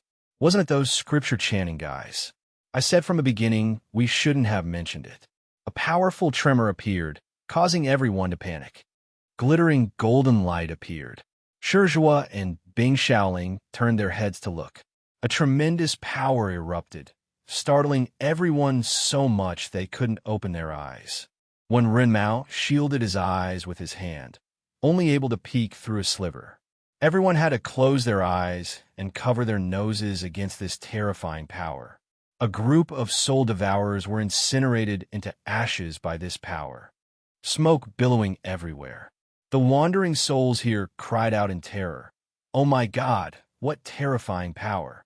Which great person made a move? Are they planning to annihilate us all? Someone said, hey, everyone look, it seems like there's some writing. Everyone looked up. Farewell. It's those students. They were the ones who dealt with the soul devourers. So amazing. I said they weren't bad people. Are they saying goodbye to us? Farewell, children. Light gradually appeared, and a voice rang out. We're out. Is everyone out? Was anyone injured by the soul devourers? Chu Xingqian and everyone had escaped. Chu Xingqian looked around, a bewildered expression on his face. We're out. Chu Xingqian cursed. System, you bastard, you dropped the nuke without even asking. The system replied, time was of the essence. You were about to evaporate anyway. It didn't hurt. Chu Xingqian said discontentedly. That was a nuke. Are the villagers all right? The system said, don't worry, I've calculated everything. Their location won't be harmed. The explosion's energy won't produce much radiation, and besides, wandering souls aren't afraid of radiation. Shijua looked up and said, it seems like we were blown to death. Blown to death. How can we be blown to death? Traces of the explosion did indeed appear in the examination grounds. A giant crater appeared, centered around the eastern city wall, the destructive power comparable to a martial emperor. Shijua and the others were stunned. Martial emperor. That's right, this place is severely damaged. It can't be used as an examination ground anymore. The specific cause still needs to be investigated. Chu Xingqian, hearing this, secretly rejoiced. Thankfully, the villagers wouldn't have to suffer anymore. Lu Ming sighed and said, it's good. At least everyone is safe. Some students had their souls swallowed by the soul devourers. Their spirits are injured. Who knows when they'll recover? The students in the distance were in chaos. Someone ran up from somewhere yelling, I want to eat shit. I want to eat shit. Shijua's eyes lit up, and he said, so cool, so awesome. Chu Xingqian's face flushed slightly. Such professionalism. Chu Xingqian suddenly felt unwell. My body hurts. The system comforted him. The previous injury to your soul has affected your physical body, but don't worry. Come to me later, and I'll treat you. Chu Xingqian felt a bit uncomfortable. Shao Qi came over to check on him. Master, are you all right? Shao Qi asked worriedly, are you injured? Should I call the imperial physician? Tell me if you're feeling unwell anywhere. Chu Xingqian patted Shao Qi's head and said, I'm fine, don't worry. He smiled and praised Shao Qi.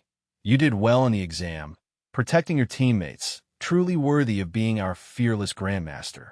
The princess helped us vent our anger. That was great. Shao Qi's cheeks flushed, really. Lan Fengyi walked over and said, my, what happy smiles. Third sister is in a good mood. Huh. Eliminated, yet still so cheerful. Lan Fengyi. Xiao Qi said loudly. Lan Fengyi bent down and said, "Call your older brother by his name like that. Third sister is a bit much, isn't it?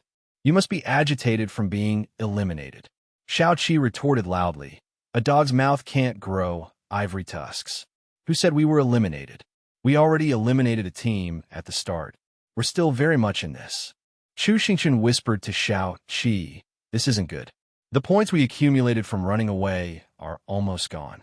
Shizhua covered his face and whispered, "There are only 7 people left on the field." Hearing this, Xiao Qi broke out in a cold sweat. Chu Xingchen and the others sat together, whispering amongst themselves. After the Soul Devourers broke out, points stopped being counted. "So our total points are—" Everyone calculated together, 31 points. Bing Shaoling covered her face and said, "I remember in previous years, the lowest score to qualify was 60.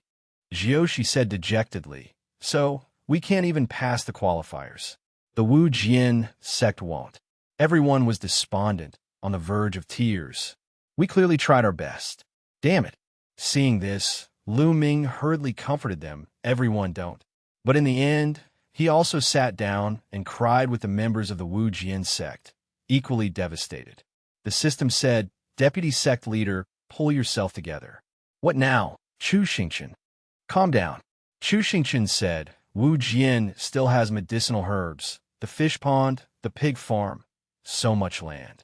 Quickly transfer the assets, the sooner the better." The system said angrily. Lan Fengyi deliberately mocked. "So, third sister, seeing the reality of your situation now, are you?" He whispered to Xiao Qi, "You didn't want to be a carefree princess. Idle hands are the devil's playground. You wanted to compete with me, wanted the commoners to rise up. Be careful not to fall too hard." The first prince put his hand on Lan Fengyi's shoulder and said, "I know second brother cares about third sister, but Xiao Qi just finished the exam. Let her rest for a bit." Lan Fengyi turned around and replied, "Oh, big brother, when it comes to caring for our sister, how could I compare to you? You've raised her into an obedient little dog, but wanting to use her to win over the people. Won't be that easy." The first prince replied, "That's not for second brother to decide." Lan Fengyi looked up at the sky. "Attention, all contestants. Due to an unexplained appearance of soul ghosts in examination ground 11, the grounds have been forced to close. This has negatively impacted the examination results. To ensure fairness, the organizers have decided." Chu Xingchen and the others listened anxiously, "to award 2 additional points to each contestant who remained to fight the soul ghosts. As cultivators, fighting against evil spirits is our duty. We hope everyone will work together. Now, we will announce the results." When Ren Mao looked at the results board and yelled, "A, second place." Qing Shan was disappointed and distressed, second place again. Xiao Qi excitedly looked toward her master. "Am I seeing things? 14th place, it looks like Wu Jian." Shizhua said, "You're not seeing things. Our Wu Jian has moved up in rank." Xiao Qi raised her hand to calculate. But that doesn't add up. There are only 7 of us left. 21 plus 14 is 35. Where did the other 20 points come from?" Lu Ming spoke up. "I obtained the 1,000-year profound ice. While everyone was distracted by the soul ghosts, I seized the opportunity. In short, I'll compensate everyone double for the points lost saving me." Chu Xingchen said excitedly, "That's great, Lu Ming. We should target the devouring soul ghosts for extra points. Why didn't you say so earlier?" Lu Ming was patted so hard by him that he spat out some water. Everyone around also praised him enthusiastically. Xiao Qi whispered, "It was worth it anyway." Lan Fengyi said angrily, "You're at the bottom of the rankings and you're still happy. What a bunch of losers." He said. Elder Shui asked, "Organizing committee, why did they give them 2 extra points? Was it Big Brother's suggestion?" They replied, "It was actually the first prince's idea, but it was a decision made after negotiations between multiple parties. The elite competition is meant to compete against the strongest teams from other nations. If everyone receives 2 extra points, the top 3 teams in Arena 11 will be eliminated. The Jiao Lam team is currently in the top 5 and must maintain their position." Elder Shui thought to himself, At the same time, his strength must also be protected. What a clever strategy. Despite having the support of his maternal clan, he still knows how to cultivate his own power. Chu Xingqian and the first prince exchanged pleasantries. Elder Shui stood beside them, observing. Chu Xingqian scratched his head and laughed. Huh, we actually made it onto the rankings. We kept our territory. The system said, don't just think about the territory. You did well this time. Thanks to you. Chu Xingqian, who was laughing happily, suddenly felt a hand on his shoulder. As someone from the Profound Armament Pavilion approached and said, You are Chu Xingqian from the Boundless Academy, correct? Chu Xingqian turned around to look and said, Profound Armament Pavilion. A man holding Jin Yueming said, You. He angrily asked, What did you do to my daughter? The person from the Profound Armament Pavilion gripped Chu Xingqian's shoulder tightly. He looked at the hand on his shoulder and snorted softly. Mr. O grabbed the man's hand and said, What are you doing? He said sternly, You dare bully my student in front of me. The person from the Profound Armament Pavilion shouted, What do you think you're doing? The Profound Armament Pavilion retorted, You're the new martial emperor at Boundless, aren't you? Fine, let's settle this together. My daughter fell into a coma after the competition. Her 3 souls and 7 spirits scattered, nowhere to be found. He pointed at Chu Xingqian and said, My disciple said that after the competition, the last opponent he faced was you. He pointed at Chu Xingqian accusingly. That's right. It was him who eliminated us. He must have used some evil technique to steal the young mistress's soul. I demand that Chu Xingqian be isolated and interrogated. Jiushi clutched Chu Xingqian's robe, thinking to herself, So that's why he went to find that woman. Could that final explosion really have been his doing? I have to cover for him. What should I do? Chu Xingqian then spoke up. Nonsense.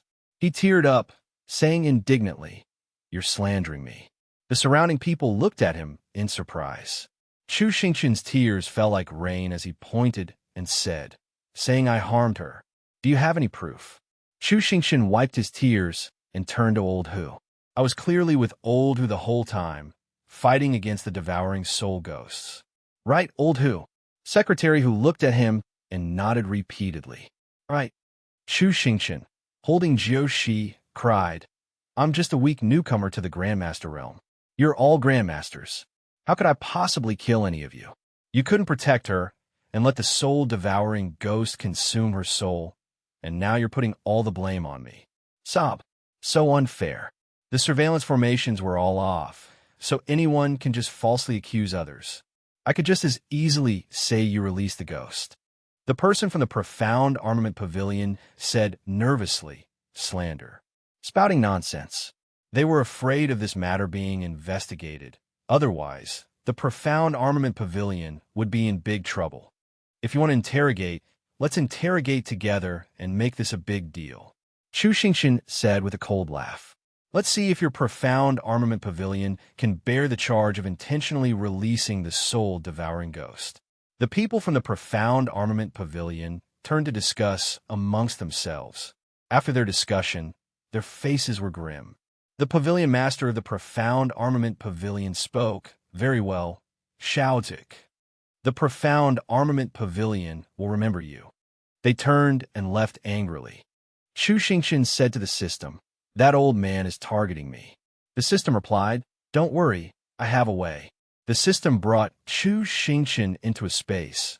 We'll talk once we're inside. Chu Xingqian looked around in astonishment and said, Whoa, the background changed. The system said, Yeah, although the simulated space of the fake system isn't complete yet. Her system has been absorbed. My control over the space is more flexible now.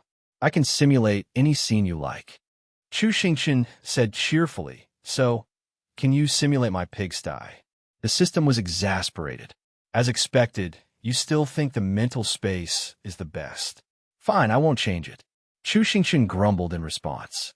The system announced, First of all, congratulations to the host for passing the Martial Soul qualifying round and advancing to the King level. This time, it's thanks to you that we turned danger into safety. Your level has also been raised to Grandmaster. You've earned a new skill. Chu Xingqian looked at the system and said, This card. I call it my magnum opus. High-level item, mirror image. Creates a mirror image using soul power. Copies all of your attributes, including internal abilities. No time limit. Chu Xingqian picked up the card and looked at it, saying, with this handsome appearance, I can leave all the land reclamation to it while I cultivate 2 plots of land. The system was exasperated. Fine, plant whatever you want. It's up to you. But come and see this first. That woman's soul. Chu Xingqian asked, did you fix her? The system explained, not fixed exactly. I search high and low to find a few soul fragments.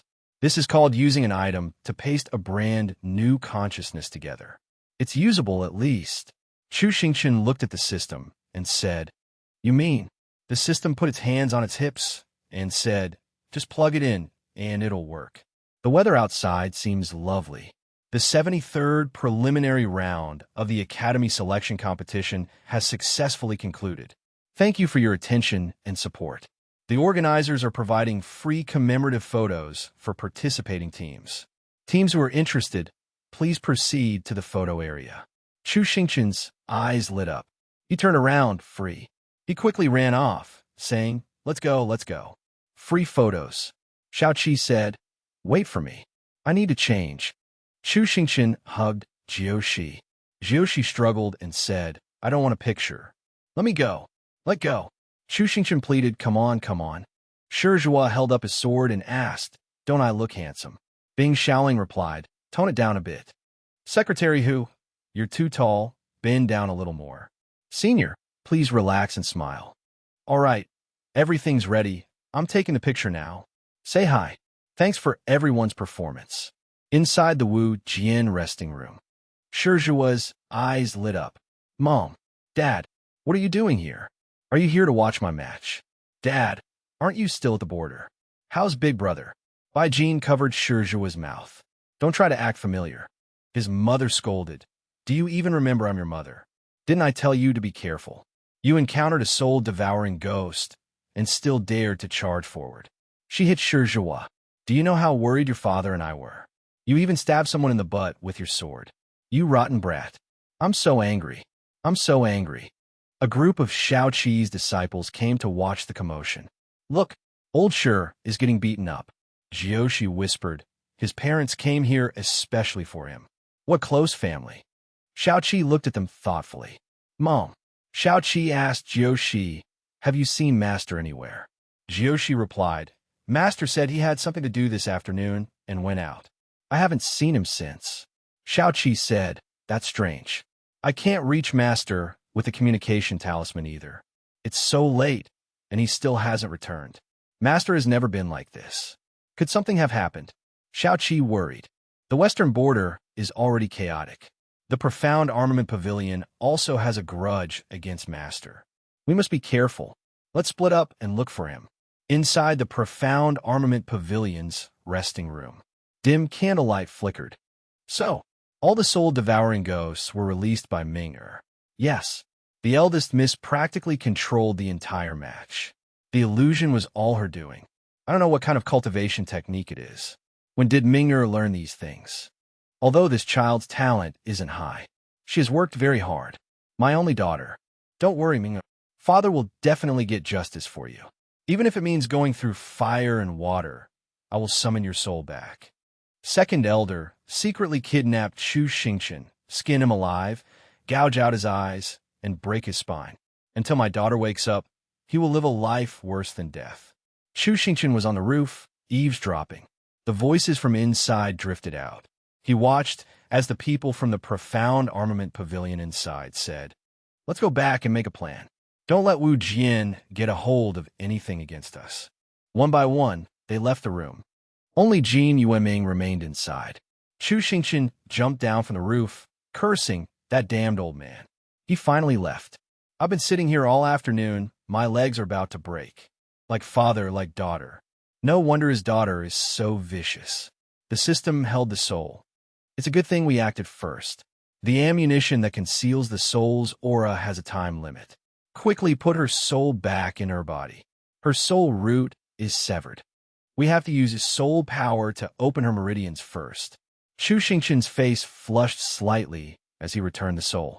The soul slowly entered the body. Chu Xingchen asked, "What will happen when she wakes up? Will her father notice anything unusual?" The system explained, "Her memories haven't been altered. As long as you imitate her previous behavior, it'll be fine." Someone knocked on the door. Chu Xingchen opened it and turned around in fright. Xiao Qi shouted from outside, "Open the door. Who dares stop me? Is my master inside? I've searched everywhere and can't find him. You must be hiding him." People from the Profound Armament Pavilion loudly protested. "You can't be this unruly. This is the Profound Armament Pavilion's resting area. Inside is only my daughter, who is still unconscious." Xiao Qi burst in, saying, "Then let me see how your daughter is doing." "Out of the way." Xiao Qi kicked the door open. "Master, you're here." On the bed lay a person stripped of their clothes. Clothes were scattered on the floor. Chu Xingchen was about to dive under the bed. Xiao Qi finished her sentence. "Not in here." A group of people stood outside the door, their faces dark as the bottom of a pot. Chu Xingchen panicked. It wasn't me. I just tripped while passing by." The person on the bed woke up, groaning and opening their eyes. Chu Xingchen turned to look frightened. Jin Yueming said, "It's you." Chu Xingchen blushed. Jin Yueming lay sprawled on the bed and said, "Master." Chu Xingchen started drooling with laughter. "Ha! The soul-devouring ghost outbreak. No monitoring formations. I don't need to restrain myself anymore. I must get even." Chu Xingchen pointed at Jin Yueming. "Young lady, it's you. Prepare to face my wrath." Jin Yueming was beaten to the point of begging for mercy. "The whipping is too much. Please spare me." Chu Xingchen said perversely, "You want to spare you? Call me master." Jin Yueming said, "Yes, master." Ah! Chu Xingchen's actions shocked everyone. "Don't go too far." He recoiled. "This is too perverted, Teacher Chu. Even if it's to avenge us, your tastes are too twisted." Chu Xingchen felt wronged. "What are you imagining? What kind of person do you think I am?" Xiao Qi said, "Master, you're disgusting." Chu Xingchen yelled, "Don't believe what they're imagining." Jin Yueming's father flew into a rage. "You beast!" He lunged forward. "I'll kill you." Jin Yueming rushed out and grabbed her father's waist, stopping him. "Father, it's not what you think. Let me explain." Jin Yueming whispered, "This affects my reputation. Can we talk about it later, after we settle things?" Her father looked at her without saying a word. Chu Xingchen was sweating profusely. He knelt before Jin Yueming's father. "Hurry up and explain." Jin Yueming said, "I'm sorry, father. Actually, Chu Xingchen and I have known each other for a long time." Chu Xingchen looked up at her in confusion. She continued, "His surname is Chu, given name Xingchen, and courtesy name is Master. Just now, I called him by his courtesy name, not Master as in a dominant. During the competition, I was so eager to win that I broke the seal. In the end, I was counterattacked by the soul-devouring ghost, which caused my soul to separate from my body. It was Master who used a magical tool to protect my soul. If you two knew each other, why didn't you say so earlier? Why did you act like you were enemies?" Jin Yueming said, "Because I was afraid you would discover our relationship. Actually, Master and I have long decided to be together for life. Master is dirt poor, and I was afraid you would object to us being together, so I pretended not to know him. But now that things have come to this, I can't hide it anymore." "Father." A murderous look appeared on Jin Yueming's father's face. "I don't agree. I absolutely don't agree." He started to cry. "Father, why did you suddenly call me father?" He pointed at Chu Xingchen. "Since you grew up, you've never addressed me so respectfully. You usually call me old man or smelly old man. Today, you call me father because of this brat." He lunged forward, wanting to beat Chu Xingchen to death. "Let go. Let me kill him." Jin Yueming stopped him. "Father, please calm down," she pleaded. He lowered his head. "You're defying me for him." He wiped his tears and walked away. "Fine. Then go with him. You don't need me. Anyway, I'll never agree to this, even if I die." Jin Yueming reached out to him. "Father." Chu Xingchen watched in fear. Jin Yueming thought that fooled him. "I gave you a fright," she said, lowering her head. "Your subordinate, Jin Yueming, greets Master." Chu Xingchen said, No need to call me master. He cursed the system. Damn it, A-Chong. What the hell are you doing? The system replied. She was truly too vicious before. So I set up a new personality program for her. Currently, she's set to be gentle, understanding towards Chu Xingqian, approachable, and absolutely loyal and obedient to you.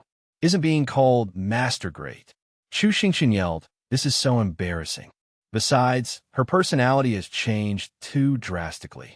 Her father will definitely be suspicious. Jin Yueming has been pampered since childhood, but her relationship with her father isn't close. Her personality is also quite peculiar. According to my calculations, this change is still within the acceptable range. Although I don't understand human relationships, I will definitely try my best to play the role of Jin Yueming well. Please rest assured, Master. The Pavilion Lord cares about his reputation. His daughter talking about a 100-year commitment with someone is extremely embarrassing. He will definitely keep tonight's event secret. It's just that on your side, Master. That you need to explain things clearly. Xiao Qi's face darkened. I think I just heard something, Master. Did you two know each other before? Chu Xingqian quickly yelled, quickly withdraw your martial soul. Deacon said, so, Master Chu's courtesy name is Master. Haha, I didn't know that. And you're with someone like her. Xiao Qi gnashed her teeth. Master, traitor. Chu Xingqian said fearfully, everyone, calm down. Those words, just now, were just to trick her father. Xiao Qi said, then what exactly is your relationship with her? Explain clearly. Chu Xingqian stammered. It's. He pointed at Secretary Hu and blurted out, it's old Hu. Secretary Hu said blankly, huh, she has a secret crush on old Hu. Old Hu has always been avoiding her. So, she released the soul-devouring ghost because her love turned into obsession. Jin Yueming held Secretary Hu's hand sympathetically and said, yes, that's exactly what happened. Chu Xingqian continued, that's why I took old Hu to resolve the issue. But when we met, we found out he was bald. Then Miss Jean changed her mind. She said she wanted to be my dog. Jin Yueming barked twice. So, the person you want to spend your life with is old Hu. Secretary Hu said, what? I don't. That's not it. Chu Xingqian and Jin Yueming glared at Secretary Hu. He teared up and said, it's me. Deacon said angrily, good job, Secretary Hu. You even wanted Master Chu to take the blame for you. Xiao Qi punched him in the head. I wondered why Master Chu's taste was so bad. Traitor. The system chuckled. Chu Xingqian said, we fooled them. The system said, initially, they didn't believe it. Give them some explanation, and people will naturally convince themselves. It's all your fault, bringing along that useless system. The system replied, she's so good, and you're still not satisfied. I've rummaged through her memories. Information about the organization and the system is pitifully scarce. She and Secretary, who are just low-level members of the organization. Jin Yueming bowed her head before Xiao Qi. Chu Xingqian watched and said, such powerful tools, and they're just low-level members. She received those tools for completing missions. It's clear now, this organization uses fake systems to trick people into working for them. Fake systems are also a way to select talent. Like that pockmarked guy, he didn't even know the organization existed and got himself killed. I'm just curious, why is San Tian Wu always probing? Is he so powerful that you have to be so cautious? Why not just kill you directly? Chu Xingqian replied, after all, you're the real deal. So he thinks you're very powerful and doesn't dare to act rashly. The system said, but this is too cautious. I always feel like something's off. A voice echoed from within the system space. Run quickly. The system turned around, looking around in confusion. Found him. Xiao Shi said, I told you he wouldn't get away. He made me search through my bag all day. The person with Xiao, she said. It's good that he's all right. Let's buy some food and go back. Xiao Shi replied, okay. A stranger stood on the roof, waiting. Xiao Shi excitedly raised his hand and said, late-night snacks. Several large hands appeared behind him, reaching toward Xiao Shi. Inside the West Monastery's resting room, Yizi cried and sniffled. His roommate said, Yizi, stop crying. Yizi wailed, why hasn't my body returned to normal yet? Duo Z comforted him, saying, When this match was about to close, there was an error in the judgment formation. It didn't restore your body's state. We've already contacted the Divine Kingdom. Just wait a little longer. Chi-Zi cried even harder. Their efficiency is too low. How long do I have to wait? Chi-Zi wiped his tears and said, Duo Z, can I still touch sister in this state? Duo Z replied, don't push it. I'll kill you. Wah, sister's disgusted by me. Luo Chu said with a headache. This is unbelievable. As the organizer of the competition, I actually placed second to last. It's so embarrassing. The elite competition is in half a month. In this state. Hey, Kong Fomin, are you listening to me? Kong Fomin rested his chin on his hand, staring into space. Suddenly, someone came to report, Sister Luo, someone from Wu Jian is here. Both of them turn around. It seems they've come to ask for help. Chu Xingqian worriedly said something. On a moving carriage. Someone said, they say a person named Jiu-Shi disappeared at the night market. At this moment, Jiu-Shi was unconscious, locked inside the carriage. Have you searched the market? We searched, but we couldn't find him.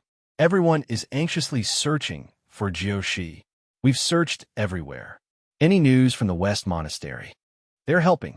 The announcement has been made throughout the city. Little Jiu-Shi, little Jiu-Shi. The people there all looked up. Your older siblings are looking for you. If you hear this, quickly go to the Zhixing Tower in the west of the city to contact them. Someone said, another child has been kidnapped. The surrounding children clung to their parents in fear. Taken by the heavenly blade, Bang Chu-lin and Thatch Triet Vo handed out flyers, asking, have you seen this child? Everyone looked at the flyer. Is Yanhu a contestant in the competition? Chu Xingqian was anxious and uneasy. What did she run off to? At that time, we all thought you were missing. I took Xiaoxi to look for you. Then, we were captured somewhere in the market. I only felt a flash of red light behind me. Then I was hit. I only realized she was missing after I woke up. This stick fits quite well. It clamps very tightly. Chu Xingqian said, to be taken so silently. I'm afraid the other party had planned this for a long time. Xiao Qi said, plan to capture Xiaoxi. How much money could they get from selling her? She doesn't have much meat on her bones. Yigang replied, Yanhu are very expensive. Due to their constitution, Yanhu are considered top-grade cauldrons. They are very rare on the black market and can be sold for at least 1 million. Noble cultivators are all vying to buy them. Xiao Qi asked suspiciously, what's a cauldron? Yigang blushed and replied, a kind of wicked, unorthodox practice. Don't ask anymore. Be careful of taining your ears. Xiao Qi insisted, I want to ask. I order you to tell me. Chu Xingqian trembled and said, cauldron. His voice shaking, Chu Xingqian said, capturing Xiaoxi to be a cauldron. Chu Xingqian seemed to go mad. Damn it. Those damn perverts. I'm going to kill those beasts.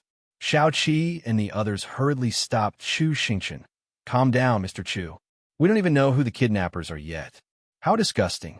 I'm not a disgusting pervert like that. Mr. Chu, there's news about Xiaoxi. There's a clue at the West Temple in the West City.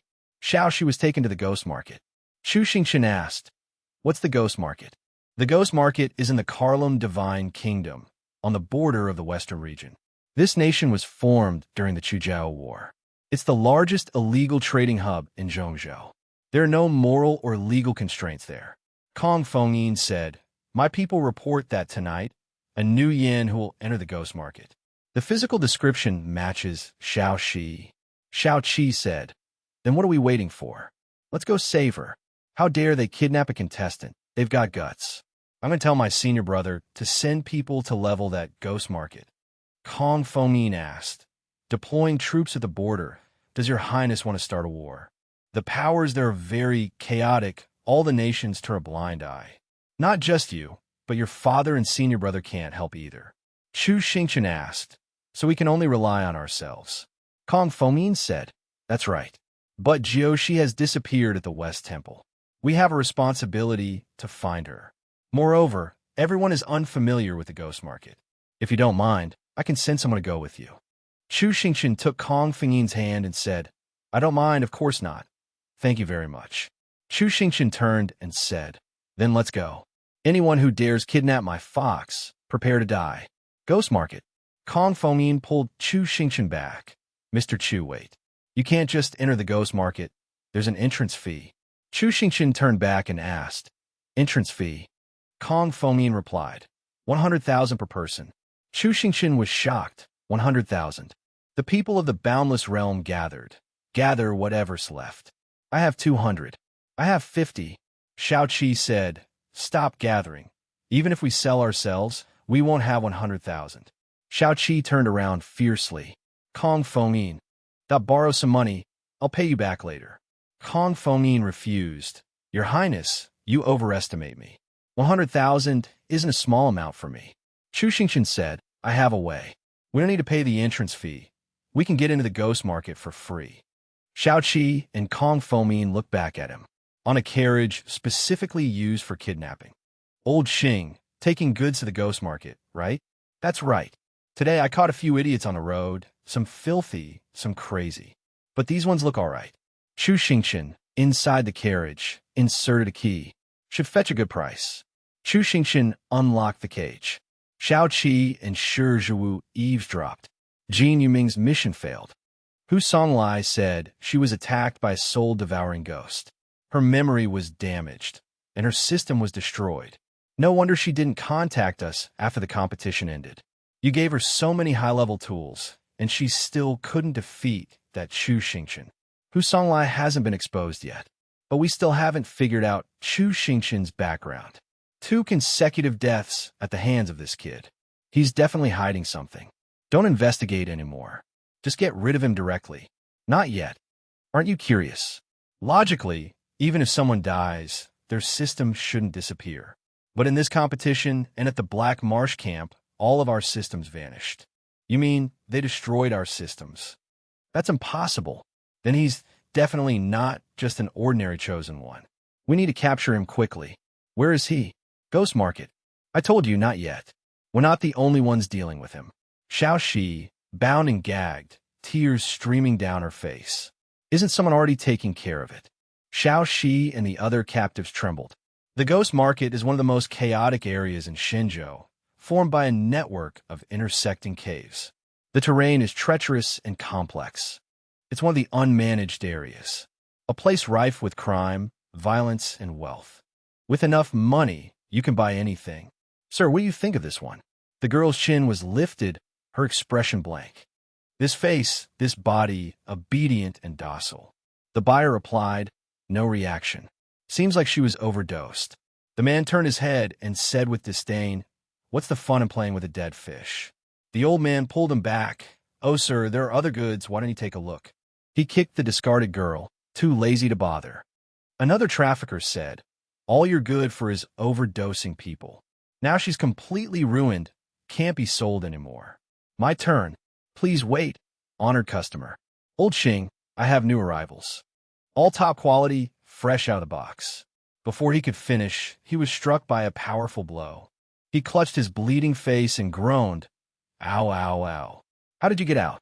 Chu Xingchen rotated his wrist and said, you think this cage could hold us? The man yelled for help. Chu Xingchen approached him, slapped him, and said, shut up. Yell again, and I'll kill you. Behave, understand. There's a new flame fox in the Ghost Market these past 2 days. Do you know her whereabouts? The man said fearfully, flame fox. We know Yin, who is a rare commodity. A new one just arrived. Everyone's heard about it. She was sold to Jade Gaze Tower, the biggest brothel in the West Temple Ghost Market. Turns out these fine fellows snuck into the Ghost Market just to go there.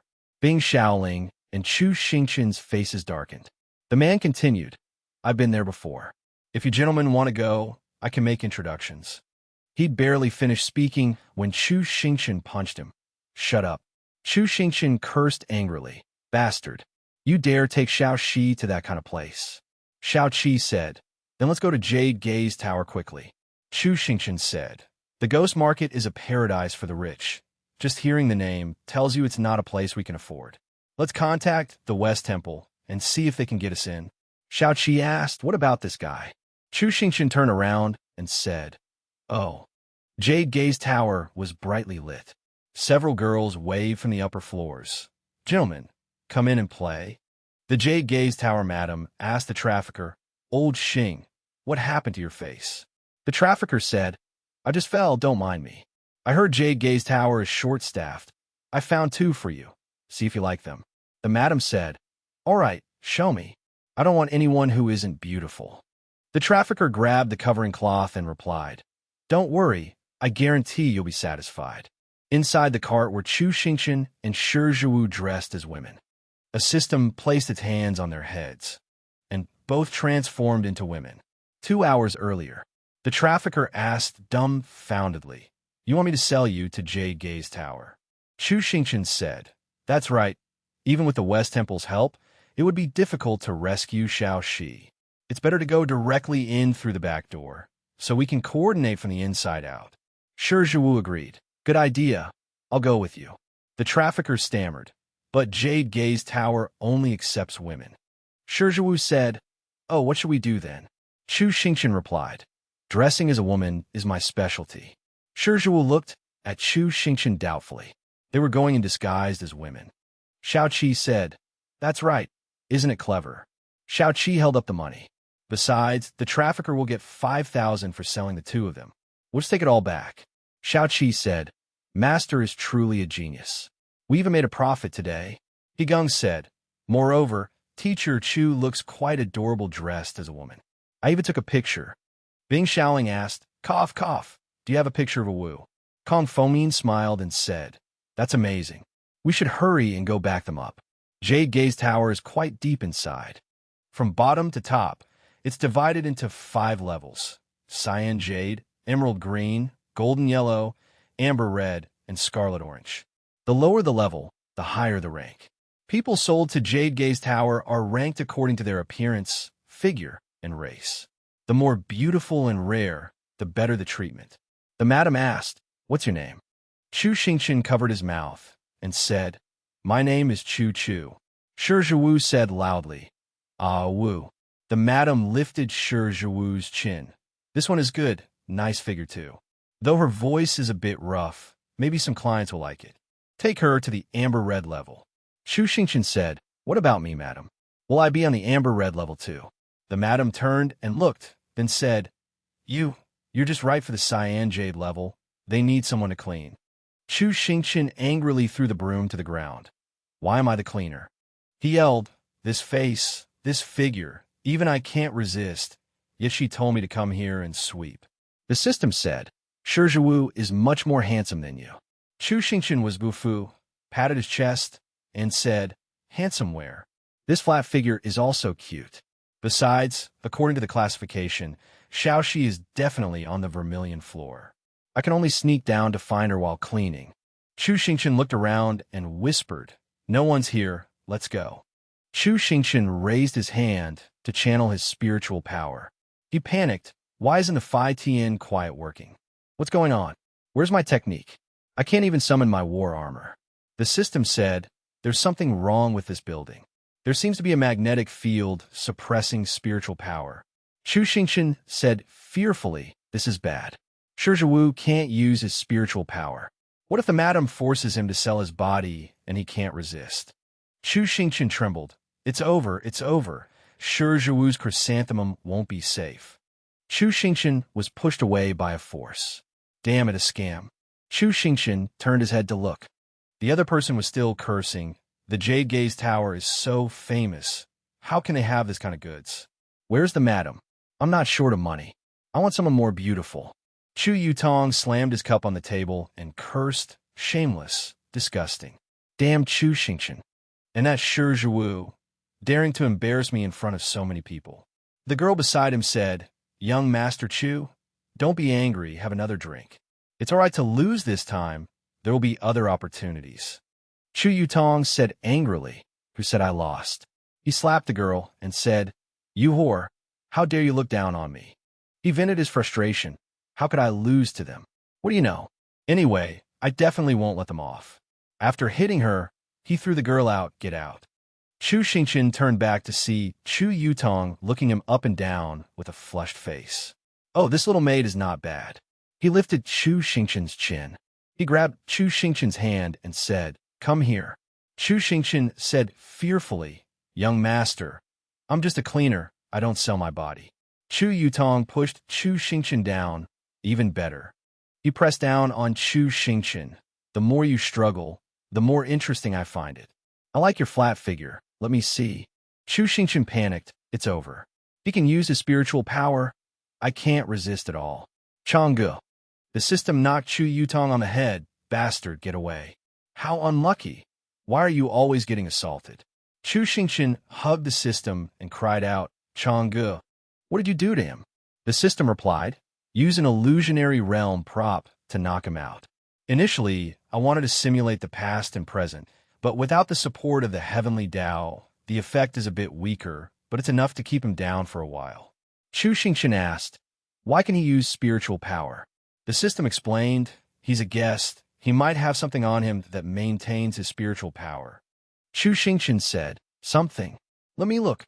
The system said, "Actually, you don't need to worry about spiritual power. If you can use props here, it means you can use cards." The madam came to the door and called, "Young Master Chu Yutong, I heard you wanted a cleaner." She entered the room and saw Chu Yutong lying on the ground and cried out, "Young Master Chu. Someone. That cleaning girl ran away." Chu Xingqian said excitedly, "That's so reliable. Big bro clone.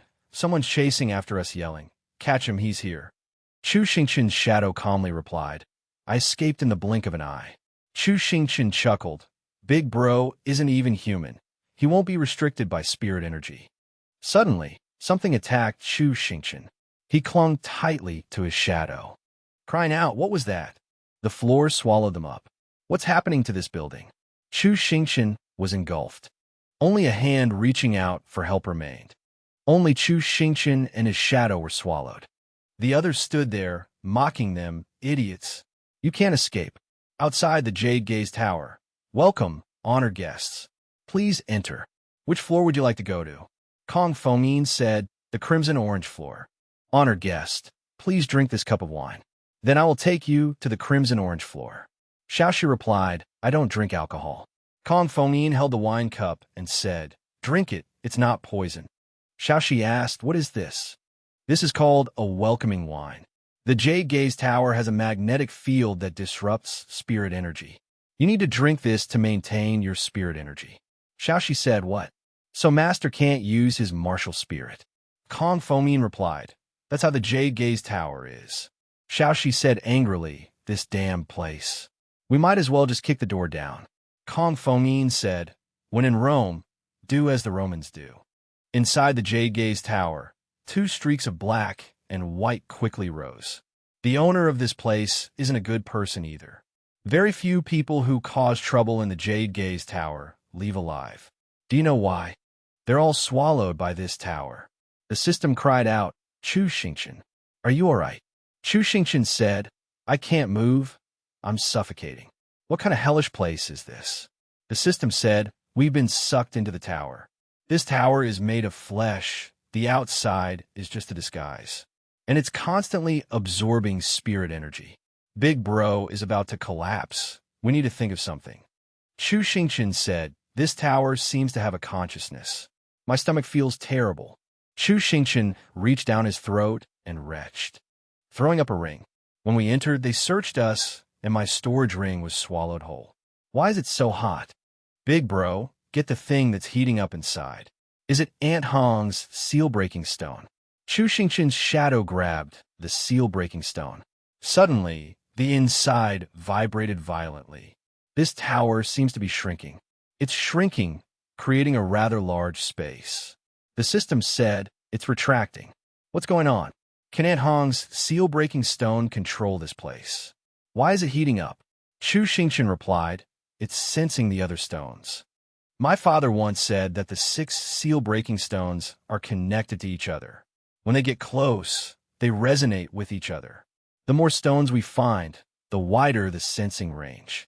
Mine can sense it, which means another stone is nearby. That one seems to be sensing it too." The owner of the other stones said, "It's here." Chu Xingqian fumbled around. Lu Tingyun said, "A woman disguised as a man sneaking in here. Interesting, Chu Xingqian." A disheveled Lu Tingyun said, "I've been waiting for a long time." The The system said, where we exactly? Chu Xingqian said, after we got the stone, the fleshy wall stopped attacking us. This place definitely has something to do with the seal-breaking stones. He pressed against the wall and said, this material is like meat and mushrooms at the same time. Chu Xingqian opened his mouth and took a bite. The system pulled Chu Xingqian's head back and scolded. What are you doing? Don't put everything in your mouth. Chu Xingqian mumbled. I know. It's Grandpa Yin Gui's white ghoul. The system was filled with question marks. When I first transmigrated here, I was just a baby and couldn't cook for myself. Grandpa abstained from grains, so there was basically nothing to eat. Sword Ghoul said, the baby suddenly stopped crying. Did it starve to death? Hong Mingyang replied, it's been crying for 3 days since we picked it up. It's quite resilient. Poison Bodhisattva worriedly said, think of something quickly. The baby is about to starve to death. Hong Mingyang calmly said, think of what? We don't have anything ordinary people can eat. Protecting it with soul power won't last.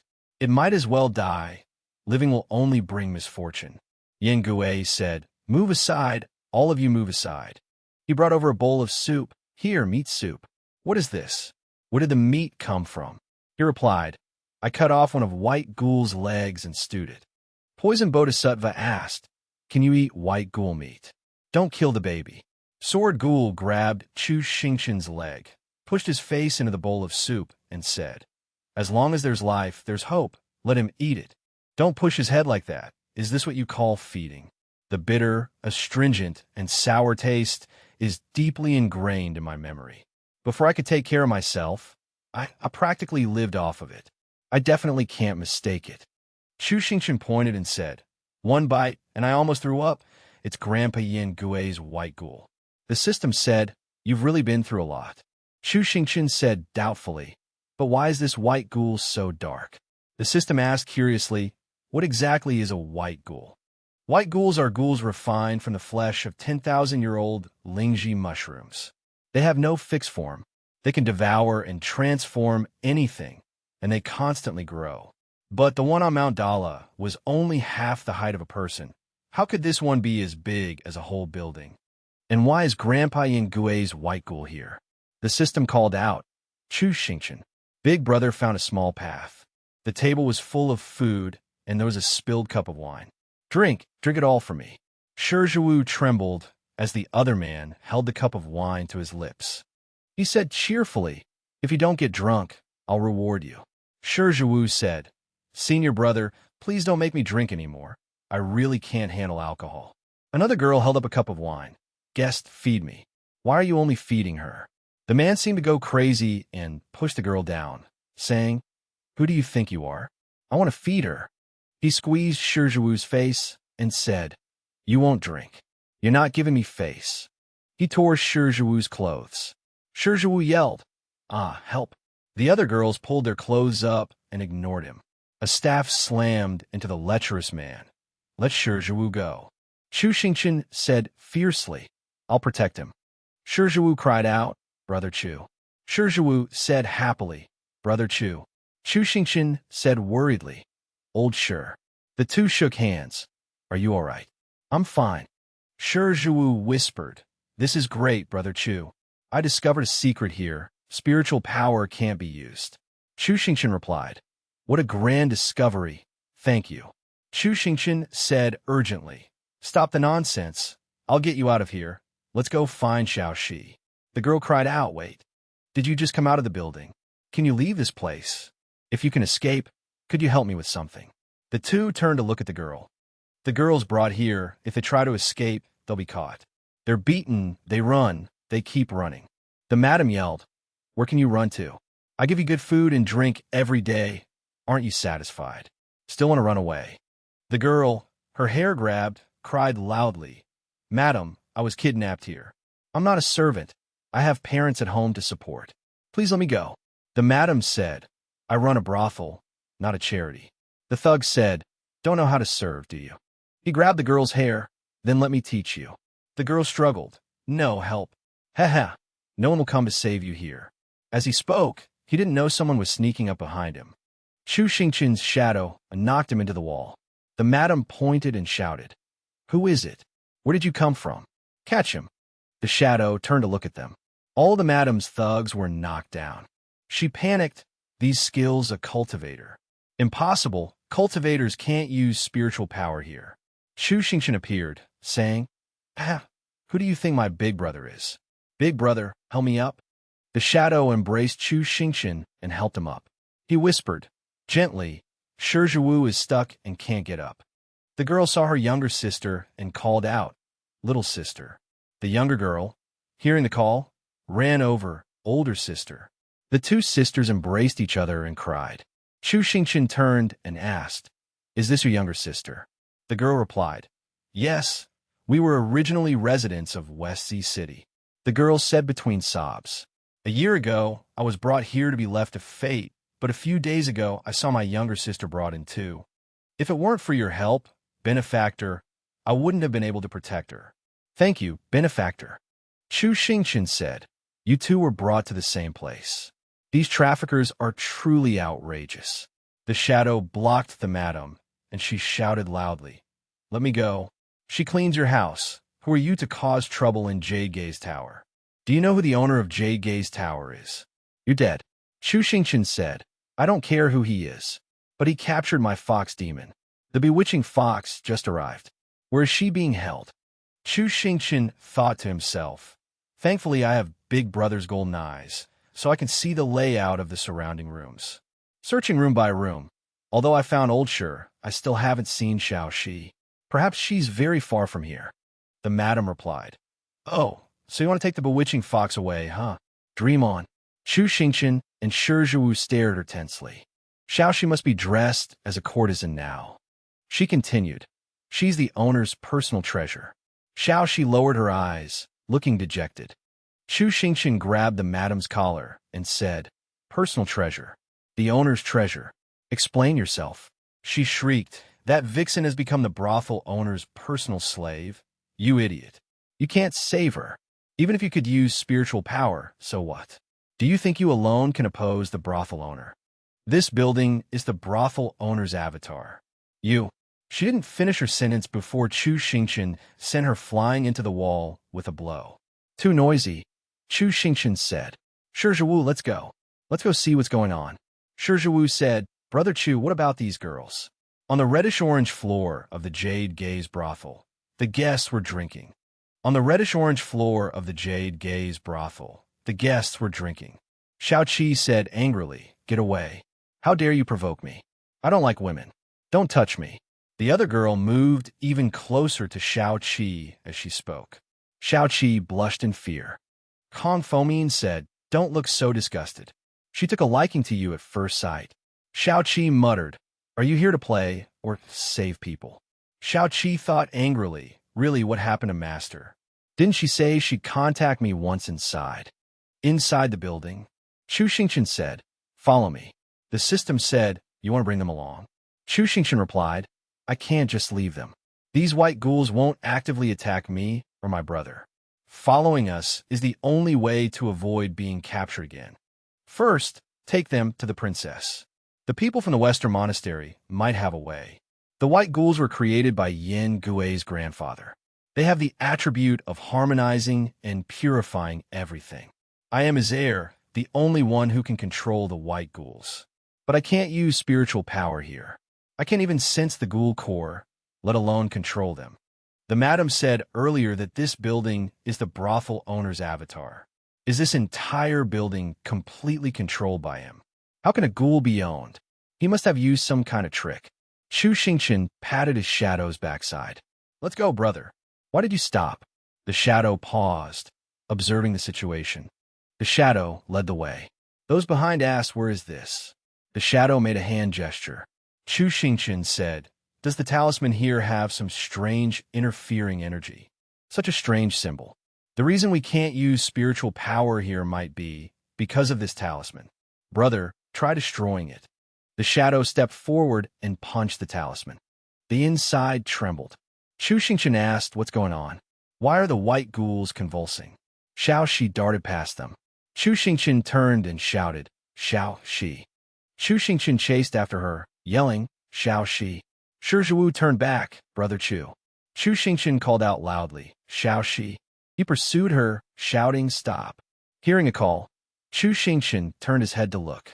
Xiao Shi called out, laughing, Chu Xingqian, save me. Chu Xingqian froze. Chu Xingqian had only been focused on chasing Xiao Shi. Now he realized, where is this? A hole opened up in the castle. Chu Xingqian fell through the hole. He tumbled several times. He landed face down. That hurts. Chu Xingqian rolled over and over. He held his bloodied face and looked up. Where is this? Chu Xingqian asked. Brother, can you still sense me? The system replied, don't worry, I'm here. You and your brother won't lose contact. Brother, please take Shi Zhiwu and the others to the princess first. They don't have spiritual power. It's too dangerous for them to stay here. Chu Xingqian, still holding his face, said, where is this, anyway? He thought suspiciously, strange, I clearly saw Xiao Shi. Xiao Shi brushed past Chu Xingqian. She scratched Chu Xingqian. Chu Xingqian, attacked, immediately turned around. Huh, he said in surprise. Xiao Shi. Xiao Shi. His hands were covered in blood, his eyes bloodshot. The system said, something's wrong. She's been mind-controlled. Chu Xingqian's eyes widened. What are you wearing? Your tail is almost showing. Cover it up. The system retorted, is now the time to talk about this. She deliberately led you here. She can use demonic power. You're no match for her. Chu Xingqian said, then what should I do?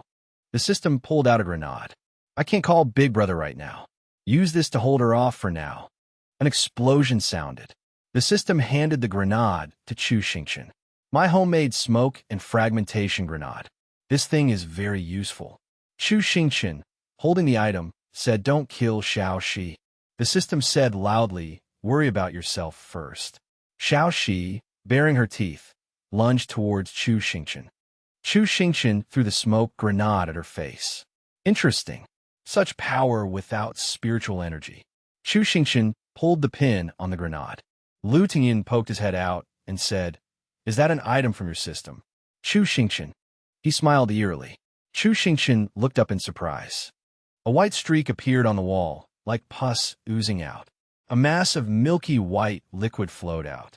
After it finished flowing, it reformed into a human shape. He said, finally, I've met you. Chu Xingqian. He introduced himself. I'm the owner of Jade Gaze Tower, Lu Tingyin. Chu Xingqian glanced at Xiao Shi. He said, your method of appearance is truly disgusting. Did you do this to Xiao Shi? What do you want? Chu Xingqian said, do you want my system? What do you mean? Lu Tingyin said, don't play dumb. You think we don't know anything. 2 consecutive system disruptions. That's no coincidence, is it? The system said, is this tower owner also a person from the fake system? Why can't I sense it? Chu Xingqian's pupils constricted. The stone on his chest was resonating with the stone on Hong Minyang's. This must be Yin Gui's grandfather's seal-breaking stone. Why does he have it? Lu Tingyin said, are you curious about my chest? It looks quite frightening, doesn't it? But it's what keeps me alive. Except for the chosen one, everyone's items are exchanged for with their lives. You can't understand the feeling of your body weakening in exchange for an item. To survive, I could only merge with this demonic flesh. But that also means imprisoning myself here. So I must obtain your system to make it work for me. This requires your cooperation. At this moment, Xiao Shi lunged forward, attacking Chu Xingqian. Lu Tingyin said, as long as you hand over the system, I'll let her wake up and leave Jade Gaze Tower unharmed. Otherwise, do you want something to happen to her? Scratched by Xiao Shi, Chu Xingqian's head was bleeding. He said disdainfully, what? Are you trying to threaten me? Chu Xingqian choked Xiao Shi, absorbing her energy. Xiao Shi struggled, gritting her teeth as she was choked. Chu Xingqian said, Xiao Shi and I made a pact. Our soul power is shared. Even if I can't use soul power, as long as I touch the pact mark, I can still absorb it. Drain the lamp. Xiao Shi's soul power was drained. Chu Xingqian lifted Xiao Shi up. Then, Xingqian said, so you're out of options now. Lu Tingyin said, even if she wakes up after being drained, she'll still be under my control. As you can see, I can control everything here, except this flame fox. Do you have any other friends in this building? Near Xiao Qi, Chu Xingqian's shadow suddenly appeared, startling her. Lu Tingyun continued, "You won't cooperate. Do you want them to die here with you?" Chu Xingqian was attacked and hurriedly dodged while holding Xiao Shi. Lu Tingyun noticed something. He said, "How strange. No matter how I control it, the demonic flesh avoids attacking you. It was the same before. That's why I can't catch you or that shadow." Holding Xiao Shi, Chu Xingqian thought, "This white ghoul has its own consciousness. It recognizes me. This guy actually dared to merge with a white ghoul. Of course, he'll have some control over it. What should I do?" Chu Xingqian said, "Brother Chong, smoke bomb." Chu Xingqian threw a smoke bomb. The smoke obscured Lu Tingyun's vision. Lu Tingyun froze, looking around. Chu Xingqian grabbed the unsealing stone from him. Chu Xingqian said, "This stone is closely related to the white ghoul. As long as I get this stone." Lu Tingyun's body produced a mass of vines that wrapped around Chu Xingqian's hand. Xingqian suddenly realized he couldn't absorb them. He chuckled. "You dare touch my treasure. You're truly ignorant. You've given me a great idea. If I merge you into my body, will your system also acknowledge me as its master? Quickly become my flesh and blood." After saying that, he pulled Xingqian with force. Several tentacles tightly wrapped around him, then invaded his body, seemingly wanting to merge with him. During the struggle, he vaguely heard a voice coming from somewhere. "Let's go." Is this the white ghoul's consciousness? Going deeper into the reaching tentacles. Memories of the people he had harmed flashed through his mind one by one. Then his image with a terrifying smile appeared in his mind. While in a daze, the system's call woke him up. "Chu Xingqian, what happened just now? Why did you suddenly freeze? I saw the white ghoul's memories. What's going on now?" He looked at the distorted expression of the man in front of him in confusion. The white ghoul stopped devouring halfway, starting to resist his control. "Devour him for me. Why aren't you listening to my control? Obey me." After saying that, he immediately erupted with powerful energy. The tentacles frantically flew towards Chu Xingqian. Xingqian quickly grabbed Xiao Shi and ran. The stone is the core of the white ghoul. As long as he holds it, the white ghoul must obey him. Just now, the white ghoul transmitted a lot of information to me. The runes we saw before are the formation he uses to control the stone. The reason we couldn't destroy the formation before is because he has a twin formation. Both formations must be attacked simultaneously to be destroyed. So where is the other formation? It's right in his chest. The scene changes. Chu Xingqian's shadow somehow infiltrated the room. Seeing him appear, the princess startled and retreated a few steps. "Where did you come from? But why has Master lost all color? Are you Master Shadow? Where is Master?" Brother Chu said he saw Xiao Shi.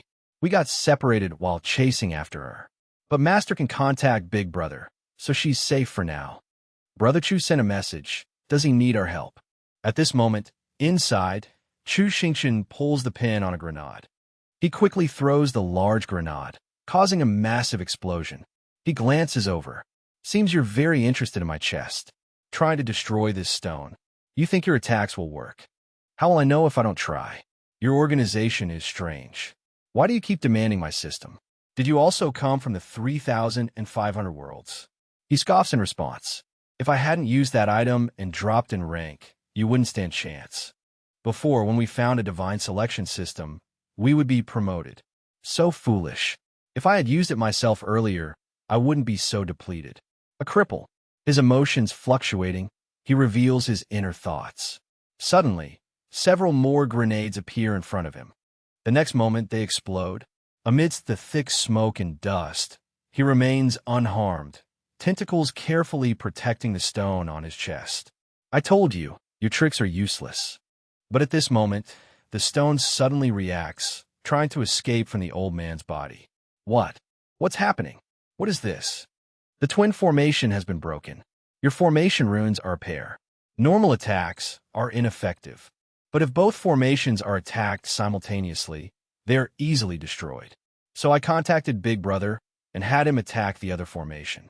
Chu Xingqian's shadow is also attacking from within, and the formation is simultaneously destroyed. The old man cries out in pain. At this moment, the stone slowly separates from his body. As the stone separates, the tentacles on his body melt away.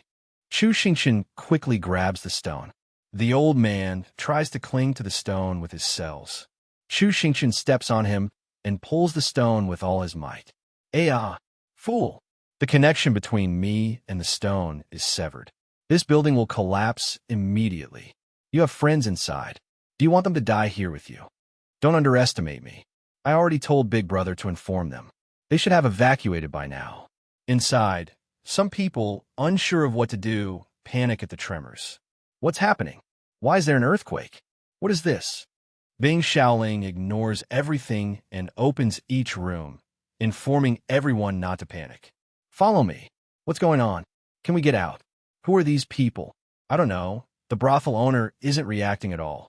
Madam Chung and the other madams have disappeared too. Mobilize everyone. We need to get out of here quickly. Where's Master? Big Brother went to help him. Will he make it in time? Suddenly, something fell from the ceiling. Looking back, they saw 2 skulls and a skeleton. A few strands of hair lingered, fluttering in the air. Those who saw it turned pale. What is this? Never mind. This building is starting to collapse. Run. Bits of rotting flesh rained down. Chu Xingqian's shadow darted in. Seeing his physical body struggling to pull the stone, the shadow zipped over and pulled him away. Everyone who got out stared blankly at the scene before them. The entire building collapsed right before their eyes. They barely made it out in time. We're out, but our young master isn't. What's going on? Jade Gaze Tower has collapsed. What is all this stuff spewing out? Was the Jade Gaze Tower full of human bones? Brother Chu, is he out yet? Just then, Chu Xingqian's shadow emerged, carrying his unconscious body and Xiao Shi, who was draped over his shoulder. He still clutched the stone tightly in his hand. Seeing this, everyone rushed over. Its task complete, the shadow began to fade. Why is he unconscious? Was he possessed by the enemy? Clearly, Xiao Shi was holding him down. Then quickly exorcised the spirit. Why is his arms so tightly bound? Let's put them down first, Master Xiao Shi. Why are they both unconscious? At this moment, in Chu Xingqian's subconscious, he woke up startled by his own nakedness. Then he heard a voice beside his ear. Young master, there's someone here to see you. They say they're your friend. A friend. Looking at the young man in front of him, Chu Xingqian was slightly surprised. How vague. I have many friends. Let's go see who it is. Watching the retreating figure, Chu Xingqian felt puzzled. Is he making a puppet? It's Yan Gui's grandfather. So young, short, and quite handsome too. So it's you, kid. Why the mysterious act? The man in front spoke, but Chu Xingqian couldn't understand a word. His entire body was tightly wrapped. He could vaguely see bandages everywhere. His chapped lips moved, speaking a language Chu Xingqian couldn't understand. The more he looked, the stranger it seemed. Why do you look so disheveled? Come in and talk. As he watched the two walk past, Chu Xingqian stood there dumbfounded. Something wasn't right about this person. Heavy snow fell. As the cloak and bandages were removed, patches of corroded skin were revealed. What happened to you? Your whole body is corroded. The person spoke in a language only the young man could understand. A demonic curse. Even your spirit and mind are corroded. This curse is terrifying. Even someone of your level is being corroded this quickly. Don't worry. My father has a demon puppet that can dispel any curse in the world. I'll help you dispel it tomorrow. Suddenly, a tremor ran through the ground, and a voice rang out. No, he can't be saved. He can't be saved. Then a red mist, like a ribbon, swept past Chu Xingqian. What is this? This isn't a demonic curse. The moment I turned around, resentful energy had already filled the space. A demonic curse couldn't be this powerful. You lied to me. This curse was forged by humans. Its level keeps increasing. After becoming a ghost, one can withstand more curses. This curse was forged by my mother. With her level, she could even withstand an emperor-level curse. But this curse is millions of times stronger than what she could handle. This is a supreme-level curse. You've been cursed by the heavenly Tao. No one can withstand this curse. You called me here to dispel it. You cough, cough. The young man coughed up blood as he spoke. Even the emperor couldn't withstand this curse. So how could everyone else? Looking around, everyone had lost their human form. Their limbs were rotting. Their empty eyes stared at him and called out, "Young master, it hurts so much. What is happening? My body is being corroded. Run, run quickly. At least you must survive." Countless arms reached out and caressed him. He gritted his teeth, filled with regret. No, I'm sorry. Looking at the person in front of him, he slowly raised his head. Father, I'm sorry, it's all my fault. The cursed puppet is also broken. I've ruined everyone. What should I do? I'm so stupid. We need a cursed ghost to bear the curse for everyone. Otherwise, everyone will die here. My level is higher. After becoming a ghost, I can withstand more curses. Do you remember how to refine a cursed ghost? Father, what do you mean? Silly child. Someone has to take the blame. Master. Witnessing this painful memory, Chu Xingqian felt deeply moved. A moment later, he woke up from the long dream. His cheeks were swollen and red. Ow, it hurts. I'm finally awake. I told you slapping would work. Learned it from him. The system hurriedly asked Chu Xingqian what had happened. At the last moment, the white ghost collapsed. The soul power restricted mutual contact. I used my golden eyes. I saw the crumbling obsession within the stone. It might be because the two stones are related. I saw more clearly, and I even saw a familiar person. A familiar person. That snake earring. He had a very good relationship with Grandpa Yin Gui. He was also at the Emperor Realm. He tricked Grandpa Yin Gui into helping him absorb the Upper Realm curse. Isn't that the Heavenly Tao curse? What did he do to be cursed by the Heavenly Tao? Who knows what that bastard did? The more I think about it, the angrier I get. Deceiving his friends and plunging the entire plane into misery. Aunt Han Mingyang was 80% likely tricked by this bastard too. These two fools. The Upper Realm curse is at least 500 years old. The Heavenly Tao of this world still exists. What happened to Snake Earring afterward? Emperor Realm. Probably not a Wujin small fry. The strangest thing is this. All information about that snake earring has been deliberately erased. The old men on Mount Dala were always cryptic when they talked about their past. Thinking back now, perhaps it wasn't that they didn't want to talk. If even information can be completely erased, then what form does the other party exist in? How could they do such a thing? Who is that snake earring person? Just as my mind was in turmoil, Shao Qi's voice rang out. You ask me, but I don't know either. Master, what should we do with these people? She said, pointing to the frail, grieving girls in front of her. I was sold here when I was 9 years old. Now that it's collapsed, what should I do? Do I have to go to another brothel? I don't want to do this kind of thing anymore. So what should we do now? This isn't easy to resolve. After taking everyone in, Chu Xingqian quickly snapped the sign representing the brothel, telling it to stop talking nonsense. Because he knew what it wanted just by listening. Benefactor, please take us with you. Xiaoxi cried out in distress. Why are you clinging to me? You look like you were born with a silver spoon in your mouth. Please help us. We're truly desperate.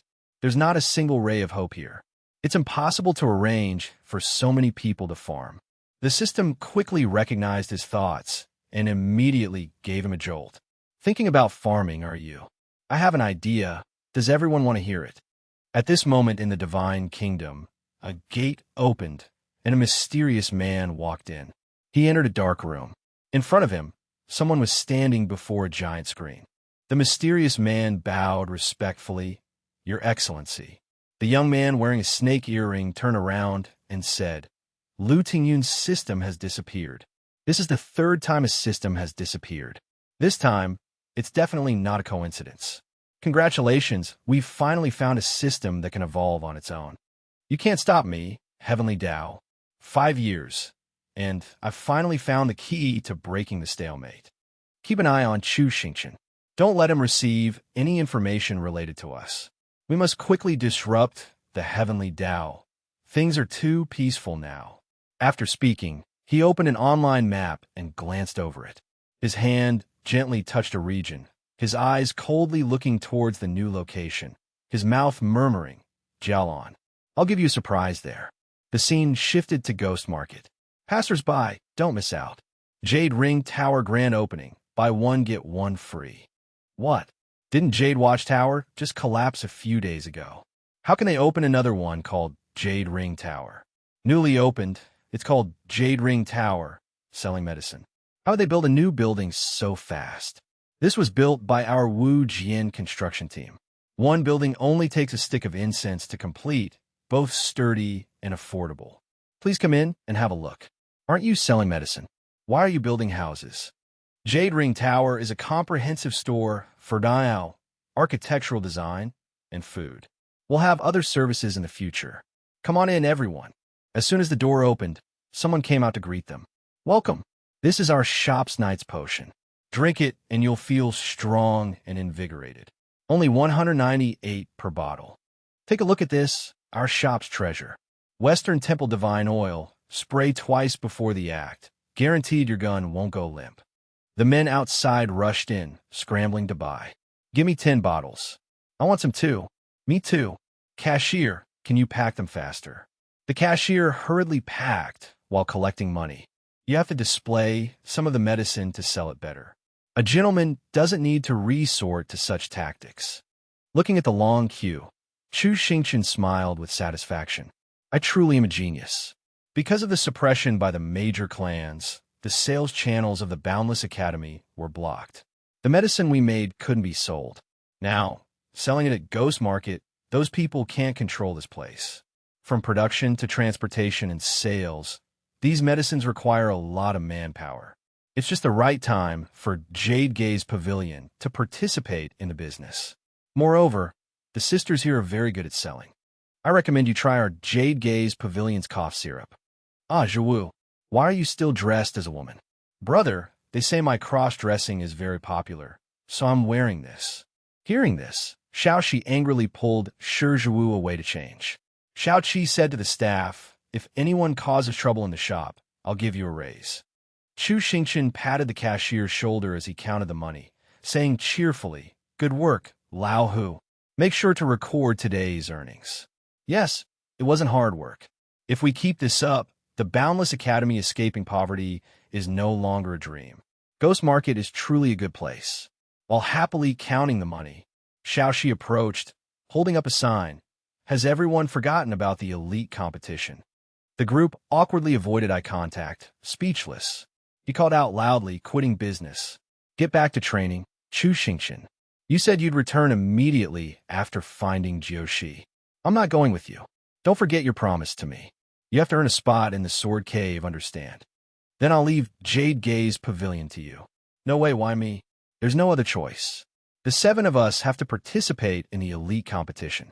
The others are going to Ghost Market. You have the best business sense. Hearing this, Hulu was secretly delighted. So, I do have a business mind after all. Don't worry. I'll pass on all my business knowledge to you. Coming and go to Ghost Market is inconvenient. Once we've earned enough money, make some entry passes. We'll come back when we have time. You must ensure the salaries and living environment of the girls. Everyone waved goodbye enthusiastically. At the Boundless Academy's resting area, everyone, take a look at the elite competition list. 5 official members, 2 reserves. Is that all right? No problem. You're the best team I could choose. But your ranks are still too low. I'll train you in coordination skills later. Or should we let the vice principal do it? All right, pack your things and prepare to go to the Divine Kingdom. Go to the Divine Kingdom. What are we going to the Divine Kingdom for? This is the latest issued requirement. The elite competition has been changed to be held in the Divine Kingdom. What? This doesn't make sense. Jialan and Western Monastery have prepared so much for this competition. Recently, there have been frequent incidents at the Jialan venue. We wouldn't be able to get there in time. It's better to change it to the Divine Kingdom. There's nothing inconsistent with the rules. Any arrangements in Zhongzhou only require the Divine Kingdom's approval. Jialan has no right to refuse.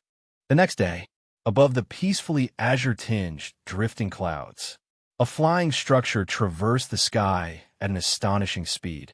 Those aboard couldn't help but admire the serene beauty. Wow, are we there already? To ensure the contestants arrive at the Divine Kingdom on time, the royal family provided this enormous ship. Shi Zhiwu excitedly pointed towards a large mountain near their flight path. Look, that's Juxian Mountain. Chu Xingqian followed Shi Zhiwu's pointing finger. He immediately saw a mountain peak shimmering with violet light.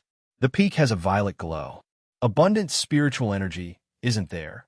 Legend says this is where the Celestial Clan resides.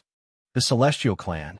The system, seeing Chu Xingqian's naivete, patted his head and said, "Read the Divine Continent Encyclopedia, you dummy." The Celestial Clan is one of the oldest races of the Divine Continent. They suffered heavy losses in the war against the demons and monsters. Afterward, they secluded themselves on Juxian Mountain to cultivate and rarely interact with outsiders. Celestials are long-lived and are born with a celestial eye, which is the red up between their eyebrows. It's said they can use it to comprehend the heavenly Tao. The ship is slowing down. Could the competition be held on Juxian Mountain? At that moment, the entire palace began a free fall. Everyone screamed as they plummeted. Then, with an unshakable solidity, they landed on firm ground. They had landed precisely within an estate. Jiao Lam contestants, welcome to Juxian Mountain of the Divine Kingdom. This is the designated area for Jiao Lam. Each team's resting area is equipped with a training room, a pharmacy, a meeting room, and private quarters. Each team has its own space. It's so spacious. A violet-haired girl called out, "Wu Jian." Chu Xingqian, surprised, looked at the violet-haired girl and replied, "Yes. Your rooms are to the west. Follow me." The training rooms are open all day. The dining hall is only open during meal times. If any private disputes arise during the competition, both parties will be disqualified. It's best your team stays in your rooms. This is your room. Go in. Xiaoqi scolded her. What do you mean by that? Is this the Divine Kingdom's way of welcoming guests? This attitude, what about it? We've seen plenty of teams like yours. Lucky to even make it to the elite round, thinking you're all that. You'll probably be sent packing after one match. Until then, enjoy your stay here. Country bumpkins. Who are you calling country bumpkins? Do you know who I am? Only who lose firm grip prevented a brawl from erupting. Your Highness, please calm down. Don't cause an international incident. The Divine Kingdom, as arrogant as ever, damn it. Ah, a rare moment of empathy. In this competition, we must fight for Jiao Lam's honor. I'll knock their teeth out. It won't be that easy. The Divine Kingdom has venerables attracting vast resources. Their talent pool isn't something we can compare to. Someone considered a top talent in Jiao Lam is just average in the Divine Kingdom. The Qingshan team members looked at each other, whispering amongst themselves. Are they talking about us? Showing off. But the strongest team from Jiao Lam isn't Qingshan. It's Shunyu. Every year in the elite competition, they manage to reach the top 10. Upon hearing this comment, Chu Xingqian unconsciously looked towards Kong Fengmin. Seeing her approaching, he felt slightly apprehensive. What does she want? She arrived before Chu Xingqian, offering a cold greeting. Long time no see. Does she want to expose my identity? I heard the Western Monastery had some trouble with their team. This time, they'll have to push their limits again. I'm really worried about you guys. Kong Fengmin quickly stepped forward and said, "Thank you for your concern. If the Western Monastery and Qingshan didn't come, Shunyu would be very lonely. These academies are quite familiar. Since this is the elite competition, I hope everyone can get along." This is the information on all the participating teams compiled by Shunyu. Every team should take a good look. Ishan went to distribute the materials and saw Chu Xingqian's back turned. He asked, "Hey, Captain Wu Jian, don't you need the team information?" Chu Xingqian turned around, his hand trembling as he reached out. "Give it to me, thanks." Ishan frowned, approaching him, and said suspiciously, "You look very familiar. I feel like I've seen you somewhere before." He tried to search his memories, but came up with nothing. Unable to recall, he thought it was another headache coming on. Mo Ran came over and asked, "Chu Ishan, what's wrong?" Mo Ran, "Do you think he looks familiar? I'm sure I've met him somewhere." She was silent for a moment, then replied indifferently, "Maybe you're mistaken. He looks a lot like the girl we met at the Chunxiang Pavilion. Junior sister Su Su, do you remember?" "Oh, that's right. I was wondering why he looks so familiar. Do you have a younger sister?" He hesitated, replying, No, I don't. Wu Jian has someone who looks so much like him. Speaking of which, I haven't seen junior sister Su Su since then. After Ishan left, she continued. He didn't recognize you. Maybe it's because your grandfather hit his head on a tree that day and he suffered some brain damage. In any case, his memories of that day are hazy. He doesn't remember you now. Why didn't you expose me? I don't think like my grandfather. I don't think you're a bad person. You saved me at Mount Dai Luo. I'm not the kind of person who forgets a kindness. Will you do anything to harm him? As soon as she finished asking, he replied, I just want to farm. Then he smiled proudly and happily, thinking about his farming career. It's really not easy for Wu Jian to get into the elite competition. Good luck. After saying that, she turned and left. The people from Xinyu are strange.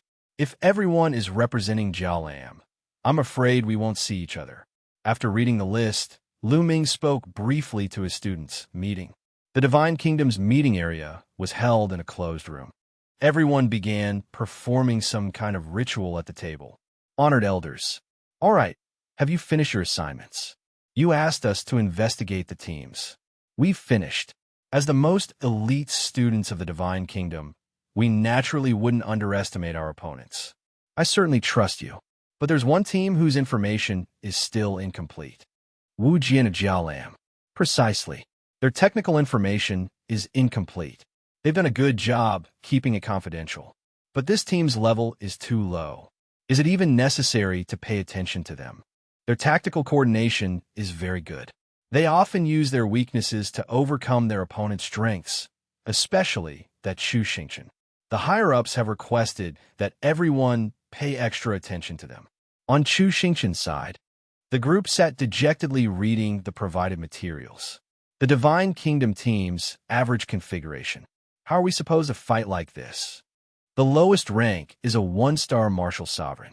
We're a whole level below them. Moreover, the conditions and competition rules are all unfavorable to us. Competition rules. The elite competition is divided into 3 rounds. Round 1. Location. Manzudian Immortal Cave. Each team sends 5 members into the cave to search for badges. The time limit is 3 days. Teams that meet the following 2 conditions within the time limit will be considered to have passed. 1. The number of people reaching the endpoint is greater than or equal to 4. 2. Possessing at least 1 badge. When they saw the map Xingqian drew, everyone couldn't help but exclaim, "Who drew this?" The pass rate for the first round of the elite competition is 1 in 10. After that, there are 2 knockout rounds. Therefore, we need to arrange our manpower reasonably. So that night, everyone buried their heads in discussing strategies. By the day of the competition, everyone was yawning, looking sleep-deprived. You all look so tired. Didn't sleep well. We've been discussing strategies for the past 2 days. Just focus on training in the practice room. Don't be too stressed. Teams from the same nation will implicitly cooperate with each other.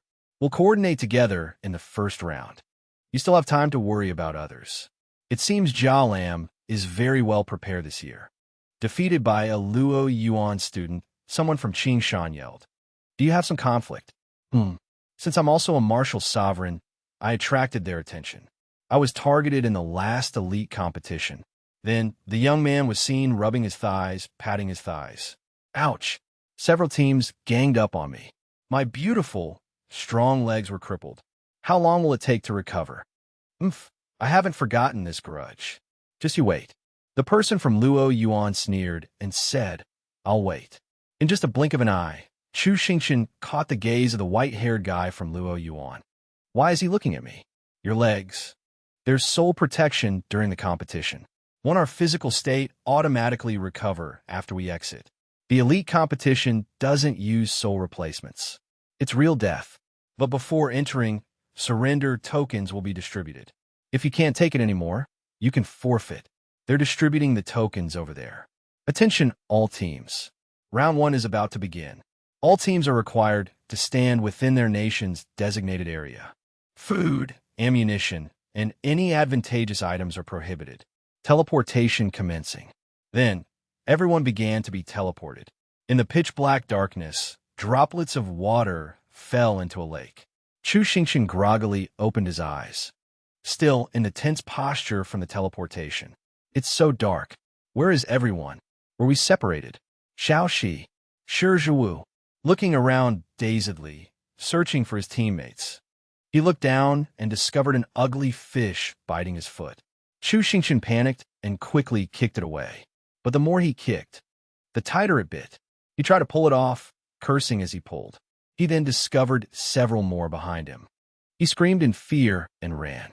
While running, he encountered Xiaoqi, who was also running for her life. Then, the two of them ran together. A moment later, luckily, they encountered Zhiwu coming to the rescue. I'm here. You guys go ahead. I'll cover the rear. Chu Xingqian grabbed Zhiwu's hair and said while running, cover the rear. Don't waste your spiritual energy. Big bro, I'll leave it to you. Very quickly, the shadow was assigned to cover the rear. As soon as it appeared, the shadow was torn to shreds by a swarm of fish. Aren't teams from the same kingdom supposed to be teleported together? Why are we separated? Maybe we were teleported to the same area, but there's some distance between the teams. Suddenly, we encountered a demon crawling on the cave ceiling. What kind of monster is this? As the small demon was about to pounce, Xiaoxi prepared to extend her claws for battle. Suddenly, a staff appeared, knocking out the demon's teeth. Oh, it's Wenren Mao appeared like a divine warrior, saving the day. After that, he signaled everyone to be quiet. Although they didn't understand why, everyone immediately fell silent. The ugly, bleeding demon angrily got up and looked around. At this point, Wenren Mao used gestures to explain that its eyesight was poor, but its hearing was very sharp. Knowing this, everyone quietly slipped away. After walking for a while, they encountered a few people lighting candles and eating bananas. Beast Ear, come sit here. You guys are pretty relaxed. In the dark cave, the monster's vision is greatly reduced. Don't be too loud. Want a banana? Chu Xingqian took one and handed it to Zhiwu, replying softly, aren't we not allowed to bring food in? Where did these bananas come from? This is my martial soul. It doesn't count as food. Want one? After venting his anger on Chu Xingqian, the young man turned and smiled gently at Xiaoxi. Xiaoxi, eat a little more. There are many things in the cave that interfere with signals.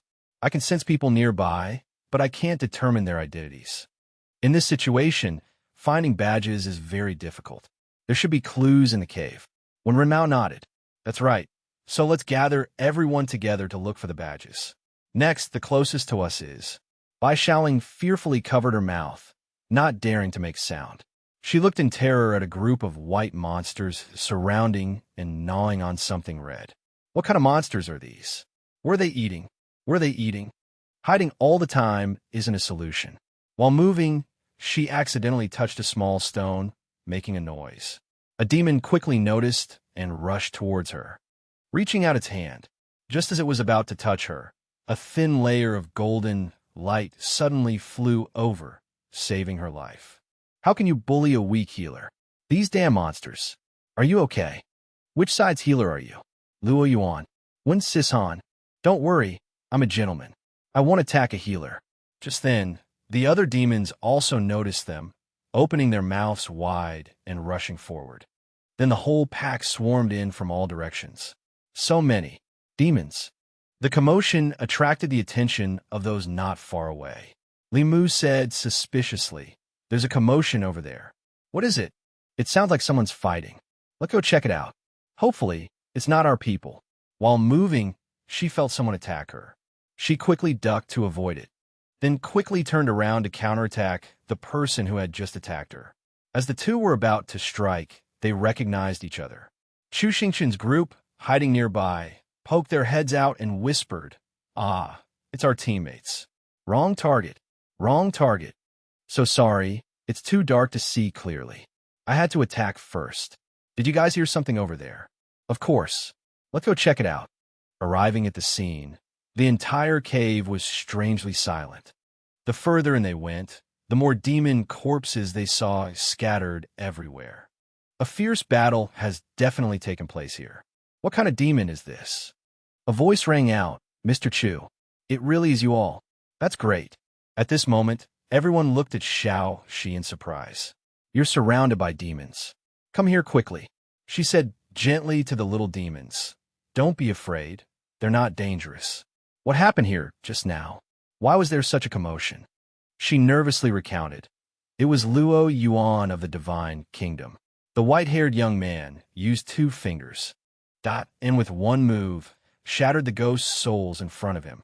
He shouted contemptuously, "Evil heretics, and you dare to resist. Let me show you how to exterminate you."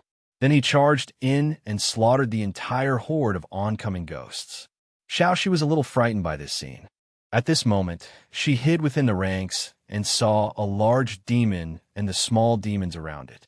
They trembled in fear as they watched the scene unfold before them. These monsters seem to be afraid of me. Although they look different from humans, they don't actually have any malicious intent towards them. At that time, I just wanted to identify the source of the sound. I didn't intend to attack. So, it was just an overreaction. That one sitting even caused people to be punished to the 9th degree of kinship. She replied sadly, yes. The system carefully said, the body structure of these monsters isn't very similar to demons. Rather, they resemble humans who have lived in caves for a long time. How can humans live in caves? How would I know?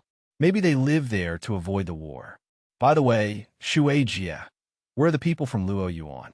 After the massacre here, they left. Chu Xingqian sat down and looked at the little demon in front of him, feeling something wasn't right. Let's leave this place first. Don't stay here too long. With such a big commotion, we're definitely not the only ones who noticed.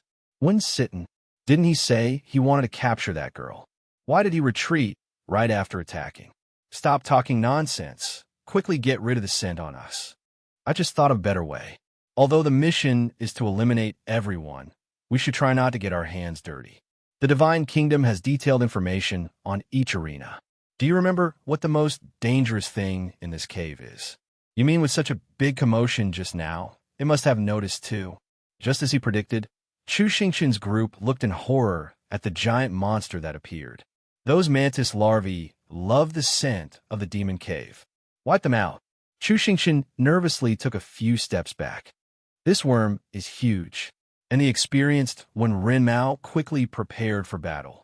The others also quickly regained their composure. The multi-eyed horror opened its enormous mouth. Some people threw bananas to attack. The multi-eyed horror sprouted several small black arms, swinging them to knock away all the bananas. The bananas that came into contact with its arms began to smoke. It's too fast. The latent fragrance poison technique has no effect. This monster is at least at the Martial King realm. If we can't beat it, we should run. You guys are decisive. Then, everyone frantically ran away. Seeing this, the multi-eyed Nung enthusiastically chased after them. It lunged forward, its mouth full of eyes wide open. Its massive body crushed all obstacles in its path. Thanks to its large size, it quickly caught up.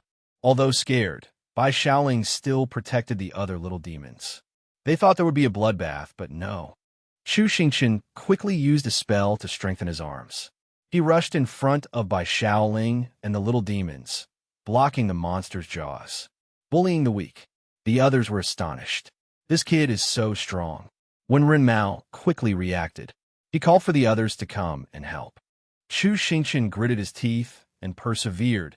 Help me pry its mouth open, he said as he pried open its large mouth. He looked uncomfortably at the eyes inside the Nung. Chu Xingqian turned his head and shouted to Shi Zhiwu. Quickly, a flash of light appeared.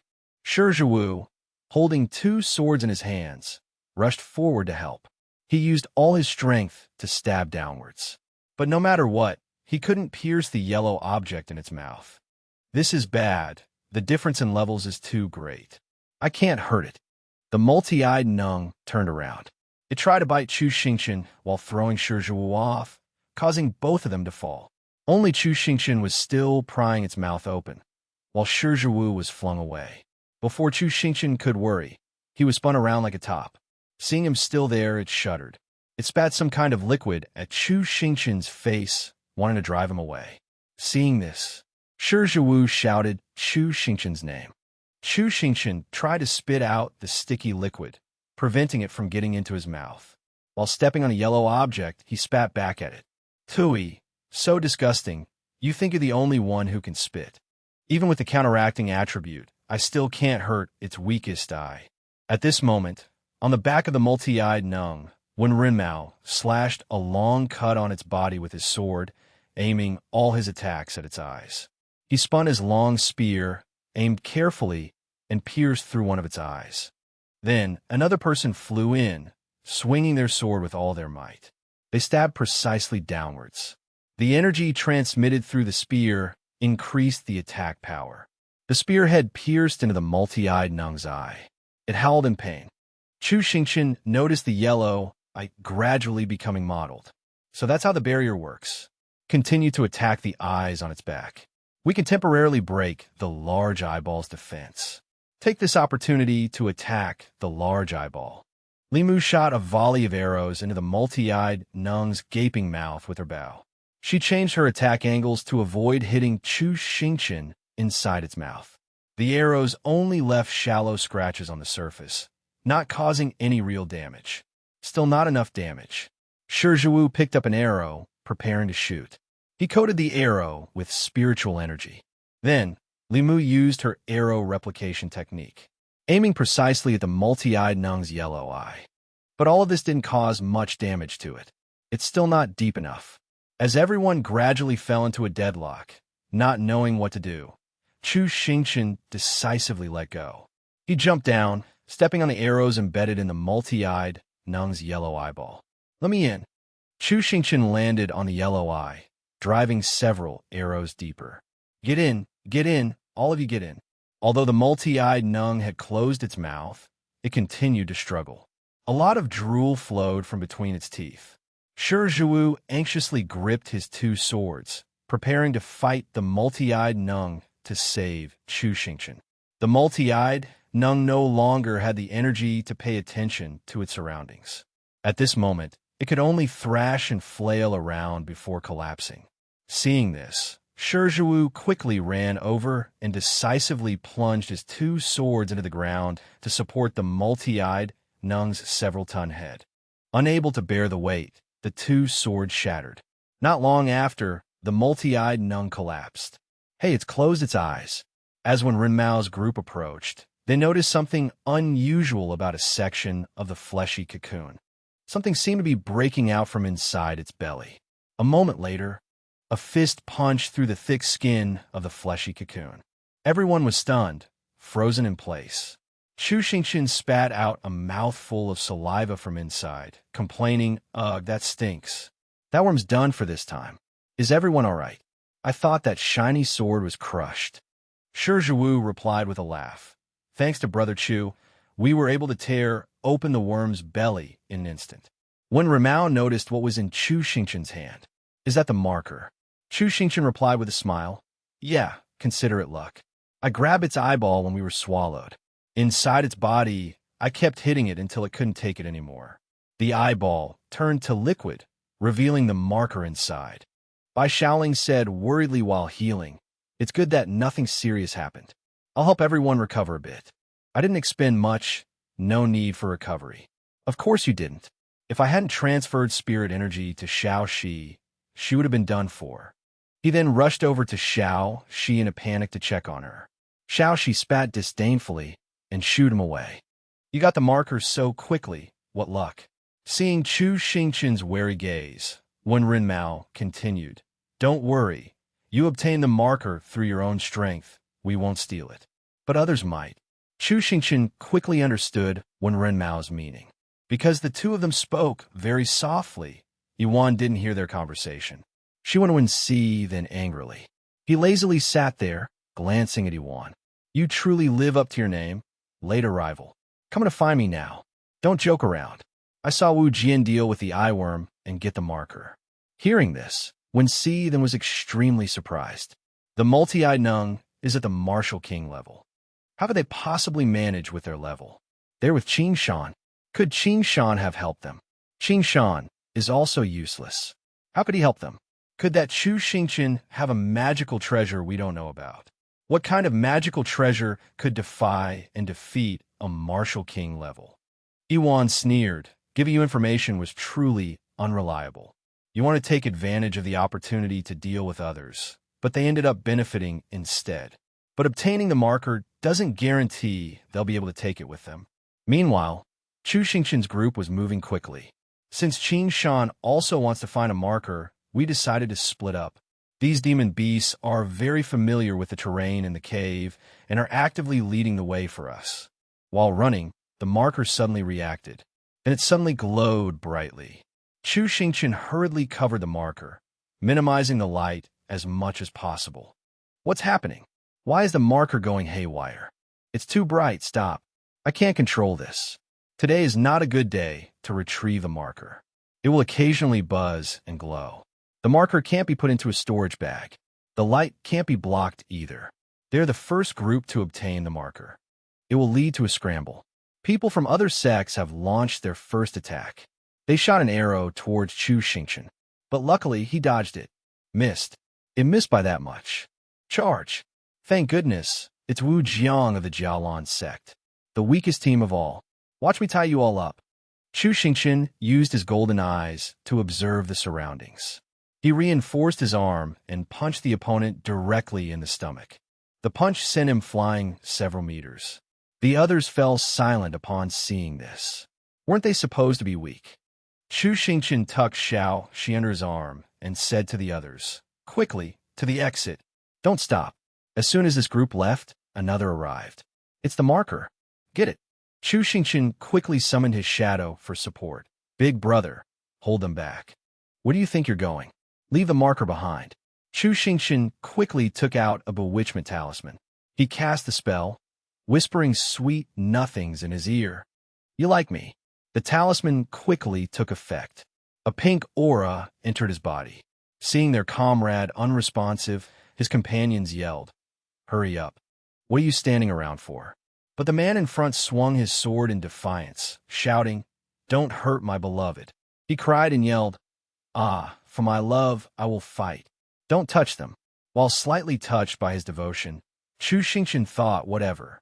The man declared dramatically, "Go. My love, I will hold them back." Though surprised by his sacrifice, Chu Xingqian politely replied, "Thank you, my love." Thank goodness this guy is blinded by love. Hearing this, the system couldn't help but be sarcastic. How despicable. Don't say that. Let's use this opportunity to quickly find the exit. Then, Chu Xingqian took Xiaoxi's hand and let him sit on his shoulders. He turned and said to everyone, "Get on." Everyone climbed aboard. Do we really have to do this? Chu Xingqian handed by Xiaoling to Xiaoxi. Xiaoxi immediately held Princess Xiaoling. Then, with a snap of his fingers, Chu Xingqian and Xiaoxi accelerated to full speed. This was Xiaoxi's special mode of transportation. Soon, the exit appeared before them. So many caves, which one is the exit? The little demon on Chu Xingqian's shoulders made a sound, "Ooh," and pointed to the third cave on the left. Chu Xingqian understood. It's you. He grabbed Li Mu and Shi Zhiwu's hands, took a running start, and threw them out with all his might. You two go first. Luckily, both of them made it out. This confirmed the exit. He put the little demon down and said cheerfully, "This is the one. Thank you." The little demon nodded slightly. He looked at Xiaoxi behind him and urged, "Xiaoxi, hurry up. I won't be at ease until everyone is out. Bring the marker inside." The marker hasn't been retrieved yet. Before he could finish his sentence, a powerful attack suddenly struck. A large, strong arm slammed down, crushing Chu Xingqian beneath its fist. Xiaoxi and Bai Xiaoling, witnessing this scene, were stunned. We've been waiting for so long. Guarding the cave entrance is indeed the best strategy. Iwan and a giant ape appeared, looking arrogant. Xiaoxi screamed Chu Xingqian's name in terror. But before she could get close to him, bright arrows rained down from above. Bai Xiaoling quickly stood in front of Xiaoxi, using a defensive shield to block the attack. A healer with a shield. What excellent support. You seem to be a 4-star Grand Martial Master, right? Such talent is wasted in the Wujian. I didn't want to fight a healer, but you're a bit of a nuisance. As he approached Bai Xiaoling, Xiaoxi quickly circled behind him and kicked him in the waist. "Get away from my sister." He snarled, enunciating each word, "Beast, die." Just then, he suddenly froze. A strong hand gripped his leg. He looked down in astonishment and yelled, "What's this?" The powerful arm pulled on his leg. One of Chu Xingqian's eyes turned gold. He pulled with all his might, causing him to lose his balance and fall to the ground. How is this possible? Attack! Chu Xingqian quickly sensed something approaching. He summoned his battle armor to block a punch from the red ape. His previous injuries prevented him from holding out for long. Soon, the powerful ape knocked away the battle armor. The ape then continued its assault several times. Chu Xingqian could only barely endure. He turned to look at Xiaoxi. Why are there so many of you? A wave of dizziness then washed over him. The system spoke anxiously. You're concussed. Let me heal you. But before it could touch Chu Xingqian, the golden arrows flew towards them again. It quickly shifted to a defensive stance, creating a shield in front to protect them. That damn thing dared to touch my face. This guy is stronger than I thought. Let's go together. The system warned, be careful. Although your Flame Emperor hegemony art is powerful, their cultivation levels are all higher than yours. Chu Xingqian charged towards Yuan's group of 3 alone. Then let's see who's tougher. He hadn't noticed the other one jump high into the air. Observe carefully. Taking advantage of the opportunity, he launched a spiritual energy attack at Chu Xingqian's battle armor. But luckily, the energy passed right through the artifact. Ineffective. What kind of magical treasure is this? Yuan transmitted his voice. Idiot. Don't just stare at him. The weak are the easiest to bully. Then, both of them looked towards by Shaoling and Xiaoxi. Chu Xingqian quickly realized and yelled, Xiaoxi. Yuan directed the ape to deliver another kick to keep him occupied. You still have time to worry about others. Meanwhile, Bai Shaoling's defensive shield had shattered. Seeing this, Xiaoxi shielded by Shaoling with her own body. The small figure bore the full brunt of Wen Xidhan's attack. Chu Xingqian's eyes instantly turned cold. A blue orb appeared in his remaining hand. The blue orb then whizzed past Yuan's face. Yuan turned around in shock. A hole had been carved out where it passed, and the surrounding earth and rocks turned bright red, like lava melting everything. Chu Xingqian had expended a great deal of spiritual energy on this small projectile, but despite its size, its power was immense. Everyone was stunned. My hair, just how many treasures does this kid have? Seizing the opportunity, Chu Xingqian quickly scooped up Xiaoxi and Bai Shaoling, and decisively threw them out. Seeing this, Wen Xidhan yelled, don't let him escape. He aimed, preparing to fire another shot.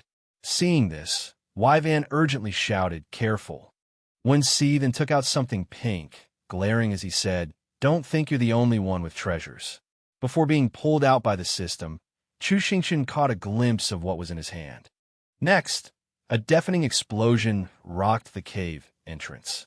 Meanwhile, in the examination waiting area, Xiao Kui anxiously waited outside. Her patience was wearing thin. Master and the others have been in there for so long. Why haven't they come out yet? Actually, it hadn't been that long. There's no way it could be this fast. Waiting outside is torture. Just then, someone shouted, look, someone's coming out. So fast. Did they get the marker already? Li Mu and Shi Zhiwu emerged. Xiao Kui hurriedly ran over and asked, Shi Zhiwu, are you all right? Was it successful? Where's Master? Did you get the marker? Shi Zhiwu nodded. We got it. Brother Chu pushed us out. He should be out soon. Not long after, 2 more people were thrown out. Bai Shaoling, clutching Xiaoxi tightly, landed outside, covered in injuries. Shi Zhiwu rushed over worriedly. Why are you 2 injured? Bai Shaoling quickly explained, people from the Luo Yuan ambushed us at the exit. Mr. Chu pushed us out. I don't know how he is now. A moment later, the exit glowed. Everyone anxiously awaited whoever would emerge from the cave. Soon after, Chu Xingqian, covered in blood, stumbled out and collapsed. Seeing this, everyone rushed forward in alarm. Brother Chu, Master, so much blood. Where's a medic? Don't worry, this isn't my blood. Inside the competition area, what happened to Wen Xidhan? Didn't he just use a counterattack item? Why was he beaten so badly? Wake up, don't die. You're a martial venerable. You shouldn't die from a beating, right? Just then, someone spoke up, didn't you see just now? There was something strange about that Chu Xingqian. He can steal our items. After Chu Xingqian's group left the examination grounds early, those present grew even more anxious. Their sect members still hadn't emerged.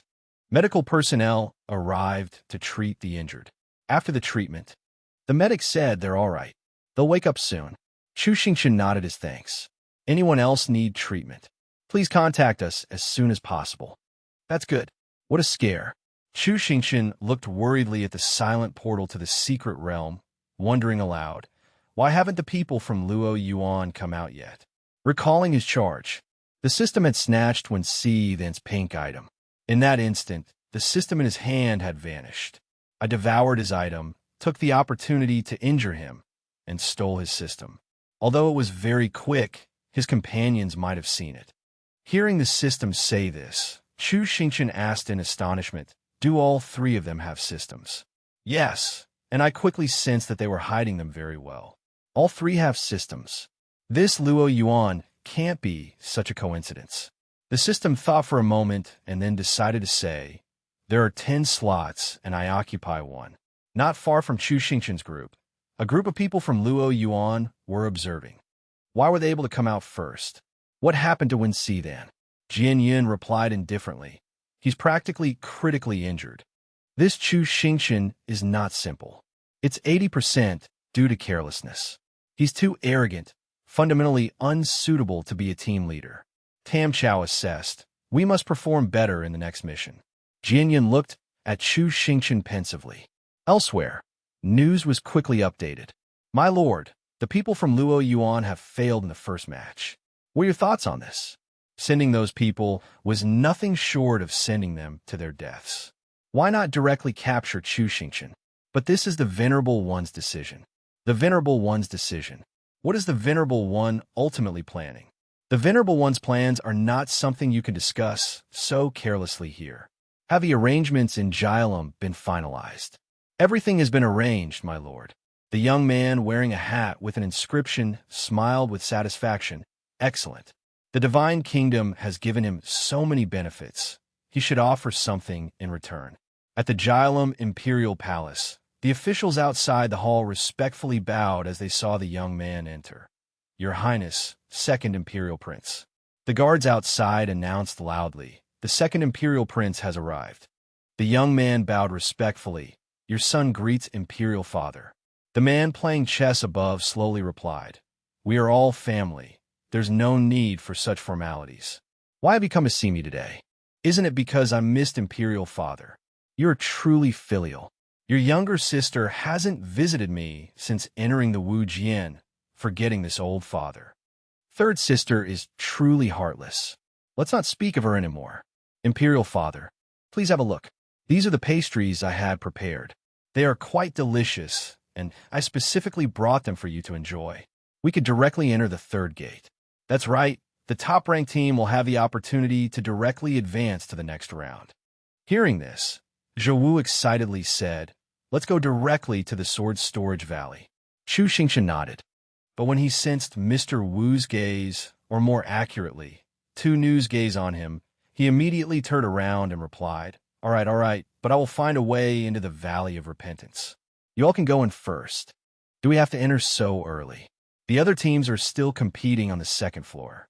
The person by the portal looked at Chu Xingqian with an empty gaze. It's all right, they'll catch up soon. Chu Xingqian gulped.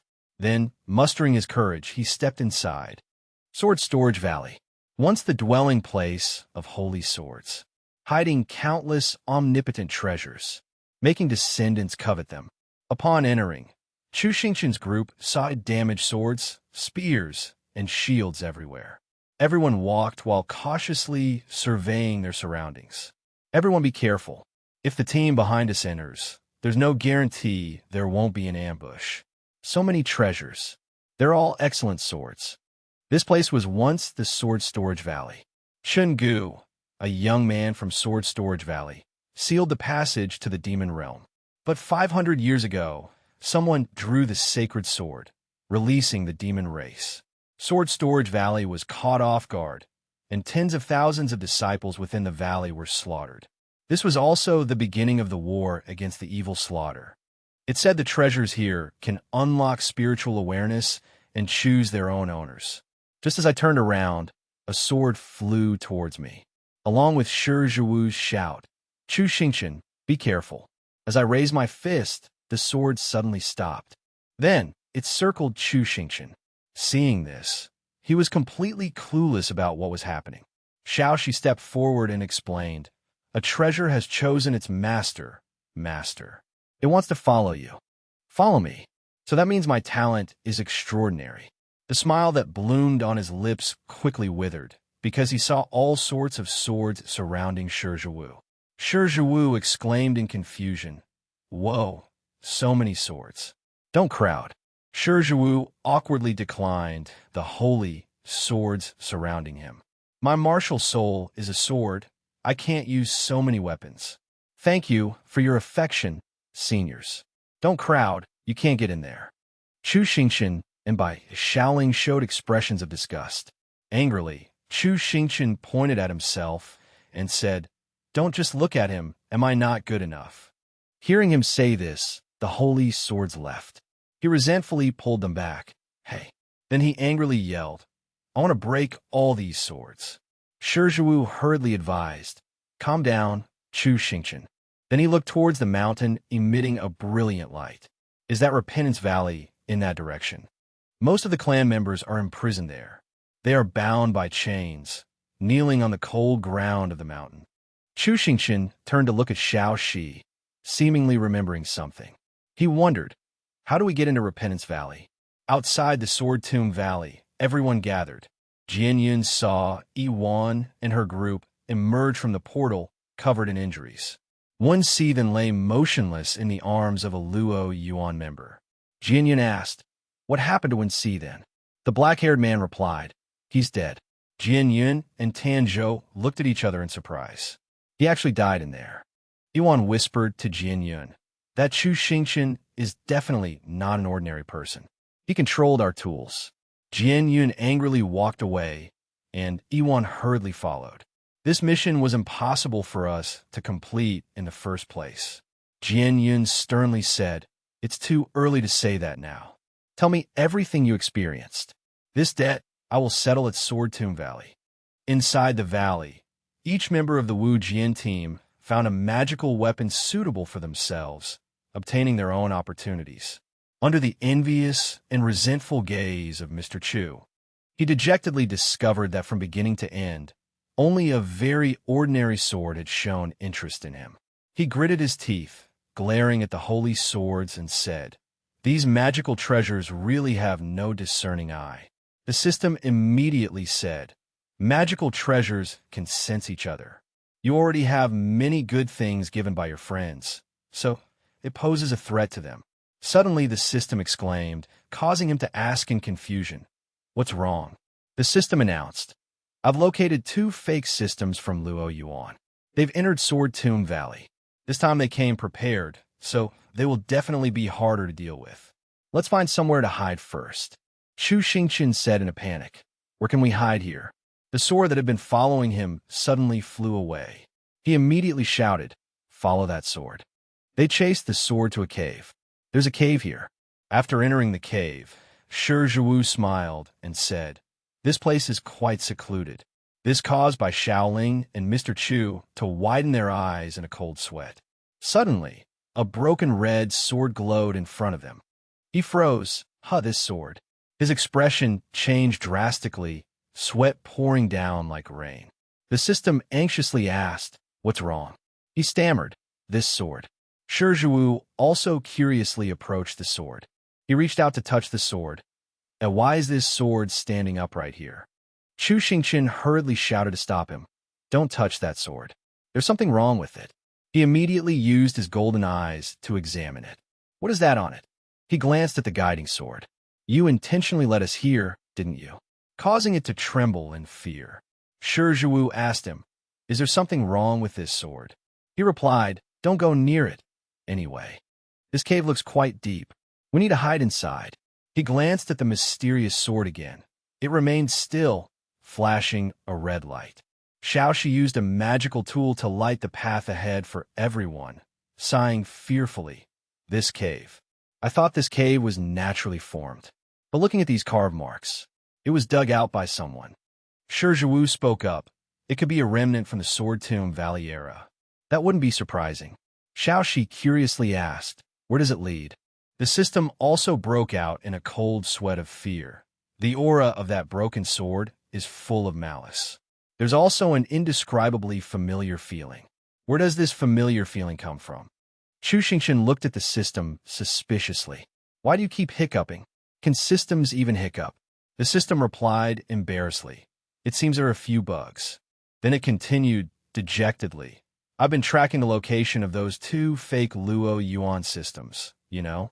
But keeping an eye on them is causing bugs. I've lost the signal. He was astonished. Lost the signal. Feeling puzzled, his breath suddenly hitched in his throat, unable to breathe. He frowned in discomfort, struggling to speak each word. Since? When?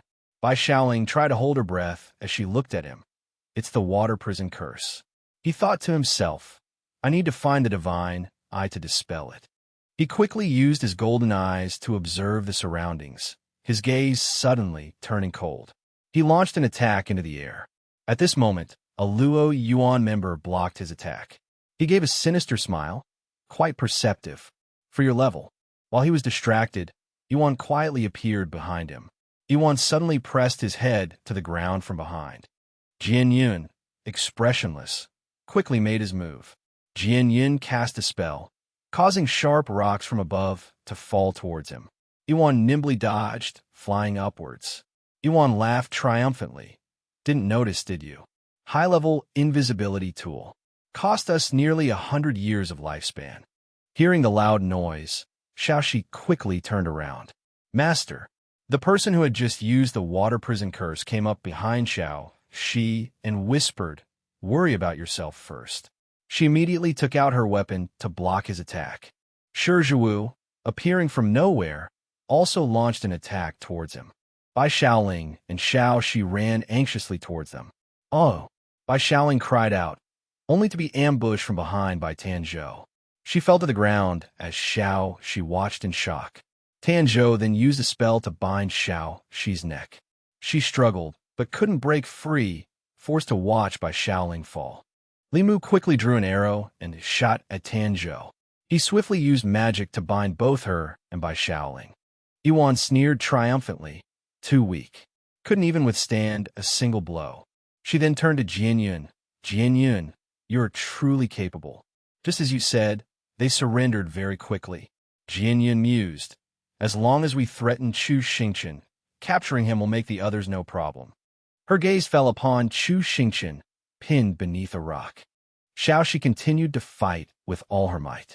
Stabbed in the stomach, she collapsed and called out weakly, Master. She looked towards him. His system desperately tried to wake him. Chu Xingqian, wake up. If you're unconscious, I can't use the items. Wake up. In his subconscious, he heard someone calling him. Chu Xingqian. It was very dark. Something faintly glowed in the darkness. He looked curiously towards the distant, hazy object. What is that? Back with the Luo Yuan group, one of them ordered, finish off Chu Xingqian. Tanzhou's eyes widened. Huh, where did that sword come from? A green blade hovered in midair, then slowly flew towards Chu Xingqian's hand. He immediately grasped the sword tightly. Jian Yun's group felt a surge of murderous aura and looked towards him in alarm. Holding the sword, he slowly regained consciousness and pushed himself up. The large rocks on top of him crumbled. The red energy from the holy sword flowed into his body, gradually merging with him. He slowly walked towards Jian Yun's group. They stammered, what's wrong with him? Yuan yelled, who cares? Attack first, ask questions later. Charge. Yuan lunged at him, but his expression remained unchanged. As she drew near, he suddenly swung the sword. As everyone watched in astonishment, Yuan's ape-like hand was slashed, and so was her arm. She screamed. Chu Xingqian now stood before her. He raised his arm, the tip of the sword pointing towards the ground, then abruptly plunged it down. Jian Yun trembled as she watched him. Hearing his voice, might as well all come at once. Chu Xingqian, his back to Jian Yun, slowly turned, his eyes cold as he looked at her. Let me have a good meal. With that, he charged towards the group, his face filled with murderous intent. Jian Yun hurriedly threw a sphere at him. They desperately defended themselves, saying in terror, "Can he actually absorb items?" The system laughed loudly. "You dare use items in front of me? Go ahead, keep using them." The system frantically tried to wake him. "Chu Xingqian, this is an evil sword. Although it can increase your fighting power, I can't stop its spirit. You're completely controlled by that sword." Boom! A loud explosion. "Idiot. Go easy on the attacks. If the cave collapses, we'll all be buried alive." The system sighed. "This is bad. I need to absorb more power to control him." Then, he stretched, turning to face Jian Yun. Seeing Chu Xingqian's frightening appearance, Jian Yun stammered fearfully, "No, don't confront him. Someone who can seize our systems is too dangerous. Haven't the higher-ups investigated him yet?" Jian Yun said blankly, Maybe they did it on purpose." At that moment, Chu Xingqian swung his sword towards Jian Yun. She fell to the ground, blood flowing profusely. He stood stunned, watching her collapse, the sword covered in fresh blood. Xiaoxi slowly crawled to his side, moaning, "It hurts. Why is there so much blood?" She asked him through the pain. Seeing he didn't answer, she called out loudly, "Chu Xingqian." Thinking she was an enemy, he swung the sword towards her. Fortunately, the system intervened in time. "Stop," the system said angrily, "Damned sword, daring to steal my master. Let go." The evil sword fell from his hand. He collapsed heavily onto the ground. Xiaoxi anxiously called his name, "Chu Xingqian." He had fainted. "This troublemaker," she muttered. He found himself lost in some kind of space. Turning around, he saw the evil sword. It muttered angrily, "I finally found a suitable person. Damn it." He turned and called to it, "Hey." Then it ran away. He chased after it. Suddenly, it stopped, emitting a blinding light that made him unable to open his eyes. Opening his eyes, he found himself in the Sword Tomb Valley. He exclaimed in surprise, "The Holy Sword Tomb Valley." He looked around in a daze. Where did that sword go? At this moment, two men were standing nearby. One of them spoke, "Is this your first time in the Holy Sword Tomb Valley? Let me show you around." The other man said with a smile, "The bamboo shoots behind the mountain are very fresh." The other man had white hair and blind eyes, listening to the red-haired man speak. Chu Xingqian suddenly realized something. It's him again. The scene of the Holy Sword Tomb Valley vanished. He flew into a rage, shouting, "Despicable deceiver!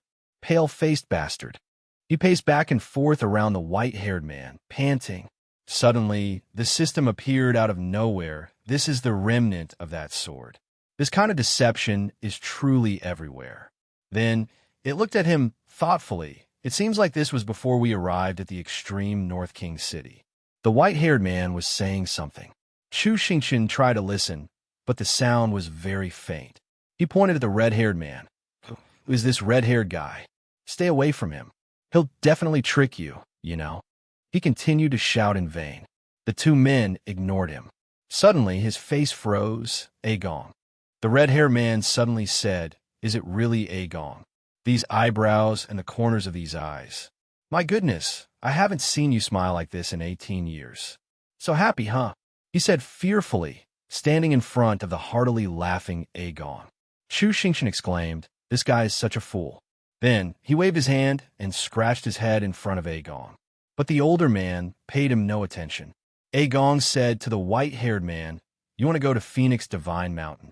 Agong hurriedly stopped him. "No. Phoenix Divine Mountain is a forbidden area.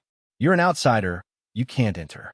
The white-haired man replied, and Agong and Chu Xingqian listened intently. He asked suspiciously, "There's that kind of trial on Phoenix Divine Mountain. Why didn't I know?" The white-haired man replied and explained to him. Agong exclaimed, "There's such a thing. Master never told me about this. But to be recognized by a genius." Haha, speaking of geniuses, in this Holy Sword Tomb Valley, I'm second to none. Chu Xingqian was surprised to hear him say, "How could such a small trial be difficult for me? I will definitely become a genius recognized by the predecessors." Who is this? The ancient sword, right? Sooner or later, I can pull it out. Agong rushed straight forward. Shu Xingqian tried to pull him back, but it was useless. Snap out of it. Do you believe everything? This red-haired guy doesn't use his brain, does he? Suddenly, a strange voice rang out.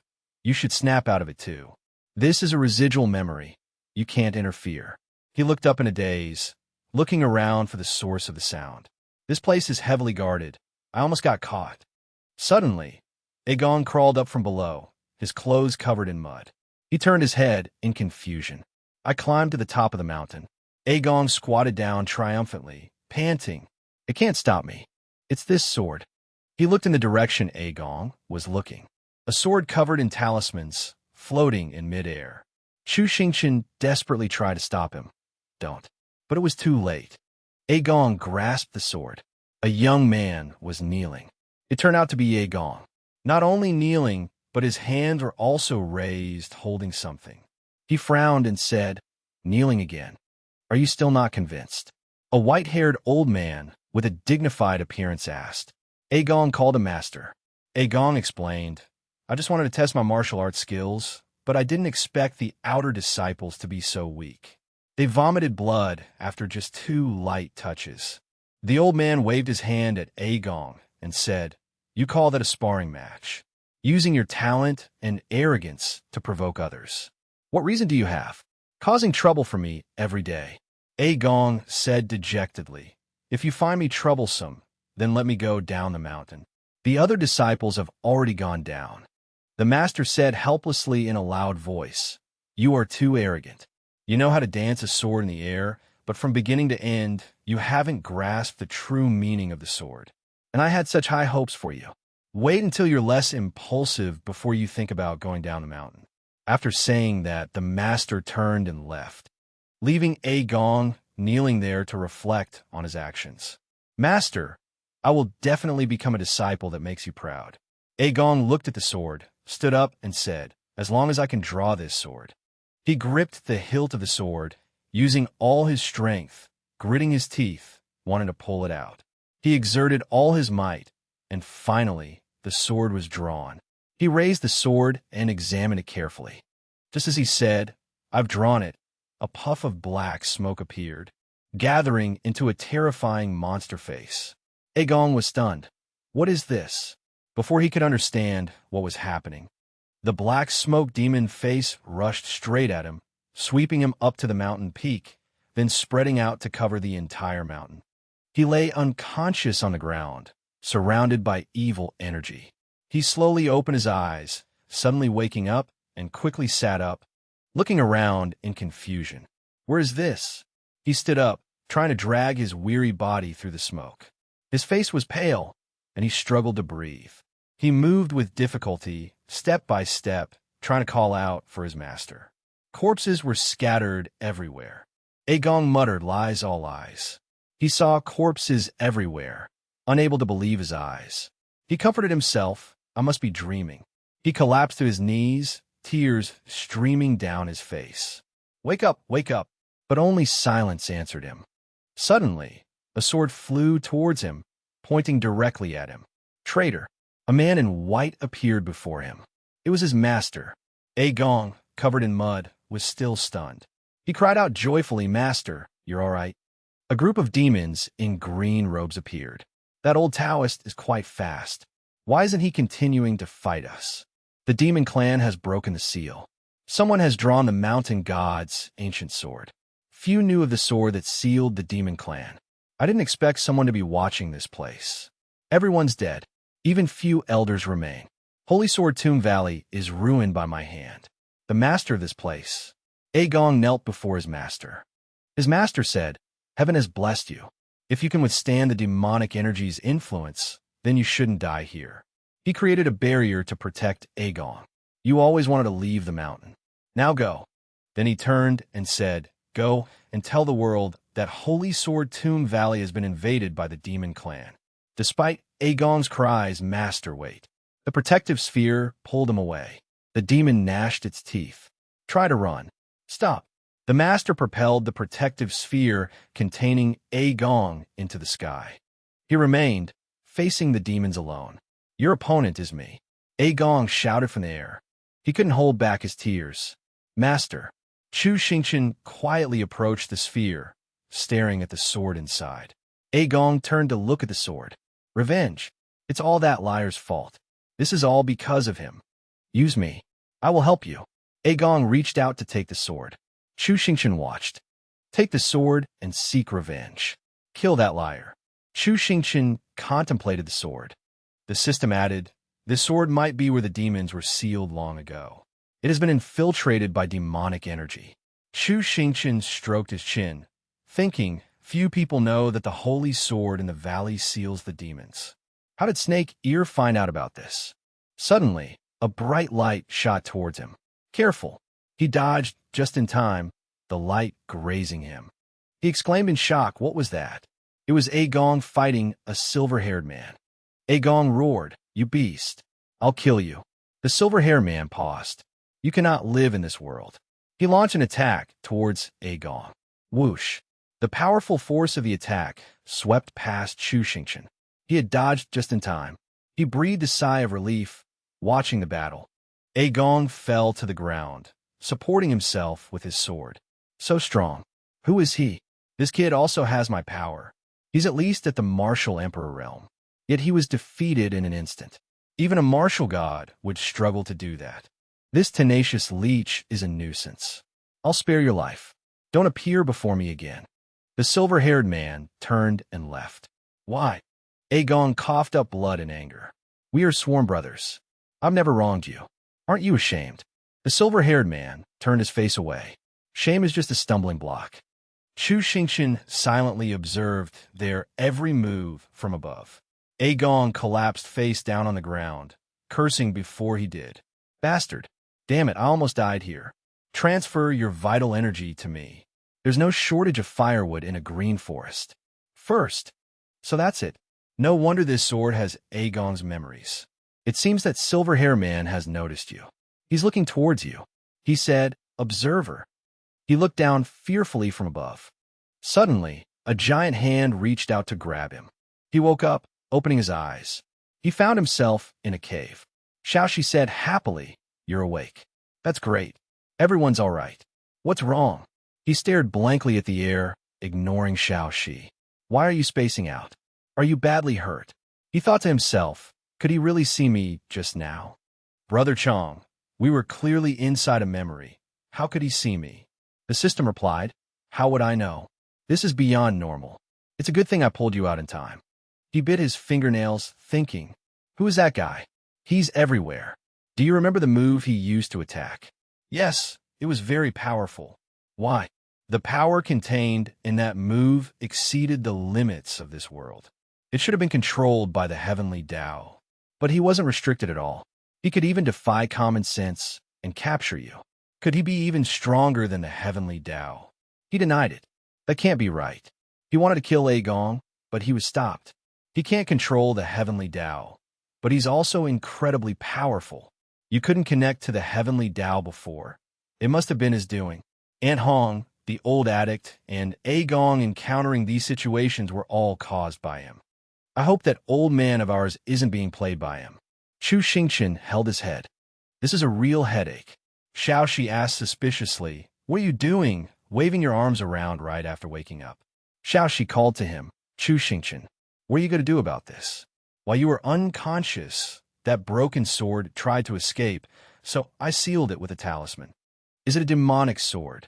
Should we destroy it? Chu Xingqian puckered his lips and ran over, as if to kiss Xiaoxi. We can't let this sword escape. Good job, kiddo. Using that spell on me must have taken a lot out of you. You're completely defenseless now. He pressed the hilt of the sword into his system ring. Holding A Gong's memories and still try to run. Dream on. He turned to look at the unconscious Shi Zhiwu and by Shaoling. What should we do now? Xiaoxi asked him, frowning. Hidden Sword Valley, Luo Yuan's already inside, right? Why haven't they contacted us? We're all from the Divine Kingdom. We should help each other out. Come and give us a hand. The markings on the stone show they're still southwest of here. I hope nothing's happened. Everyone burst out laughing. What a joke. That's the Luo Yuan team, the strongest in the Divine Kingdom. The entire Divine Kingdom entered the cave, and they all died. Their faces paled. How could this be? Who did this? Sword wounds. This person's level is higher than theirs. Judging by the marks, they left a while ago. This is serious. You guys go out and report to Master. I want to see who dares to kill students of the Divine Kingdom. Xiaoxi securely moved to her back and embraced by Xiaoling. Chu Xingqian held Xiaoqi and carried Shizhiwu on his back. Xiaoxi asked him, "Where are we going?" "Repentance Valley." This sword, although a demonic sword, knows the terrain here. It told us to go this way. Aren't you afraid it's tricking you? He proudly held up his storage ring. If it gives us wrong directions, I'll break it. It wouldn't dare lie. Xiaoxi couldn't help but feel uneasy. The most important thing now is to get there quickly. The next team will be entering soon. We'll be in trouble if they do. Next, follow that direction. This crevice is too narrow. How can we get everyone through? One person can squeeze through. Find a place to hide nearby. Take care of everyone. I'll scout ahead. He carefully entered the crevice. This wind is cold. Is Repentance Valley up ahead? Xiaoxi sat in the hiding spot, anxiously waiting for his return. Beside their hiding spot, a face appeared among the trees. Chu Xingqian continued deeper into the crevice. Ow, that hurts. I should have asked Xiaoxi to come along. It's been almost half an hour. Still haven't reached the other side. He gritted his teeth and spoke to the system. I truly admire your ability to penetrate all things. The deeper I go, the narrower it gets. I can't see the end. Do I have to keep going? The system suddenly remembered. Oh right, there are strange patterns on the cliff walls. Did you notice? Huh, I didn't notice until now. Such obvious patterns, and you didn't notice. No, these patterns. Beast trapping talismans. Grandpa Tianji mentioned them when he taught me about formations. This kind of illusion makes its existence faint. Even if it's right in front of your eyes, you might overlook it. But it can subtly influence others, like a ghost wall, trapping people in one place. Furthermore, this crevice isn't actually getting narrower. It's not as long as I thought either. It's because I've been affected by the talisman. That's why I've been stuck here for so long. This type of rune is very difficult to notice. It's a good thing you're here. So how do we break this formation? The system sounded doubtful. It's quite simple, just draw over it. That's simple. This rune isn't a high-level formation, just quite useful. A crevice like this isn't wide enough for two people to pass through. Even if multiple people went together, they'd easily fall for the trick. You're quite clever with your formation placement. This makes me even more certain there's something worth finding ahead. He knocked hard on the cliff wall. Do you feel the terrain opening up? Yeah. He widened his eyes in surprise. There's an exit ahead with a seal above it. He carefully observed it. A seal, and a high-level one at that. He struck the seal with force, but it didn't budge. Chu Xingqian grimaced in pain. I can't break it. My strength alone isn't enough. But there are 5 of these seals. With a few more people, we should be able to break them. Go and call everyone over here. He crawled out of the crevice and went outside to call Xiaoxi. There was no response. He ran over in a panic. Is everyone still unconscious? Hey, it was an unfamiliar silver-haired girl. She stretched out her long arms and wrapped them around him, making him flustered. She leaned into him, surprised. His expression changed drastically. He immediately regained his composure and confronted her. Where did this bald thing come from? A group of people from the Divine Kingdom hid behind the bushes. That brat. Get him. They charged towards Chu Xingqian. He was rubbing his forehead with a grimace. The group used spells and fired at him. An Earth-type cultivator emerged from the ground and grabbed his leg. One of his legs was pulled into the earth. He gritted his teeth and grabbed the bald girl's neck, shaking her violently. He slammed her head against a dry tree on the cliff face. Ugh! He climbed onto her, successfully escaping the earth cultivator, surprising the other two. Her body is really springy. A black-haired man among them charged forward. Damn it! He focused his power and lunged at Chu Xingqian. Chu Xingqian grabbed the springy girl who was wrapped around his neck and flung her at the man's face, making him cough up blood. Seeing this, his companions were enraged. They dove down from above, releasing a cloud of smoke. Taste my poison smoke. I'll crush you. Chu Xingqian appeared behind him and said, Sorry, I'm immune to poison. Then he knocked him away. Just one left. You're all much weaker than the previous group. He was about to finish him off when he froze. Suddenly, another person appeared. He held a blade to Xiaoxi's neck and threatened Chu Xingqian, "Don't move, or I'll kill your companion." They've all fallen into my hands. Chu Xingqian froze. Xiaoxi. Her hair, it's all been ripped out. The man Chu Xingqian was about to kill immediately pinned him to the ground. "Behave yourself." He forced Chu Xingqian's mouth open and took something out. He shoved it directly into Chu Xingqian's mouth. Chu Xingqian tried to spit it out. "Cough, cough. What did you feed me? Don't even think about spitting it out. You don't want your companions to get hurt, do you?" They surrounded his companions. Chu Xingqian's eyes became hazy. Everything in front of him gradually blurred. He collapsed unconscious. Haha, that was easy. One of them helped him up. He won't wake up again, will he? What he took was the soul-severing pill. His soul won't be able to stay in his body anymore. He won't wake up. Even if he wakes up, where could he run to? Wouldn't he just be caught again outside? The higher-ups won't let him go. We've made a great contribution this time. Remember to clean up before we head back. Someone glanced at their unconscious companions. Are we taking these people back too? These people could be accomplices, especially that flame fox. I've had my eye on her for a long time. If we go outside, Wu Jian might snatch her away from us. What a disaster that would be. Why don't we just take care of her here? Bai Shaoling woke up, her eyes sharp. She sat up and cut the ropes binding her, stunning the man. I can't pretend anymore. She charged forward. Damn it. I was going to pretend to be asleep and wait for Master to arrive, but now I have to do this myself. Both sides clashed, and one of them stealthily used a hidden weapon. They all attacked her, and she used her hammer to defend herself. Charging in while injured. Should I call you brave or foolish? Bai Shaoling was seriously injured, but she still forced herself forward. Get out. A murderous aura emanated from her. The two sides fought again. One of them opened his mouth and spat something at her. Ugh. He spat something behind her. She didn't have time to react. Another one raised his sword high above his head, preparing to pierce through her. The tip of the sword was about to touch her head when suddenly a kick sent him flying. She didn't even realize what had happened. Turning her head and seeing him, she called out, "Master."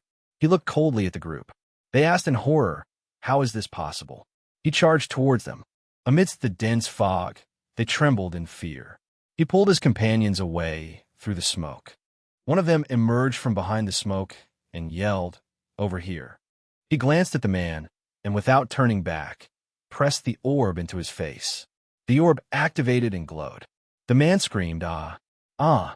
He quickly led everyone away. "Master!" The man screamed. What did he use?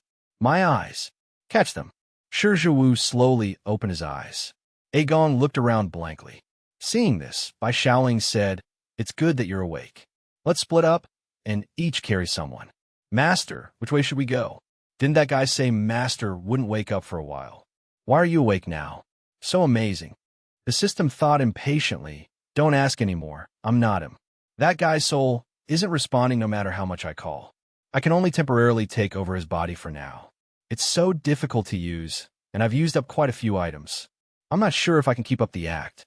Bai Shaoling continued to chatter. "Master, why aren't you saying anything? Go forward." Everyone stopped and looked at the glowing object.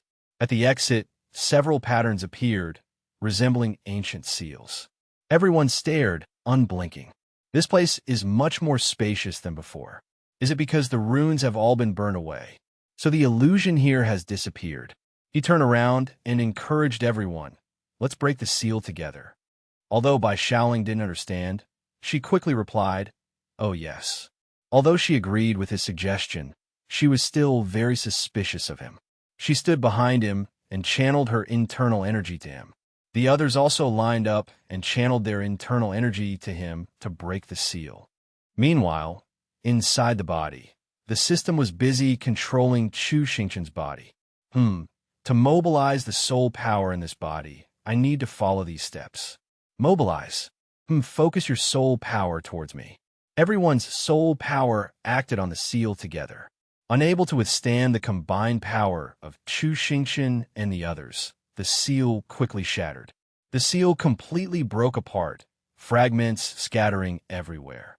Their expressions began to relax as they stared blankly into the open space. Chu Xingqian poked his head out of the cave entrance and looked up at the sky. He started to walk outside, his gaze fixed on the sky, as if drawn by some force. Bai Shaoling broke the silence. This is, he replied, Repentance Valley. Bai Shaoling started chattering again. How could this place lead to Repentance Valley? Master, what should we do now? The system racked its metaphorical brain. If this were Chu Xingqian, what would he say? Bai Shaoling suggested, how about we wait until they wake up? She looked at the unconscious Xiao, Shi, and the others. Suddenly, Chu Xingqian did something very different from his usual behavior. Bai Shaoling watched him, her eyes scrutinizing. Hey Gong, she asked, do you feel that Master is acting strangely?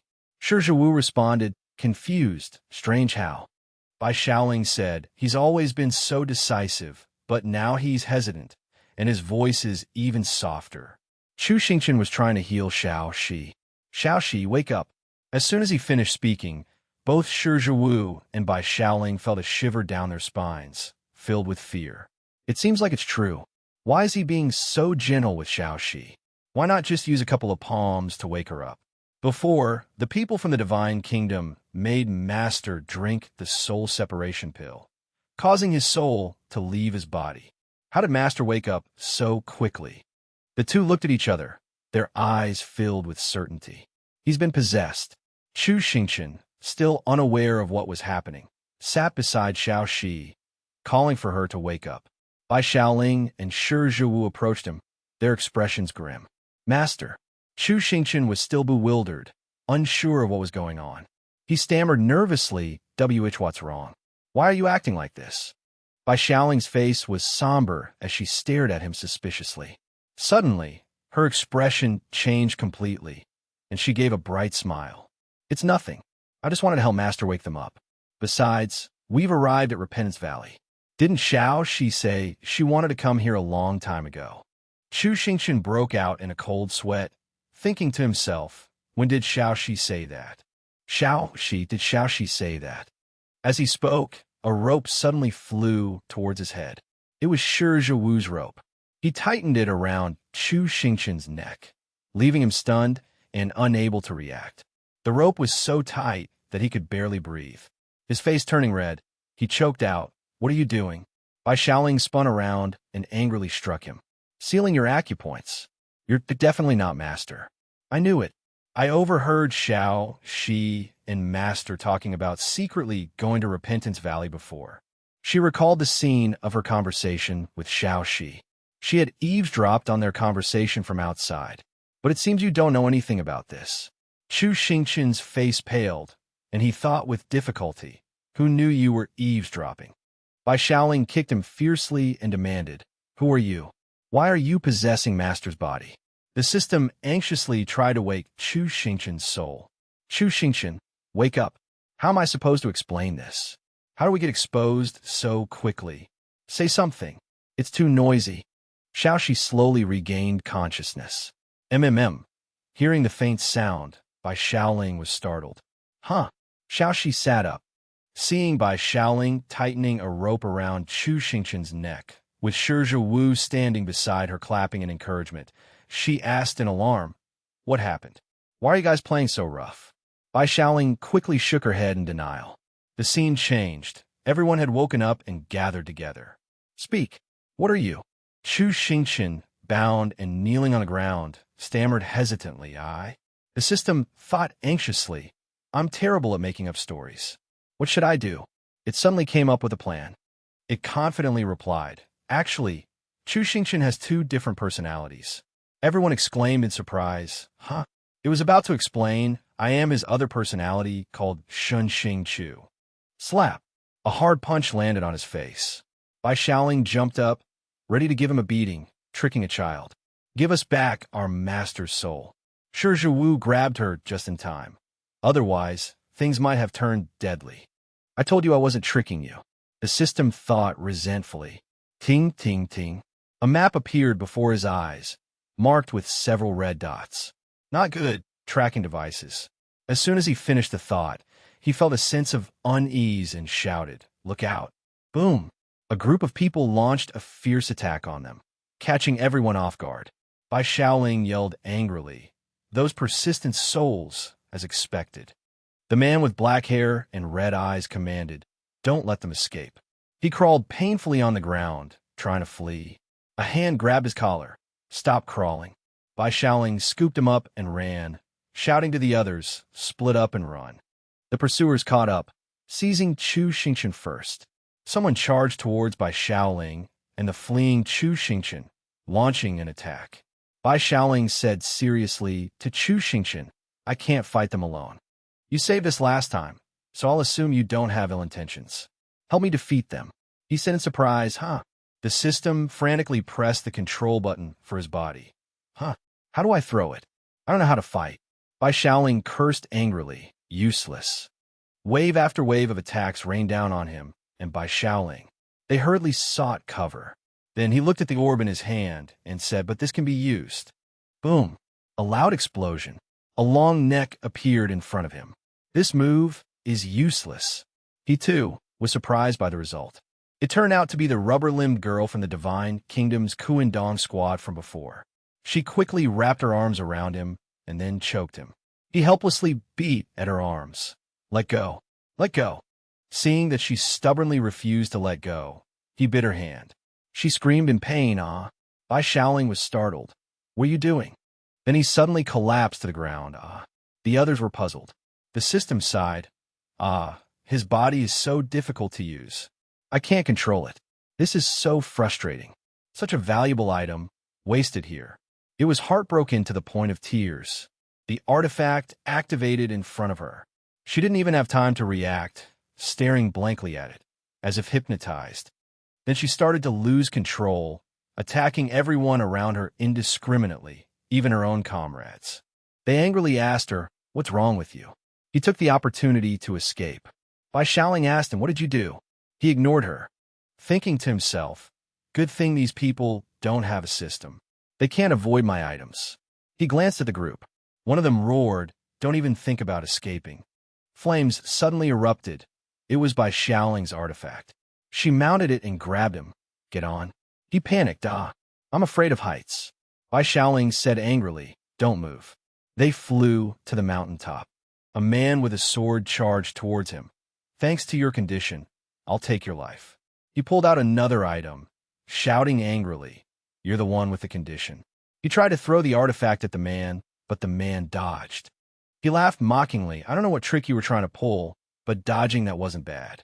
He thought ruefully, "This tool is so rare. What a waste, what a waste." Whoosh. Bai Shaoling sped up, carrying him away. The group shouted and chased after them. Everyone from the Kuan Dong Divine Kingdom was pursuing them. But someone else broke off and chased after Xiaoxi. She fled in fear. "Why are they chasing me? Don't think you can escape in the chaos, you beast. Don't even think about harming the human world again." She ran as fast as she could. She saw a cave and quickly ran inside to avoid the attack. The pursuer hesitated, cautiously observing the strange cave. The scene shifted to inside the cave. Xiaoxi hid in the shadows, observing. She breathed a sigh of relief. "Have I lost them?" She surveyed the complex terrain around her. "That guy probably won't be able to follow me here." She began to explore, her hand lightly brushing the wall. "This wall is so smooth." She felt around on the wall as if searching for something. Then she panicked. A bizarre face appeared in the wall. She quickly covered her mouth, afraid of being discovered, and backed away a few steps. Trembling, she wondered, "What is that? How can there be someone inside the wall?" The terrifying face became clearer and clearer. She moved closer to look carefully. "That's not right. That's a demon from the Valley of Repentance inside. This is where the Valley of Repentance imprisons criminals." The scene shifted back outside. Bai Shaoling and Chu Xingchen were still trying to escape their pursuers. The group continued to attack them. "Ah, I've been hit." Chu Xingchen cried out in pain. Bai Shaoling scolded, "How could you let yourself get hurt so badly? Don't damage Master's body any further." He said dejectedly, "I've tried my best to dodge. Use those things to break their attacks." Bai Shaoling said, She threw something but missed. She frowned and cursed. Useless. I can't take it anymore. Fighting these guys is a waste of resources. The group triumphantly stayed close behind. The leader attacked again. The attack flew towards Bai Xiaoling's artifact, forcing her to break suddenly to avoid it. Now's our chance. They seized the opportunity to attack her directly. Chu Xingqian watched Bai Xiaoling with worry. Both of them fell straight to the ground. Ah! He screamed. Then, grabbing her leg, he took out a tool and looked down at the ground, searching for a place to throw it. He threw it down. A green light appeared. Under the protection of the tool, they both landed safely. This is... He looked up puzzled. Ah! The enemy was running towards him again. He immediately picked up Bai Xiaoling and ran. The pursuer shouted, "Stop!" and drew his sword, throwing it toward the towering rock. Stop!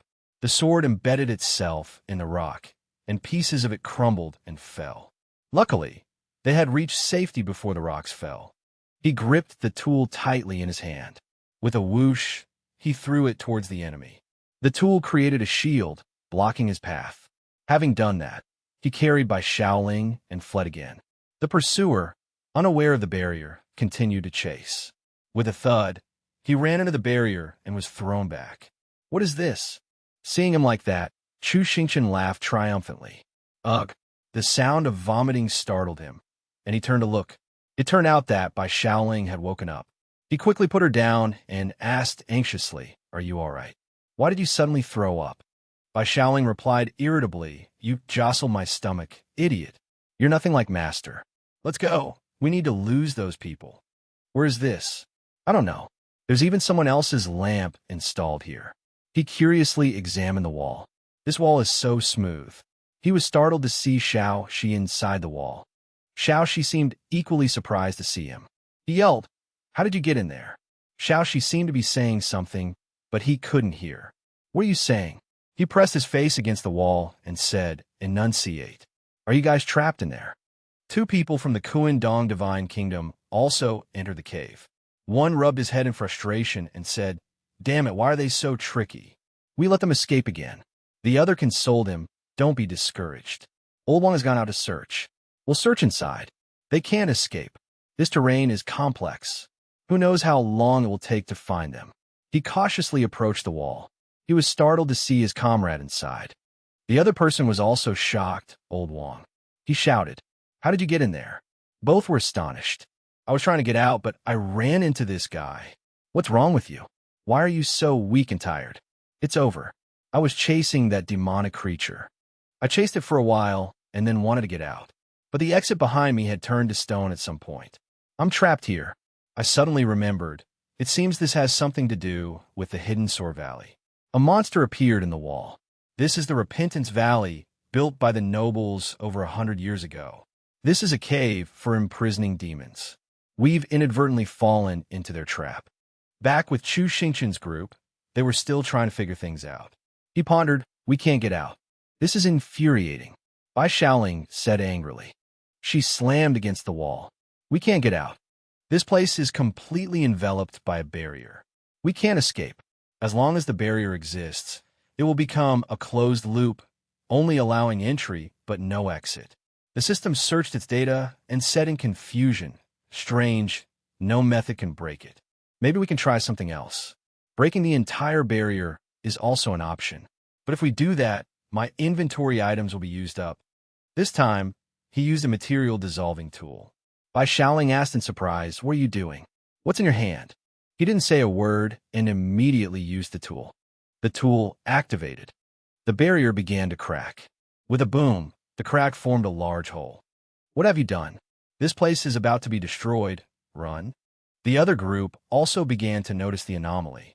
The demons trapped in the cave watched as the barrier gradually disappeared. The entire barrier of Repentance Valley was affected and began to crack. A white-haired man with a refined appearance, who was playing Go, noticed the anomaly. "What's going on?" Everyone waiting outside the palace heard the noise. Rumble, rumble. Mr. O and Lu Ming, along with the others, pricked up their ears. What was that sound? Someone ran in a panic towards the purple-haired woman. "My lady, it's not good. The barrier." The barrier of Repentance Valley has completely collapsed. Large rocks on a mountain began to fall, hindering Chu Xingqian's group and the people from the Kuandong Divine Kingdom. Repentance Valley has collapsed. Repentance Valley has collapsed. All the demons in prison here are rushing out. Suddenly they stopped. Chu Xingqian also stopped. A blinding light prevented him from opening his eyes. It was outside. He looked up at the sky. The demons scrambled to escape, roaring. Seeing this, Chu Xingqian began to worry. Am I in trouble? Not just trouble, it's a catastrophic disaster. Don't scare me. Suddenly he felt a headache. Ouch! He cried out, holding his face. Bai Shaoling anxiously asked, what's wrong? What happened? He looked at the scene before him in confusion. Seeing this, Bai Shaoling hurriedly called out, Master. The system quickly announced, Chu Xingqian, you're finally awake. I've caused a disaster. Calm down. What disaster could you have caused? The system's voice faded. I blew up Repentance Valley. He asked in astonishment. Exploded. At this moment, a strange figure appeared behind him. He glanced back, trembling. Roar. A ferocious, gigantic monster appeared. How could Repentance Valley collapse? Suddenly, he heard his companion call out, Old Wang. Seeing an unconscious person, he quickly asked, He's injured, take him out. Let me go gather the others. Repentance Valley can't just collapse like that. I suspect Chu Xingqian must have done something. Quickly spread this news. Those outside anxiously stood before the teleportation gate, observing. Repentance Valley has been destroyed. That place imprisoned tens of thousands of demonic beasts. Mr. Wu smiled. Lu Ming asked, puzzled. Why are you smiling, Senior? Mr. Wu replied, Why wouldn't I be happy? Lu Ming was surprised. The purple-haired woman glanced at Lu Ming. Then a group of people walked towards him. You are the leading teachers of the Wujiang team, correct? Among the registered teams, the destruction of Repentance Valley is definitely related to Wujiang. We request your cooperation in the investigation. Lu Ming was surprised. What? Wait, how could this be related to Wujiang? If that's the case, there's no proof. Don't worry. All teams participating in the third round will be thoroughly investigated. After investigating all the teams, we will conduct interrogations to confirm the truth. Whether it's related or not will be clear then. Lu Ming's face gradually turned pale. No, I can't trust these people. I have to find a way to warn Chu Xingqian's group not to appear for the time being. But communication between inside and outside the competition area is impossible. The purple-haired group was discussing something. Oh, what a coincidence. The purple-haired woman turned to look at Lu Ming and the others, giving a sinister smile. Oh, what a coincidence. Your students are out. The Wujiang team stepped out of the teleportation gate. Chu Xingqian, seeing the group rushing towards him, seemed to understand what was happening. He glanced at them, causing them to tremble. Hey, what do you want? The purple-haired woman spoke. According to the list of participating teams, you entered Repentance Valley, correct? Repentance Valley couldn't have collapsed on its own. You are highly suspicious. The Divine Kingdom needs to detain you for investigation. Bai Shaoling spoke up. I am a member of the Jialan royal family. What right do you have to detain me? The purple-haired woman sneered. Humph, you don't even know what happened in Jialan yet. However, the Divine Kingdom has always treated its neighbors with courtesy. Bring it here. The group approached Bai Shaoling holding something. This is truth serum. You just need to drink this and tell us everything that happened in Repentance Valley, proving your innocence. Then there will be no need for interrogation. We will also send someone to escort the princess back to her kingdom. How about that? Bai Shaoling looked at Chu Xingqian pleadingly. Master. Li Mu glanced at Shi Zhiwu. What should we do? Otherwise, take them for interrogation. Interrogate them. Flames flickered around Chu Xingqian. The flames flew towards Chu Xingqian. The monster revealed its true form. 500 years. I finally see the sun again. Supreme One, do you also want to touch my benefactor? Those who tried to capture him were terrified. The fire monster fully revealed its form, coiling around Chu Xingqian. Are you worthy? The scene flashed back to inside Repentance Valley. Are we really going out? He affirmed, yes, we're going out. When the people from the Divine Kingdom go out, they will definitely report the situation here. We're already at a disadvantage. If we don't go out and run away, everyone will be implicated. This was all caused by me. You just need to insist that you know nothing about this, even if it means death. Bai Shaoling said worriedly, but what about you? They will definitely capture you. He smiled. Capture me? Isn't there someone to help me already? He glanced at the person behind him. The fire monster chuckled. My benefactor is right. It stood up. The scene returned to the present. The people of the Divine Kingdom were terrified, their bodies trembling. Demon King. It got close to the face of the person who just said Demon King phone. Everyone present panicked and scattered, running away. Run. The people of the Divine Kingdom formed hand seals and said to each other, we can't let them escape. Boom. All of them were blown away by Demon King phone. A bunch of soldiers try and surround me. The purple-haired woman muttered as she watched this scene. As expected. You destroyed Repentance Valley. You must have colluded with the enemy. He calmly watched the other party rambling on, using his hands to cover his exposed body. He pointed at her. We need to defeat this annoying one first. Demon King Feng immediately struck her with a palm, knocking her to the ground. Shi Wu spoke up. Brother Chu, how could you release the Demon King? Didn't we agree to deny everything, even if it meant death? I only fought back because I couldn't take it anymore. Slap. The Demon King slapped Shi Wu. Xiao Shi cried out in worry. Wu. Shi Wu was helped up by Xiao Shi. He immediately questioned him. What are you doing? He warned Shi Wu to stay back. Large chains emerged from the ground, surrounding him. Seeing this, the Demon King warned, Benefactor, be careful. He tried to dodge them. The Demon King grabbed him and pulled him away, breaking the chains. Xiao Shi chased after them worriedly. He reached out towards her. Then he grabbed her head, causing her immense pain. Xiao Shi was pulled into the air, her head still clutched in Chu Xingqian's hand. She cried out in pain, ah. Lu Ming rushed after them, attacked the one holding her. Chu Xingqian, release my disciple. He launched a series of attacks, but they seemed to have no effect. Chu Xingqian, release my disciple. He continued to attack, but it seemed to have no effect. Lu Ming was struck back, falling to the ground with blood in his mouth. Luckily, someone caught him in time. He turned to thank the person who had caught him. Thank you, Senior. Hurry and save. Unexpectedly, the wolf-like person replied, You're welcome. Lu Ming looked at the senior with frightened eyes. The senior immediately let go. Lu Ming fell freely from the sky. Fortunately, he landed safely. Then he looked up at the senior. It can't be. Yin Hu. The senior looked at him sternly. Those below were panicked. Yin Hu. Wu Jian's master is Yin Hu. He's finally revealed himself after hiding for so long. Lu Ming was astonished, unable to believe it was true.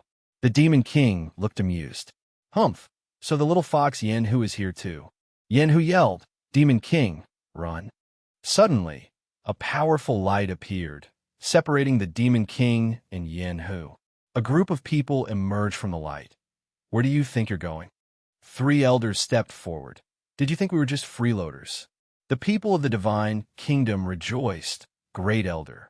The elders of the Divine Kingdom are here. The 3 elders immediately formed a formation. Damn it, these people are all 5-star martial emperors. The Demon King bared its fangs angrily. Humph. It opened its mouth wide towards Chu Xingqian and Yin Hu, stunning them. Then, the Demon King slowly swallowed its own body. Damn it, they're about to escape. Stop them. As the Demon King's self-consumption was nearing completion, the Great Elder rushed forward to stop it. He grabbed the Demon King. The other elders ran to him. Great Elder, did you catch it? He opened his hand. There was no Demon King, only a piece of paper with the words, Freeloader. This made him furious. Damn it. The crowd below watched the interesting scene unfold. Did you hear? Repentance Valley has collapsed, and the Demon King has been released. How terrifying. How could Repentance Valley collapse? Hearing everyone's discussion, Xiao Ling and Shi Wu were dejected. I heard there's a spy hiding in Wu Jian Academy. Even Yin Hu was hiding there. Lu Ming couldn't be happy. Chu Xingqian and Xiao Shi were wanted, with their faces plastered all over the notice boards. The Divine Kingdom offered a hefty reward for their capture, 100 gold taels for each of them. The crowd read the notice and chattered excitedly. It's them. I heard they've been hiding for a long time. They even injured their own master. They're truly heartless. Lu Ming and Shizhe Wu could only lower their heads and walk through the gossiping crowd. Shizhe Wu couldn't bear it and wanted to explain. He's not that kind of person. He did it to protect us. Lu Ming interrupted him. Don't say anything. We haven't cleared our names yet. Be careful of what you say. Repentance Valley has collapsed. The demon race will definitely make a move soon. It won't be long before they return to Jialan. Lu Ming sighed dejectedly. Jialan. Shao Qi and a group of people entered a room draped in white cloth. Someone came to greet Shao Qi. The situation had become chaotic. The person, wearing a mourning veil, stood beside the coffin. They said sadly to her, "You're back." She rushed to the coffin and wept loudly. The crown prince hurriedly comforted her. The old emperor of Jialan had died mysteriously. She couldn't accept this tragic news and wept bitterly in grief. It said that the second prince, driven by greed, murdered his father. But the second prince's influence in the court is very weak. This matter seems to have many hidden details. The second prince of Jialan has been imprisoned. A masked person reported, so he's still at Dali Temple awaiting interrogation. Jialan will surely face a great storm. The other person calmly drank tea and said with a smug laugh, Well done. The great elder spoke up. You're quite relaxed. After the collapse of Repentance Valley, Chu Xingqian has escaped. Clearly, the Venerable One wants us to take this opportunity to capture him. But unexpectedly, this brat colluded with the Demon King. Tam Thien Ngu calmly replied, What's the rush? He slowly stood up. With Repentance Valley's collapse, the world will surely fall into chaos. And chaos is exactly what we want. Chu Xingqian has escaped. Where do you think he could have run off to? Could it be Jialan? Tam Thien Ngu continued. The world is only so big. Chu Xingqian. Chu Xingqian. Chu Xingqian, with torn clothes and bare shoulders, revealing his exposed skin. A pitiful sacrifice. He suddenly appeared elsewhere, leaving everyone dumbfounded. Where is this? The Demon King poked their head out, startling everyone. Then they collapsed. Chu Xingqian hurriedly supported the Demon King. Demon King, big sister, what's wrong? They lay motionless, their body emitting strange sounds. While lying still, they smelled food and immediately sat up, devouring it ravenously. Eat slowly, take your time. The Demon King paid no attention, continuing to enjoy the delicious food. So delicious, truly delicious. Thank you, benefactor. After finishing, they even licked their fingers. I've been imprisoned for so long. Just now, the situation was tense, and I used all my strength, that's why. I've made a fool of myself before you, benefactor. Chu Xingqian smiled and replied, It's nothing. Where has the Demon King brought us? Everyone gathered around Chu Xingqian and the Demon King. The Demon King had transformed into human form, paying no attention to their attire. They immediately stood up proudly and said, This is of course my territory. Seeing the flushed faces of Chu Xingqian and the others, the Demon King continued to chatter. 500 years ago, when the human race besieged us, I ordered my subordinates to lie in ambush here. They raised their hand and shouted, All of you come out. Your king has returned. The surroundings were silent, without a single sound. Feeling embarrassed, they immediately flew into a rage. Where are my subordinates? Shao Qi fearfully hid behind Chu Xingqian. Yin Hu spoke up. As expected, the Demon King's mind is broken. Their veins bulging with anger, they roared, Where have all my subordinates gone? Yin Hu calmly explained. After the so-called demon-slaying war, the demon race's vital energy was severely damaged. My Yin Hu clan suffered the most and could no longer lead the demon race. The Serpent King Feng rose up in rebellion, repeatedly leading the demon race in counterattacks, and was thus crowned the new Demon King. Unfortunately, the tide had turned. During an ambush, the Demon King was gravely injured. Later, upon hearing the news of her capture, with the Demon King gone, This became our fate. The Demon King, dazed, shook her head and sighed. No, it seems all my subordinates are dead. Yanhu continued. This place might be where she was ambushed all those years ago. Wangxian Terrace in the Savage Lands. The Savage Lands used to be a dense, rarely visited forest. After the demon race's defeat, humans came here. The Savage Lands consist of 4 regions. The Central Region, Great Severance Point, Secret Prefecture, and Wangxian Terrace are surrounded by a barrier, allowing entry but no exit, becoming a prison for the demon race. Why do we end up here? This isn't safe either. The Divine Kingdom's people can track us through the seals. There are many seals here. Everyone get up. We must leave this place quickly. Chu Xingqian and the others quickly left the area. But they didn't know that. Someone was secretly watching their every move. Not just one person, but 2. Scene change.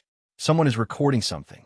It was a white-haired old man observing a large sphere and taking notes. Someone approached the old man. The 2 were watching. Chu Xingqian knelt down, addressing the old man as Grand Marshal Uncle. He was the leader of the Seal Guardians. The old man replied with some displeasure. Speak your mind. Can't you see I'm recording? The 2 trembled as they reported, Yes, Grand Marshal Uncle. Someone has entered Wangxian Terrace. There are 2 Yanhu. His eyes widened in surprise. Yanhu. Back in the Savage Lands forest, the trees were scorched. Chu Xingqian and the others were hovering in the air. With a thud, Yanhu landed on the ground, and Chu Xingqian and the others above slowly descended. This place isn't bad. There's a forest for cover, which is more convenient. We need to clear this area first. While Yanhu was still full of energy, Chu Xingqian and Shi were panting. Flying with a martial emperor was exhilarating. Wu Danu turned to him and asked, How's the Demon King? He looked at the small snake in his shirt. She's asleep. She suddenly fainted on the way here, which scared me. She seems much better now. She exhausted too much energy getting us out of there. And she also has the demon seal on her. Let her rest for a while. We can only rely on ourselves from now on.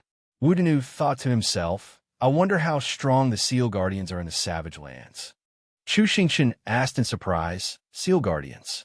The Martial Emperor explained, they are the ones who maintain the operation of this seal. Such a vast Savage Lands naturally needs people to maintain the seal. The Divine Kingdom's Venerable established the Seal Guardians, recruiting cultivators from various countries. After the Great War, the demon race was sealed in the west of Shiyu continent. The Yao race was driven to the Savage Lands. The seals in the Savage Lands are one way. Demons and Yao cannot contact the outside world. The Seal Guardians constantly manage the seals day and night, and are also responsible for maintaining stability within the Savage Lands. If any resistance is detected, they will immediately take action, crushing the Yao race. Thanks to this, the human race has been able to rule for so long. Haha. What are you glaring at me for? It's not like I did it, Chu Xingqian explained, feeling wronged. Anyway, the Savage Lands have been sealed for many years, and no one knows what the situation inside is like now. We must try to hide and conserve our strength. You guys are only great martial masters. If they send more people, I'm afraid we won't be able to handle it. Brother Chong, I've devoured so much, yet my rank is still only Great Martial Master. Give me a level up. Hey, answer me, Brother Chong. At this moment, the system finally appeared. Here I am. What's wrong with you? It could be an illusion caused by devouring too many systems. It's not a big deal. I'll level you up immediately. Now you have the strength of a 4-star martial ancestor. Chu Xingqian scratched his head and asked, Only martial ancestor. Combined with the cultivation techniques you possess, plus my few meager tools, your combat power can rival a martial emperor. Don't rush. He and Wu Tu suddenly noticed something. Wu Tu became fierce. Who's there? He turned around and saw a figure running away after being discovered. He chased after them. Stop. While chasing, Wu Tu, like a bolt of lightning, flashed past him, gradually disappearing into the black mist. Wait for me. Wu Tu stopped abruptly and looked towards a void. In front of him was a group of beastkin. The person they were chasing was running towards them. The goat-like beastkin pointed at him, panting and saying, "He's chasing me. He's chasing me." The other beastkin looked at them and only said one word, "Yenhu." Wu Tu-Nu remained expressionless, silently listening to them talk. "Why are there Yenhu here? Aren't all the Yenhu dead? Quickly go inform the chieftain." Finally, our Chu Xingqian caught up to him, complaining, "Old Wu, you run too fast." Suddenly he froze. "Ah, a village." A beastkin cried out in fear. "Humans. They're humans. Are they seal guardians? Don't kill me." He, on the other hand, looked bewildered, still not having reacted. "Panic over nothing. Later, maybe the seal guardians will really be summoned by you guys." An old goat walked towards the group of beastkin. They called him Chieftain. The chieftain slowly said, "Are you from the outside? It's been a long time since I've seen a Yenhu. They're the noblest race." Wu Tu-Nu replied arrogantly, "They're still noble now. Now, haha, the Yao race are all lowly creatures." The old goat turned and left, saying, "Come into the village if you don't want to be discovered by the seal guardians." Hearing this suggestion, he and Wu Tu-Nu looked at each other. Then they cautiously entered the village. The old chieftain placed cakes and tea on the table. "There's nothing good here. You can have this for now." Wu Tu-Nu glanced at the food and then turned his head away. "What stale stuff? It's not even as good as the potatoes I roast." Chu Xingqian chatted cheerfully with the old clan leader. "Fellow countrymen, do you usually eat this? I see the land here isn't so barren." The old clan leader replied gently, "Our goat clan originally lived on the grasslands, but we've been confined to this forest. We can only try farming, but we have to give 8/10 of our harvest to the seal guardians. The remaining 2/10 are further burdened by heavy taxes." Hearing this, Chu Xingqian lost his composure, slamming the table and shouting, "Preposterous! Is this the age of landlords? Fellow countrymen, why don't you rise up and resist?" The old clan leader said sadly, "Resist? How can we resist? The goat clan is peaceful and weak, with few skilled fighters. Besides, we no longer have a reason to resist." Chu Xingqian fell into deep thought. "What the?" Suddenly, a chain appeared out of nowhere, wrapping around him. A trap, but it was too late. He was tightly bound. "I'm truly sorry, but I just want to survive." Someone outside was drawing talismans in the air. "When we saw you, we informed the seal guardians." A group of seal guardians, also holding talismans, stood outside the old clan leader's house. All the goat clan members in the village trembled and knelt upon seeing them. Their clothes bore the character Shou, the first character of the organization's name. They hovered in the air, looking imposing. The old clan leader ran out of the house and greeted them enthusiastically. "My lord, Seal Guardian Lord." He knelt and said, "We cooperated with you and captured these people. Can you reward us with some Oblivion incense?" "Of course." Then the leader conjured some Oblivion incense. "Take it," he said, tossing the incense to the ground. All the goat clan members rushed forward to grab it. They were ecstatic.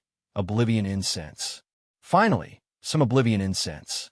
The old clan leader, failing to get any, saw someone who had and pleaded, "Give it to me. It's mine. My son needs it to save his life."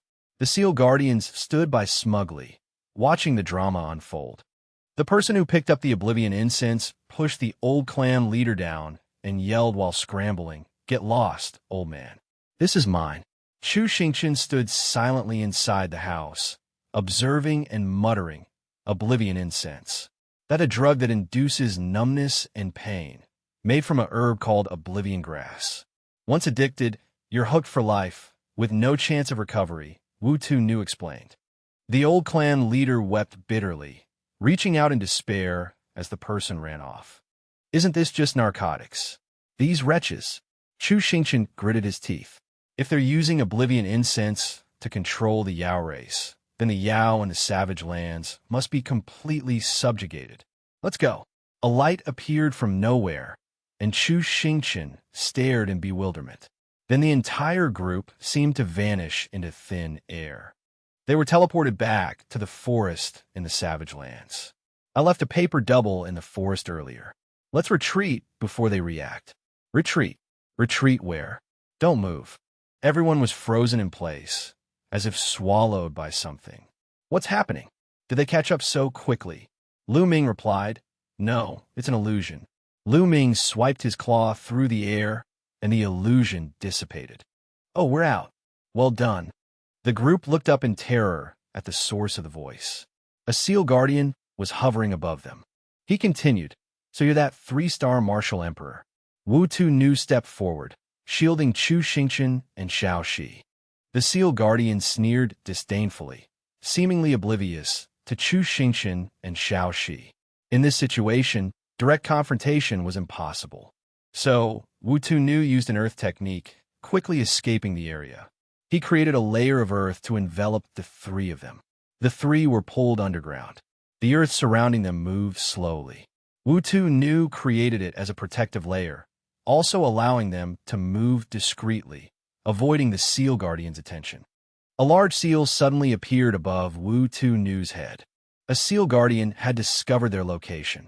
He controlled the large seal, slamming it down towards the ground, aiming to crush the 3 of them. Unexpectedly, a hand reached out to catch the large seal. Wu Tu-Nu effortlessly caught the seal with both hands, then used soul power to destroy it. The seal guardians seemed unfazed by this. They hovered in the air, like hunters observing their struggling prey. Wu Tu-Nu realized that among them were 2 martial emperors and 4 martial kings. Facing their overwhelming numbers and strength, escape for Chu Xingqian and the other 2 seemed unlikely. One seal guardian shouted, quite sensible, then surrender obediently. Even at a disadvantage, Wu Tu-Nu refused to let them have their way easily. He ripped his clothes, preparing for a fierce battle.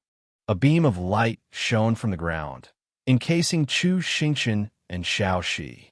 Chu Xingqian touched the barrier, wanted to say something, but Wu Tu-Nu interrupted him.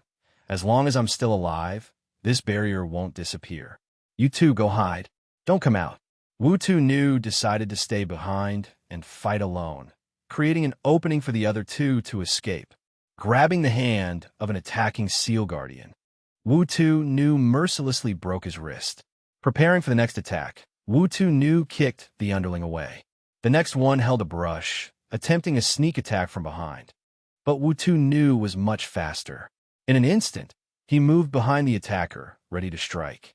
At that moment, he was immobilized. Protected within the barrier, Chu Xingqian and Xiao Shi could only watch the battle anxiously, unable to help. The red-haired seal guardian was the one who immobilized Wu Tu-Nu. Wu Tu-Nu was forcibly restrained, unable to move. Where do you think you're going? Seeing this, the brush-wielding seal guardian smirked triumphantly, writing characters in the air, intending to make Wu Tu-Nu suffer. Wu Tu-Nu strained with all his might, trying to move. The red-haired seal guardian, focused on immobilizing Wu Tu-Nu with his martial skill, forgot about his tail. Seizing this opportunity, Wu Tu-Nu whipped his tail across the brush wielder's face. This caught the red-haired seal guardian off guard, causing him to unintentionally pause his technique. Both Chu Xingqian and Xiao Shi rejoiced at this turn of events. Wu Tu-Nu didn't miss this golden opportunity. He moved swiftly, closing in on the troublesome seal guardian. This unlucky one wasn't skilled in close combat. But unlike Wu Tu-Nu, he had plenty of allies. So he was tied up, preventing him from moving forward. The person who bound Wu Tu-Nu signaled their companions to advance. But they should worry about themselves first. Did they think tying up Wu Tu-Nu would guarantee their success? Wu Tu-Nu yanked hard on the ropes, pulling his captor towards him, then delivered a knee strike. The red-haired seal guardian tried to immobilize Wu Tu-Nu again, but Wu Tu-Nu didn't give him the chance, using an immobilization spell against him first. Now he had time to deal with the other attackers. Wu Tu-Nu grabbed the rope-wielding man he had just knocked down, spinning him and the ropes like a top, using them as a weapon against the seal guardians trying to approach. Seeing characters appear behind him, Wu Tu-Nu quickly shattered them before they could fully form. The characters were dispersed but not destroyed, clinging to Wu Tu-Nu's arm. Seeing the squiggly, chicken scratch-like characters stuck to his arm, glowing red, Wu Tu-Nu didn't know what they were. It turned out the character writing man had reappeared. He said his characters weren't so easily dispelled.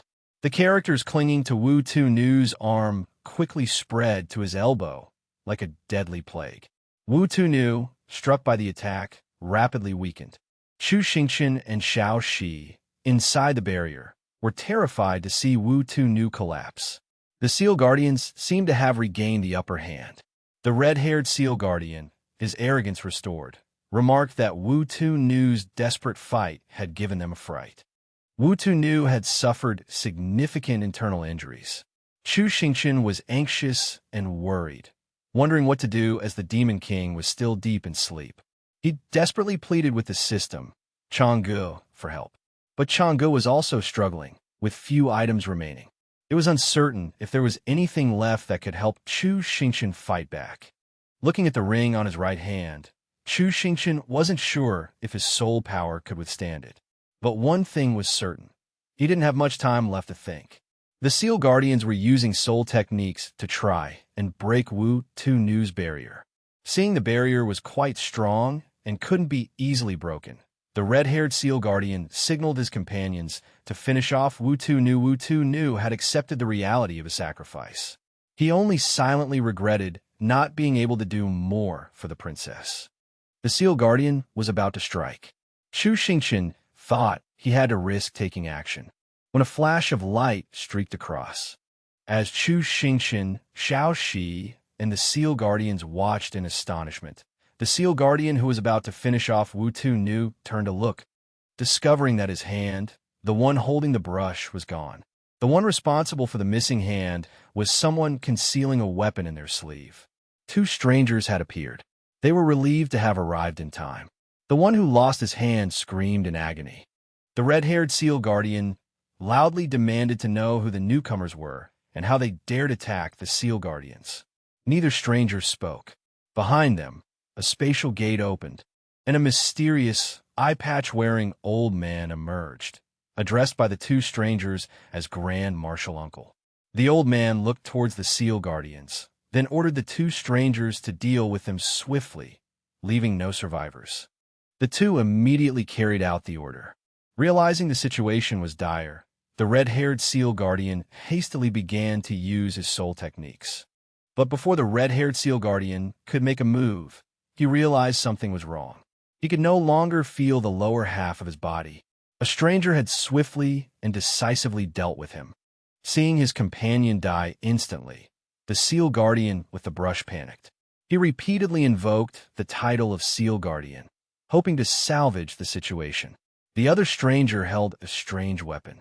It emitted a powerful beam of light towards the brush-wielding Seal Guardian, reducing him to ashes before he could even take a breath. Seeing two of their group forced offline, the remaining ones fled in terror.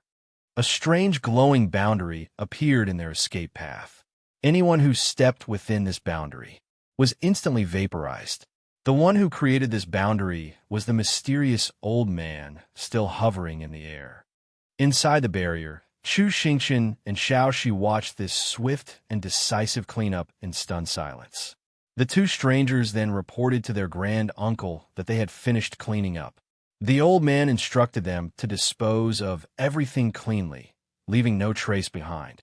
He then turned to Wu Tunu. Seeing Wu Tunu's apparent fear, he reassured him, saying that he and his people had come to rescue Chu Xingqian, Xiao Shi, and himself. He descended to examine Wu Tunu's injuries, saying he would help remove them. Seeing that all three were bewildered and didn't know who he was, he asked if they hadn't come to Manzhou to search for his organization. Wu Tunu was confused, not understanding what he meant. The two sides silently assessed each other, the scene rather awkward.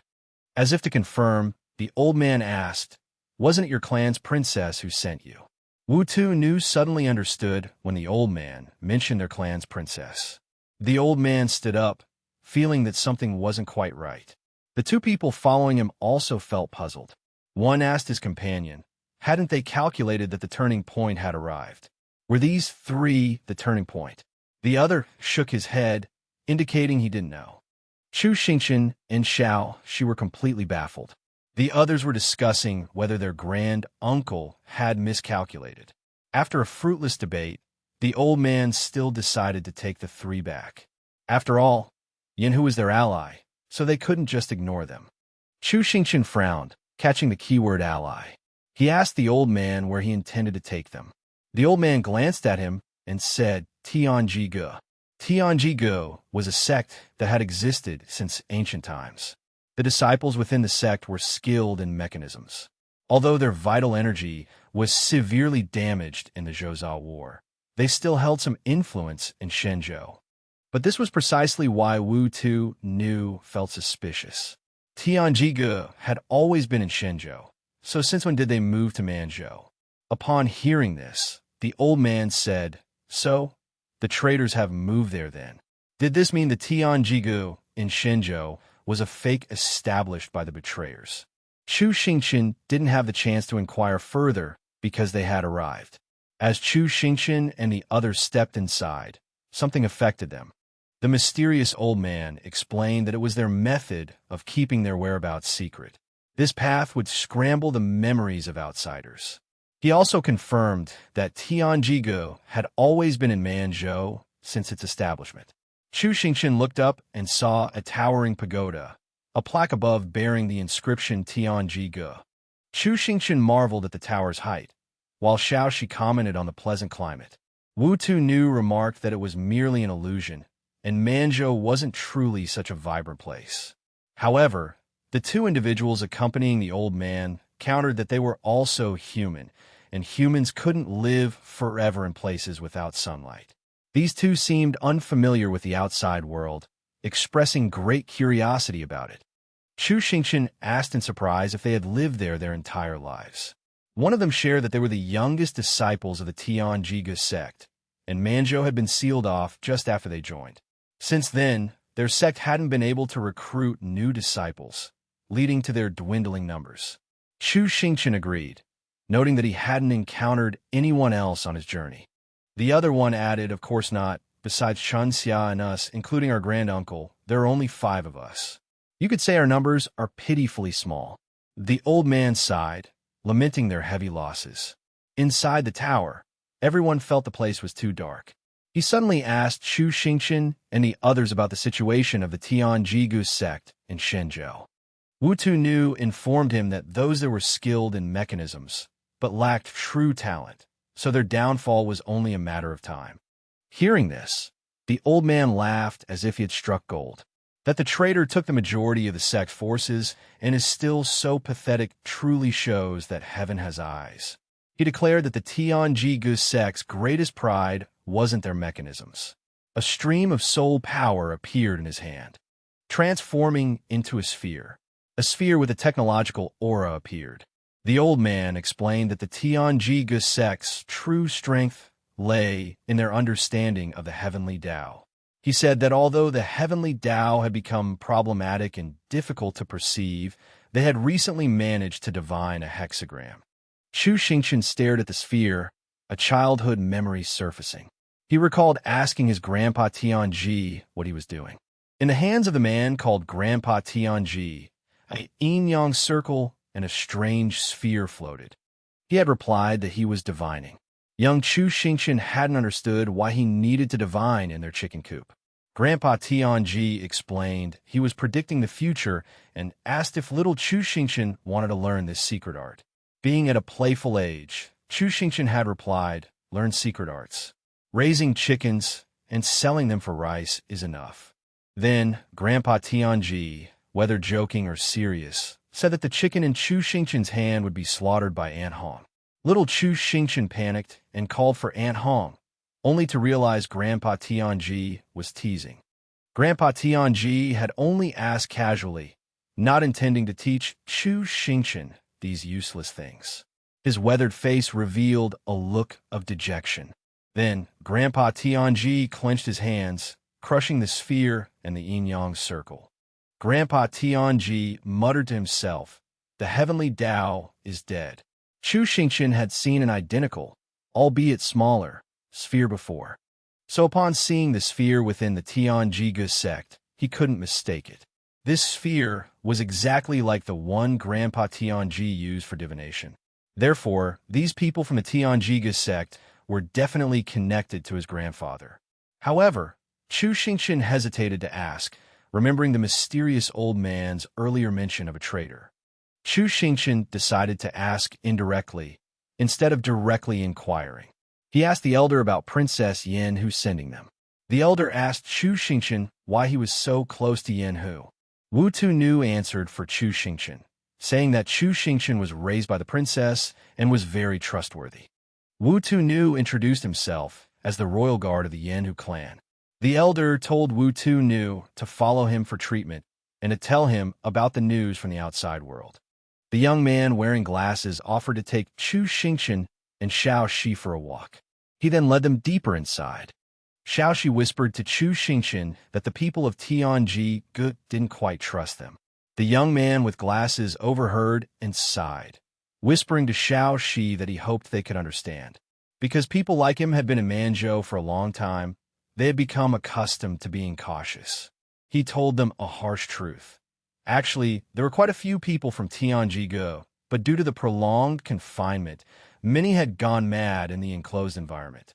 Some chose suicide, some rebelled. Some left, causing heavy losses to Tianji. Those who remained had developed a habit of caution. He was raised by his granduncle. His granduncle said that one day they would restore their glory. So no matter how tedious life in the tower was, those who stayed always held on a hope. However, when a young man with glasses saw the expressions of those from the outside, like Chu Xingqian, upon hearing these stories, he and the others who remained couldn't help but accept a bitter reality. They had lost. The Yin Hu demon clan, once the most prosperous clan in Xinzhou, had fallen to this state. And yet they still couldn't defeat the one who caused all of this. He couldn't accept this truth. In an undefined space, the system, Chang'e, was typing something rapidly. Chang'e was confused. Various systems kept appearing. If a system swallowed too many other systems, it would produce hallucinations. A distant voice echoed, telling Chang'e that it was being monitored, and they were all sacrifices. Before he could clearly hear about some divine kingdom, he was pulled back by Chu Xingqian calling him. Chu Xingqian called him a few times before Chang'e snapped out of his trance. Chu Xingqian asked why he had been reacting so slowly lately. Chang'e just mumbled and avoided the question. Then Chang'e asked where they were. Chu Xingqian said they were in a room the elder had given them. Although he knew the lush scenery outside the window was just an illusion, it was still more pleasant to look at than a bleak gray expanse. Currently, Chu Xingqian was having a headache because he didn't know how to ask the people here about grandfather Tianji, because they clearly only trusted Wu Tu-Nu. Chu Xingqian's right eye suddenly turned gold. He said he sensed the fluctuation of the breaking windstone. The room was very dark, illuminated only by a single lamp. The Tianji elder crossed his arms. He hoped that what Wu Tu-Nu said was just a lie to deceive him. Although Wu Tu-Nu felt regretful, the truth was undeniable. A golden halo surrounded Wu Tu-Nu. The elder said he knew he was telling the truth. Only then did Wu Tu-Nu realize he had been hit with the truth spell. The elder, having lifted the spell, said he meant no offense. Wu Tu-Nu decided not to pursue the matter further. He was curious why the elder considered the Yin Hu clan allies. The elder was silent for a moment, then brought out the strange orb again. The elder explained that it was the divination orb. Currently, only he knew how to use it. Its creator was his master. Even during the Tianji sect's peak, his master was considered the most exceptional. He recalled a childhood memory of skipping toward his master, calling out to him, only to trip and hit his head. His master asked why he was in such a hurry. The child said it was urgent. He told his master about the news of the Central Continent sect's Grand Assembly. They had decided to annihilate the Yin Hu clan. His master expressed doubt. Hadn't they agreed to unite against the demon clan first, and then discuss the conflict between the human and demon clans later? Another child interjected, suggesting someone was manipulating the situation. Angrily, Tianji said that bastard, unable to reason, accused him of being bewitched by the Yin Hu. The child who appeared later displayed a frank and fiery personality. This was the one whom the master of the young Tianji elder called junior brother Tianji. Young Tianji told his master not to send him as the Tianji Gu representative anymore. He and those villains were irreconcilable. The master covered his junior brother's mouth to stop his cursing. The junior brother flicked the young disciple's forehead, preventing him from cursing as well. The master felt that the escalating tension between the human and demon clans shouldn't continue. Therefore, he wanted to organize another negotiation. This time, he would send his eldest disciple, Tian Su. Tianji asked why his master wouldn't go personally. His master was a renowned figure throughout the Divine Continent, someone even the 3 sects and 7 schools held in considerable respect. The master replied that it wasn't that he didn't want to go. He took out the divination orb, holding in his hand, and said that he couldn't go. Through the divination orb, his master had foreseen danger within the sect. Tianji wanted to know what the danger was. The master said he could only divine that much. The specifics were unclear. It would be better for him to remain within the sect for the time being. He asked Tianji if he had anything else to say. The young man hesitated for a moment, then spoke of his close relationship with Princess Hongmi, also known as Dahong, of the Yanhu clan.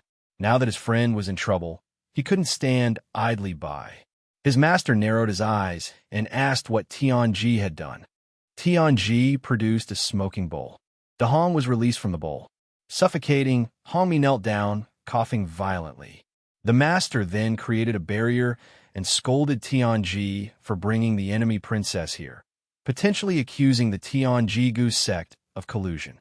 Dahong knelt, begging him to save the demon clan and grant them peace. Tianji's master sighed. He invited the demon clan princess to rise and enter the house to talk. Tianji was happy for the demon clan princess. The 4 of them entered the house and sat around a table to discuss the situation. Tianji, his master, and Tian Su grasped the general situation regarding the human clan. The master asked how the demon clan reacted to the peace talks. Hongmi hesitated. A member of the demon clan slammed the table, objecting to the peace talks due to their distrust of the human clan. In truth, distrust was only part of the reason. The larger reason was that the peace terms proposed by the human clan were inherently unfair, unacceptable to any demon clan member. The demon clan all believed this was the human clan intentionally provoking a war. As the leader of the demon clan, Hongmi was in a difficult position. A member of the demon clan close to Hongmi responded, "The demon clan has always been united against the demon clan. Over the past 6 months, casualties have piled up like mountains. So many of our people have already been sacrificed. Why should the demon clan still talk about righteousness?" A prominent figure in the human clan at the negotiation table seemed to understand the goat demon's meaning. The goat demon proposed that the demon clan open a path for the demon clan, allowing them to attack Central Continent directly. He believed that rather than letting the demon clan continue in this dilemma, it would be better to drag everyone down with them. Perhaps the demon clan could even benefit from the chaos. Who would ultimately benefit remained unknown. But fortunately, this proposal was rejected by the demon king.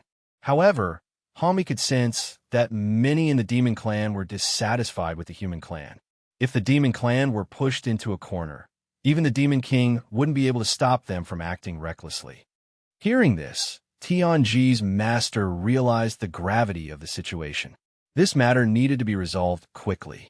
He immediately instructed Tianji to contact the major sects and convene a grand assembly in his name. He advised the princess to return for now, promising to expedite the peace talks. But he also hoped that the demon clan would be willing to make some concessions. Hongmi only pleaded for a chance, and was therefore very grateful. Tianji and Hongmi whispered to each other, pleased that they had persuaded his master to help, but also aware that he might have his own concerns. A smooth beginning naturally leads to a smooth ending. He instructed his disciple Tian Su to invite his 2 junior martial uncles, saying there was an important matter to discuss. He also told Tian Su to prepare himself, as he would be taking him along for the peace talks. Tian Su was a little bewildered. Knowing his disciple's worries, he patted Tian Su's head reassuringly, and said he should go out and learn and understand how to shoulder responsibilities.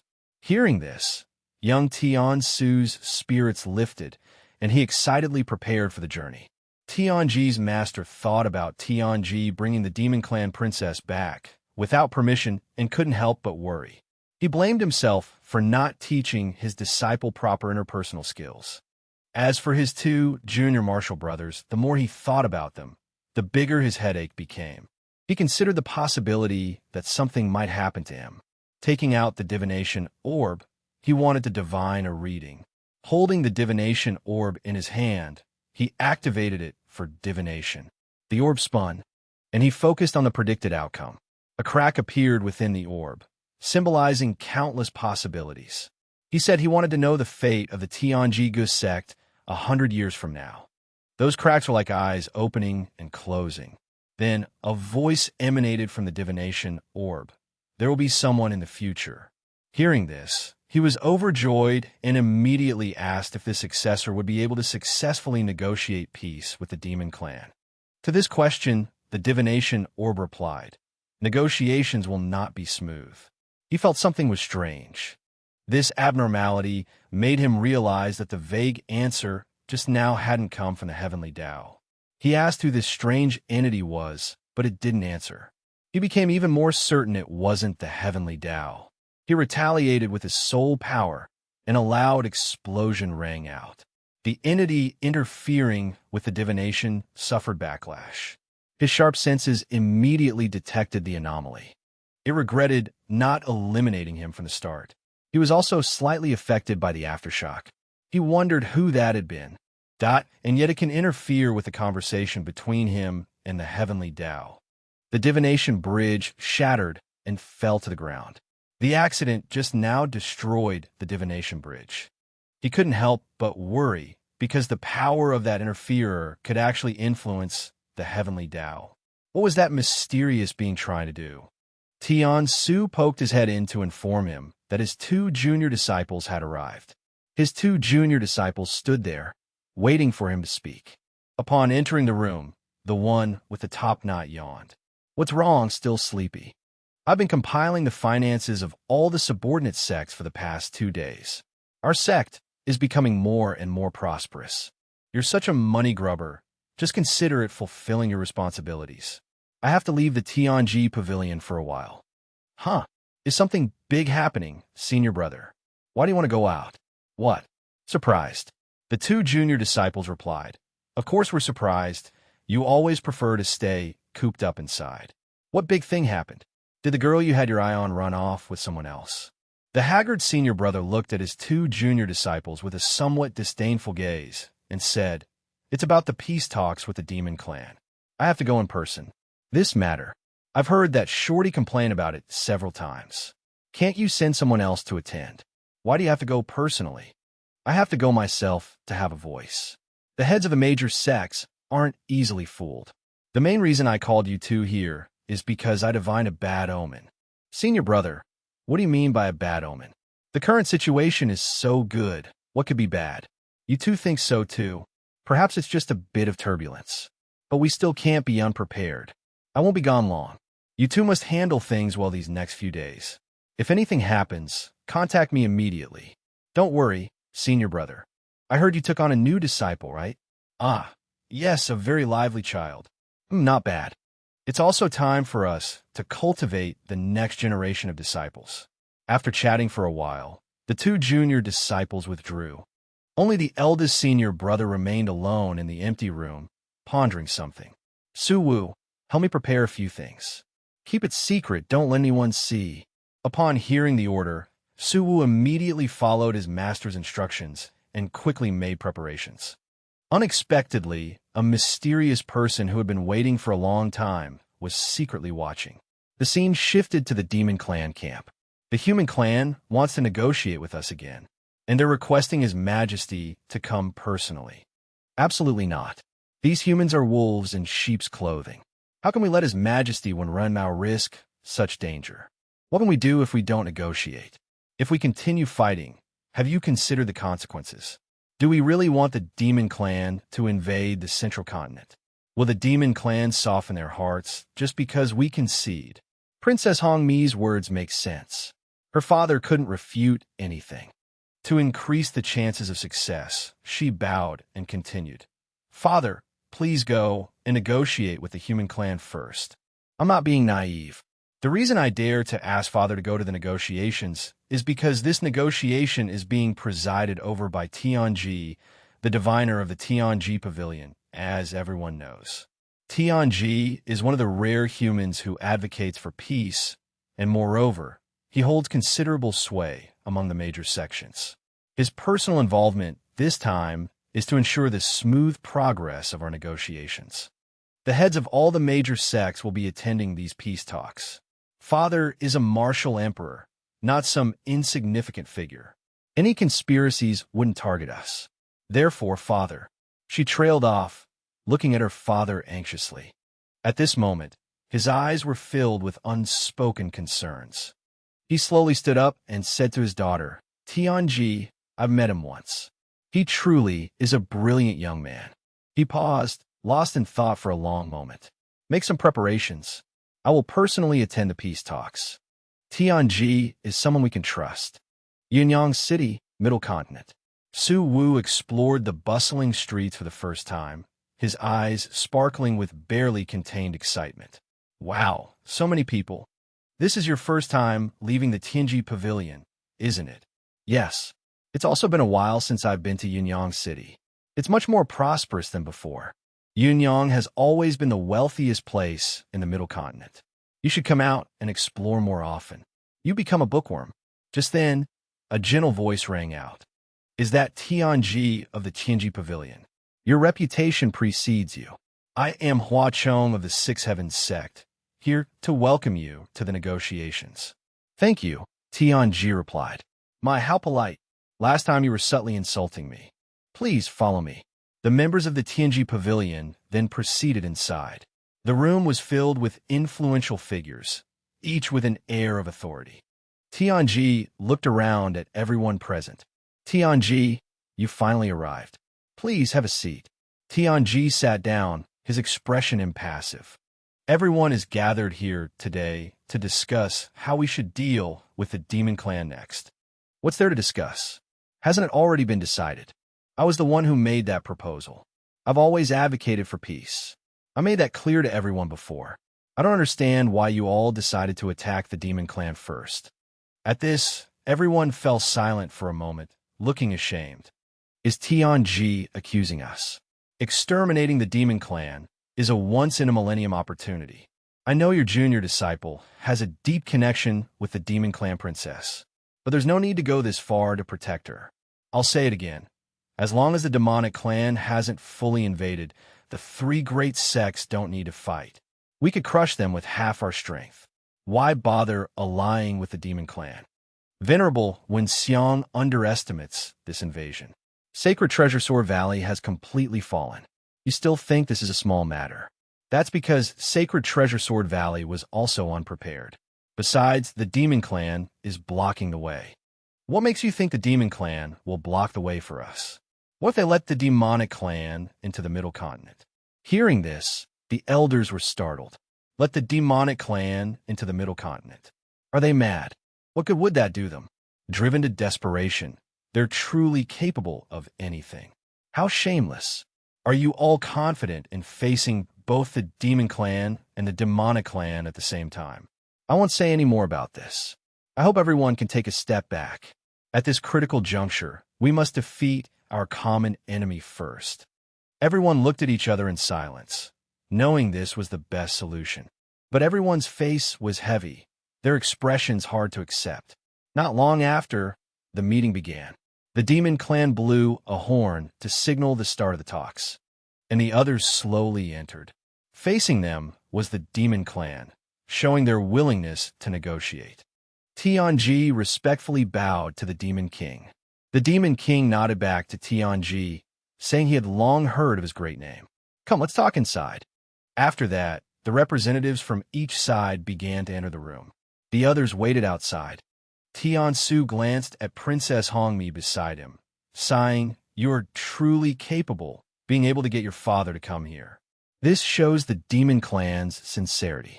If negotiations still fail, then it's clearly the demon clan's fault. Honestly, you're the only demon I know who wants reconciliation with the human race. I once had a human friend who made me understand that humans and demons are just like you. When the door closed completely, Su Wu smiled with expectation. Such an important negotiation, and he couldn't be inside, only waiting outside the door. The negotiations lasted a long time. The atmosphere was very quiet, without a single quarrel, as if everything was going smoothly. Who would have guessed this was just the calm before the storm? Everything happened in a flash. Those outside heard a noise and immediately became alert. What was that sound? Suddenly, a wave of heat surged from behind. Flames erupted fiercely from an unknown source. Those outside were extremely panicked upon seeing this. Why is there a fire? The blindfolded representative was the first to run out. Seeing this situation, Su Wu and the others rushed over to ask, "Senior brother, what happened inside?" He said there was a demon clan ambush. Looking at the raging fire, everyone couldn't help but worry. What exactly happened inside? It must be the demon clan's doing. Let's go in and kill the demon king. At this moment, the door was kicked open. Two heavily injured demons walked out from inside. Seeing this, the crowd angrily shouted, "Deal with them." The other demon clan members were extremely worried. Seeing those furious faces, the hearts of the demon clan members turned to ashes. Their eyes became cold and bloodshot, filled with only killing intent. Seeing this, the clan members immediately stepped forward to protect them. Protect the king. Cover the princess. Seeing that the two sides were about to clash, Su Wu ran in without a word to intervene. Everyone calmed down. At this moment, someone pulled him back. Turning around, he realized it was Tian Su. He calmly cast something. Su Wu anxiously said, "You're injured. What happened inside? Where's Master?" Tian Su opened a teleportation portal and said to Su Wu, "Return to the Tianji Pavilion." It suddenly became chaotic inside. I'm not sure what happened. Senior brother and the Demon King were the most seriously injured. But he left a message. His soul is preserved at the Tianji Pavilion. Go back and save him. After speaking, the two quickly ran into the teleportation portal. On the other side, Princess Hongmi was also trying to open a teleportation portal. The major sects only wanted to annihilate the demon clan, putting pressure on them. Seeing Princess Hongmi's predicament, Tianji could only turn and leave, prioritizing his own side. Passing through the transmission gate, the two hurriedly ran into the house, anxiously searching for Tianji. Upon opening the door, they saw Tianji still lying there, motionless within a formation. Sensing something was wrong, Tian Su rushed to his senior brother in a panic. What's going on? His soul shouldn't be dissipating like this. Looking around, the two immediately noticed a problem with the formation. How could there be a problem with the formation? I prepared this formation, and Master personally set it up. How could this be? The soul-protecting clone has malfunctioned. Doesn't that mean his soul is completely shattered? At this moment, a golden light flashed on Tianji's forehead. Don't worry about me. Be careful of the Dang Mu sect. The heavenly Tao is broken. There's a traitor. Tian Quan. After that, there was no more sound. Su Wu was in extreme pain, calling out loudly for his master. But no matter how much he called, Tianji didn't respond. Tian Su was filled with rage, muttering a name, Tian Quan. Take good care, master, uncle. Where are you going? I have a friend who specializes in soul-mending techniques. Maybe he has a way to heal senior brother's soul. I'll set up a barrier in this room. Don't let anyone in, understand? Wait for me to return. Tianji's junior brother quickly received the news. What's going on? Suddenly, a violent tremor came from outside. Pushing open the door, the young man with the top knot hurriedly asked, "What's the situation? What is Uncle Tian Su doing to cause such a commotion? Will he be back? Where's Tian Quan? I was just about to look for him. He's been missing since yesterday. Don't mention him. Uncle, look at this. Friends from other sects have all sent letters severing ties with us, saying that the Tianji Pavilion colluded with the demon race and attacked the major sects during the peace talks. If it weren't for the Dang Mu sect leader risking his life to escape, everyone would still be unaware of what happened inside. Why did this happen? How did the peace talks turn into this? Tiansu angrily cursed the Dang Mu sect beasts. No wonder Senior Brother said that. This must be the Dang Mu sect's doing. Our negotiations were going very smoothly, but for some reason, the leaders of the major sects were suddenly critically injured. The situation was incredibly chaotic. Senior Brother was also fatally wounded, but he quickly used the soul protecting clone. I rushed back to check on him, only to find that the formation had been tampered with by Tian Quan. How could this be? We grew up together. Time is of the essence. Let me find a way to heal Senior Brother. You go find Tian Quan. Don't let the Dang Mu sect continue to harm us. With Senior Brother gone, we must shoulder the responsibility. With that, Tian Su rushed out. Su Wu, guarding his master's side, was filled with worry.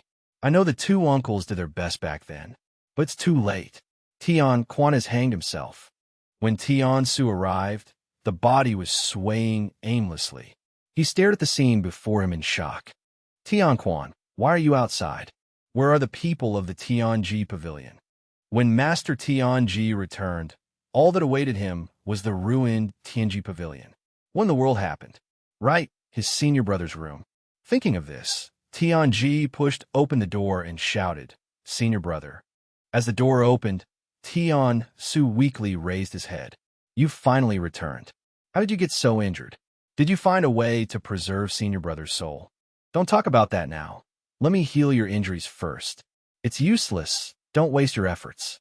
I'm only holding on until you return. I'm useless. Tianji Pavilion faced such a great danger, and I didn't even notice.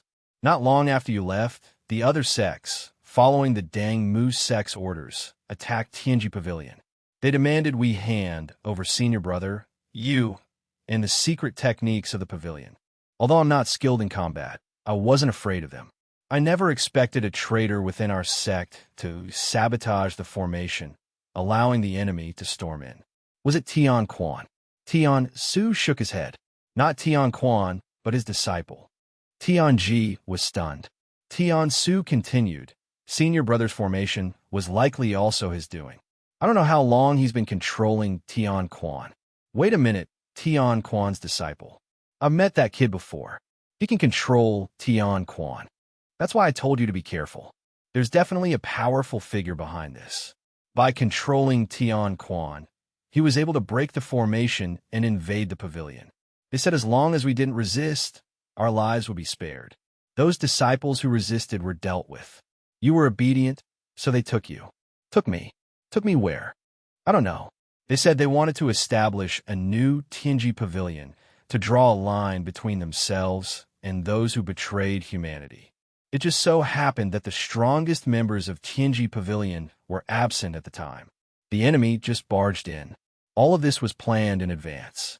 Someone wants to destroy Tianji Pavilion. Senior Brother was right. Tianji Pavilion is in trouble. I'm so useless. I'm sorry I couldn't stop them. Don't talk anymore. Let me heal you. I can't hold on much longer. Protect Senior Brother and his disciple. There's a secret passage behind the mountain, and the secret techniques of Tianji Pavilion are there as well.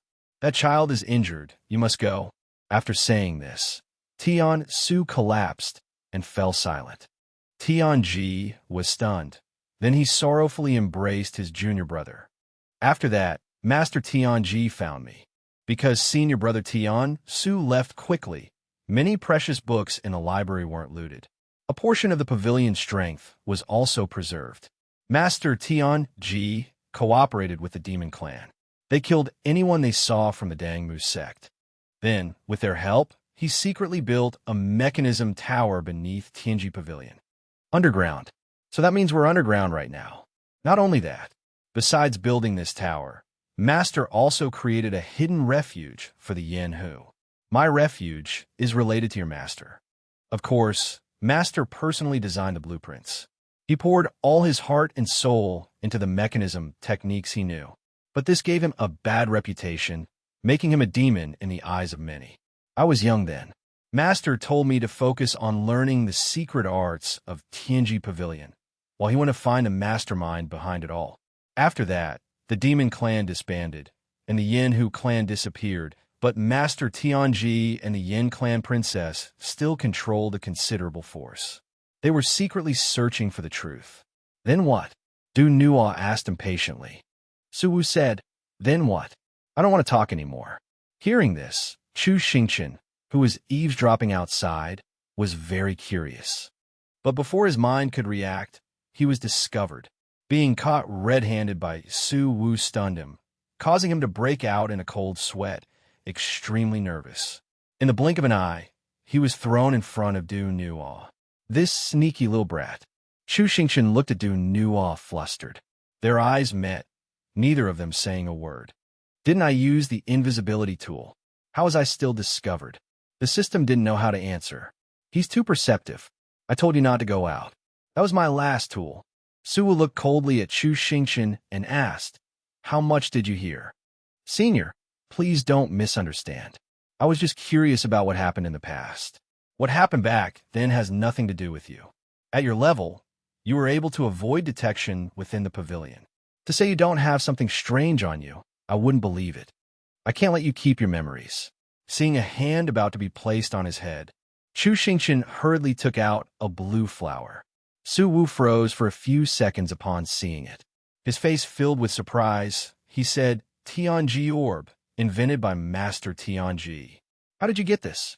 Seeing that the other party had calmed down, Chu Xingqian breathed a sigh of relief and said, Can you listen to my explanation? After a while of explanation, Du Nuo and Su Wu were astonished. In other words, you were raised by Tianji and the princess.